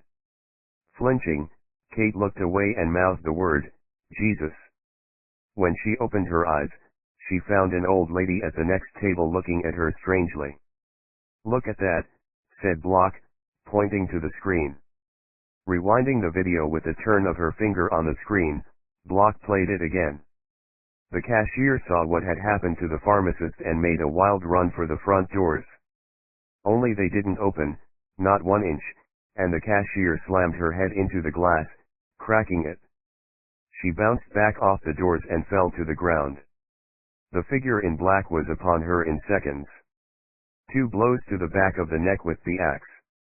Then the figure moved out of shot to the right-hand wall, the doors opened, and they left. It was one thing seeing the aftermath of violence. It was quite another to see it happening, even if it was just on a large phone screen. I don't think this helps, said Kate, shaking her head. It's probably nothing to do with our case. I can't see how it relates. Block went back to the email, read over the notes that accompanied the video. This is important. I think this could be Frank's killer, said Block. How? Kate shook her head again, this time in disbelief. Why do you think that? I need to do some more digging. But there's something here. I can feel it. Did you see how she moved? Asked Block. She. That's a woman. You can tell by the hips. A confident woman. This was no racially motivated crime. For a start, there's no graffiti, no message left. Dumb racists who are violent and stupid enough to kill always have a message from some group or cult. Plus, she killed the cashier. The cashier was white. Nation First, the KKK, or whatever white supremacist group you care to mention, have no qualms about killing white people if they have to. But in this case, they didn't have to. She planned to kill the cashier. Look, the video played, and Kate watched the figure more closely this time. It was clear to her now that it was a woman. The figure moved out of camera shot as soon as she came into the store. There. She came in, and the first thing she did was lock the sliding doors. So when the cashier saw what she did to the pharmacist, the cashier would run headlong into the doors, only they wouldn't open as she expected. She could have left the cashier alive. She didn't. Nothing was taken from the pharmacy. No cash. No drugs. The killer used a blade. The axe is perfect for this. Heavy enough to cause massive damage, but light enough to wield and conceal. Why not use a gun? Guns leave rounds behind. Rounds can be traced. Plus, it's noisy and it draws a lot of attention. Professional killers. Real pros. They get up close and personal with hits after a while. This woman, said Block, pointing to a frozen image of the figure in black on the screen. This woman has killed before. She didn't even run from the pharmacy desk to the cashier. She walked. Took her time. No panic. If what? Block studied the screen for a long time then said, I'd say she enjoyed those kills. The waitress brought over a meatball sub, filled with marinara sauce. Kate's salad and fries came next and Kate pushed the food away. Her appetite had left the building. Block picked up the hoagie and bit into it. Marinara sauce dribbled over the side of her mouth and she wiped it away with a napkin. I thought you were hungry, said Block. Kate flipped her the bird. Block smiled. I still don't see how it's related to the Avellino case, said Kate. Well, it might not be. I need to check the sales records and stock reports for haloperidol and take a look at the pharmacist. He was the main target. Have to be sure this wasn't a revenge hit for him prescribing the wrong meds or something. I doubt it. All the same, I'd like to rule it out.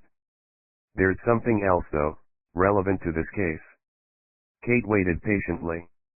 Block took another bite of the sandwich. Swallowed it down, wiped her mouth and said, you remember a few weeks ago, Motion Day? We saw a biker. All in black. A woman. She cut us up and then burned a light right around the corner from here. Come on. That's nothing. Coincidence. Block used her tongue to dislodge a crumb of hoagie that had become stuck in her teeth. She took a long drink of coffee, leaned back and said, I've seen her a few times since that day. Black leathers. Black helmet with a tinted screen. I saw her last night. Where? Across the street from your apartment. Kate froze, her mouth open, then she broke into easy laughter. You almost had me, there. Come on, Block. You're reading too much into this. Why would anyone be watching us? Block didn't look like she was joking. She put down her sandwich and put Kate straight. If I was on trial for a murder I committed, I'd be watching the lawyers too. Both sides. Making sure no one figures it all out, and if they get too close, bam. Kate thought for a moment, said, you don't think this case has anything to do with what happened to Eddie Flynn's investigator? I can't say for sure, but I wouldn't be surprised. The conversation trailed off as Block ate her hoagie, and Kate picked at the fries. They finished and together made their way back to Center Street. It was dark now, with no wind, but the temperature was already below freezing and falling fast. Block had parked in Leonard Street, and it was time to head back to Kate's apartment together and do some serious preparation for tomorrow. As they passed Hogan Place, Kate saw Dreer standing outside with his assistants. They were huddled into their overcoats, their breath misting in the cold, drinking coffee and smoking cigarettes. Their conversation petered out as they saw Kate and Block approach. Kate didn't acknowledge Dreer, she kept her head down and moved past them. No sooner had they moved out of earshot, Kate heard Dreer mumble something and it was greeted with a chorus of derisory laughter. She didn't doubt the laughter was aimed at them. It didn't seem to bother Block at all. They stopped at the crosswalk for Leonard Street, and Block hit the button. This part of Center Street was one way, all the traffic coming from their left. A truck blew by, and then some cars. On the other side of the crosswalk Kate saw a woman, heavily pregnant, with a big red coat bulging over her stomach. The woman laid a hand on her stomach, protectively, in the manner some pregnant women find comforting. The gesture made Kate smile. That kid was already loved and it wasn't even born yet. A man with gray hair and a cashmere coat came and stood beside the pregnant woman. The man hit the crossing button again, angrily, as if the traffic light system would only work for him. A car stopped in front of Kate, at the stop line. Beyond the car, a bus came to a stop. The light changed. Kate and Block began to cross the street. So did the pregnant woman, and the gray-haired man. Kate and Block passed the car. Before they reached the bus, a sound began to roar off the buildings, vibrate through the blacktop before finally landing in Kate's chest. The noise increased, the volume rocketing, and suddenly Kate knew what it was. It was a high, mechanical whine accompanied by a bass roar of throttle. A strong arm thrust out in front of Kate, across her chest, holding her back. Block had stopped dead, just before the front of the bus. Kate looked to Block, then she heard the explosion of sound from a blast right in front of her. Something dark shot past the bus, the pregnant woman screamed and fell back onto her behind, clutching her stomach, her legs splayed out. The gray-haired man fell forward, first onto his knees, then flat on his face. He didn't put his arms out to arrest his fall, and there was a wet crunch when his nose hit the blacktop. Kate's mouth opened but no sound came out. She could still hear that roar, and looking to her right, she saw a motorcycle, with a rider all in black, mount the sidewalk and drive straight into Collect Pond Park. The arm that restrained her disappeared as Block ran after the motorcycle. Kate looked back at the scene in front of her. The doors of the bus opened and the driver got out. He went straight toward the pregnant woman who was still screaming. Kate moved forward toward the man lying face down. "Oh my God, are you all right?" "What happened?" she said, kneeling, her hands shaking, her heart pumping. She touched the man's shoulders, and then recoiled as a pool of dark blood spread from beneath him. Footsteps behind her, coming up fast. Suddenly Kate was surrounded. She fell onto her side, pushed out the way by a man in a suit. She looked up, saw it was Dreer and his assistants. One of them turned the gray-haired man over, and that's when they began to shout in panic. The hilt of a knife jutted from his throat. His eyes were open and lifeless, his face a bloody mess. His nose sat at an odd angle, flattened to the right against his cheek by the fall. Kate's stomach heaved, and she covered her mouth and got up. Block came charging back and knelt down beside Kate. "The rider got away," said Block. One of the assistant docs got up to help the pregnant woman, trying to calm her, for the baby's sake at least. Someone, Kate couldn't tell who, was on the phone to a paramedic. Dreer turned toward Kate and said, "This was my witness. We were waiting for him to come in and be deposed." "Who is he?" asked Kate. "His name was Hal Cohen. 35. She had timed it just right. It took a lot of work, but it was worth it." She knew that Hal Cohen couldn't see Dreer before 5 o'clock, because Dreer was in court along with her. Dreer would want to depose Hal personally. He would have been a key prosecution witness. She had other uses for Hal. He had fulfilled his purpose, and she didn't even have to pay him a dime. What Hal had discovered and turned over to Dreer would be interesting. Even without Hal, Dreer could spin that particular piece of evidence any way he wanted. It had less impact without Hal, was much less important, but still usable.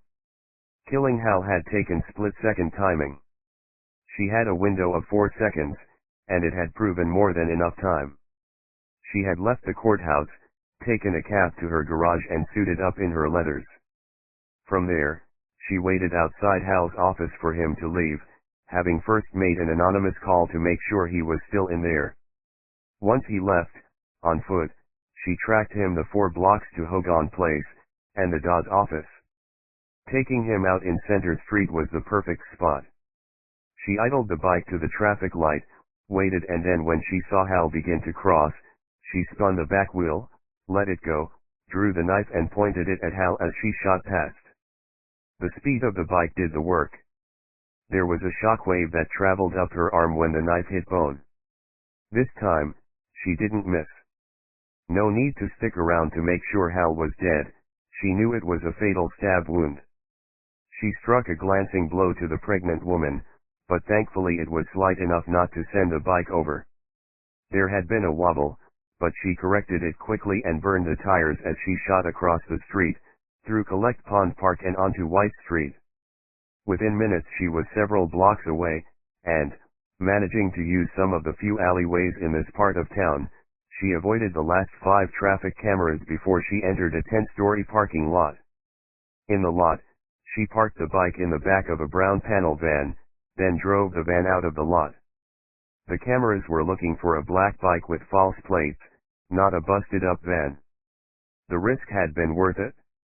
Hal was dead. And her sister had no idea the storm that was about to land in court. 36 Eddie Harry rested his elbows on his knees and studied Clarence. The little dog sat there transfixed by his master, his tail wagging. If someone was drugging Frank, taking control of his empire, making him submissive, and getting away with it, why was it necessary for him to die? Asked Harry.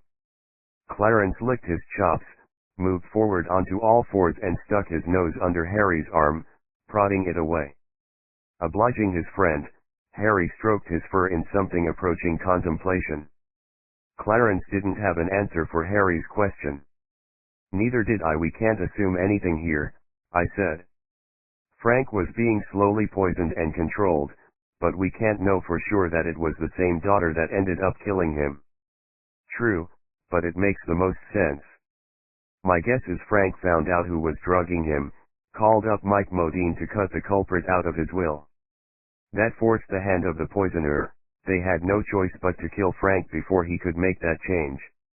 That explains why they had to take drastic action before he met his attorney on Monday. Kinda strange the cops haven't found Mike Modine, don't you think? I'd say it's darn right suspicious. One thing I know is lawyers like Modine never run off to join the circus unless they're scared about going to jail. I checked in with his firm. Everything's in order with Mike's files. He wasn't about to get sued, he was already divorced, and as far as anyone in the firm knew, he wasn't seeing someone new. He just disappeared. It stinks, Harry. Seems to be a lot of people involved with the Avellino sisters end up dead. Their mother, their stepmother, now Frank. Maybe Alexandra killed Modine too. You still think Sophia is innocent? I said. Harry stood, attached Clarence's lead to his collar and made a few grumbling sounds as he straightened up. Harry wasn't getting any younger. I had my doubts in the beginning, but I trust your judgment. The more time I spend with her, the more I think she's just a mixed-up kid from a bad family. She needs help. She needed her father. I can't visualize Sophia hurting anyone. Alexandra, I can picture it more easily, said Harry. Why? Whoever did this must have known they'd get caught. You don't kill your father with another witness in the house. No one does that. Even if you're in a blind rage, it would be stupid as hell unless you killed the witness too. I don't get why both women are still alive. One of them is a liar and a killer. Sophia is volatile, but Alexandra gives me the impression of someone who can be calculated in their actions. There's a lot about this case doesn't make sense, unless there's a whole other side to it that we can't see. Anyway, I'm not going to see much more tonight. Adios. Me and my amigo are hitting the sack. Harry and Clarence left the office just after 11. I looked over the trial bundle again, then when I raised my head and checked my watch I saw it was coming up on midnight. I should sleep. The thought of lying down in that cot in the back, I couldn't face it. Not tonight. Every time I closed my eyes I saw Harper's face. It was beyond grief now. It had become something else. I had cried for her, for weeks. It felt like bleeding. That some part of me had been hurt, and it was only making me sicker and sicker, and I didn't know how to fix it. The pain of losing her had given way to guilt. No way to know when that happened, but I felt it all the same. I'd already lost or pushed away one family for fear of them getting hurt. 3 years ago Amy had been taken by the Russian mob. If it hadn't been for Jimmy the Hat I would never have gotten her back. That changed things in my marriage. The biggest threat to Christine and Amy was my work, and the bad people who came along with it. Part of me had cut off my family, for their own safety. Now I was paying the price. I was a weekend dad, with all of the troubles and worry that came with it. Did Harper's death have something to do with me, too? Would she still be alive if she hadn't met me? That was a question I wanted to ask myself, but I was afraid of the answer. I played the video again, for the 5th time that day. It was us. Harry, Harper, and me in Frank Avellino's house. Taking pictures. Whispering theories so the sound guy wouldn't pick it up on the recording. This was one of the last things Harper ever did. These were the last images of her. I cracked open the scotch, poured a glass way too big and settled back in my seat to watch, my laptop perched on the desk in front of me. I studied every movement she made. I'd never noticed how graceful she was. I knew she was beautiful, but this was something else. She moved like she wasn't human, and yet was more human than any of us. Her heart was right there in her smile. Cops thought Harper's murder was a robbery gone bad. There had been a spate of home invasions, but then again, there were always home invasions. It was part of the turf.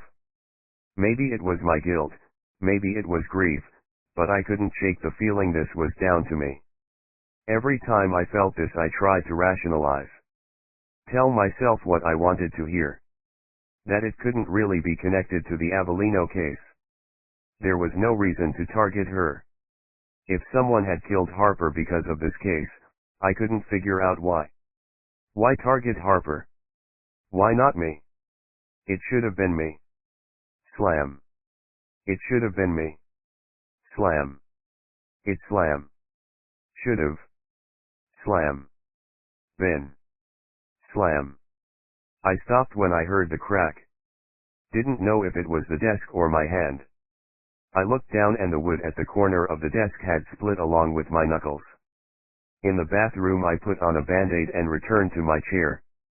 The image of Harper, frozen on screen. My head went gently to the desk, resting on the back of my hands. I wanted to sleep, but I knew it wouldn't happen. The killer took some cash from a bureau in her bedroom. 500 in 20s. Maybe they thought about taking her necklace, and then thought again. And they smashed her phone. The images from the night of her murder would never leave me. I saw blood on her hallway floor. The broken necklace in the blood, the little gold cross in the middle of the chain. There was something else I needed to remember. Something important. I squeezed my eyes shut. There. I saw it. Playing out in my mind like a nightmare. Beyond Harper's hallway was a set of French doors leading to a kitchen. Her laptop lay open on the kitchen table. I'd seen it when I came in. Although I hadn't registered it at first. I was too busy looking at the blood on the floor. They took the money. Left her necklace. Smashed her phone but left the laptop. My head shot up to the video. I played it again from the beginning. Harper's death had not been part of a robbery. She had no defensive wounds. She'd been stabbed as soon as the killer had stepped into the house. If it had been a robbery, the phone would have been fenced for $100, and the laptop $500, easy. This was no robbery. It was just supposed to look like one. Sophia had gotten a copy of this video. So had Alexandra. What if Harper had seen something? Something none of the rest of us had seen. Something implicating the killer. What if the killer had known this? I clicked the trackpad and started the video again. When I was done, I scanned most of the Avellino case, started composing an email and then attached the file and the video, and hit send. There was one person in the world who I trusted to look at this. Maybe she could see something I couldn't. 37 Kate. The house in Edgewater, New Jersey, felt both familiar and new. Kate remembered the house when Block's father had filled every corner with Christmas lights and refused to take them down until Easter. Every time Kate saw him he had a smile on his face, a ready joke and candy in his pocket. Every single time. Until he got busted out of the NYPD, and then all of that changed. Now, instead of lamps scattered around the rooms, Block had put up strings of fairy lights. Said it reminded her of her father, and besides, there weren't enough plug sockets for adequate lighting and the overhead bulb was too harsh. Block liked the fairy lights. Kate said she liked them too. What remained of an extra-large pizza had grown cold as it lay in the takeout box in the center of Block's dining table. Beside it was the Avellino trial bundle. Kate popped another Diet Coke. Block pulled the cap on a Michelob. They saluted each other with fresh drinks, didn't say cheers, but each swallowed a mouthful and eased back in their seats at the table. "You okay?" asked Block. It took some time for Kate to find the right words. "I've never seen anyone die. I can't get that sound out of my head. When his face hit the road, I'll look into the pharmacy murders some more. A biker, female, all in black. Tinted visor. It could have been the same person." "You think it was Sophia?" asked Kate. Block shook her head. "I don't know, to be honest. This is a whole new ball game. I don't think Alexandra is a killer, and I would be surprised if I was wrong, but I can't say for certain.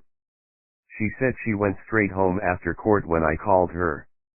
I can't verify that, and we have no way of knowing where Sophia was at the time Cohen was murdered." That last statement drew a heavy silence into the room. The temperature seemed to drop. If Hal Cohen, a witness in the case, was targeted, then it meant he must have had information that could nail the killer. Neither Block nor Kate knew what that might be. The events of that day had rocked Kate. She was going to stay at Block's house tonight, work on the case, try to sleep. She felt safe here. "I don't sleep much," said Block. "If you want to turn in, the spare room is ready." "It's okay. I don't think I'll sleep much either." Since the murder of Hal Cohen, and Block's revelation that the figure in black leathers had been outside her apartment building, Kate decided there would be safety in numbers. As long as the other number was Block. No point in denying it, she felt safe around her. 2 nails above the front door held a 12-gauge pump-action shotgun. Block would need to stretch for it, but it was within reach. On the kitchen counter, beside a bottle of tomato ketchup, lay one of Block's personal firearms. A Magnum 500. Earlier that evening, before the pizza arrived, Kate had felt the weight of the gun, and wondered how the hell Block carried it around all day. The Magnum held 5 rounds in its cylinder. Each round looked the same size as a cigarette lighter and cost $2.50. No matter what kind of problem you had, as long as you were carrying that gun, $2.50 was probably all you needed to spend in order to solve it. "What's it for?" "A gun that size?" Kate had asked. "Wildlife rangers carry them. It's one of the few handguns that can stop a bear. We don't get many bears in Central Park. It works real good on people, too." Kate picked it up, in a 2-handed grip, careful not to let her finger stray to the trigger. "Don't worry. You have to really pull that sucker to fire it. How'd you even get a carry permit for this?" "In New York." Block took the gun from Kate, set it back down on the counter. "Who said I had a permit?" Kate glanced over at the weapon now, her stomach full of pizza, and an uneasy feeling spread. It would be good for Block to have it if they were attacked. And at the same time, Kate knew she never wanted Block to use it. Seriously, why the heavy artillery? Asked Kate. It took a while for a response. Block liked to chew on things for a while. Like there was only a certain amount of words she could use before they all dried up. Block didn't talk about her feelings, or her fears. They were spending more and more time together, and Block was slowly opening up. I took a couple rounds in the vest a while back. It scared me. I bought the Magnum when I quit the force. Had to put on 8 pounds of muscle before I could shoot it straight, but it was worth it. Sometimes you only get one shot. With that thing, one shot to the center mass is all I need. Kate wanted to probe further, ask how such a terrifying experience affected her friend, make sure she was okay, ask her if she wanted to talk about it. But she knew from the look on Block's face that this tiny piece of information was all she was going to get. Block was staring at the bookcase. There was only one book placed face out.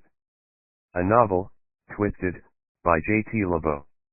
Glancing at the trial papers on the table, Kate said, I think I've got a shot at destroying the prosecution case tomorrow. You got some questions for Tyler? A couple. I need to speak to Alexandra in the morning. Do you really think she's the innocent one? Draining the last of the diet soda, Kate crushed the can, tossed it into the lid of the pizza box. I do. I think her sister could be setting her up. Strange way to frame somebody, putting yourself on trial for murder, said Block. I have a feeling we haven't seen everything this trial will throw at us. Alexandra is innocent. I can feel it. 38 Eddie. The ping of incoming mail jolted me awake. I'd fallen asleep at the desk, again. I looked at the screen. Just after 5 a.m. The alert message read, new message from Kate Brooks. The email said Hal Cohen had been murdered last evening. What looked like a female in black biker leathers rode past him at a crosswalk, put a knife in his neck. It said no more than that. Attached to the email was a zip file. I clicked on the zip file to open it. The compressed file contained a video. Nothing more. The video filled the screen. Security camera footage from a pharmacy. A figure, clad in black and wearing a motorcycle helmet, entered the store. I watched as a gruesome double murder played out on the screen. I stopped the playback as the figure in black left the store, then I ran in the back and dry heaved. My stomach settled, my anger did not. I showered, put on a fresh shirt and tie and then dialed her cell phone, finding her number at the bottom of the email. She picked up almost immediately. We need to meet. Our clients can't know we've talked. This is between us. Come to my office, she said. A half hour later I parked my Mustang outside an apartment building called Lexington Village, but could easily have been called Demolition by Fitzpatrick and Sons. The front door was wide open, like the large crack in the wall beside it. A smell of stale vegetables filled the hallway and I was surprised that one elevator was working. I rode it to Kate's floor. The hallway on this floor didn't smell any better. The carpets were dirty, and more large cracks ripped apart the walls. This place should be condemned. Kate opened the door to her apartment already dressed for court, but her hair was still wet at the edges. Come in. Sorry about the mess, I stayed at a friend's last night. Haven't had time to clean up, she said. She wore a pair of Adidas Superstars to go with the business suit. Inside, the apartment reminded me of my first place in Manhattan. It was smaller than most tombs. Somehow, the kitchen, bedroom and living area had been fitted into a single space, and with little forethought. Compact and uncomfortable. The two of us made the place look crowded. I'm sorry I asked you to my office. I work from home, said Kate, sheepishly. That's fine, I live in my office, so we're kind of even. Kate had an easy laugh, and she appeared to relax just for a moment, no longer embarrassed. She ushered me towards the single stool at what she said was the breakfast bar. It was a sheet of formica sitting on a plank. I sat down, facing the small kitchen area. Kate busied herself making coffee. She set out 2 mugs, not asking if I wanted any. She wanted coffee and she wasn't going to drink it alone. The coffee machine began to gurgle, and she poured it out. She took a sip from a mug that said Ravenclaw across it, and gave me a mug with a picture of Harry Potter on the side. It was good coffee, and I thanked her, then took a look at the mug. The picture of the kid wizard had faded, like it had been through the dishwasher way too many times. I like Harry Potter. Sue me, she said. No, that's fine. My daughter loves the books.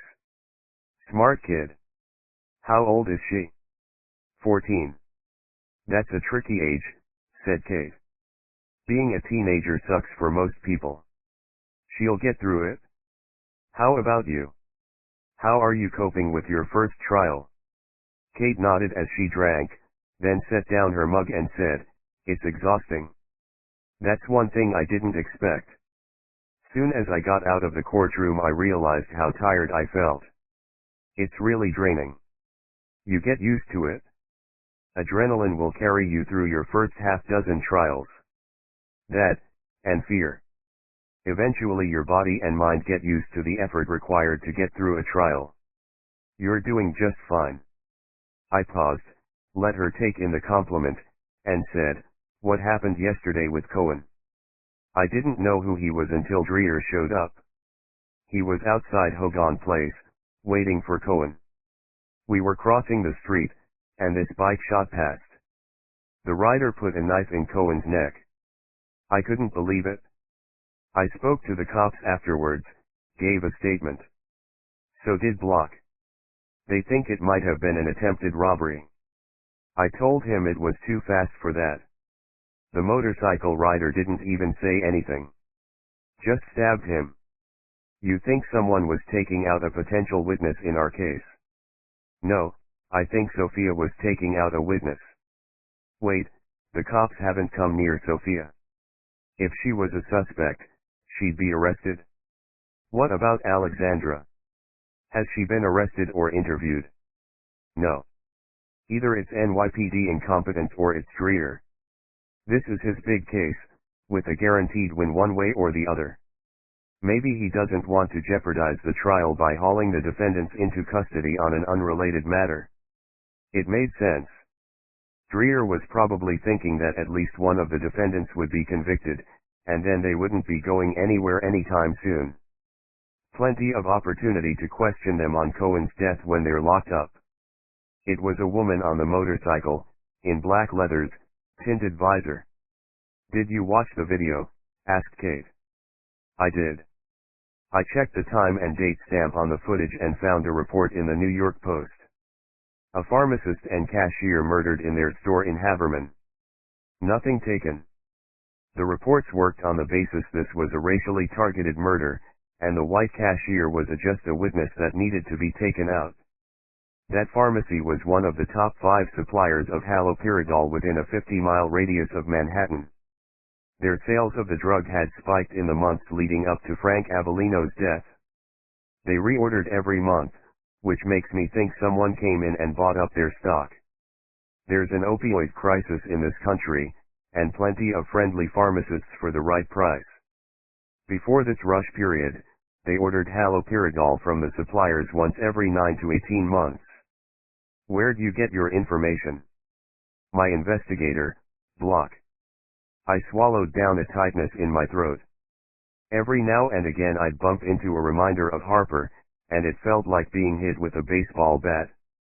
I coughed, and took a real effort to control my voice, fighting to keep the emotion from it.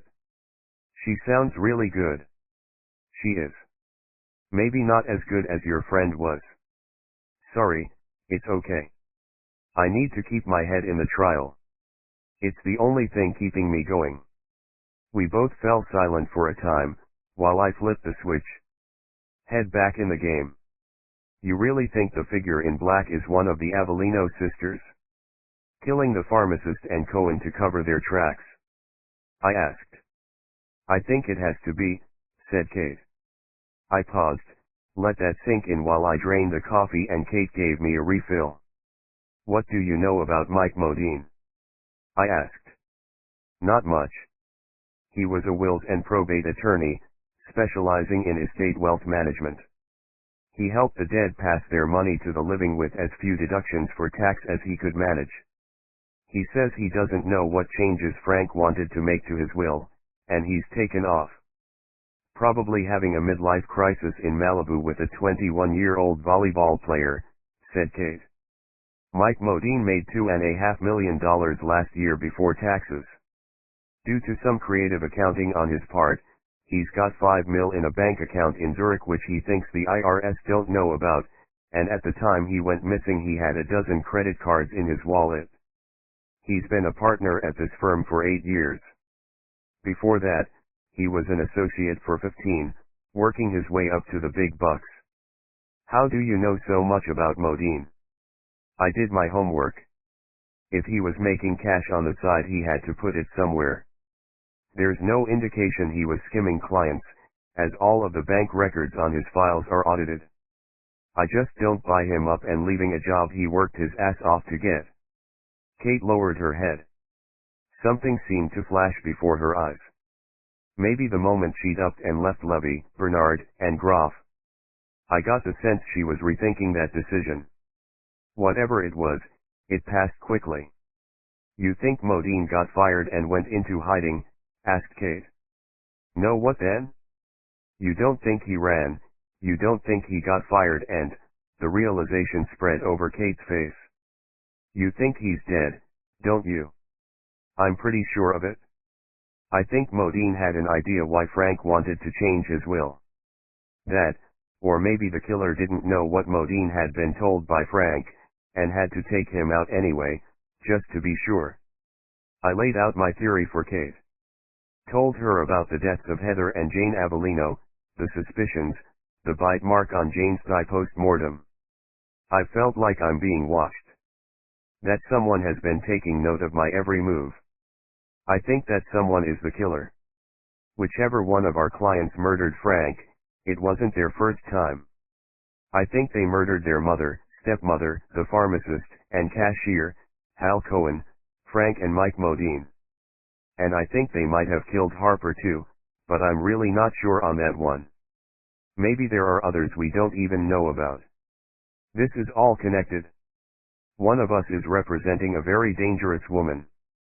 I think it might be you, I said. Wait a minute, my client?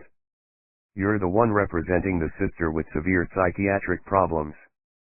And all of these killings. I think that might be taking things too far, said Kate. We don't have evidence to, of course we don't. They aren't on trial for those murders because there is no evidence. That doesn't mean I'm wrong. And just because Sophia has had mental health problems in the past doesn't make her a killer. There's a degree of skill, planning, and timing in these murders which I think Sophia simply isn't capable of. Well, Alexandra is no killer. I watched a man die in front of me yesterday. Do you think that if I, for one moment, thought it could be Alexandra, I would still be in this case? I think you're not sure about your client. Well, I am, pretty sure. You can't be 100% certain your client is innocent. She had me there. I believed Sophia. Whether that was because I wanted to believe her, I couldn't say. My heart, and my head, told me Sophia wasn't the killer. There's always a small doubt in the back of my mind. That's all. Same here, I can't be certain, but I'm as sure as I can be that Alexandra is innocent. I put my career on the line for her. We have to remember that one of us is representing an innocent person. I think we just let it play out for now. I think the killer is on trial because they think they have to be on trial. What? There's something close to $50 million on the line. What did Dreer tell us? $44 million after taxes? That kind of money, I don't think it can be anything other than motive. $44 million isn't just money, it's power. I think the killer knows she will be acquitted. That you or I will get them off somehow. That's ridiculous, you couldn't slice this decision any thinner. It's 50-50 down the line. Right now it is. And we have to keep it that way. What? I paused. Thought. I think there's something we haven't seen yet. A witness or a piece of evidence that is coming down the pipe which tips the scales. There's a get out of jail free card coming our way. When we see that, we'll know who the killer is. Kate shivered and said, you think one of them planned this from the beginning? I think they planned to dope Frank into submission, and when that didn't work, or Frank found out about their plans and wanted to change his will, then they had to take alternative action.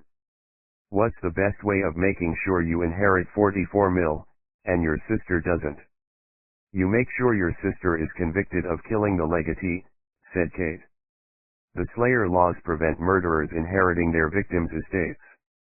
And if you're acquitted you can't be tried again, that would be double jeopardy. So one of us is part of this plan.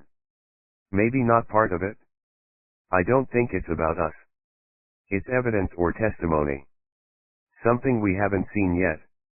If that smoking gun comes up we'll need to talk again. Look, I've never asked this question of another attorney and for most it doesn't even matter, but I have to ask this. Do you really think Alexandra is innocent? Honestly, no bullshit. I do. What about you? Do you think Sophia is innocent? I nodded, said, I wouldn't have taken the case otherwise. Shit, said Kate. We can't speak a word of this to Dreer. Nor anyone else. We have to trust each other, I said. There's something coming, a witness or a piece of evidence that proves the case against one of the sisters, or exonerates one of them. I just know it. When we see that get out of jail card coming, we know it's false and the other sister planted it. I think one of them killed Frank, and is dead set not only on convicting her sister, but making sure she herself is acquitted. Kate held out a hand. But what do we do with this card if we see it? We lay down our arms. If I see Sophia playing that card, I'll sink her case. Do you mean you'll walk away? No, I mean I'll make sure she's convicted. I won't fight her case anymore, and I'll do my best to destroy her defense without getting disbarred. Kate looked to the ceiling, ran her hands down her throat before she spoke. My mom sacrificed everything so I could be a good lawyer, in a top firm. Now I'm being sued by that firm. I've put my life on the line for this case. Helping a murderer go free, or getting disbarred wasn't part of my plan, she said. I didn't know you were being sued. You should have told me. Do you have a lawyer? I asked. No, can't afford one. Let's get this trial out of the way. If you want, I might be able to help. I reached into my wallet, there was something there that I'd put away for a rainy day. I took it out and handed it to Kate. What's this? It's a card I found in Levy's wallet, I said. I don't know what it is, it's not for any kind of service or company I've ever heard of. It's kinda mysterious. It might be something, it might be nothing. Tell you the truth, since you took over the case I haven't even looked into it. Thought I might need leverage on Levy someday and it seemed like it could be something. As Kate took the card, I said, I sent an email last night to a friend. She's an analyst in the FBI. I want her take on this. I'm going to call her later. If I get anything from her I'll share it with you. This is beyond attorney-client privilege now. One of us is a pawn in a killer's game. Kate nodded, turned the card over in her hands, examining it. It's weird. I've never seen a card like this before, she said. I know. Guys like Levy have secrets. Maybe this is one. Maybe not. Just promise me one thing, I said. What's that? If it turns out to be a bullet for Levy, make sure you shoot it. 39 Kate Detective Tyler took his seat in the witness stand, and this time Kate was prepared. She stood, with a legal pad on the desk in front of her. Scanning her notes one last time, Kate looked up and made eye contact with Tyler. He had the same cocky look on his face that he'd worn yesterday. It was Kate's job to change that look. Detective Tyler, the victim's home was searched following the murder. I believe so. And to your knowledge, no haloperidol was found on the property. Correct. NYPD also searched my client's apartment and no haloperidol was found there either, correct? That's correct. So there is no evidence linking my client to that drug. Tyler sniffed, blinked, and said, we believe Kate cut him off. You're not sitting as an expert witness here, detective. Your belief doesn't matter. Please answer the question. There is no physical evidence linking my client to the drug found in the victim's body, is there? There's no physical evidence. However, your client had the opportunity to place that substance in the victim's food. And did you find food laced with haloperidol in the victim's home? Asked Kate, struggling to keep control of her voice. She didn't know the answer to this question for sure, but she guessed that if the DA had found poisoned food, it would have appeared in a report before now and been served on her. Not to my knowledge. So, again, there is no evidence linking my client to this drug. There's no physical evidence, other than the symptoms Frank's medical records discuss, and the drugs found in his system at the time of death, said Tyler. And no forensic link between the drugs and my client. No, he said, reluctantly. Kate nodded. She'd done her best. Kept Tyler on a short leash. She was tempted to keep going. One more question. She decided against it. One loose question now and she could undo all her hard work. Instead, Kate thanked the witness and sat down. Alexandra whispered, thank you. Kate nodded. She didn't know how to feel about Alexandra anymore. Was she thanking her because she was innocent? Or because Kate was doing a good job of helping her to get away with murder? Kate shivered, and picked up her pen. She didn't think Eddie would ask any questions, and indeed he didn't. It was time to move on to the next witness. Dreer stood up and said, the people call Professor Barry Chandler. Kate could breathe easily. Chandler was the hair fiber expert, and he didn't link anything to Alexandra. She'd read Chandler's report, and was curious to see how Eddie would handle it. The doubts creeping into Kate's mind seemed to fade away as she recalled the details of Chandler's report. If Chandler was right, then Sophia was most likely guilty. And she couldn't see how on earth anyone could challenge Chandler's testimony, but this evidence was already out in the open. This wasn't the get-out-of-jail-free card she'd discussed with Eddie that morning. A hand brushed against her arm. Alexandra, staring at Chandler as he made his way to the witness stand. Kate smiled at her client, patted her hand. She felt better about this case. She felt, for sure, she was on the right side. Alexandra was innocent. She had to be. 40 Eddie Professor Chandler was one of those guys who didn't much look like a professor. At least no kind of professor that I'd ever seen. For a start, he wasn't old. No wispy white hair. No bushy white eyebrows that looked like clouds. No cardigans, no corduroy, no wide leather shoes that a grandpa would wear. He couldn't have been older than 50. Jet black wavy hair that looked as though he'd put some product in it. No beard or mustache.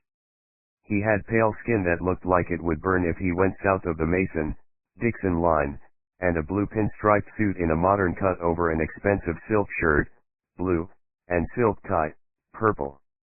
The expensive suit went well with his narrow chin, high cheekbones and walnut brown eyes. He looked more like a model in a high-end fashion magazine. Several of the female jurors sat up a little straighter when they saw Professor Chandler. He'd worked in the NYPD Forensic Science Lab, and had since gone out on his own into private consultancy work, where the best money lay.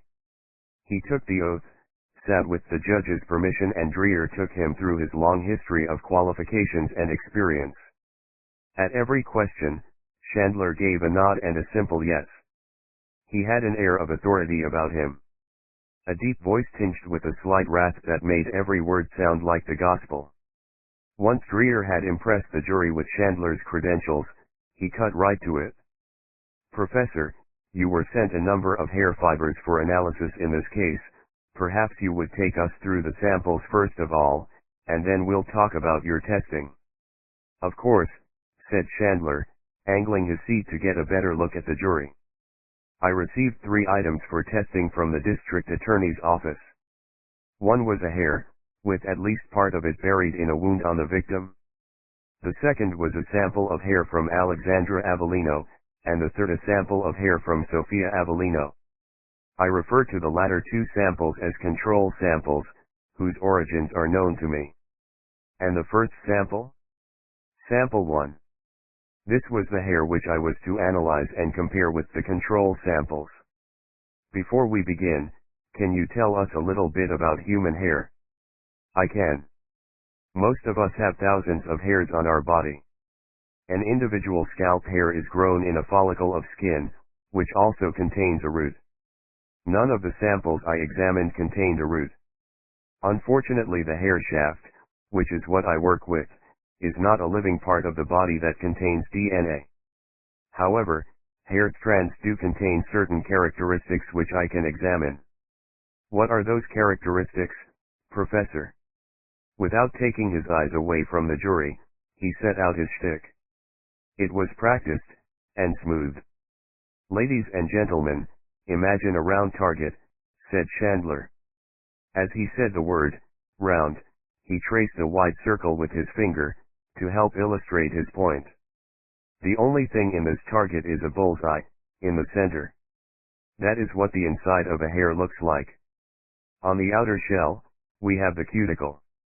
This cuticle will have a pattern. Then, in the space between the outside of the hair and the bullseye, you have the cortex, and depending on the level of melanin in the cortex, this determines the color of the hair. And then the bullseye, this is called the medulla, and it too can have a pattern and distinct structure.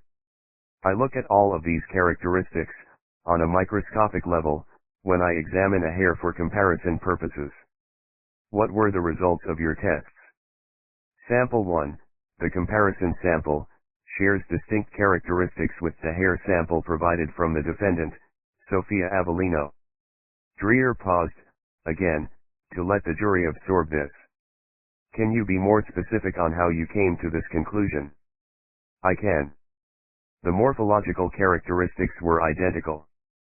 The samples shared an imbricate cuticle pattern. They were also of the same pigmentation. The medulla of both samples was of similar diameter, identical continuous pattern, and identical vacuolated structure. The only conclusion, based on my forensic examination, is that the hair found on the body of the victim probably came from Sophia Avellino. May I remind the jury, this hair was actually embedded in one of the many stab wounds found on the victim's body. What does that tell you, Professor?" "I am a scientist, ladies and gentlemen of the jury. I follow logic and established scientific principle. The Locard exchange principle states that when 2 people are in contact with each other, there will be some transference of material between the 2. It is probable that the transference of this hair took place at or close to the time of the murder, given the hair from Sophia Avellino had been pushed into the wound, presumably by the blade." "Thank you, Professor."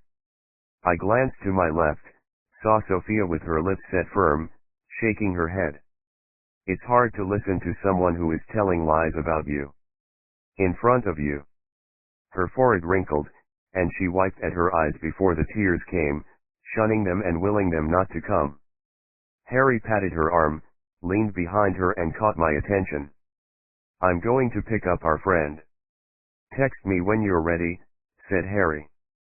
I gave him the thumbs up, and Harry left the courtroom. I looked around, and noticed then that Dreyer had sat his ass back down. A tapping noise distracted me, and I saw Judge Stone, prodding the face of his watch with his finger and looking directly at me. "Apologies, Your Honor," I said, getting to my feet. Beneath my file of papers I had 5 brown envelopes. I picked them up and made my way around the defense table. I handed one to Dreer, one to Kate, and gave the other 3 to the judge's clerk. Your Honor, Professor Chandler is one of many witnesses on the prosecution's list. I didn't know if Professor Chandler would actually be called to testify until now, and that is the reason why I have not served this report on my colleagues or the court. It is relevant evidence that I may have to use in my cross-examination of this witness. Stone refused to take an envelope from the clerk, and whispered, too loudly, "Get that out of my face." He realized he'd been overheard, and coughed. Then said, "Whatever it is should have been served weeks ago. I have no inclination to admit this evidence. Your Honor, failing to admit the evidence at the appropriate moment would be grounds for a challenge for bias." I could see his ears pin back, the creases disappear from his forehead. Last thing Stone wanted was this case to be halted and his decisions thus far to be put under scrutiny from another judge. Very well.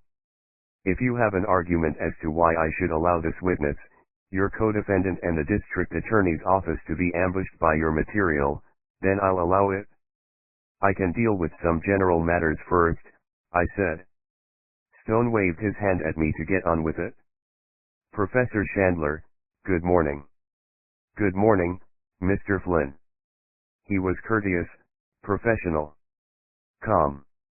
He testified in almost 20 high-profile cases in his career, and never once had his findings or testimony been successfully challenged in an appellate court. The corner of his mouth turned into a half-smile. I glanced at my phone on the defense table. I had a text ready to go to Harry. All I had to do was hit send, and he would come in with the cavalry. The empty seat beside Harry sent a black cloud into my head. She should be here. Harper should be alive. I closed my eyes, just long enough to flip the switch. When I opened them, Chandler's expression had changed. He looked almost sorry for me. He must have thought I was a rank amateur, struggling to come up with a decent question. Professor, before we go any further, I will give you one opportunity to recant your testimony to this jury. I want you to explain to the jury that you have exaggerated your findings, and your report and analysis is fundamentally flawed. I'll give you 10 seconds. 41 Eddie. I counted down from 10, silently. My gaze never broke from Chandler. And his eyes never left mine. He'd already made a big mistake. He'd been suckered into a fight with me. Now the jury didn't matter to Chandler. There would be no more eye contact with the jury, no more careful explanations, nods and gestures. He was locked in on me. Where I wanted him to be. Easier to get him riled up and get his mouth moving faster than his brain. There have been a huge number of convictions overturned due to unreliable expert testimony from hair fiber analysts. Isn't that true, Professor? I wouldn't know. None of my cases have been challenged, Counselor. Until the current administration shut down the investigation, the FBI were reviewing 3,000 convictions in which their hair fiber analysts testified. In almost 2,000 of the cases they managed to review before they were shut down, they found flaws in the hair fiber analysis and testimony in 90% of those cases. Would you agree that hair fiber analysis as a whole is fundamentally flawed? No. Like I said, I have never had one of my cases successfully appealed. It was the FBI's hair fiber analysts that provided your initial training, isn't that correct? Chandler shuffled around in his seat, leaned forward and said, yes, my initial training. And I say again, I stand behind every single test and analysis I have provided.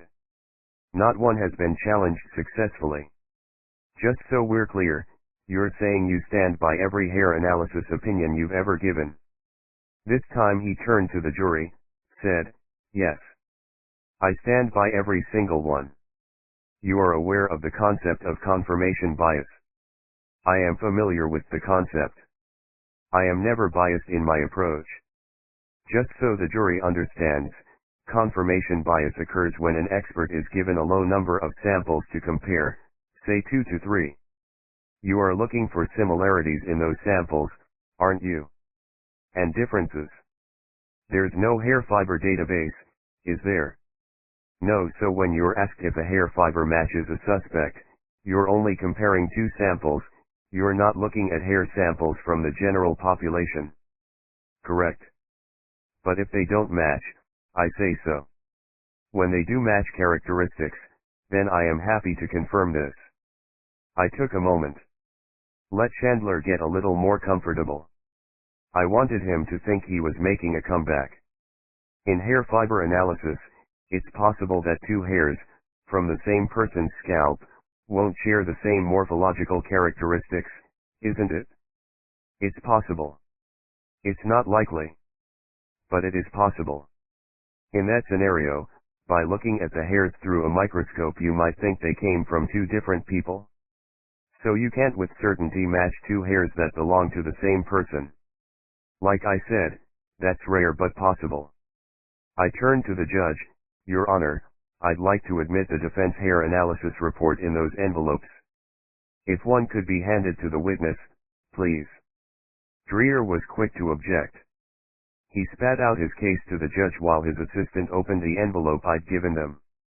Your Honor, if the defense has obtained its own expert witness report, then we should have been on notice so that our expert witness had some time to consider it. This is an ambush. M.R. Flynn.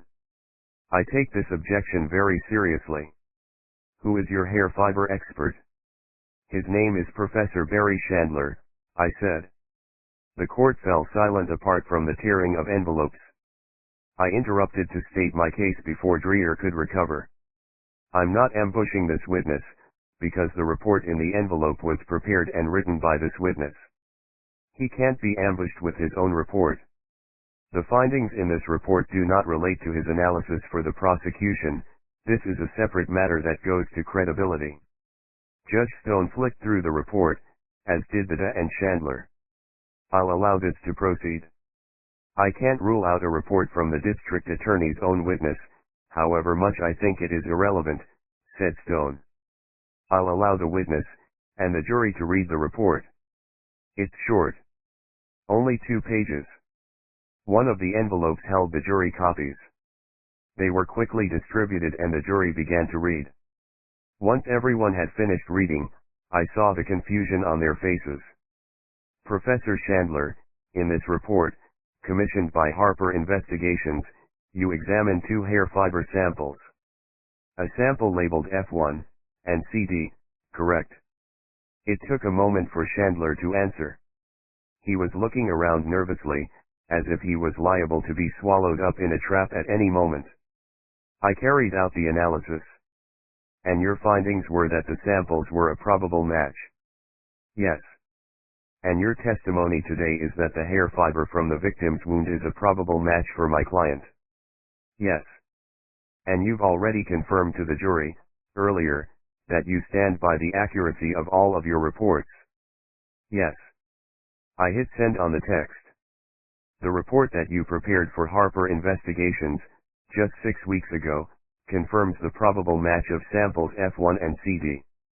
I can tell you that the hair sample F1 came from me. It's my hair. Does that change your opinion? No, not at all. The sample CD must have come from you too, he said. Actually, no. This is CD. I stood back, pointed to the rear doors of the court and Harry walked in. Chandler put his hands on the armrests of the chair, and levered himself up so he could see over the heads of the crowd in the public seating area. When he saw Harry, he sat back down, with a smug grin on his face. That cannot be possible. With respect, microscopic analysis would show a clear differentiation between Caucasian hair and African American hair in many respects. The sample CD did not come from this gentleman, he said, pointing at Harry. Harry reached the end of the aisle, and stood in the well of the court in open view of the witness stand, the judge and jury. He'd heard what Chandler had just said, and couldn't keep the smile off his face. You're correct, Professor Chandler. Sample CD did not come from Mr. Ford. Sample CD came from him. Chandler's mouth opened as I pointed to Clarence Darrow, who sat beside his master, and licked his chops with a long tongue before eyeing Chandler and letting out a sharp bark. You stand by your analysis in every case, Professor. Yet you can't tell the difference between my hair and the hair from this dog's belly. Would you like to change your testimony now? This is outrageous, yelled Chandler, getting to his feet, shaking a finger at me. He was shouting, swearing. I felt sure if I was closer he would have hit me. The crowd burst into laughter, the jury looked at Chandler like he'd just grown another head, and Judge Stone started to bang his fist on his notebook. Get that animal out of here, shouted Stone. Harry took the final word. Which one, Your Honor? Clarence or Professor Chandler? 42. Kate had never seen anything like it. Judge Stone called a break for lunch, and had the court cleared. Eddie hadn't torn the dog's expert to pieces, he'd simply allowed the expert to tear himself to pieces. Kate would never have brought the dog into court, no way she would have had the nerve. The jury liked it, and by the time Eddie and Harry were leaving the court, Kate knew this was as close as it could possibly be. She'd hoped Professor Chandler's testimony would put a target on Sophia Avellino's back. Now, this was anyone's case. All that could change with the next witness.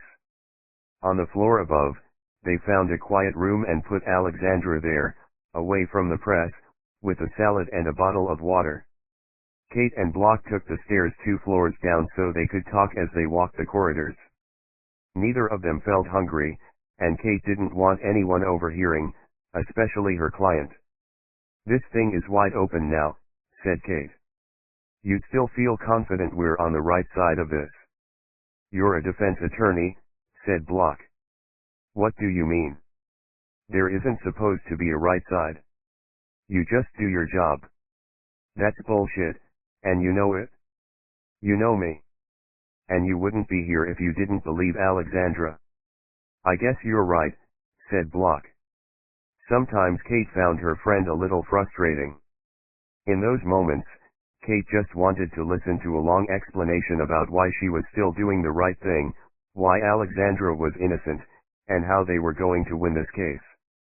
She wanted the words to drown her. Consume her doubts. Wash them away. They walked and talked strategy for the bite mark expert. His name was Peter Bauman. No state or federal law enforcement agency could analyze bite marks. They had to go to a recognized expert. Bauman was the bite guy. He had been working with law enforcement for years and was a seasoned expert witness, even if his methods weren't exactly state-of-the-art. Kate knew that prosecutors chose their experts based on 2 criteria, their seniority and expertise in the field, and possibly more importantly, their ability to withstand cross-examination. There was no point in the day engaging the best bite mark analyst in the country only to find that when they got on the witness stand they folded like a hot Hershey bar. The lunch hour passed quickly, and neither Block nor Kate ate. A cup of coffee from a vending machine, or at least something supposed to be coffee, was all Kate could manage. All too soon she was back in court. There was no re-examination of Professor Chandler by the prosecution. Dreer knew that witness was a lost cause. It's bad when one of your witnesses gets pummeled with hard questions, it's 10 times worse when the witness is reduced to a laughing stock. Kate actually thought that Eddie could have achieved the same result without bringing Harry's dog into court, but the dog made the jury laugh at Chandler, and once they did that it was game over. Peter Bauman didn't look like Kate had imagined him. She thought he would look a lot more like Professor Chandler. Tall, wealthy, and good-looking. Bauman was short. 5'0". He was clean-shaven and completely bald. His eyebrows were so lightly colored that Kate hardly noticed they were there at all. When he walked past the lawyers' tables at the front of the court to get to the witness stand, Kate caught an unusual odor emanating from Bauman. It wasn't unpleasant, the smell of dental putty, bleach and cinnamon. He smelled kind of like a dentist's treatment room, which Kate found both strange and comforting. She wondered if she smelled of ink and paper. Bauman refused to take a religious oath, and instead affirmed that he would tell the truth, and nothing but the truth. Prosecutors liked it when their experts took their oath on the Bible. And for Christian expert witnesses, this was no problem. The atheist experts weren't happy. Prosecutors thought it played better with the jury, and might offend some Christian jurors if their experts were seen to shun the Bible. Some scientists pushed back against this, said they already felt like frauds swearing on the Bible when they weren't in the least religious. This jury didn't seem to have a problem with Bauman refusing the Bible. He wore a pastel blue suit, white shirt, and bright green silk tie. Kate found the tie distracting. You could land a plane with that thing. Mr. Bauman, would you explain to the jury your area of expertise, said Dreher. Surprisingly, Bauman didn't make eye contact with the jury. He didn't even turn his head to look at them. His gaze fixed on a point on the back wall, behind Kate. A vague, faraway look in his eyes as he answered the question. I am a forensic odontologist, a fellow at the University of Texas, San Antonio, and a member of the American Society for Forensic Dentistry and Bite Comparison Odontology. I have been examining bite marks for over 35 years, and providing expert testimony in more than 15 states across the U.S., said Bauman, with a strong Texan lick to every syllable. Odontology came out Bauman's mouth as odontology, as if the word were too long to be said in that accent, and required considerable effort to spit it out. Did you carry out an examination of the bite marks on the victim? Asked Dreher. I did. The medical examiner found what looked to her to be a single bite mark on the victim's left breast area. There are 7 different types of bite mark. The particular type I identified is known as an incision bite. This is a skin puncture, made with the teeth. This was not an avulsion bite as no skin was removed. Nor was it an artifact bite, where flesh is removed. This was a simple puncture wound. I was able to identify 8 punctures, in an oval pattern, which correspond with anterior teeth marks. At this point, Bauman pointed at the screen opposite, and Dreher's assistant pressed a button on a remote, bringing up a full-color image for the benefit of the jury. I took this photograph during my examination of the victim. As you can see, this is a life-sized close-up of the bite. It's oval in shape, and the puncture wounds are clearly defined. There is some hemorrhaging beneath the skin, caused when the teeth closed around the flesh, pinching it in the bite. How did you carry out your analysis of this bite? I took measurements from the bite marks, and then, from the life-sized photograph, I compared those measurements to make sure they matched. Then I was provided with dental impressions of the 2 defendants in this case. From those impressions I made 2 master casts, and carried out my analysis on those casts in comparison to the bite marks. How can you be sure the casts are an accurate representation? The casts are perfect. The mold is the same used in all orthodontic practice. It's very accurate. Once you had the casts, what did you do then? Asked Dreher. I carried out measurements, and bite simulations using both casts. I measured canine to canine distance, incisor width, and rotational angles of the incisors. Comparing the measurements on acetate to the life-sized photograph provided a match from 1 master cast. The simulated bite from that same master cast also produced a simulated bite which precisely matched the bite pattern on the victim. Which master cast was this? Master cast 2. This was the cast taken from Alexandra Avellino. From your tests and analysis, what is your conclusion, if any, regarding your investigation and comparison of the bites and the teeth of the defendants? Bauman cleared his throat, leaned forward, and said, the defendant Alexandra Avellino bit her father on the chest with enough force to break his skin. That's my conclusion. The jury, who had sat silently listening to Bauman's soft, southern gentleman tones, now looked to Alexandra. Some of them with disgust, a few with disappointment. Nothing further. Miss Brooks may have some questions, so please remain seated, Mr. Bauman. 43 Kate abandoning her notes, Kate stood and moved around the defense table so she could be closer to Bauman. His eyebrows knitted together, but he retained a genteel smile. It was a condescending look. M.R. Bauman, you said that you are a member of the American Society for Forensic Dentistry and Bite Comparison Odontology. I did indeed, ma'am. There are at least 3 other organizations in the United States whose members practice forensic odontology. The Bureau of Legal Dentistry, the American Board of Forensic Odontology, and the International Organization for Forensic Odontostomatology. You are not a member of these organizations. No, ma'am. Why not? Bauman exhaled, loudly, as if this was all a waste of his goddamn time. Well, the organization I belong to has its head office in Houston. It's only a few hours away. It's convenience, more than anything else. The other 3 organizations I mentioned have, over the past few years, attempted to set down forensic guidelines for the standardized examination and comparison of bite marks. Your organization has not, correct? Those organizations are based in New York and California, and we don't hold much regard for their practices. We do things our way. Kate paused, raised an eyebrow at the jury. New Yorkers don't much like any perceived slight at their town, or their people. Kate paused long enough to let the jury feel aggrieved at Bauman, then continued. So you don't, for example, carry out 3-dimensional computer imaging of the suspect's teeth. We do not. You don't have a standardized scoring system so that the levels of similarity can be graded. No, ma'am. You only compared the suspect's dentition to the bite marks. You didn't, for example, set up a number of master cast bite simulations, with, say, 10 or 11 casts, like a police lineup, as recommended by the Bureau of Legal Dentistry. I did not. You were called in to carry out your analysis of the bite mark when? I got the call on a Saturday. I flew out Sunday and examined the body that evening. Where did you examine the body? In the morgue. So you made no account for the distortion of the wounds. I assumed a level of distortion, but it did not affect my findings or measurements.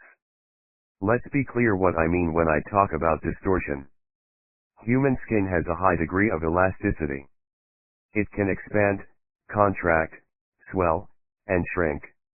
It can. And when a body is moved, there has to be some element of force applied to the skin.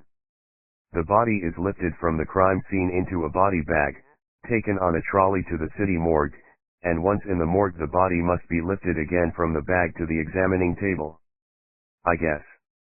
And when the body is lifted, it is common for hands to be placed beneath the body's arms, in the armpits. Persons at each side of the body and one person who will lift the legs. I assume you are correct. When skin is pulled, if any part of it is already torn, this can cause further tearing of the skin, isn't that correct? Bauman chewed on this for a moment, then said, it's possible. It's likely, isn't it? Could be. Given that your measurements were taken to fractions of a millimeter, it's entirely possible that the cuts you measured were widened during the process of the body being moved. It's possible. Anything is possible. When you examine the victim, rigor mortis would be present, which tightens the skin and would widen any puncture wounds, correct? I suppose.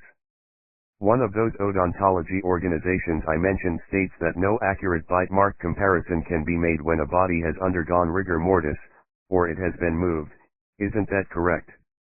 I feel like I'm repeating myself, ma'am. I already told you I don't ascribe to those methods.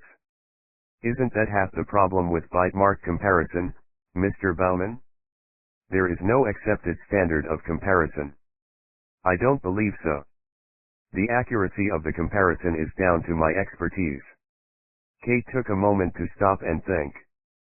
She was at the point where things could all go very wrong from here on in. She could stop, use what answers she had already gained, or throw everything at Bauman. Glancing over her shoulder, she saw Block. Her hands cradled below her chin. Block closed her eyes, and nodded.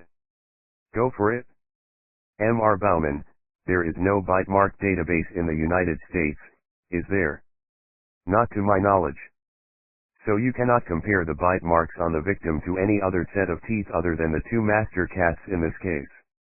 Why would I want to compare the bite marks to every person in New York? I can see and measure the similarities. I don't need to compare it to the general population. We all have the same type of anterior teeth, bar losing or damaging a tooth, correct? That's true. There are central and lateral incisors, and canines. A set of 2 of each, on the maxillary and mandibular arches. That's 12 individual teeth. I examined each one and compared them to the bite mark. The odds of someone having the same distance measurements between each individual tooth, well, I couldn't even calculate those odds, they're so high.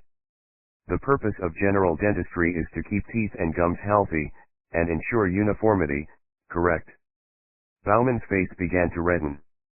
This quickly spread to his scalp, making him look like an angry tomato. Still no answer came. Uniformity is not always the goal. It is when someone has had braces applied to their teeth, isn't it? He growled, that's right.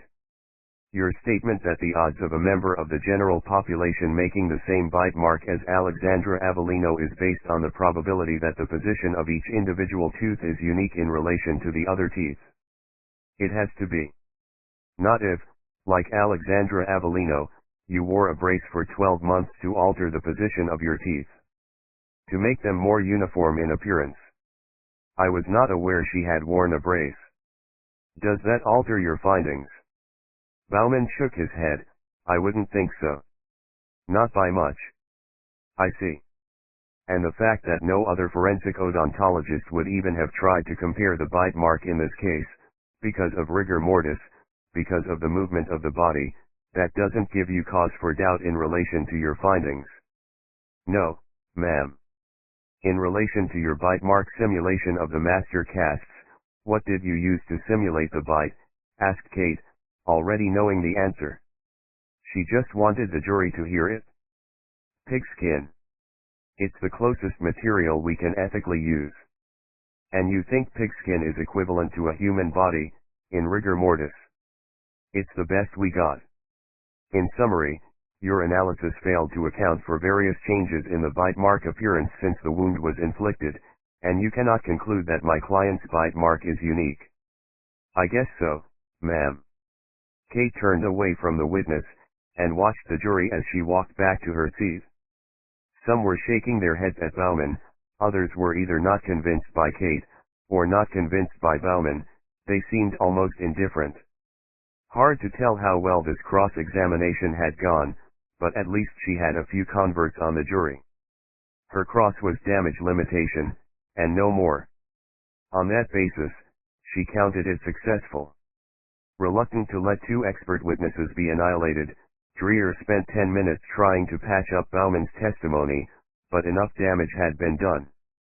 That same handful of jurors seemed to look at him with suspicion. That was enough. As Bauman left the witness stand, he mouthed the word, bitch, in Kate's direction. At first she was shocked, then she focused on Bauman's face. He'd mouthed something else as he passed her table. He wasn't looking at Kate when he said this. Nor Block. No, this was directed at Alexandra. She couldn't look at Bauman and avoided his gaze. Alexandra missed him mouthing, murdering bitch. Kate thought about complaining, highlighting this to the judge and asking him to discipline Bauman. But then, she didn't want the jury to hear what Bauman had called Alexandra. Maybe Bauman had bought his own bullshit science, thought Kate. Then she had another thought. What if Bauman was right? 44 Eddie Judge Stone allowed Dreer to call one last witness this afternoon, with Kate having demolished the bite mark expert in double quick time. I thought Kate had enough to throw shade on the bald Texan, more shade than a 10-gallon hat. While Dreer consulted with his team, I took my time observing the jury. Some of them were still reeling from Bauman's evidence. I'd say that 7 looked downright confused. The remaining 5 unconvinced by Dreyer's bite guy. Probably Dreer had asked half a dozen bite mark experts to look at the marks on the victim, and most of the more reputable ones had probably said no when they found out the body had been moved. There's always one expert who will sign his name to any kind of opinion-based report as long as they're getting paid. Forensic science in the U.S. legal system was driven by money, and the desire for convictions more than science. Money talks. I have one final witness for the day, said Dreer. We had intended to call Hal Cohen, a longtime friend and colleague of the victim. Sadly, Mr. Cohen was fatally stabbed yesterday on his way to my office. The police manhunt continues for the perpetrator. The police believe that this may have been an attempted robbery that went wrong, or there may have been other motives in play. Have the defendants been questioned by police? Asked the judge. No, said Dreer. This trial is too important for any potential interruption. I'm sure the NYPD will question the defendants to establish their whereabouts when this trial is completed. During a trial, your senses are all on high alert. You're attuned to reading body language, both from the witness and the jury. Listening to, and evaluating, every word spoken. It's like being on a high wire for 7 hours, and one moment's loss of concentration sends your client plummeting to the bottom of a ravine. When Dreer answered that question, I sensed a change in the room. Something happened. Sophia. Her hands were clasped together under the table. She had drawn her fingers together, her hands pressed so tightly that her arms shook with the effort. Her face had a faraway expression, tears in her eyes, and she rocked back and forth ever so slightly. It was like she was waiting for an executioner. I glanced over and saw Alexandra was jittering up and down in her seat, her left leg bouncing with nerves. Both of them had known Hal Cohen. I told Sophia about Cohen's death that morning. She had looked sad and confused. Shocked, maybe. I wondered how Alexandra had taken the news. Right now, at the mention of his name, one of them should have been saddened, and one of them trying to hide the fact that they killed him. Your Honor, said Dreer, as I was hoping to call Mr. Cohen, I will have to call another witness earlier than anticipated. I need some time. How long do you need? Asked Judge Stone. An hour at the most. Recess for 1 hour, said Judge Stone. The court clerk called, all rise. Harry scooched head down in his seat, and I leaned back in the chair and folded my arms. Harry and I had already made our point. Now it was a matter of principle. Glancing over, I saw Kate looking worriedly at me. I'd rarely had a trial like this. I had no idea what witness Dreer had in his pocket. And no clue what would happen next. Stone would let Dreer get away with anything. Any kind of ambush. It didn't matter. Stone wanted a conviction, just as much as Dreer. We took Sophia to a quiet room, got her settled down. The trial, although it was proceeding quickly, was taking its toll. The faint lines around Sophia's eyes had deepened and stretched, and now dark circles grew beneath them. Her fingers trembled, and her voice was both breathy and erratic in pitch. Like something inside her was shaking her every now and then. I think we're about even with Alexandra at the moment. I don't know what the prosecutor has in the pipeline, but whatever it is we'll deal with it. You're doing great. You're holding up. I just need you to keep things straight for another day or two. Then it'll all be over, I said. She nodded, and said, I don't know how much more I can take. Being in the same room as her. Jesus, it brings back a lot of bad memories.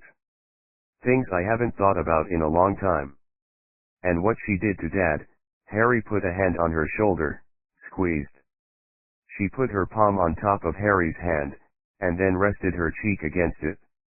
Her eyes closed on a reservoir of tears, and set them running. They dripped, one by one, onto Harry's fingers. It's gonna be okay, said Harry. We sat in silence as she gathered herself. In those quiet moments, the river of pain I was holding back threatened to burst the dam. I could flip the switch, but the grief and the guilt were always there. A pressure, at the bottom of my skull. I knew when the court day finished, the dam would open sometime tonight. Another night not sleeping. Another night punching the walls. I took a breath, forced the dam closed. I would deal with it later. Who killed Hal Cohen? Could it have been Alexandra? She asked. We don't know, I said. We stayed in the room until one of Dreyer's assistant docs found us and knocked on the door. Mr. Dreyer would like to see you, said the assistant. Sophia insisted she was okay, and it took some persuading for Harry to leave her, but eventually he relented and both of us made our way down the corridor to where Dreyer waited on a bench set against the painted yellow wall. The paint peeled away from a seam in the wall and flecks had settled on one shoulder of Dreyer's immaculate suit, but he hadn't noticed yet. I sat down beside him. Harry stood, folded his arms. If you asked the judge to strip naked and dance the light fantastic with you in the middle of the courtroom, he'd do it, I said. A dry, mirthless smile spread over Dreyer's face, revealing small white teeth. The judge and I are getting along famously. I've got something here for you. You'll be angry when I hand it over, but I assure you, on my professional word, that this is the first time I've been in a position to serve this. Sitting on the other side of Dreyer was a small pile of pages. Maybe 100, at most. They'd been placed on the bench face down, so that no casual passerby could see the title of the document. Hal Cohen brought this in. I saw it 3 days ago. This is a Xerox. The cover sheet is a report from a Sylvia Sagrada. It's legit. I'm introducing it as evidence and I'm calling Sagrada to testify. I took it from him, and without looking at it I gave it to Harry. How long have you been holding onto this, really? I asked. I only saw it 3 days ago. I didn't serve it on you until I knew it was genuine. Ms. Sagrada says it's the real thing. Hal Cohen, for what it's worth, would have given testimony as to how he'd come by it. But he's not here, is he? Eddie, wait a second, Harry, I said. Dreyer, you expect me to believe this crock of shit? This is an ambush. You don't do this in a murder trial. Like you don't introduce your own hair fiber report until you begin to cross-examine the state's witness, said Dreyer. He got to his feet. I'm telling you the truth. Cohen gave this to my office a few days ago. I had to be sure it was real before I served it. If it was a hoax, I wouldn't use it and we wouldn't be having this conversation. Be ready. I'm calling Sylvia Sagrada to the witness box in 10 minutes. We both stood, facing one another. I was a little taller, but Dreyer stood straight and tried to stretch to my height. His eyes locked on mine. He shot his cuffs, puffed out his chest and the corner of his mouth curled into something approaching a snarl. If I didn't know better I would have sworn he was about to start a fight. I looked down at his feet. He was on his toes. If you want to intimidate me you might think about a bigger heel on those hush puppies, pal. I don't like you, Mr. Flynn. I'm not crazy about you either. You've deliberately gotten close to a right-wing, racist judge just to advance your career and get an easier ride in court. You make me sick. A mocking laugh rang out of Dreyer. I don't need stone for this to go my way. Between you and me, I'm glad I didn't use the polygraph tests. Your client's result was inconclusive. I guess the case law excluding lie detector experts is still good. This evidence buries your client. She's the killer. I think her sister had something to do with it too. I think they both killed him. Maybe I can't prove that, but at least I can put your client behind bars where she belongs. He looked over my shoulder at Harry and said, happy reading. 45 Kate and Block read the report from Sylvia Sagrada in 5 minutes, then flicked through the attached Xeroxed pages. Block said nothing. When Kate was about to ask her a question, Block simply shook her head. She was processing. Too early for questions. But Kate saw the look in Block's eyes. This was the piece of evidence they'd been expecting. She told Block all about the conversation with Flynn. There was a killer moving amongst them, killing witnesses, manipulating the case, with a surefire piece of evidence planted to get them an acquittal, and their sister a conviction. Kate explained the report to Alexandra, and watched the light come on in Alexandra's eyes. I knew it. I knew this would happen. Oh, thank you, God, said Alexandra, her fingers laced together, her head tilted back and eyes to the ceiling. This new evidence would put Sophia away for murder. Alexandra knew it. This is your get-out-of-jail-free card, said Kate. It's the truth, said Alexandra. Finally, the court will hear the truth. Block shook her head. They went back into the courtroom, Alexandra almost bouncing along in her heels, a new hope alive in her face. Kate felt like she wanted to be sick. There was a tightness in her stomach that spread to her throat. She'd called it all wrong. She was representing the killer. Kate swallowed down the bile building in her throat. She told herself she should have known it was her who was representing the killer. Eddie Flynn was too experienced to let himself get played by a client. They took their places at the defense table and waited. The judge returned, and Dreer said he was calling a new witness. Sylvia Sagrada. Eddie got up and objected, but Stone waved it away, dismissively. He would allow the new witness and assess the evidence for admissibility. Kate felt like she was strapped into a fast-moving car. Her arms pinned, the steering spinning left and right, out of control, her foot flat on the gas pedal as the car veered toward a solid brick wall. She opened her eyes, took a breath. She'd talked to Flynn about what they would do. Kate couldn't be a part of framing an innocent woman and letting a murderer go free. When she'd made that deal with Flynn, she never thought it would be Alexandra who was the killer moving the pieces on the board. Kate couldn't be a part of that. She would no longer do anything to assist her client in getting off. If she tried to fire the client, then she would only make things more difficult. The judge probably wouldn't let her walk away from a live murder trial. Even if the judge did allow her to exit the trial, that didn't solve the problem. All she could do was make sure she didn't become part of the weapon used to beat an innocent Sophia Avellino into a murder conviction. The courtroom was silent. She felt Block nudge her in the ribs. She looked up, and Block pointed at the judge. Miss Brooks, said Judge Stone, I hope you're still with us. Tell me, have you taken your client's instructions on this matter?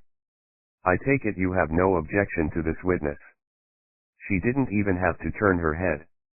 In her peripheral vision, Kate could just see Alexandra shaking her head, whispering no, not at all, under her breath. No, Your Honor. My client does not object at this time, said Kate. Good, then proceed, Mr. Dreer, said Stone. Thank you, Your Honor. The people call Dr. Sylvia Sagrada. A petite woman in a gray pantsuit came forward. Her heels stuck on the floor, her long hair was so dark it shone under the ceiling lights. When she took the oath, Kate saw that she was younger than Kate had expected, and had an aura about her. There was something authoritative in her speech. Firm. When Doc Sagrada said something, you believed it? Doctor, that title, let's just clear this up for the jury. You're not a medical doctor, is that correct? I have a doctorate in forensic document examination and comparison, from the University of Mexico. I'm currently based at NYU. You were sent a brief by my office. Please tell the jury what that brief contained. A memo, a toxicology report on Frank Avellino, several pieces of contemporary correspondence we know to have come from Frank Avellino, and this, she said, holding something aloft. Kate saw a small black book in Sagrada's hand. It's a journal, kept by Frank Avellino in the last months of his life, said Sagrada. A murmur rippled over the masses in court. This was new. This was very crucial new evidence. This journal came into the possession of the district attorney's office a few days ago. It was provided by Hal Cohen, who found it during a search of the victim's personal papers. He did not get the opportunity to comment, for the record, or appear in this trial, to give his opinion on the authenticity or otherwise of this journal. But are you able to tell us if this is indeed Frank Avellino's journal? In my opinion, yes, this is Frank Avellino's journal. People shifted in their seats, moving forward, eager to hear this testimony.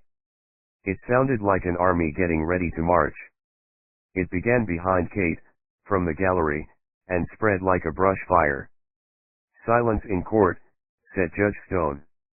"And with the materials provided, which you mentioned, what did you do to examine the journal, doctor?"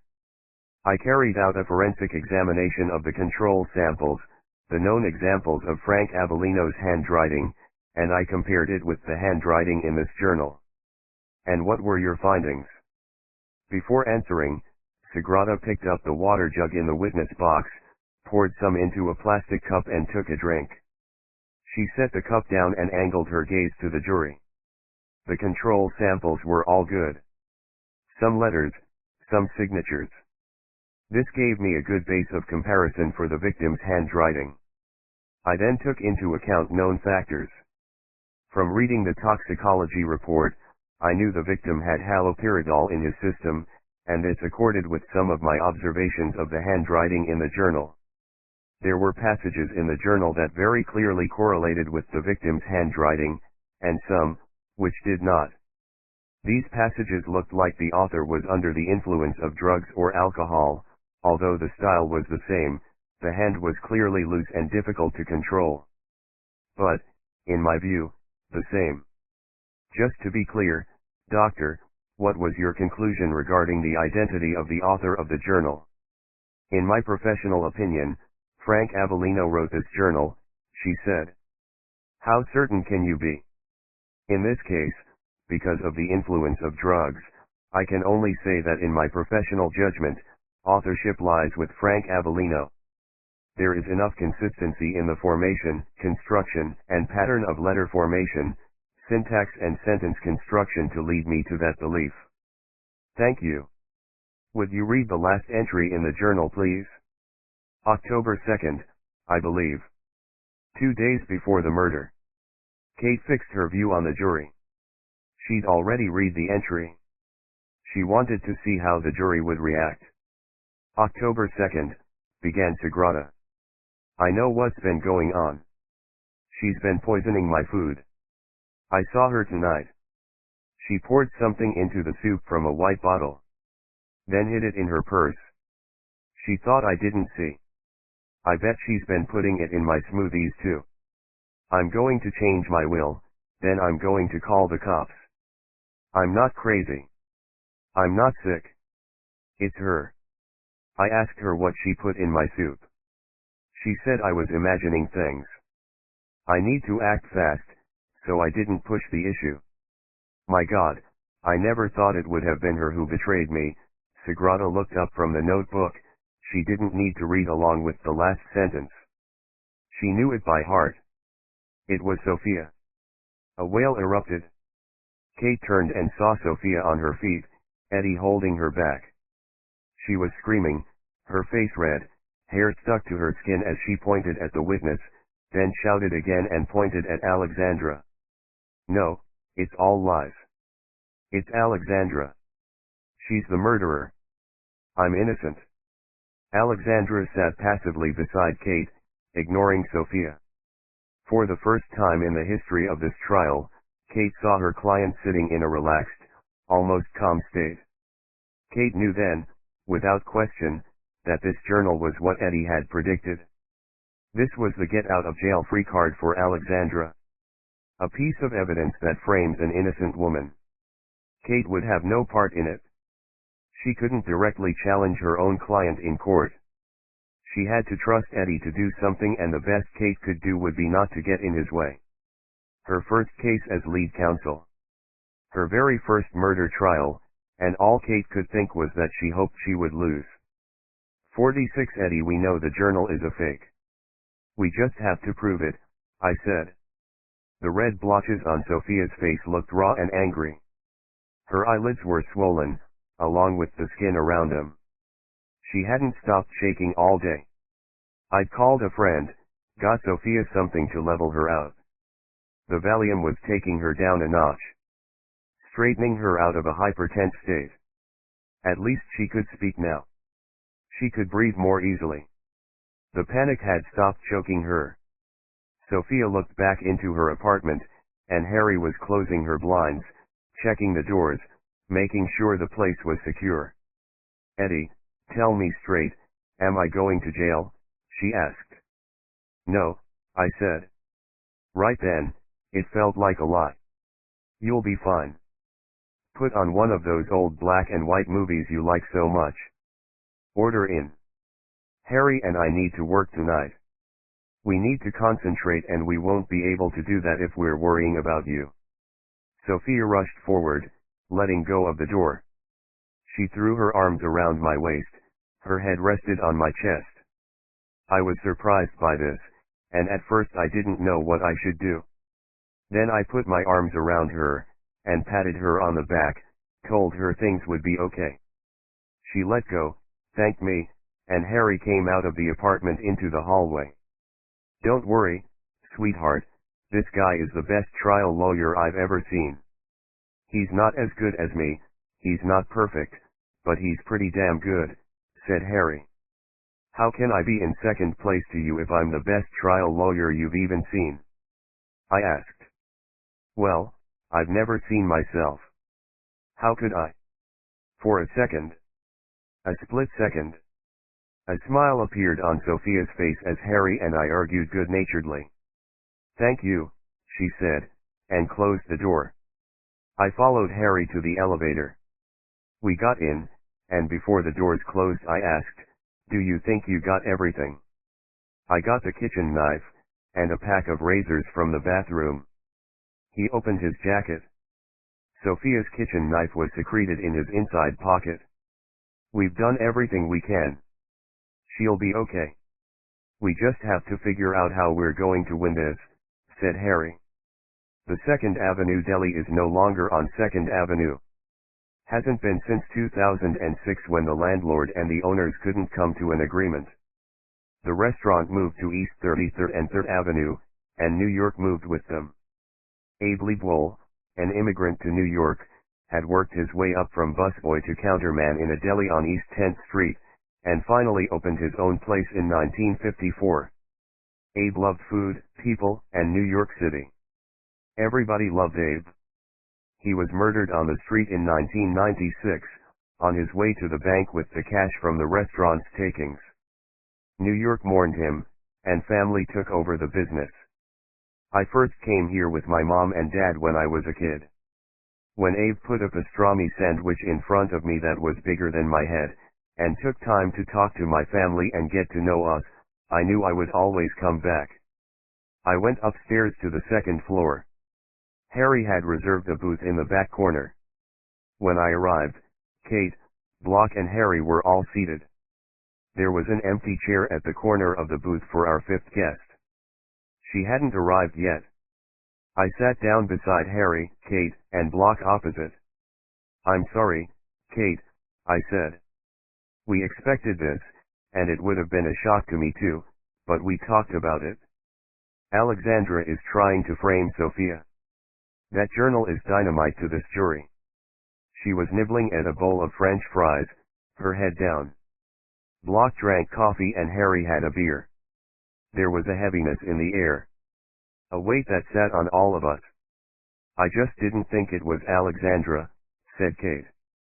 "But it has to be. She's the only one that benefits from this." I watched the jury. They ate up Sylvia Sagrada. They believed every word. You should have seen how they looked at Sophia. With hatred. "Geez, I'm sorry too. Your client is innocent.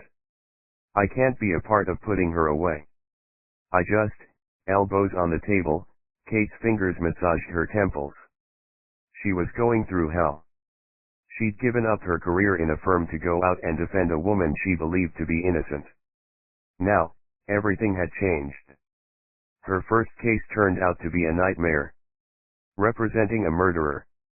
And no matter what the cost to her, I knew Kate wouldn't set a killer free. She was here, which meant she would help if she could. She hadn't yet been crucified by that numbing code of ethics that keeps lawyers sane and out of jail.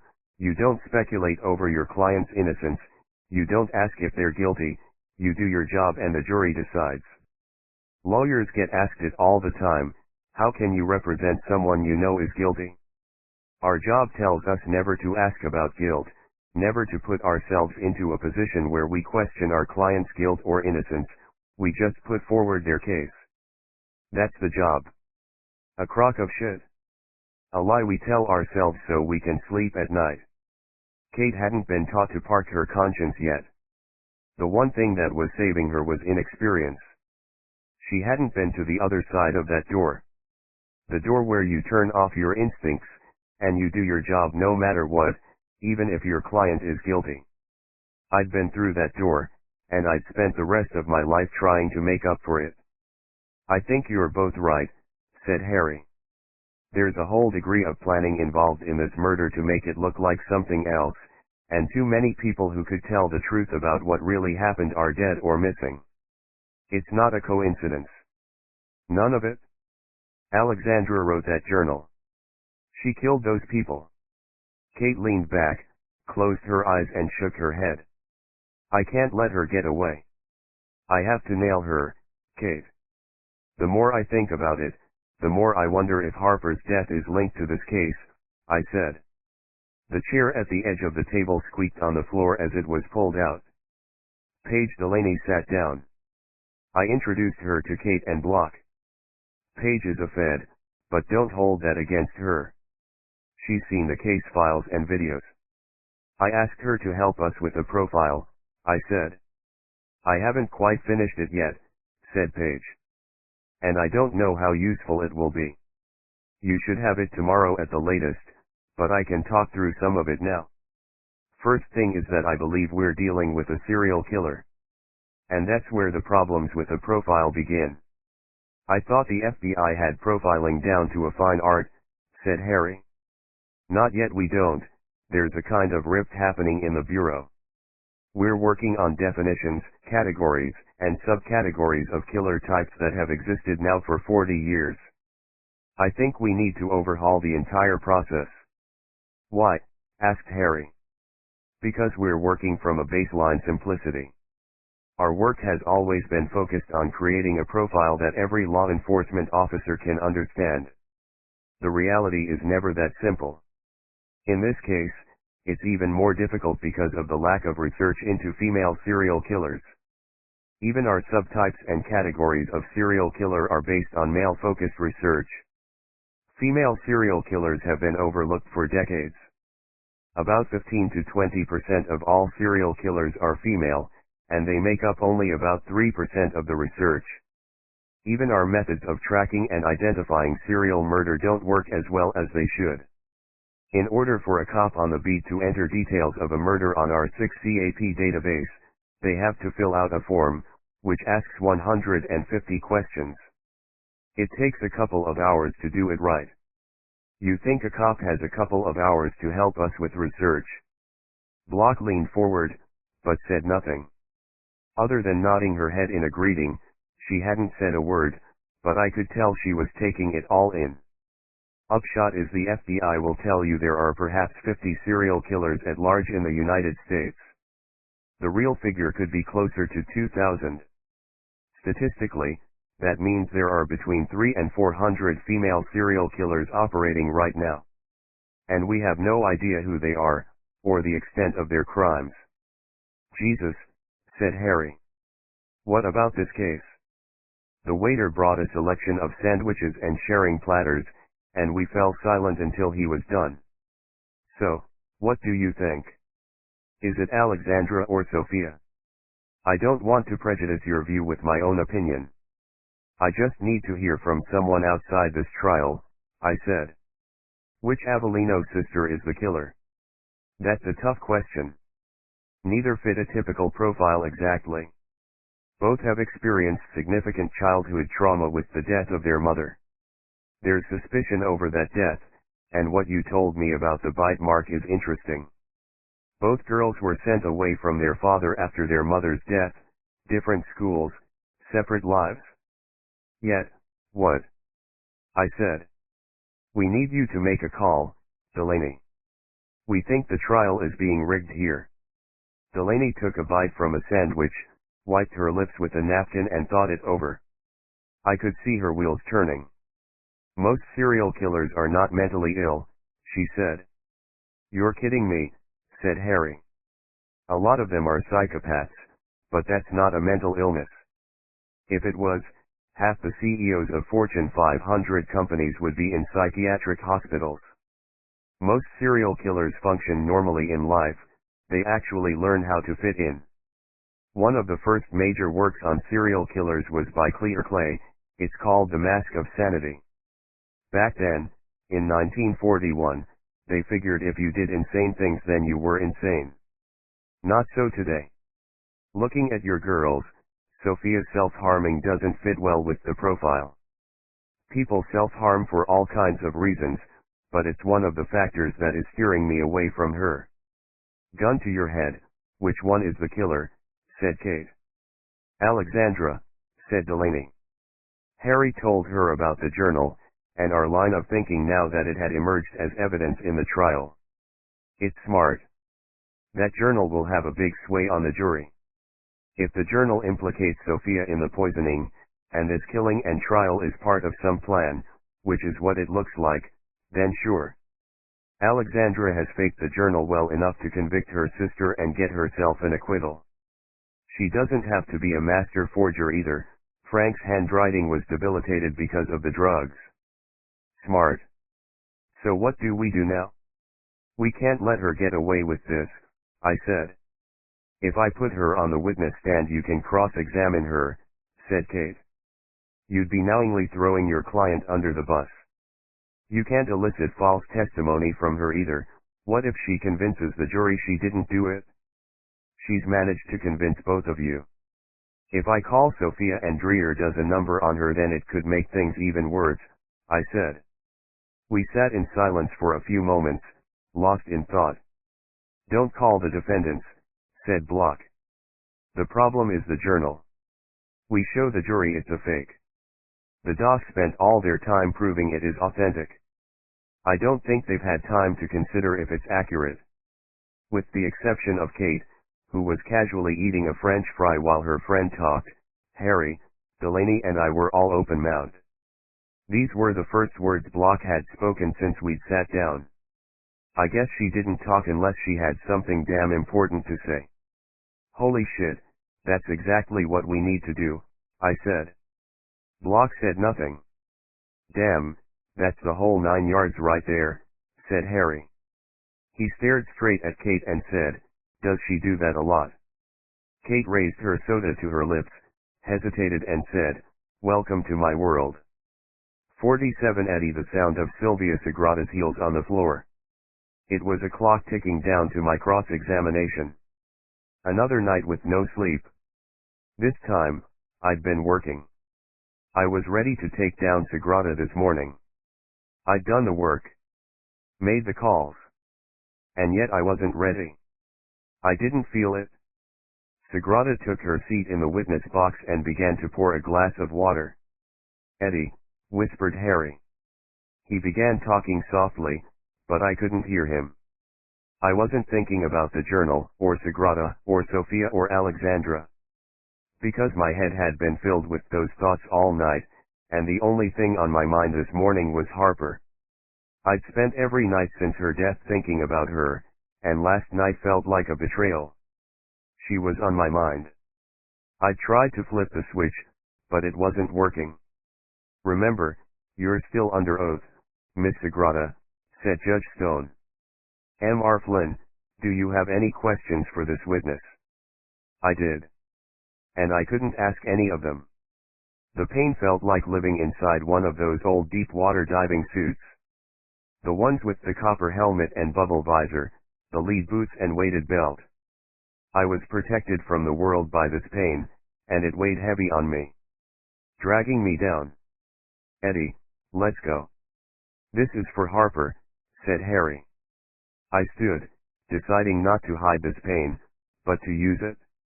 Dr. Sagrada, do you accept that some members of your profession could examine this journal, and come to a different conclusion about the identity of its author. I accept that. We can only give our opinion. I understand others may have a different opinion. First step. You accept that your interpretation of who wrote the journal may be flawed. It may be. I don't believe it is, but it may be. She was careful not to back herself into a corner. She needed a way out with her professional credibility intact if I happened to nuke her opinion in the next 20 minutes. Smart. Plus, it gave the jury some confidence in Sagrada's credibility. She was stating an honest belief, and her mind was open to other possibilities. This made her testimony even stronger. I had to be careful here. You based your opinion on letter formation, the style, if you will, and syntax and sentence construction, is that right? Principally, yes. But the handwriting in the journal did not exactly match Frank Avellino's known handwriting samples, correct? She looked away from me, gave her explanation straight to the jury. Handwriting can change over time and circumstance. It's all similar. Some of it more than other sections. The known variable here is that the victim was being drugged at the time he wrote this journal. Someone who knew the victim's handwriting well, someone who knew how the victim spoke, they could produce a pretty good approximation of the deceased's handwriting, couldn't they? Depending on their skill level. Yes, I suppose it's possible. The first entry in the journal is dated August 31st last year. I'll just read some of the opening page. I hate writing this shit. Never done it before. I'm not a man who wants to have his memoirs published. There's enough skeletons in my closet to fill a goddamn graveyard, twice. This is on doctor's orders. This is for me only. And Doc Goodman. If it's not my prostate, it's my brain. Hal Cohen finally persuaded me to go see the doc about both. I'm on pills for the prostate, and I have to write this shit for my brain. Doc asked me some questions, which I answered, and he said I was fine. But to please him, he wanted me to write down my thoughts and any symptoms I notice. He'll see me in a couple of months. I think it's fair to say that this journal was written on advice from the victim's neurologist, Dr. Goodman, who wanted to get an overview of symptoms. I'd say that's accurate. The doctor probably wanted to know if this was stress-related, or something else, before he performed brain scans. I imagine the doctor was concerned it may be early-onset dementia. I think that's accurate. And you were given the victim's medical records, correct? Yes, I wanted to know if the victim was being treated for any conditions that could affect his fine motor skills, ergo his handwriting. I leaned over the defense table, took a page from the pile in front of me and approached the witness. This is an extract from Frank Avellino's medical records. This is an attendance with Dr. Goodman, the victim's neurologist. It records blood pressure and vitals, and the results of a physical examination. The last handwritten entry reads, RV 3/12 DY, can you see that at the bottom of the page? Yes, I do. I wasn't sure about the abbreviations and their meaning. I think RV 3/12 is review in 3 months. Yes, that's right. It accords with what the victim wrote in his journal. And DY, for a time it had me foxed, but do you concede it's probably shorthand for diary? I do more than concede, I agree.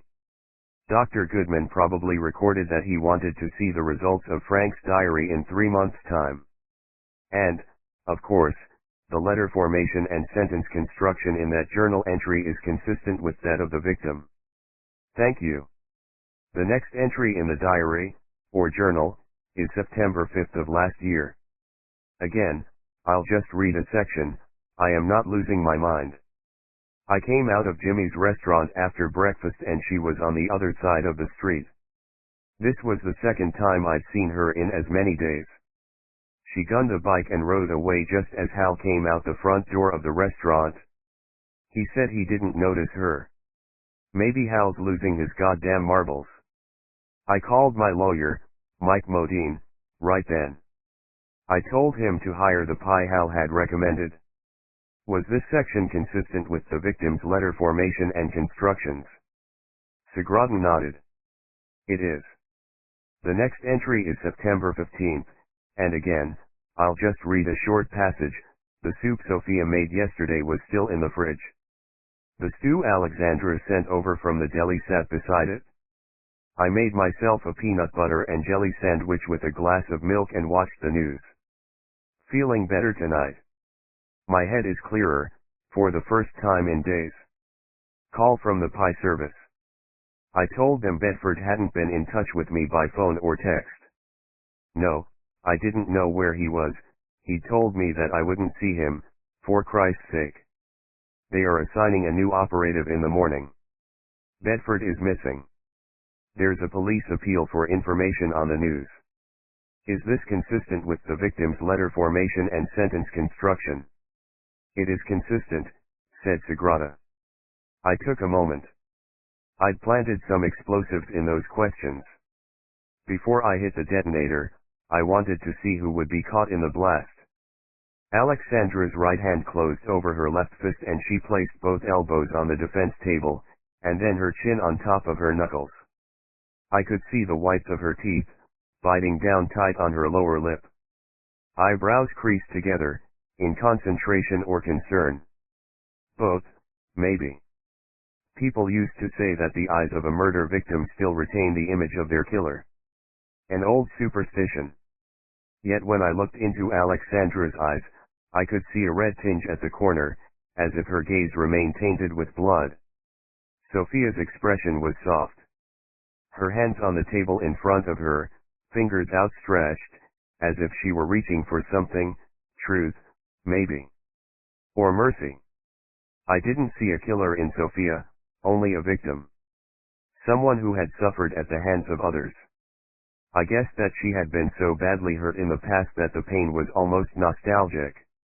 A comfort, or a reminder that she was still alive. Still hurting. Still bleeding. There are victims who get drowned in their loss.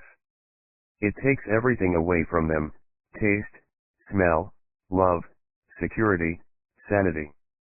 Grief is a great thief. It will steal everything unless it is checked. Sophia looked like she couldn't lose any more. She knew the journal was a ticket to life imprisonment. I just had to tear it up. I turned back to Sagrada.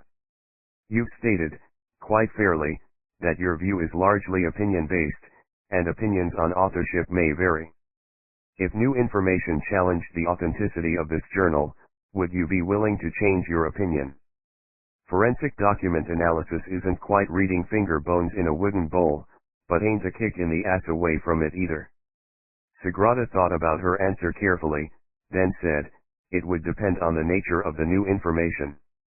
What if the new information revealed this journal has been written purely for the purposes of this trial? I'm not sure I follow, said Sagrada. Let me put it another way, the journal is a forgery. Sometimes a line is spoken in court that feels like a blast of cold air. Everyone sits up a little straighter, eyebrows are raised, people exchange surprised looks, as if they're about to open the popcorn and enjoy a show. It's the rousing final chords of the overture, and the curtain is about to go up. I've already given my opinion on the handwriting, said Sagrada. I'm not talking about the handwriting, I'm talking about the contents of the journal itself.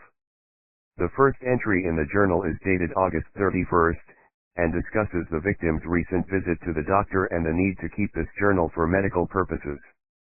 The medical record of that appointment is dated September 1st. The entry above this reads August 31st, DNA.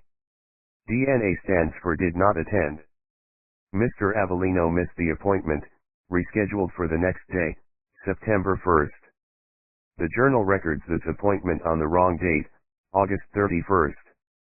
Maybe someone who knew he had an appointment that day wrote the entry, but didn't realize Frank had missed the appointment and gone the day after. Sagrada looked at Dreer, but said nothing. On September 5th the journal entry mentions the victim having breakfast at Jimmy's restaurant, just as the victim did every morning. However, on September 5th the restaurant was unexpectedly closed due to a gas leak in the neighborhood. There's no mention of the gas leak, nor is there any mention of having breakfast somewhere else. Only someone who wasn't there that day would leave out those details and assume Frank had breakfast at Jimmy's. On September 15, the journal mentions the disappearance of the pie, Bedford, mentioned on the news, yet the first media broadcast of this story happened on September 18. Dr. Sagrada, this journal was written by someone who had knowledge of Frank Avellino's general movements, but it was not written by Frank Avellino. I didn't have this information when I compiled my report. I was not fact-checking the journal. No, you were not. If you had this information when you were compiling your report, I take it this would have better informed your opinion. She hesitated. I'd handed her a way out, without affecting her professional judgment. If she was smart, she'd take it. The job of verifying the accuracy of the information in the journal belongs to law enforcement. Not me. With this new information I cannot stand over the veracity of my earlier opinion. With the benefit of this new information, I have to doubt the authorship of this journal. Some intakes of breath, low grumbling from the jury. They had a clear shot at one of the defendants in this case, and now it had been taken away. The guilt or innocence of the defendants was now as muddy as it ever was. Until my next question. The district attorney's office came into possession of this journal via Hal Cohen. Mr. Cohen is now deceased. We have undertaken some investigations into Mr. Cohen's financial dealings. Would you be surprised to learn Mr. Cohen recently had $1 million paid into his account? I was not aware of this. It was transferred from an account in the name of Alexandra Avellino. This begs the question, who would benefit from writing a fake journal, pointing at Sophia Avellino as the one who poisoned the victim? Objection, cried Dreer, relevance, and calls for speculation. Your Honor, this is an expert witness who is permitted to give her opinion. I'll allow the question, but be careful how you answer, said Stone. Sagrada was careful all right. This cross could be professionally damaging to her. She hadn't been given the time to look at the journal properly, and the NYPD had not investigated it for accuracy. Her only way out of this without a single blemish on her record was to take a dump on the DA and the police department. I'll ask again, who would benefit from forging this journal? Well, clearly Alexandra Avellino. She has to be a strong candidate for authorship of this journal. The journal implicates her sister, and I believe the journal may well be false, and it's possible she paid Mr. Cohen that money so he would bring the journal to the police. All 12 heads on the jury swiveled an accusatory look at Alexandra Avellino. I sat down and left them staring at the woman who had killed her own father. 48 Kate could not sit silently in front of her client and not try to limit the damage from Sagrada's testimony. Block had told her about the $1 million, but they had not mentioned it to Alexandra. It looked like she was bribing Hal Cohen, and it's possible Cohen was murdered because either he asked for more money, or he was going to spill his guts to the NYPD. Either way, Alexandra had potential motive to kill him. It was Alexandra's defense that was dying now. Kate doubted she could do anything to staunch that wound, but it would look suspicious to Alexandra if she didn't try. She had to do something. Alexandra was muttering no, no, no, under her breath. The tremors were back in her arms and legs. She took a pill from her purse and swallowed it dry. It didn't seem to do any good. Kate had to at least put on a show. Dr. Sagrada, you may not have heard all of the testimony from the previous witnesses, and I just want to remind you that Detective Tyler confirmed that after a forensic examination of the victim's home, and my client's apartment, no traces of haloperidol were found. None. Do you accept that? I do. And is it fair to say that you now don't know, with any certainty, who really wrote that journal? I think that's fair. Part of the journal could have been written by the victim, or all of it, or none of it. Kate had gotten all she could. She sat down. No redirect from Dreer. The prosecution closed their case. Flynn stood and told the court the defense calls no witnesses. Last thing a defendant wants to do is put themselves through the ordeal of cross-examination. Not if they're smart enough to avoid it. If the defendants didn't testify, it meant they didn't get to tell the jury that they didn't do it, but at the same time they didn't have that assertion torn to pieces by the prosecutor either. "I want to testify," said Alexandra. Kate had moved her seat away from Alexandra, by a few more inches, at the start of the day. She felt the need for distance. Alexandra was a multiple killer. A psycho who had manipulated, killed her father and framed her sister for it. And had taken many more lives to ensure she was never convicted. Kate wanted the trial over, fast. More than that, she wanted her client to be convicted and locked away for a very long time. "I don't think it's wise. You could face more charges for attempting to bribe a witness." "What was that about? You never told us about Cohen." Alexandra began to cry. Kate thought she might be able to turn on the waterworks and hysterics like a switch. "I wanted him to tell the truth. He said he would go to Sophia for money, and whoever paid him he would be on their side, either saying the journal is real, or a fake. I am so sorry. He told me not to tell my lawyer. It's up to the prosecution to prove their case. If Dreher destroys you in cross-examination, you've just done his work for him. And if you tell that to the court, you'll definitely face more charges. Let's leave it to the jury." "Are you sure?" asked Alexandra. "I'm sure. I think you testifying has more downsides than you can imagine. It won't be pretty. And it will give Dreher an advantage. You'll be the only defendant he gets to accuse in person, and the only one he gets to tear apart." Kate watched her client's wheels turning. Calculations running alongside fear. 5 seconds. 10. Biting her wet lip, Alexandra looked toward the jury. A couple of jurors stared right back. Kate tried hard to discern those looks. Were they looking at someone they thought was innocent, or were they waiting for their chance to punish a killer? Kate's best guess was they were looking at Alexandra the way a 10-year-old kid looks at a tiger in their enclosure, an element of fascination, but the knowledge boiling behind it that this thing could kill. "All right, if you think it's for the best then I'll take your advice. I trust you. I won't testify." Kate confirmed to the court she would be calling no witnesses. "Well, that just leaves closing arguments. Mr. Dreher." The prosecutor stood and approached the jury. He took his time. Confident of the win. Kate knew he could smell the blood in the room and he wanted to strike now. "We've all learned something during the course of this trial," began Dreher. "We've learned that Sophia and Alexandra Avellino are rich enough to buy themselves good defense lawyers, that's for sure." Dreher's face pulled his lips apart into something that would resemble a smile on a human face, but Kate had never seen Dreher smile. On the prosecutor, the smile was as fake as watching a jaw move on a ventriloquist's dummy. Dreher had chops as a prosecutor. Tactically sound, smart, ruthless, and determined. But in that moment Kate saw what he lacked: humanity. There was no rapport with the jury. No relationship there at all. She guessed that Dreher recognized this deficiency, or that it had been pointed out to him before, and he was desperately trying to work on it. He tried to crack a joke, and almost cracked his own face. Dreher just looked creepy.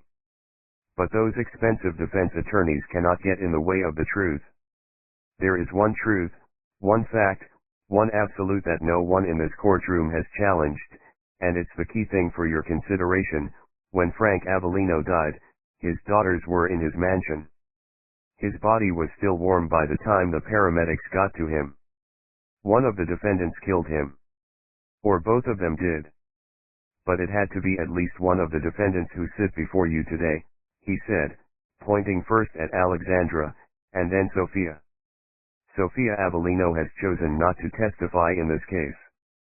Same with Alexandra. That is their right. Their silence means you don't get to hear them say they didn't kill their father. Each of them deny it, through their counsel. But if you are denied the opportunity to hear from the defendants, then you must use your judgment and assess the evidence and testimony against them. And there's plenty. He went through the testimony from the police and experts in detail, and said the challenges to that evidence from the defense attorneys may be valid, but the jury may decide it was just courtroom tricks. Members of the jury, I ask you to return the verdict of guilty for both of the defendants. If you think one deserves the benefit of the doubt, then give it to them. But at least one of these women is a killer. Maybe it's Alexandra, who tried to buy a witness and falsify her father's journal? Maybe it's Sophia, whose hair was found in a knife wound to her father's chest. We, the people, invite you to consider that they both had motive and opportunity to murder their father, and that forensic evidence links both sisters to this horrific crime. Thank you. Eddie stood. He had half a dozen pages in his hand.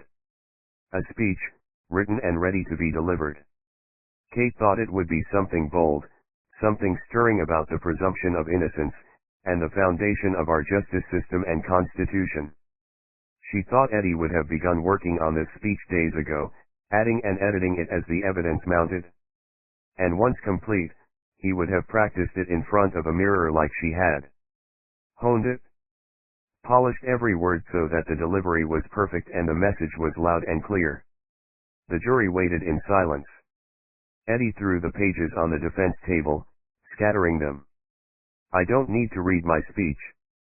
I don't even need to talk to you about the evidence in this case. You've been paying attention carefully. I know this.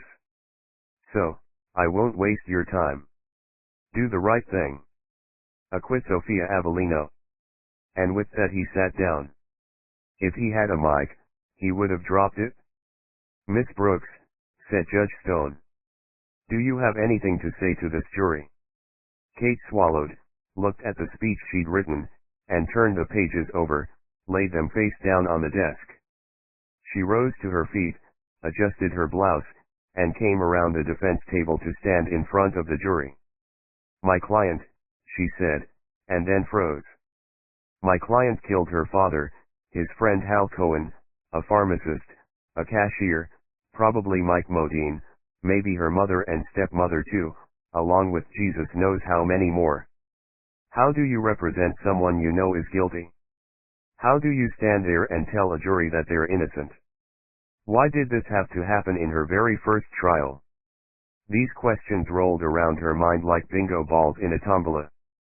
Members of the jury, I had written my closing speech before this trial began. That's the way I was taught to do it. Before the trial started I had prepared my client's defense. I knew the points I had to make, and I knew what the issues in the case would be. I wrote my speech with those points in mind. I wanted to remind you of those points. The unreliability of forensic evidence, the holes in the prosecutor's case, the co-defendant's motives for murder. She took another pause. Let the silence into the room. Two jurors sat up a little straighter, they were listening. They didn't know where this was going. Neither did Kate. But I'm not going to do that. I think you already know your own minds. I think you already have a good grasp of the evidence. I would ask you to be fair and impartial, and to return the verdict which my client deserves. Kate didn't tell the jury which verdict her client deserved. She had gotten through her speech, and she hadn't lied to her first jury. She stood straight and true and returned to the defense table with her head up, and her conscience intact. Until the verdict. 49 Eddie. For a trial lawyer, there are two words in the English language that terrify us more than any other. These two words stared back at me from my phone. They'd come through by text message seconds ago. They're back. The jury had been out for all of 48 minutes. There's a lot you can do in 48 minutes. But one thing you can't do in 48 minutes is come to a fair and balanced verdict in the most complex murder trial in the history of New York City. That's not possible. The jury probably has a question to ask, I thought. This isn't the verdict. It can't be. But it was. Deep down, somewhere, I knew it. I dumped my coffee, turned back toward the courthouse. walked beneath the flapping, torn, faded stars and stripes that hung from the flagpole outside the court building. The raven protested my arrival. So many had died. And perhaps more would die before the end. When I was a kid, growing up in a small, cold house in Brooklyn, my mom told me there was no such thing as monsters. The stories I'd read as a kid about monsters and witches and taking children away from their parents, into the forest, well, she said they were just fairy tales. There are no monsters, she said. She was wrong. The criminal court building elevators were old and painfully slow. They took me to my floor. I got out and walked the corridor to the courtroom, following everyone else inside. I took my seat at the defense table next to my client. A hush fell as the jury filed in. They had already given the paperwork to the clerk. Paperwork they'd completed in the jury room. My client tried to say something, but I didn't hear her clearly. I couldn't. Blood roared in my ears. I was a pretty good judge of which way a jury would fall. I could call it. And I was right, every single damn time. This was the first verdict that I couldn't call. I was too close to it. In my mind, it was an even split. The verdict may as well come down to a coin toss. A 50-50. I knew what I wanted to happen. I now knew who the killer was. I just didn't know if the jury would see it. I was jury blind. The clerk stood and addressed the jury foreman. A tall man, with a plaid shirt and rough hands. In these matters, have you reached verdicts upon which you are all agreed? Asked the clerk. We have, said the jury foreman. The clerk said, in the matter of the People versus Sophia Avellino, do you find the defendant guilty or not guilty? The foreman looked straight ahead. Not a good sign. Usually if the jury is going to acquit they look at the defendant, they're waiting to watch that tsunami of relief wash over the innocent defendant. It's what makes justice great. It's power. I hung my head. I couldn't look. Harry grabbed my shoulder, I could feel his tension in his grip. Not a single noise could be heard. Not even a breath. The courtroom was a tomb. And I had a creeping dread that Sophia would be buried in it. The foreman cleared his throat, and when he spoke, he sounded like he was shouting from the rooftops, far above my head. Not guilty. A rumble of noise, building. Sophia grasped my arm and cried out. It sounded both human and animalistic. A grunt of pain and relief, like a thorn being pulled from flesh. In the matter of the People versus Alexandra Avellino, do you find the defendant guilty or not guilty? No pause this time. No hesitation of any kind. Guilty. There was no quelling the noise now. The guttural sound that came from Alexandra's throat was the opposite of Sophia's. There was no relief, just pain and anger. Her hands flew from her sides and Kate tried to calm her. There was no way to quiet this courtroom. The gallery erupted in chatter, and it was all Judge Stone could do to tell Kate that her client would be sentenced at a later date, before he discharged the jury, revoked Alexandra's bail and adjourned the court. Dreer was still pumping his fist, a grin of angry satisfaction on his face as the court security guards approached Alexandra with a set of cuffs. She recoiled, yelling, "No, no, no, they got it wrong, it was my sister." They held her down, cuffed her and took her away, Kate following behind them. Before they disappeared through the side door, Kate turned, saw me, gave me a thumbs up. It was bittersweet for Kate. She'd backed the wrong sister, and she knew it. And yet, she had done the right thing. A large hand slapped me on the back. "We did it, Eddie. We got her," said Harry. I didn't know what that jury was going to do. I had no clue. "From the moment you exposed that journal, it was always going this way," he said. "Really? I didn't think so. I just couldn't call it one way or the other. I got lost in this one, somewhere along the way. You haven't slept in a long time. I'm surprised you can still stand." It's okay, you can't call the verdicts all of the time. Get some rest, he said. He sniffed, and followed Sophia as she was swallowed by the crowd. The reporters were barking questions at her, a melee of noise and camera flashes. Dreer was besieged by reporters too. He put on that hellish, triumphant look and thanked his team. I pushed through the edge of the crowd, kept my head down and made for the door. It was over. The killer was in custody. Sophia was free. Justice, if there was such a thing, rarely saw its reflection in a verdict. Justice is not about right and wrong. People make mistakes. Criminals and jurors alike. Verdicts are often flawed because people are flawed. This verdict was right, and as I left the courthouse I stared up at the stars and stripes, and felt that maybe they weren't in such bad shape after all.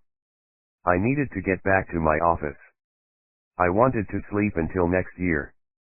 50 Eddie. Within an hour of the verdict I was in the back room of my office, lying down on my cot, eyes closed, 2 fingers of whiskey rolling around in my empty stomach and my eyes shut tight. My body wanted sleep. My brain, too. I'd never felt so tired. Months of sleepless nights and long days were finally taking their toll. But no sleep came. All I could think of was Harper. Her killer was still out there. It was possible that Alexandra had killed Harper, and that thought was hard to resist, but there was nothing linking her to the murder apart from Harper working on Sophia's case. If Harper saw something during that visit to the Franklin house, and had to be taken out by Alexandra, I couldn't see what it was. I only had theories, nothing approaching a solid. Thoughts were banging around in my head so much I could almost hear them. I sat up. I really did hear banging. On the front door to my office. I threw on a tee, a pair of jeans and made my way into the office. The outer door was frosted glass, and I could see someone on the other side. I opened my desk drawer, took out a pair of brass knuckles and slipped one of them onto my right hand. Unless the person on the other side of the door was Harry, or Kate, I would punch their lights out and ask questions later. Harper died opening her front door. More banging on the door.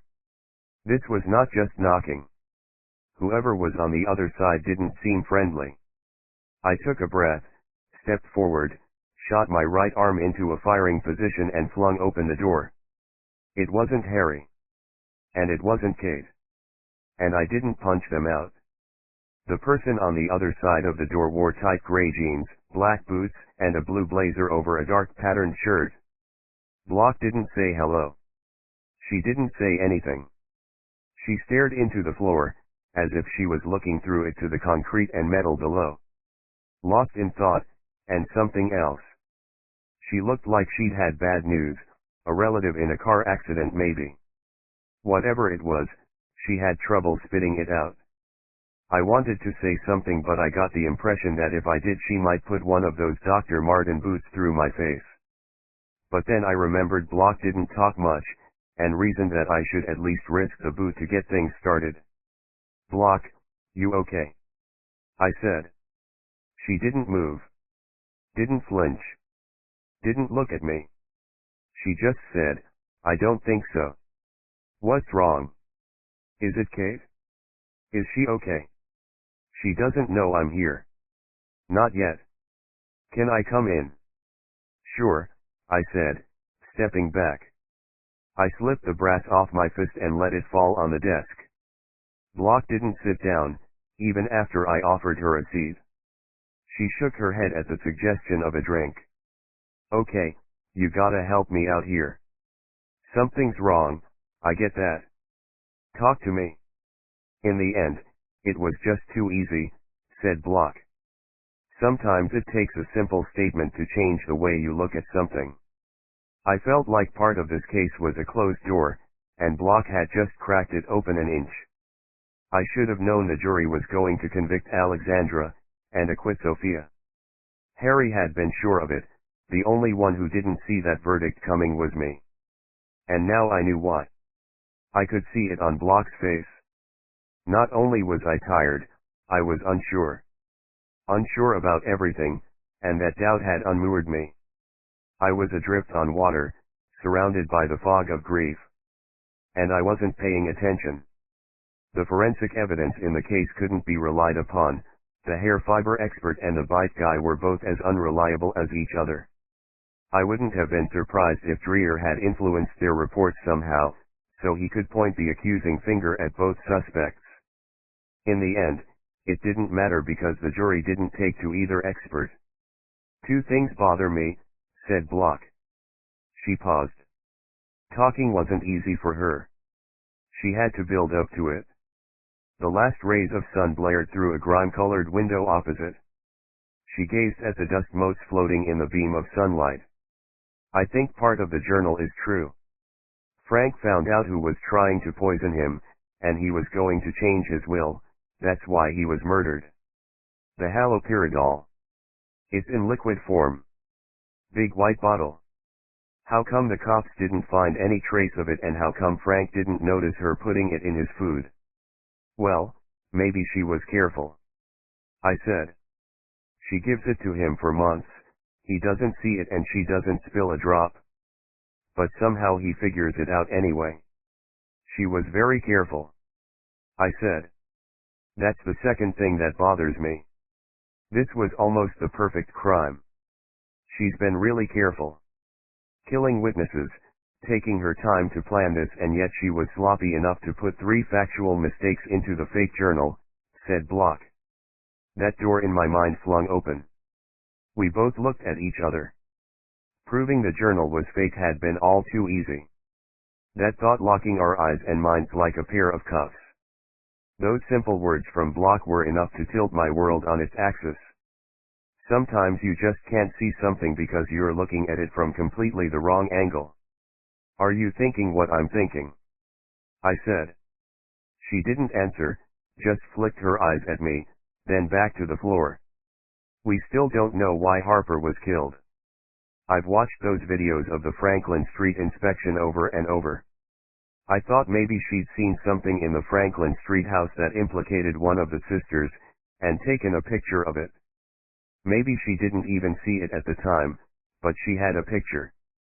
Maybe I'm wrong, and I don't have her phone pictures to check, but it's the only thing that could have made her a target for Frank's killer. Harper was smarter than me. Better than me. I owe it to her to find out. It'll be dark soon. I want to look inside the house on Franklin Street again, she said. You want to come along? I did. I wanted to look for myself, but before I did anything I had to be sure of the course of action.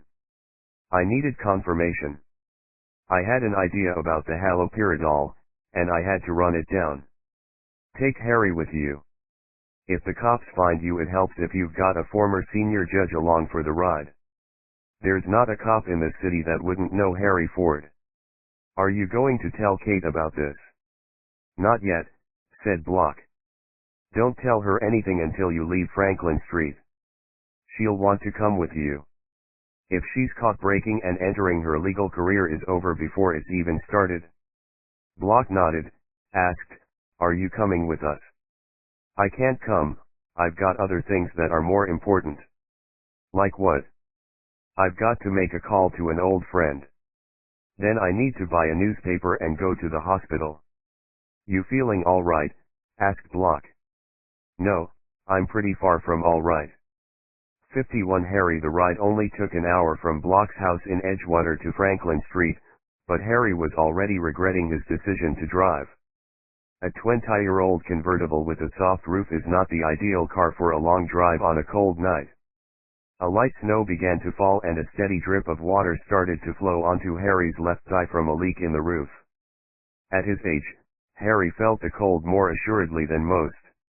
His scarf and long overcoat were pulled tight around him, collar up, gloves on, and still he shivered. The conversation wasn't much warmer. Block had wanted Harry to drive. She had to concentrate, think things over. Harry didn't object, but he wished he had now. Harry had barely gotten a dozen words out of Block. Her address. Wait here, when they arrived at her house, and then, let's go, when she got back into the car. That's it? They were now only a few minutes from Franklin Street. Don't park outside the house. Drive by. Park in the next street, said Block. They drove past the house where Frank Avellino had been so brutally slain. It was in darkness, cold as the night. Harry did as she asked, and parked a block away. I swear to God it's warmer outside, said Harry as he stepped onto the sidewalk. Block unfolded herself from the little green sports car. She stretched her back, and looked down at the car with disapproval. It's a classic, said Harry.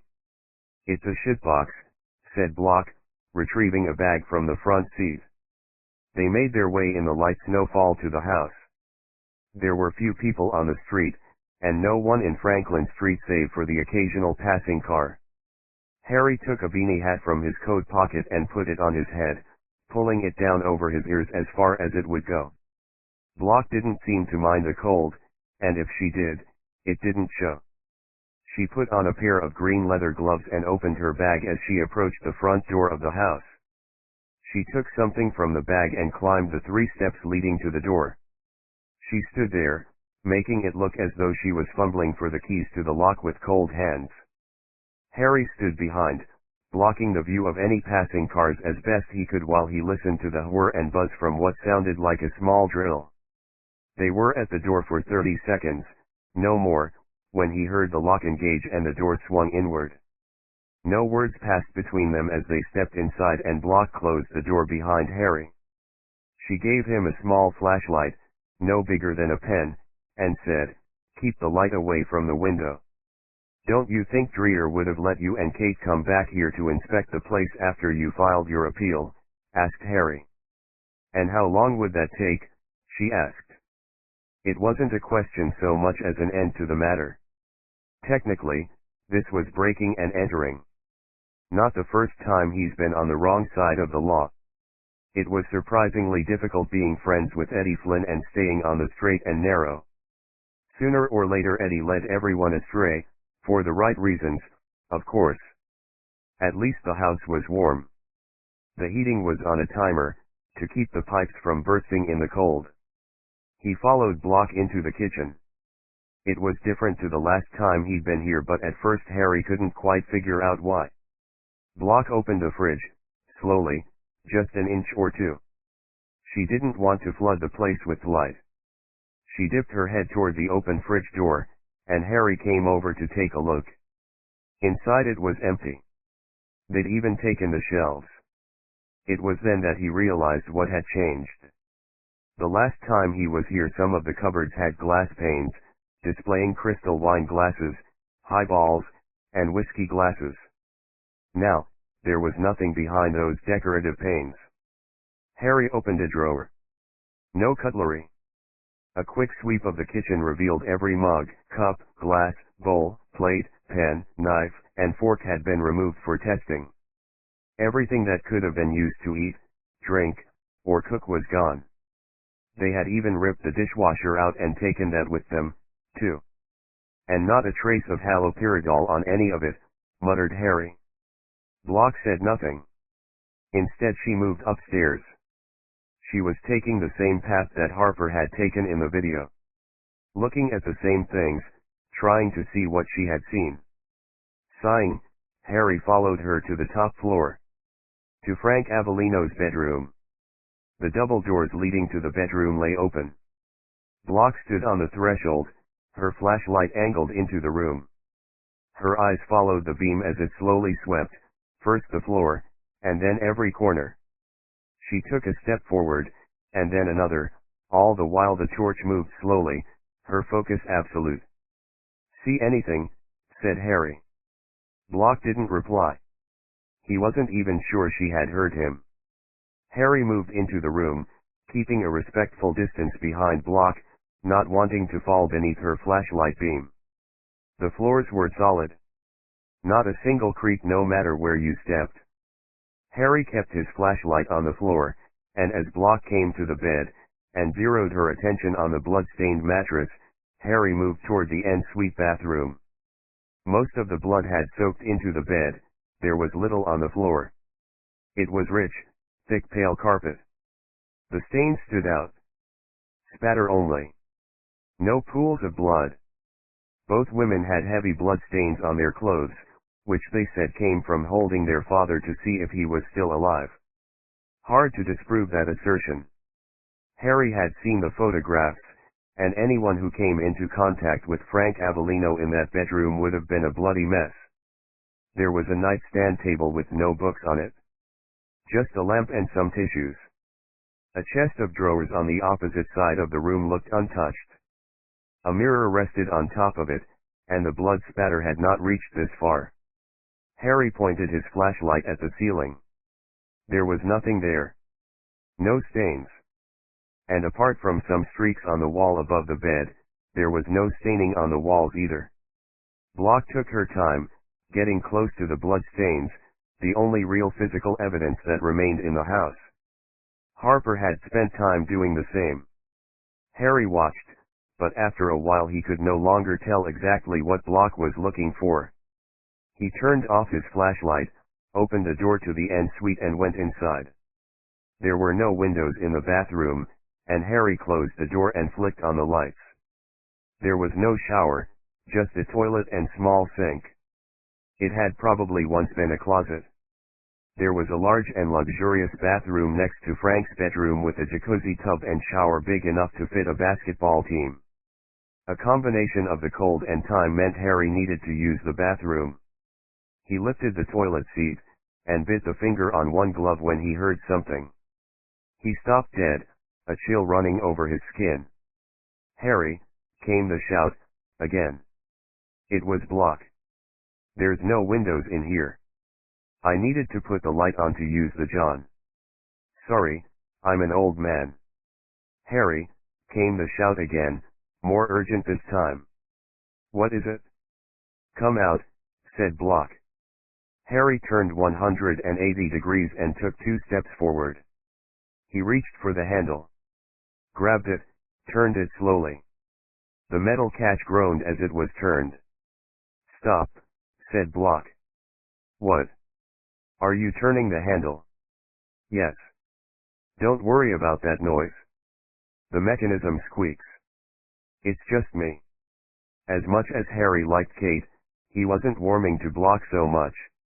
She hardly spoke, and had as much personality as the John behind him. Still, he knew she was smart and spoke when she had something to say, irrespective of how she said it. If Harry was on a case, he'd want Block with him, but he knew that he wouldn't want to share a beer with her after hours. At his age he didn't think he could survive too many of Block's conversations. He turned the handle, slowly.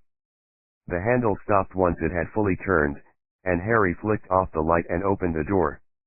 He came out to see Block staring at him, a strange look on her face. "I know why Harper was killed," she said. Harry's lips moved, and a sound even came out, but it wasn't a word. He just mumbled until he'd recovered enough to get control of his tongue. Why you what?" Block's lips parted, she breathed in, about to tell him what she'd discovered while Harry was in the John, but she never got started. Instead, her eyes flared wide. Both of them stood still. There was a noise. A door closing. The front door. A metallic slam and jangle as keys were dumped on the marble kitchen top. Someone was downstairs. Block put her index finger to her lips. Harry stood very still. He took shallow breaths, and held Block's gaze. If the cops were downstairs, they were in serious trouble. If it was Sophia, they had a lot of explaining to do. Under the bed. "Now." Quietly, whispered Block. Harry got down on his hands and knees, then lay flat on the floor. The bed was tall enough for his purposes, and he shuffled his body beneath it. Block came in from the other side.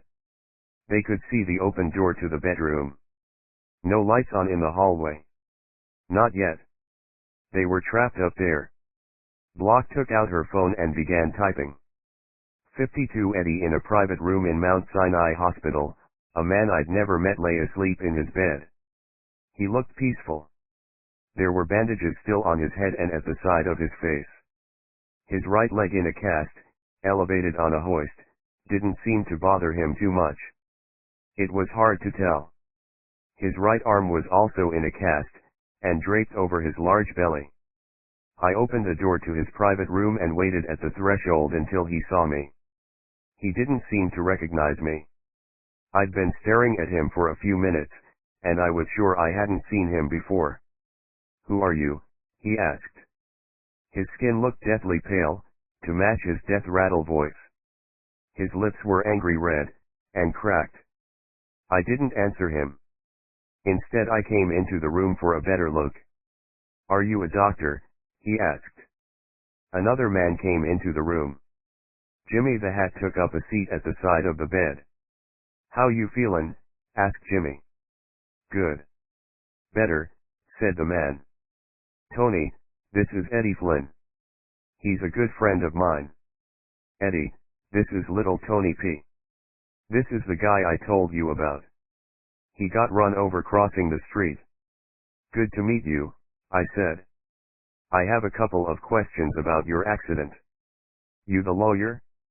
I don't want to sue nobody. I didn't get the license plate. I don't know who ran me over." Sweat broke out on his face. A light tremor in his good hand. He was nervous when he had no reason to be. "As I understand it, you parked your car close to Jimmy's restaurant. It was early in the morning, before you started your shift there. And when you got out of the car a motorcycle rammed straight into you, crushing you between the bike and the car door. That's what you told Jimmy. That right?" I asked. Yeah. I probably didn't look in my mirror before I got out of the car. It's probably my own damn fault." Jimmy looked at me. I nodded. The way some witnesses described it, the motorcyclist almost took the door clean off, then walked the bike back, and slammed the front wheel down on your head. Doesn't sound like an accident to me. I don't know what happened. I don't remember. Last thing I remember was getting out of the car, said Tony. This was your new car? He swallowed, said, Yeah. Brand new. A bet came in for me. 100 GS. Just when I thought my luck had changed, this happens. He raised his good arm, as if to remind us that he was badly hurt. Broke my goddamn skull. I don't know. I guess I should have looked before I got out of the car. I asked Jimmy to speak to his bookies, and anyone else who runs a book in Manhattan who paid out 100 grand in the last 6 months. Guess what they said? I asked. I don't know, the bookies who knew you said you were betting more, but you weren't winning. And they didn't pay out 6 figures to anybody in the last year. Look, he began. Tell him the truth, said Jimmy. If you lie, I'll know it. And then I'll get angry. I'm not lying, said Tony. No one in their right mind would lie to Jimmy the Hat. Especially if you worked for Jimmy, that was a one-way ticket to the bottom of the Hudson. I needed this guy to open up. Tony, you got one way out of this, I said, and that's to tell me the truth. Here's what I think, and if I'm right, then you say so. If I get it wrong, you say so. Okay. Telling me the truth is the only thing that can save you right now. I shut up and listen. You're a short order cook. You've worked at Jimmy's restaurant for 2 years now. A friend of Jimmy's, Frank Avellino, used to come to the restaurant every morning for breakfast. He had a few meetings there over coffee and then went about his day. Am I right so far? He was shaking now. He blinked sweat out of his eyes and nodded. Good. Now, Frank Avellino was being poisoned, drugged. 4 months. Turns out the cops can't find any trace of the poison in his house. Not a single drop. I'm thinking maybe the poison was never in the house. I'm thinking maybe somebody paid you to put it in Frank's eggs every morning. I think they paid you 100 grand. I think you did what you were told, and then I think the person who paid you got scared. Scared that maybe 100 grand wasn't enough to keep your mouth shut. So they tried to shut you up permanently. How am I doing so far? It wasn't poison. I swear to God. She told me it was medicine. Medicine. Said he wouldn't take it at home and I should slip it into his eggs and sausage. Jimmy wiped his face, lowered his head and breathed out in a long, exasperated sigh. 100 grand is a real generous tip for putting medicine in someone's food, I said. I swear shut up, said Jimmy. At my side I held a copy of the New York Times. I put it in front of Tony, the front page facing him. You met this woman. The same woman who paid you, gave you the haloperidol, and then tried to kill you. Her picture is on the front page, I said. There were 2 pictures on the front page. The trial had captured the lurid imagination of readers, and below the fold were photographs of Alexandra and Sophia as they left court yesterday. Close-ups. Showing their grim determination in the face of their personal nightmare. Which one? I said. He closed his eyes. Tony had gotten in way over his head and now he was having to pay the price. She tried to stab me in the face, but she missed and dropped the knife. It must have fallen under my car. Then she landed that bike on my head. She's crazy, he said. Hey, Tony, said Jimmy. I know you're probably scared of this lady. She nearly killed you, after all. But look, she ain't here. And you don't need to be scared of her no more. You need to be scared of me. Because I will kill you. Do you understand? Tony opened his eyes, nodded rapidly, and stuck a finger into the paper. I leaned over to see who he had pointed out. You sure? I asked. I'm sure. It was her. Now I needed to save Tony P. Jimmy. Tony is going to testify that he sourced the haloperidol for her, and he was paid handsomely. He's also going to say that after her father was murdered, she asked him where he'd gotten the haloperidol, and he told her he got it from a pharmacy in Haberman. He's then going to say that she tried to kill him on the street. You are going to do all of that, aren't you, Tony? I'll do whatever you say. Because if you tell the truth to the cops, and testify that you poisoned somebody in Jimmy's restaurant, that would be bad for Jimmy's business. And if you don't testify at all, that means there's no reason for Jimmy to keep you alive. So you'll do it? I'll do it, I swear.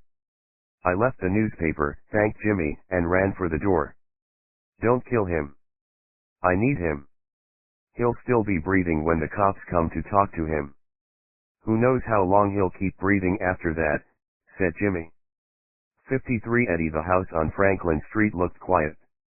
There was an old van parked outside. I glanced through the rear door windows of the van and saw boxes stacked inside, and something else, too. I stood for a second in the night air, listening. The city was quiet for once, just the distant traffic. I approached the house. The front door was open. Even so, I knocked on the door and hollered a greeting as I came inside. The hallway had a lamp burning on a side table. I called out again, and moved forward until I saw the kitchen and lounge. Sophia stood in the lounge, in semi-darkness, the light from another lamp burning on the table caught in her eyes, making them look ablaze. Eddie, what are you doing here? She said. In front of her, on a coffee table, was a chessboard. The pieces laid out as if a game was in full flow. I came by to see how you were doing. How did you know I was here? There was no answer at your apartment. This house is yours now, I guess, and I thought you might be here. I saw a van outside. Are you moving in? I thought I'd move a few things into the house. I wanted to keep busy, she said. Is that your chessboard? Did I interrupt a game? Is someone else here? I asked. No one else is here. Yeah, this is my board. This is my sister's game. The game we played when we were kids, and didn't get to finish. She reached down, moved the knight. And now it's over, she said. I've won. The light seemed to move deep into her eyes, making them luminous, like a predator caught stalking its prey in the moonlight. The frightened, meek Sophia was gone. Her sister was awaiting sentencing for Frank's murder, and Sophia was in the clear. She no longer had anything to fear. Her confidence all but glowed around her like a halo. You definitely won, I said, nodding. You must really hate Alexandra. I hated her long before she killed my father. She took everything from me when she pushed Mom down the stairs, said Sophia. It was an accident. A stupid accident. She didn't mean to kill her. I wasn't angry at Alexandra for taking our mother away. It's that it happened too soon. I hated my mom. I wanted to beat Mom at chess one day. I wanted to grow up, and for my mom to know I was better than her. Better than Alexandra, too. I wanted to hurt Mom, and she took that away from me. I couldn't hurt her in death, even though I tried. Then Dad sent us away. I lost him, too. She deserves to rot for what she did. There was a seismic change in Sophia. She looked and held herself differently. I felt like I was really seeing her for the first time. Things were beginning to make more sense. The real reason for the hatred between her and Alexandra was clear now. When she said she'd tried to hurt her mother in death, I knew exactly what that meant. Alexandra pushed Jane at the top of the stairs, but it was Sophia who bit her after she was dead. Sophia shook her head, as if coming out of a dream. Do you want some coffee? Thank you, that would be great. There's been some developments and I wanted to fill you in. She led me to the kitchen, turned on the rest of the lights. There was a new coffee machine sitting on the counter, fresh out of the box that lay beside it. Frank never drank coffee, she told me. He preferred tea toward the end. She filled the bun flask with water, plugged in the machine, filled it with fresh grounds and set it to percolate. Killers always make mistakes, I said. And you found one, said Sophia, her tone even and inquisitive. I found two. She left a witness alive. Someone who could identify her. She opened a cupboard, looking for coffee mugs. There were none. They took all the mugs, she said. She opened more cupboards, found nothing. I guess coffee is off the menu, I said. Looks like it. Sorry, what were you saying about a witness? She came around a small breakfast diner in the center of the kitchen, and stood just a few feet from me. She still wore a long coat and boots, even though the house felt warm. The guy she paid to put the drugs in Frank's food. He used to work in Jimmy's restaurant. Oh my God. And what did he tell you? He's talking to the cops, right now. He told me he was paid to do it. She looked down at the tiled floor while she processed this. I still can't believe she did it. She's my sister, said Sophia. That wasn't her only mistake. Really? Yeah, but you don't need to worry about it. Honestly. It's over now, Sophia. You're not in danger anymore. I just wanted to come by, make sure you're okay, and then I'll leave the rest to the police. Are you sure you don't want to go and get something to eat? Or we could stay here and have a bite. I'm sure, I said, approaching her. I'm glad it's over. I was so worried that if you got convicted you wouldn't make it inside. You can move on from this. I know it will take time, but you can do it. You're a millionaire now. You have everything. She held out her arms as she approached me. I walked toward her and embraced her. I'd left the front door open, and now I took a moment to listen, hard. I could hear sirens in the distance. Thank you, she said. I patted her arm, and we released one another. I'd better get going, I said, backing away. The coffee machine started to gurgle a fanfare, to announce it was ready. What was the other mistake? You said you found two? Just out of curiosity. I heard a faint screech of brakes from a car pulling up outside. The 911 call, I said. What about it? Well, when somebody takes a life, there's a lot of emotions flying all over the place. Adrenaline spikes, blood coursing through your veins, that kind of thing. It's easy to make a mistake right in that moment. See, when she called 911, she said she could tell her sister was in the bathroom. Said she could see shadows of feet beneath the door. I got a text from a friend about 20 minutes ago. Turns out, from your father's bedroom, you can't see any shadows of feet or legs at the bottom of the closed bathroom door. Not even when someone is standing on the other side of the door, turning the handle. So how did she know her sister was in there? Sophia's face changed. What had been a warm, contented expression, morphed into something else. Her eyes narrowed, her lips drew tight across her teeth. It wasn't Alexandra who said that in the 911 call, she said, stepping toward me. I know. You knew Alexandra was in the bathroom because you watched her go in there. Then you called 911. Harper took a photo of the bathroom with the door closed and light on inside. If we had examined that picture we would have seen there's no light cast beneath the door. That's why you killed Harper before she looked at those pictures more closely. And little Tony P didn't pick out your sister, either. He identified you. I stepped back, said, you can take her now. Detective Tyler came around the corner into the kitchen, followed by Soames. Sophia Avellino, NYPD. Turn around right now and put your hands on the counter, said Tyler. I stepped back, waited. Sophia shook her head, and said, calmly, this is bullshit. Utter bullshit. I've already been acquitted of my father's murder. You cannot put me on trial again, that's double jeopardy. Ma'am, turn around and put your hands on the counter, right now, said Tyler, reaching to his sidearm. Sophia put her hands in the air, slowly turned around, and placed them on the counter. Tyler let go of his gun, approached Sophia, and said, I have to search you, do you have any weapons on your person? No, I don't. Tyler put his arms out and placed both on top of Sophia's shoulders. He began feeling through the fabric of her coat, then moving his hands down her back, searching for any hidden knives. While he searched, he read Sophia her rights.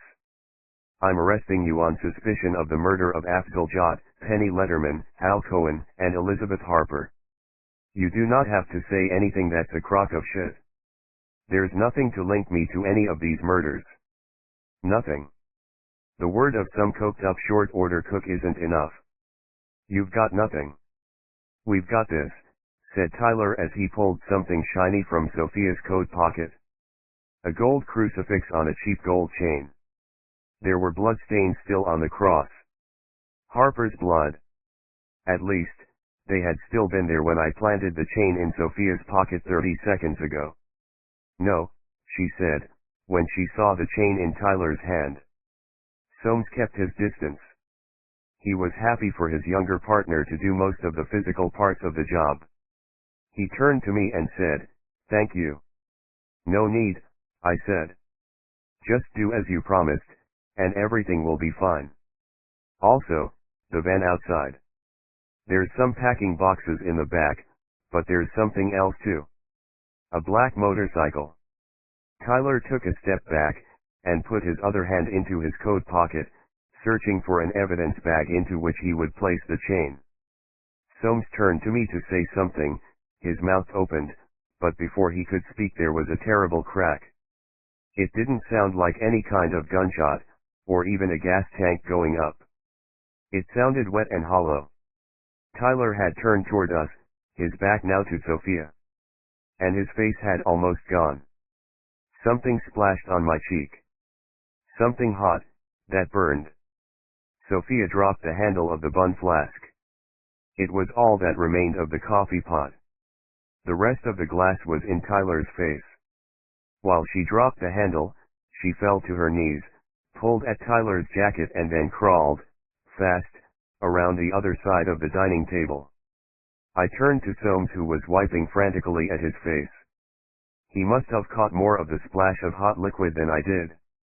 Another sound, and this time it was a gunshot. Soames fell back. I ducked, put my head down. The first thing I saw was a gun hitting the floor, followed by Soames. He'd taken one in the stomach and he was bleeding badly. He'd tried to draw his gun but had dropped it. Too far away for me to reach. Footsteps. I looked up and saw Sophia holding Tyler's gun. It was pointed at me. "Alexa, play my song," she said. A sibilant voice erupted from somewhere in the kitchen, electronic, and cold. "Playing She by Elvis Costello." The music started up, and Sophia smiled. 54 Sophia glanced toward Soames. He was bleeding out. Dark blood was already pooling beneath him, his stomach awash with it. Sophia could smell something bad too, maybe the bullet had ruptured part of his gut and bile was leaking into the wound. Soames wouldn't last long. No need to worry. Still keeping the gun on Eddie, she looked at Tyler. A long shard of glass was in his cheek, another in his neck. He was spasming on the floor. Eddie Flynn was on his back, on the floor, under the gaze of the .45 in her hand. "You almost got clear, Sophia. If you hadn't killed Hal Cohen, we wouldn't have connected you to the pharmacy murders. Why did he have to die?" She cocked her head. Smiled. Flynn was far too smart for his own good. She needed a lawyer like him. He was one of the best in the city, and he only defended those he believed to be innocent. He had been perfect for her. She relied on him figuring out the journal had been forged. Sophia had been careful to copy Frank's handwriting, but not perfectly. Enough to throw some doubt on who wrote it. Including hidden inaccuracies in the journal was a risk, but one she needed to take. It was the only way to prove the journal was written by the real murderer. Only someone who was guilty would write a fake journal framing someone else for their crime. It had been the killer piece of evidence in the trial. One that she was still proud of. Hal Cohen was like my father, and a lot of other men in the city. They made money from the suffering of others. I needed Hal to find the journal. I'd hidden it in Frank's personal papers after the cops had searched the house. I wanted Hal to find it, because he would try to exploit it. He was predictably corrupt. He gave the journal to the then tried to make a buck. Depending on who was paying him the most, he would testify for them, either saying the journal was real or a fake. I was never going to pay him. I wanted him to give the journal over, and for Alexandra to pay him to testify that it was real.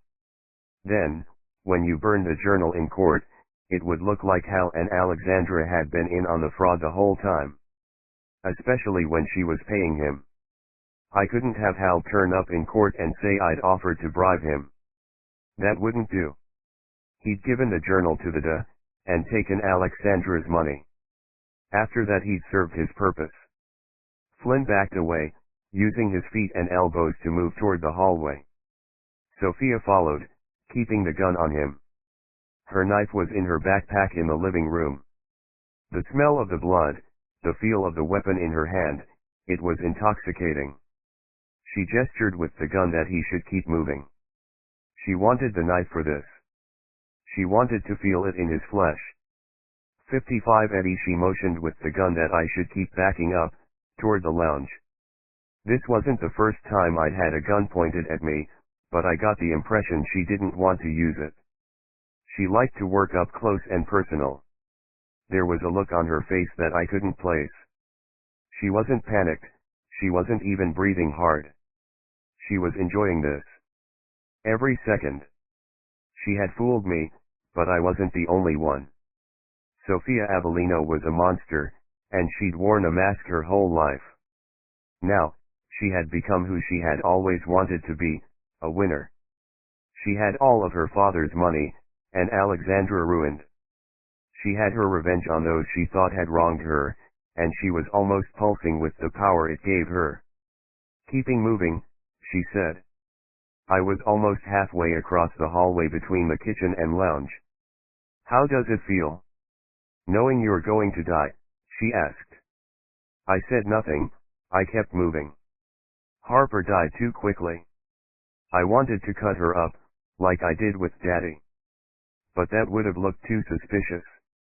You'll die slow, Eddie. I should have been afraid. Fear could shut down a body just like a bullet. I wasn't afraid. I was furious. I wanted to get up, grab that gun and put it under her chin. Keep it there, let the thought of death linger for Sophia and then pull the trigger. The song playing through the house was kicking into gear, and Sophia was getting more excited with every passing note. You want to kill me, don't you? She said. For what I did to Harper.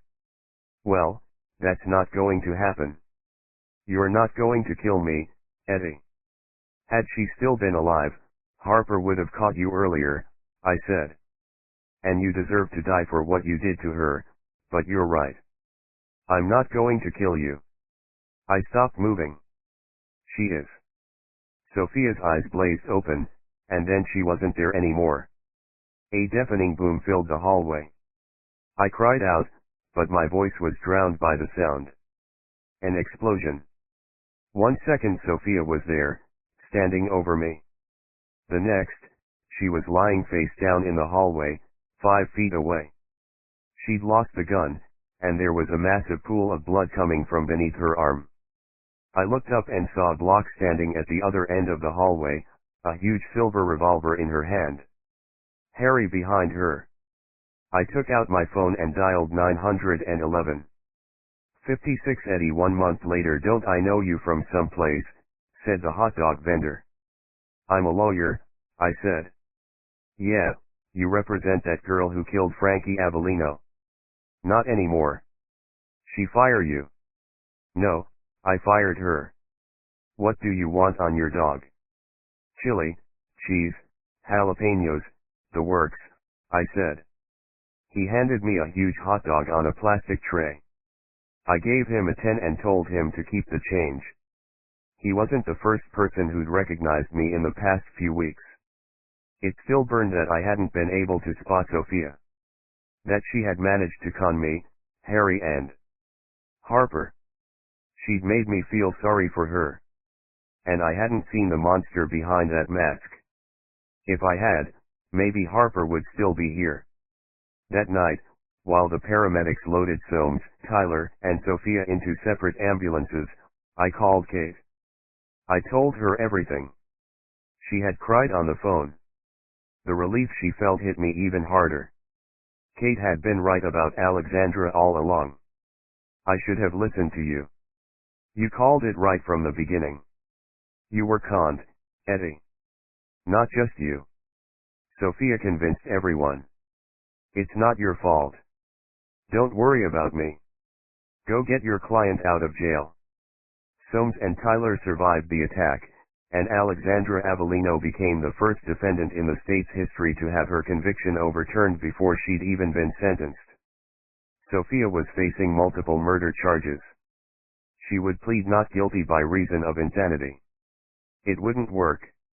Her mental health problems were real, but none of them made her a killer, or explained the evil that came from within her. She'd survived the gunshot to the shoulder, but she'd lost the arm in the process. Maybe that was justice for Frank, because he would never have his killer put on trial. Double jeopardy prevented it. Not that it mattered to Sophia, she would spend the rest of her life in pain, and in a cell. The pain would be made worse by the knowledge that Alexandra would inherit Frank's estate. I crossed the street and went through the glass doors of the building that was home to Levy, Bernard and Groff, attorneys at law. A receptionist gave me directions to the correct floor and I took the elevator. There were 2 guys in suits who were there to escort me. I recognized one of them as Scott. Levy's blue-eyed boy. In the elevator, Scott wrinkled his nose and stared at my hot dog in disgust. Sorry, you can't have any, I said. The doors opened and I was led to a glass-walled conference room. In the center of the room was a long table. The 3 managing partners of the firm sat at one side. John Bernard was in his 70s, well-groomed and wearing a tailor-made pinstripe suit. Matthew Groff was a little younger, and paler, if that was possible. Levy was the youngest, and he sat in the center of the group. They were flanked by a group of security guards and associates. I'd heard about Block's little incident with Levy. I liked Block. Kate and Block sat facing the opposing army. Kate directly opposite Levy. Block on her left. I took the empty chair to the right of Kate. A view of the Manhattan skyline opened up behind Levy and his partners. Kate had a laptop open in front of her. Block had a cardboard box at her feet. The associates that sat around the table all had iPads, legal pads or huge stacks of legal papers in front of them. Same with the partners. I put my chili dog in front of me, and asked Block and Kate if they wanted a bite. Kate politely declined. Block just shook her head. This is a without prejudice negotiation, in relation to the matter of Levy, Bernard, and Groff, a firm, versus Kate Brooks. Do we have any questions before we commence? Said Levy. Yeah, I said. Could I get a fork? This hot dog is a lot messy than I thought. Levy looked at my lunch, then me, and said, we've been waiting for you for 10 minutes. We couldn't start the negotiation without the defendant's attorney. I'd hoped you'd be bringing more than cheap junk food to the table. Oh, I'm not the attorney for Kate, I said. What? Not, she's doing just fine on her own. She doesn't need me, I said, and I took a bite from the hot dog. It was hot, and delicious. Then why are you here, Mr. Flynn? Asked Bernard. He had a voice that sounded like it was coming from the back of a deep, oak wardrobe. I'm just here to watch. I wouldn't miss this for the world, I said. All right, for the record we can ignore Mr. Flynn. Miss Brooks, I've spoken to my partners, and we have arrived at the figure of $2.3 million. That's our bottom line. You stole our client. That means you stole our fees. We want that money, and your law license. Final offer. Kate produced the black plastic card I'd taken out of Levy's wallet, and placed it on the table. I have a counter offer, she said. Levy's face took on a strange look. It was like he'd seen a ghost pull down its pants and shit on his lawn. Kate picked up the card and pressed one side of it. A small, metallic connection point flipped out of the side. It looked like a micro USB. This card belongs to Mr. Levy, she said as she slotted it into her laptop. No, said Levy. It didn't sound like a denial. It was a plea. A cry for mercy. The card acts as a kind of digital portal to a site on the dark web, she said. As she turned the laptop screen around, I caught a glimpse of the site. I didn't read the name, but I saw the bank of pictures. One of them looked a little like Kate. And she was bending over. The photo was taken from behind, probably on a camera phone. There were other pictures, even worse. Some were photographs taken under tables, with the camera angled up a woman's skirt. There were more graphic photographs of Kate changing, or on the john. Levy must have had cameras hidden all over the office, beneath desks, in the female bathroom, and God knows where else. Suddenly I'd lost my appetite. These are photographs of me, which Mr. Levy took, surreptitiously, and uploaded onto the site, co-workers I'd like to rape. Jesus, Theo, said Bernard. Theo Levy put his head down as it started to turn bright red. For what I'm sure is a substantial annual fee, Mr. Levy can look at other pictures taken by powerful men of their female employees, some are even naked, and engaged in what looks like non-consensual sex. The users can even rate the women, and the pictures. I see that my home address was also put on the site. I will withdraw my countersuit for sexual harassment, you will withdraw your suit for breach of contract and Kate, said Bernard, interrupting her. You don't need to say any more. We'll withdraw our lawsuit. You do likewise and sign a non-disclosure agreement. We'll pay $1 million in compensation and that will be an end to it. Okay. Can you turn that computer off now? I'm sorry, Mr. Bernard, I hadn't finished. There will be no non-disclosure agreements. This is a one-time offer. We withdraw our respective lawsuits, Mr. Levy resigns from the firm and you put out a press statement to say that sexual harassment has been a problem at Levy, Bernard, and Groff, but that you're calling in expert human resources teams to address the issue. That's it? Look, Miss Brooks, you're clearly a talented lawyer, but you'd be a fool to turn down $1 million no non-disclosure agreements. I think I said that already. This shit has gone on too long behind closed doors. It will continue to go on unless you deal with the problem, said Kate. $2 million, said Groff. Kate shook her head. One-time offer, said Kate again. If you don't take it, the offer is walking out of this room with me. And I'm going straight to the New Yorker with this card. God damn it, said Bernard. Just do it. Just give her whatever she wants. You can't, said Levy, but Bernard cut him off. You don't get a vote in this, Theo. I have a feeling your ass is going to be thrown out the door before the end of the day. You have a deal. The case is settled, said Groff. Wait, said Levy, but they ignored him. Thank you, said Kate. Bernard and Groff both turned on Levy and began to berate him. Not for being a creepy pervert, but for getting caught. He was trying to speak but they weren't listening. Oh, one more thing, said Kate. Reaching down, Block grabbed the cardboard box at her feet, and put it on the table. What's this? Said Bernard. Kate opened the box, and started bringing out bundles of legal documents. These are lawsuits on behalf of 14 Levy, Bernard, and Groff associates and secretaries. They're all female. They've all had their picture taken by Mr. Levy, and we have screenshots of them. When you calculate the salaries owed to these women, because they weren't getting paid anywhere near their male counterparts, and you figure in damages for sexual harassment, I'll recommend $2 million to settle. $2 million? We can do that, said Groff. $2 million each, said Kate. Through gritted teeth, Bernard said, how many of them did you say? 14.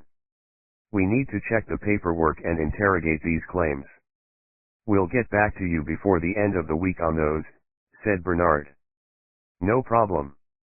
If I don't hear from you by Friday, the price goes up. Wait a second, said Levy, no longer willing to be shouted down. His career was over, and he was desperate to try and save himself. I'm not going anywhere. We can win these suits. She stole that card from me. She can't use it in court. Actually, I stole it, Theo, I said. Do you want to report the theft of your pervert passport to the police? Levy's mouth opened and shut like a fish. I didn't think so. Within an hour the paperwork was done on Kate's case, and she was pretty sure she could collect at least 20% on each of the new claims from the associates. This was a nice payday for her.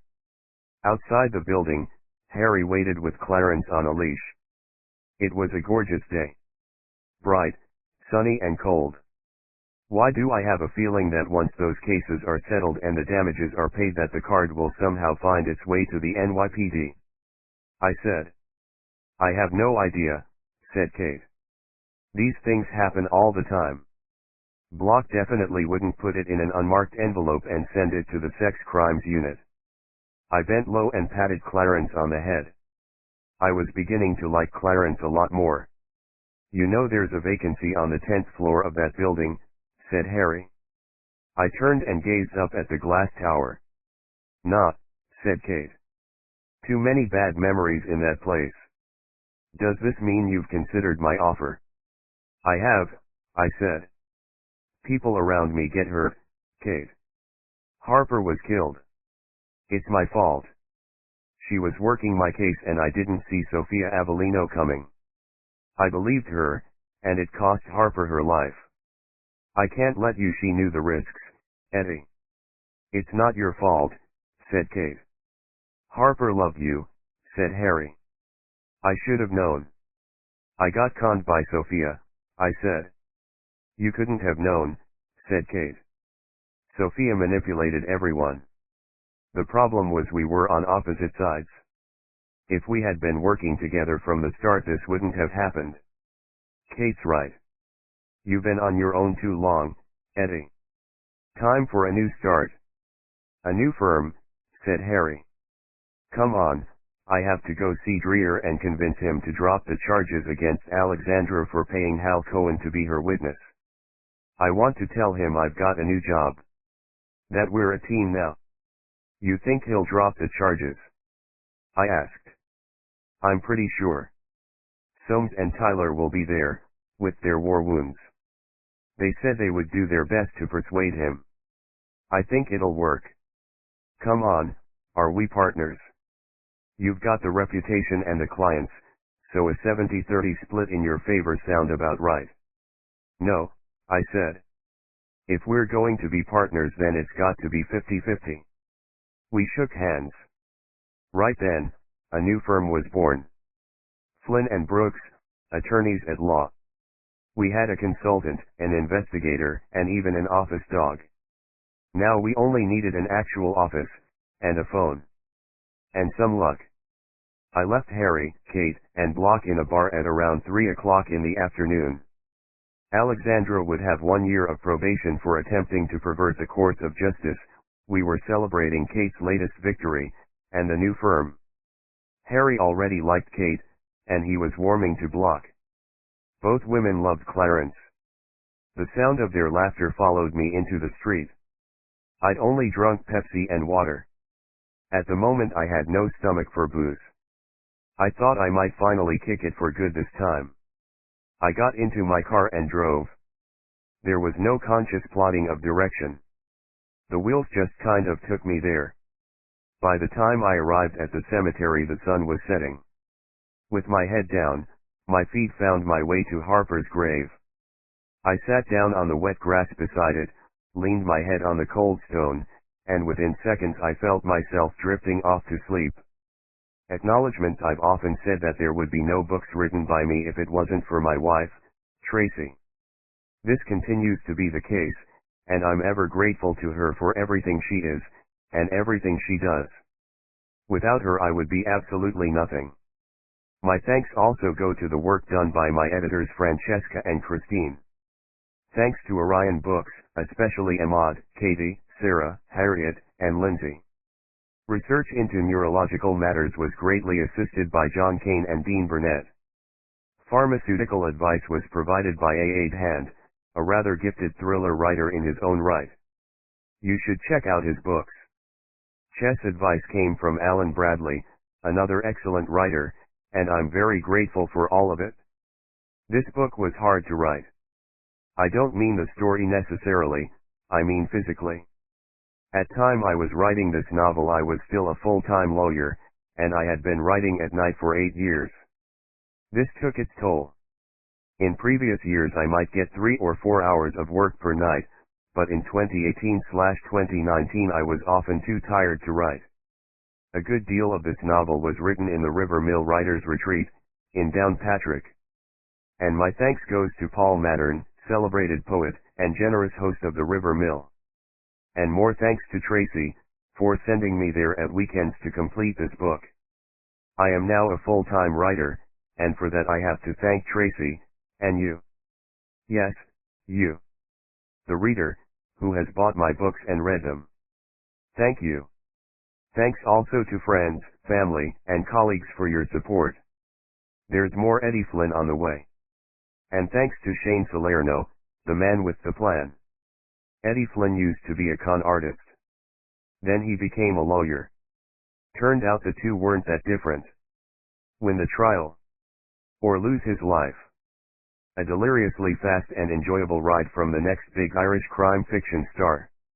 Highly recommended. Adrian McKinty. Click here to read now. Your client is innocent. Your wife is guilty. Who would you fight for? Quite simply, The Plea is one of the most purely entertaining books you'll read this year. John Connolly. Click here to read now. Who is deadlier, the man who knows the truth, or the one who believes a lie? A missing girl, a desperate father, and a case that threatens to destroy everyone involved. Eddie Flynn's got his work cut out. Plotting that takes the breath away. Ian Rankin. Click here to read now.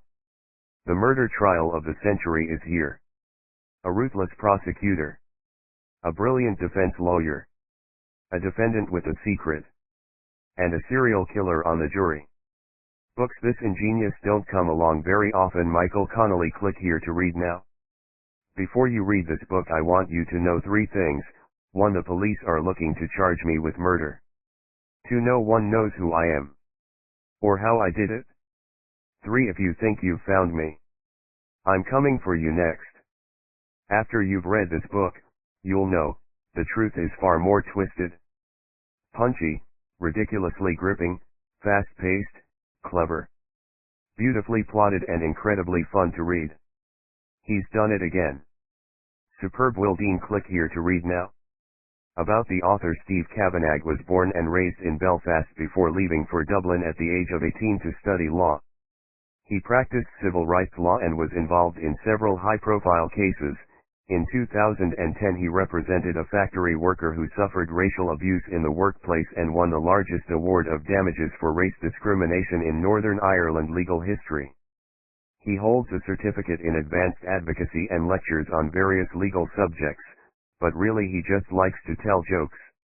His novel The Liar won the 2018 CWA Gold Dagger Award, while his follow-up novel 13 won the Theakston Old Peculiar Crime Novel of the Year Award in 2019. Twisted was a Sunday Times Top 10 bestseller. He is married with 2 young children. To find out more, visit Steve's website or follow him on Facebook and Twitter. www.stevekavanaghauthor.com/sscav1 at sscav. Also by Steve Kavanagh. The Defense, The Cross, novella, The Plea, The Liar 13 Twisted. Copyright first published in Great Britain in 2020 by Orion Fiction, an imprint of the Orion Publishing Group Limited, Carmelite House, 50 Victoria Embankment, London EC4Y0DZ and Hatchet UK Company. Copyright Steve Kavanagh 2020. The moral right of Steve Kavanagh to be identified as the author of this work has been asserted in accordance with the Copyright Designs and Patents Act 1988. All rights reserved. No part of this publication may be reproduced, stored in a retrieval system, or transmitted, in any form or by any means, electronic, mechanical, photocopying, recording or otherwise, without the prior permission of the copyright owner. All the characters in this book are fictitious, and any resemblance to actual persons, living or dead, is purely coincidental. A CIP catalog record for this book is available from the British Library.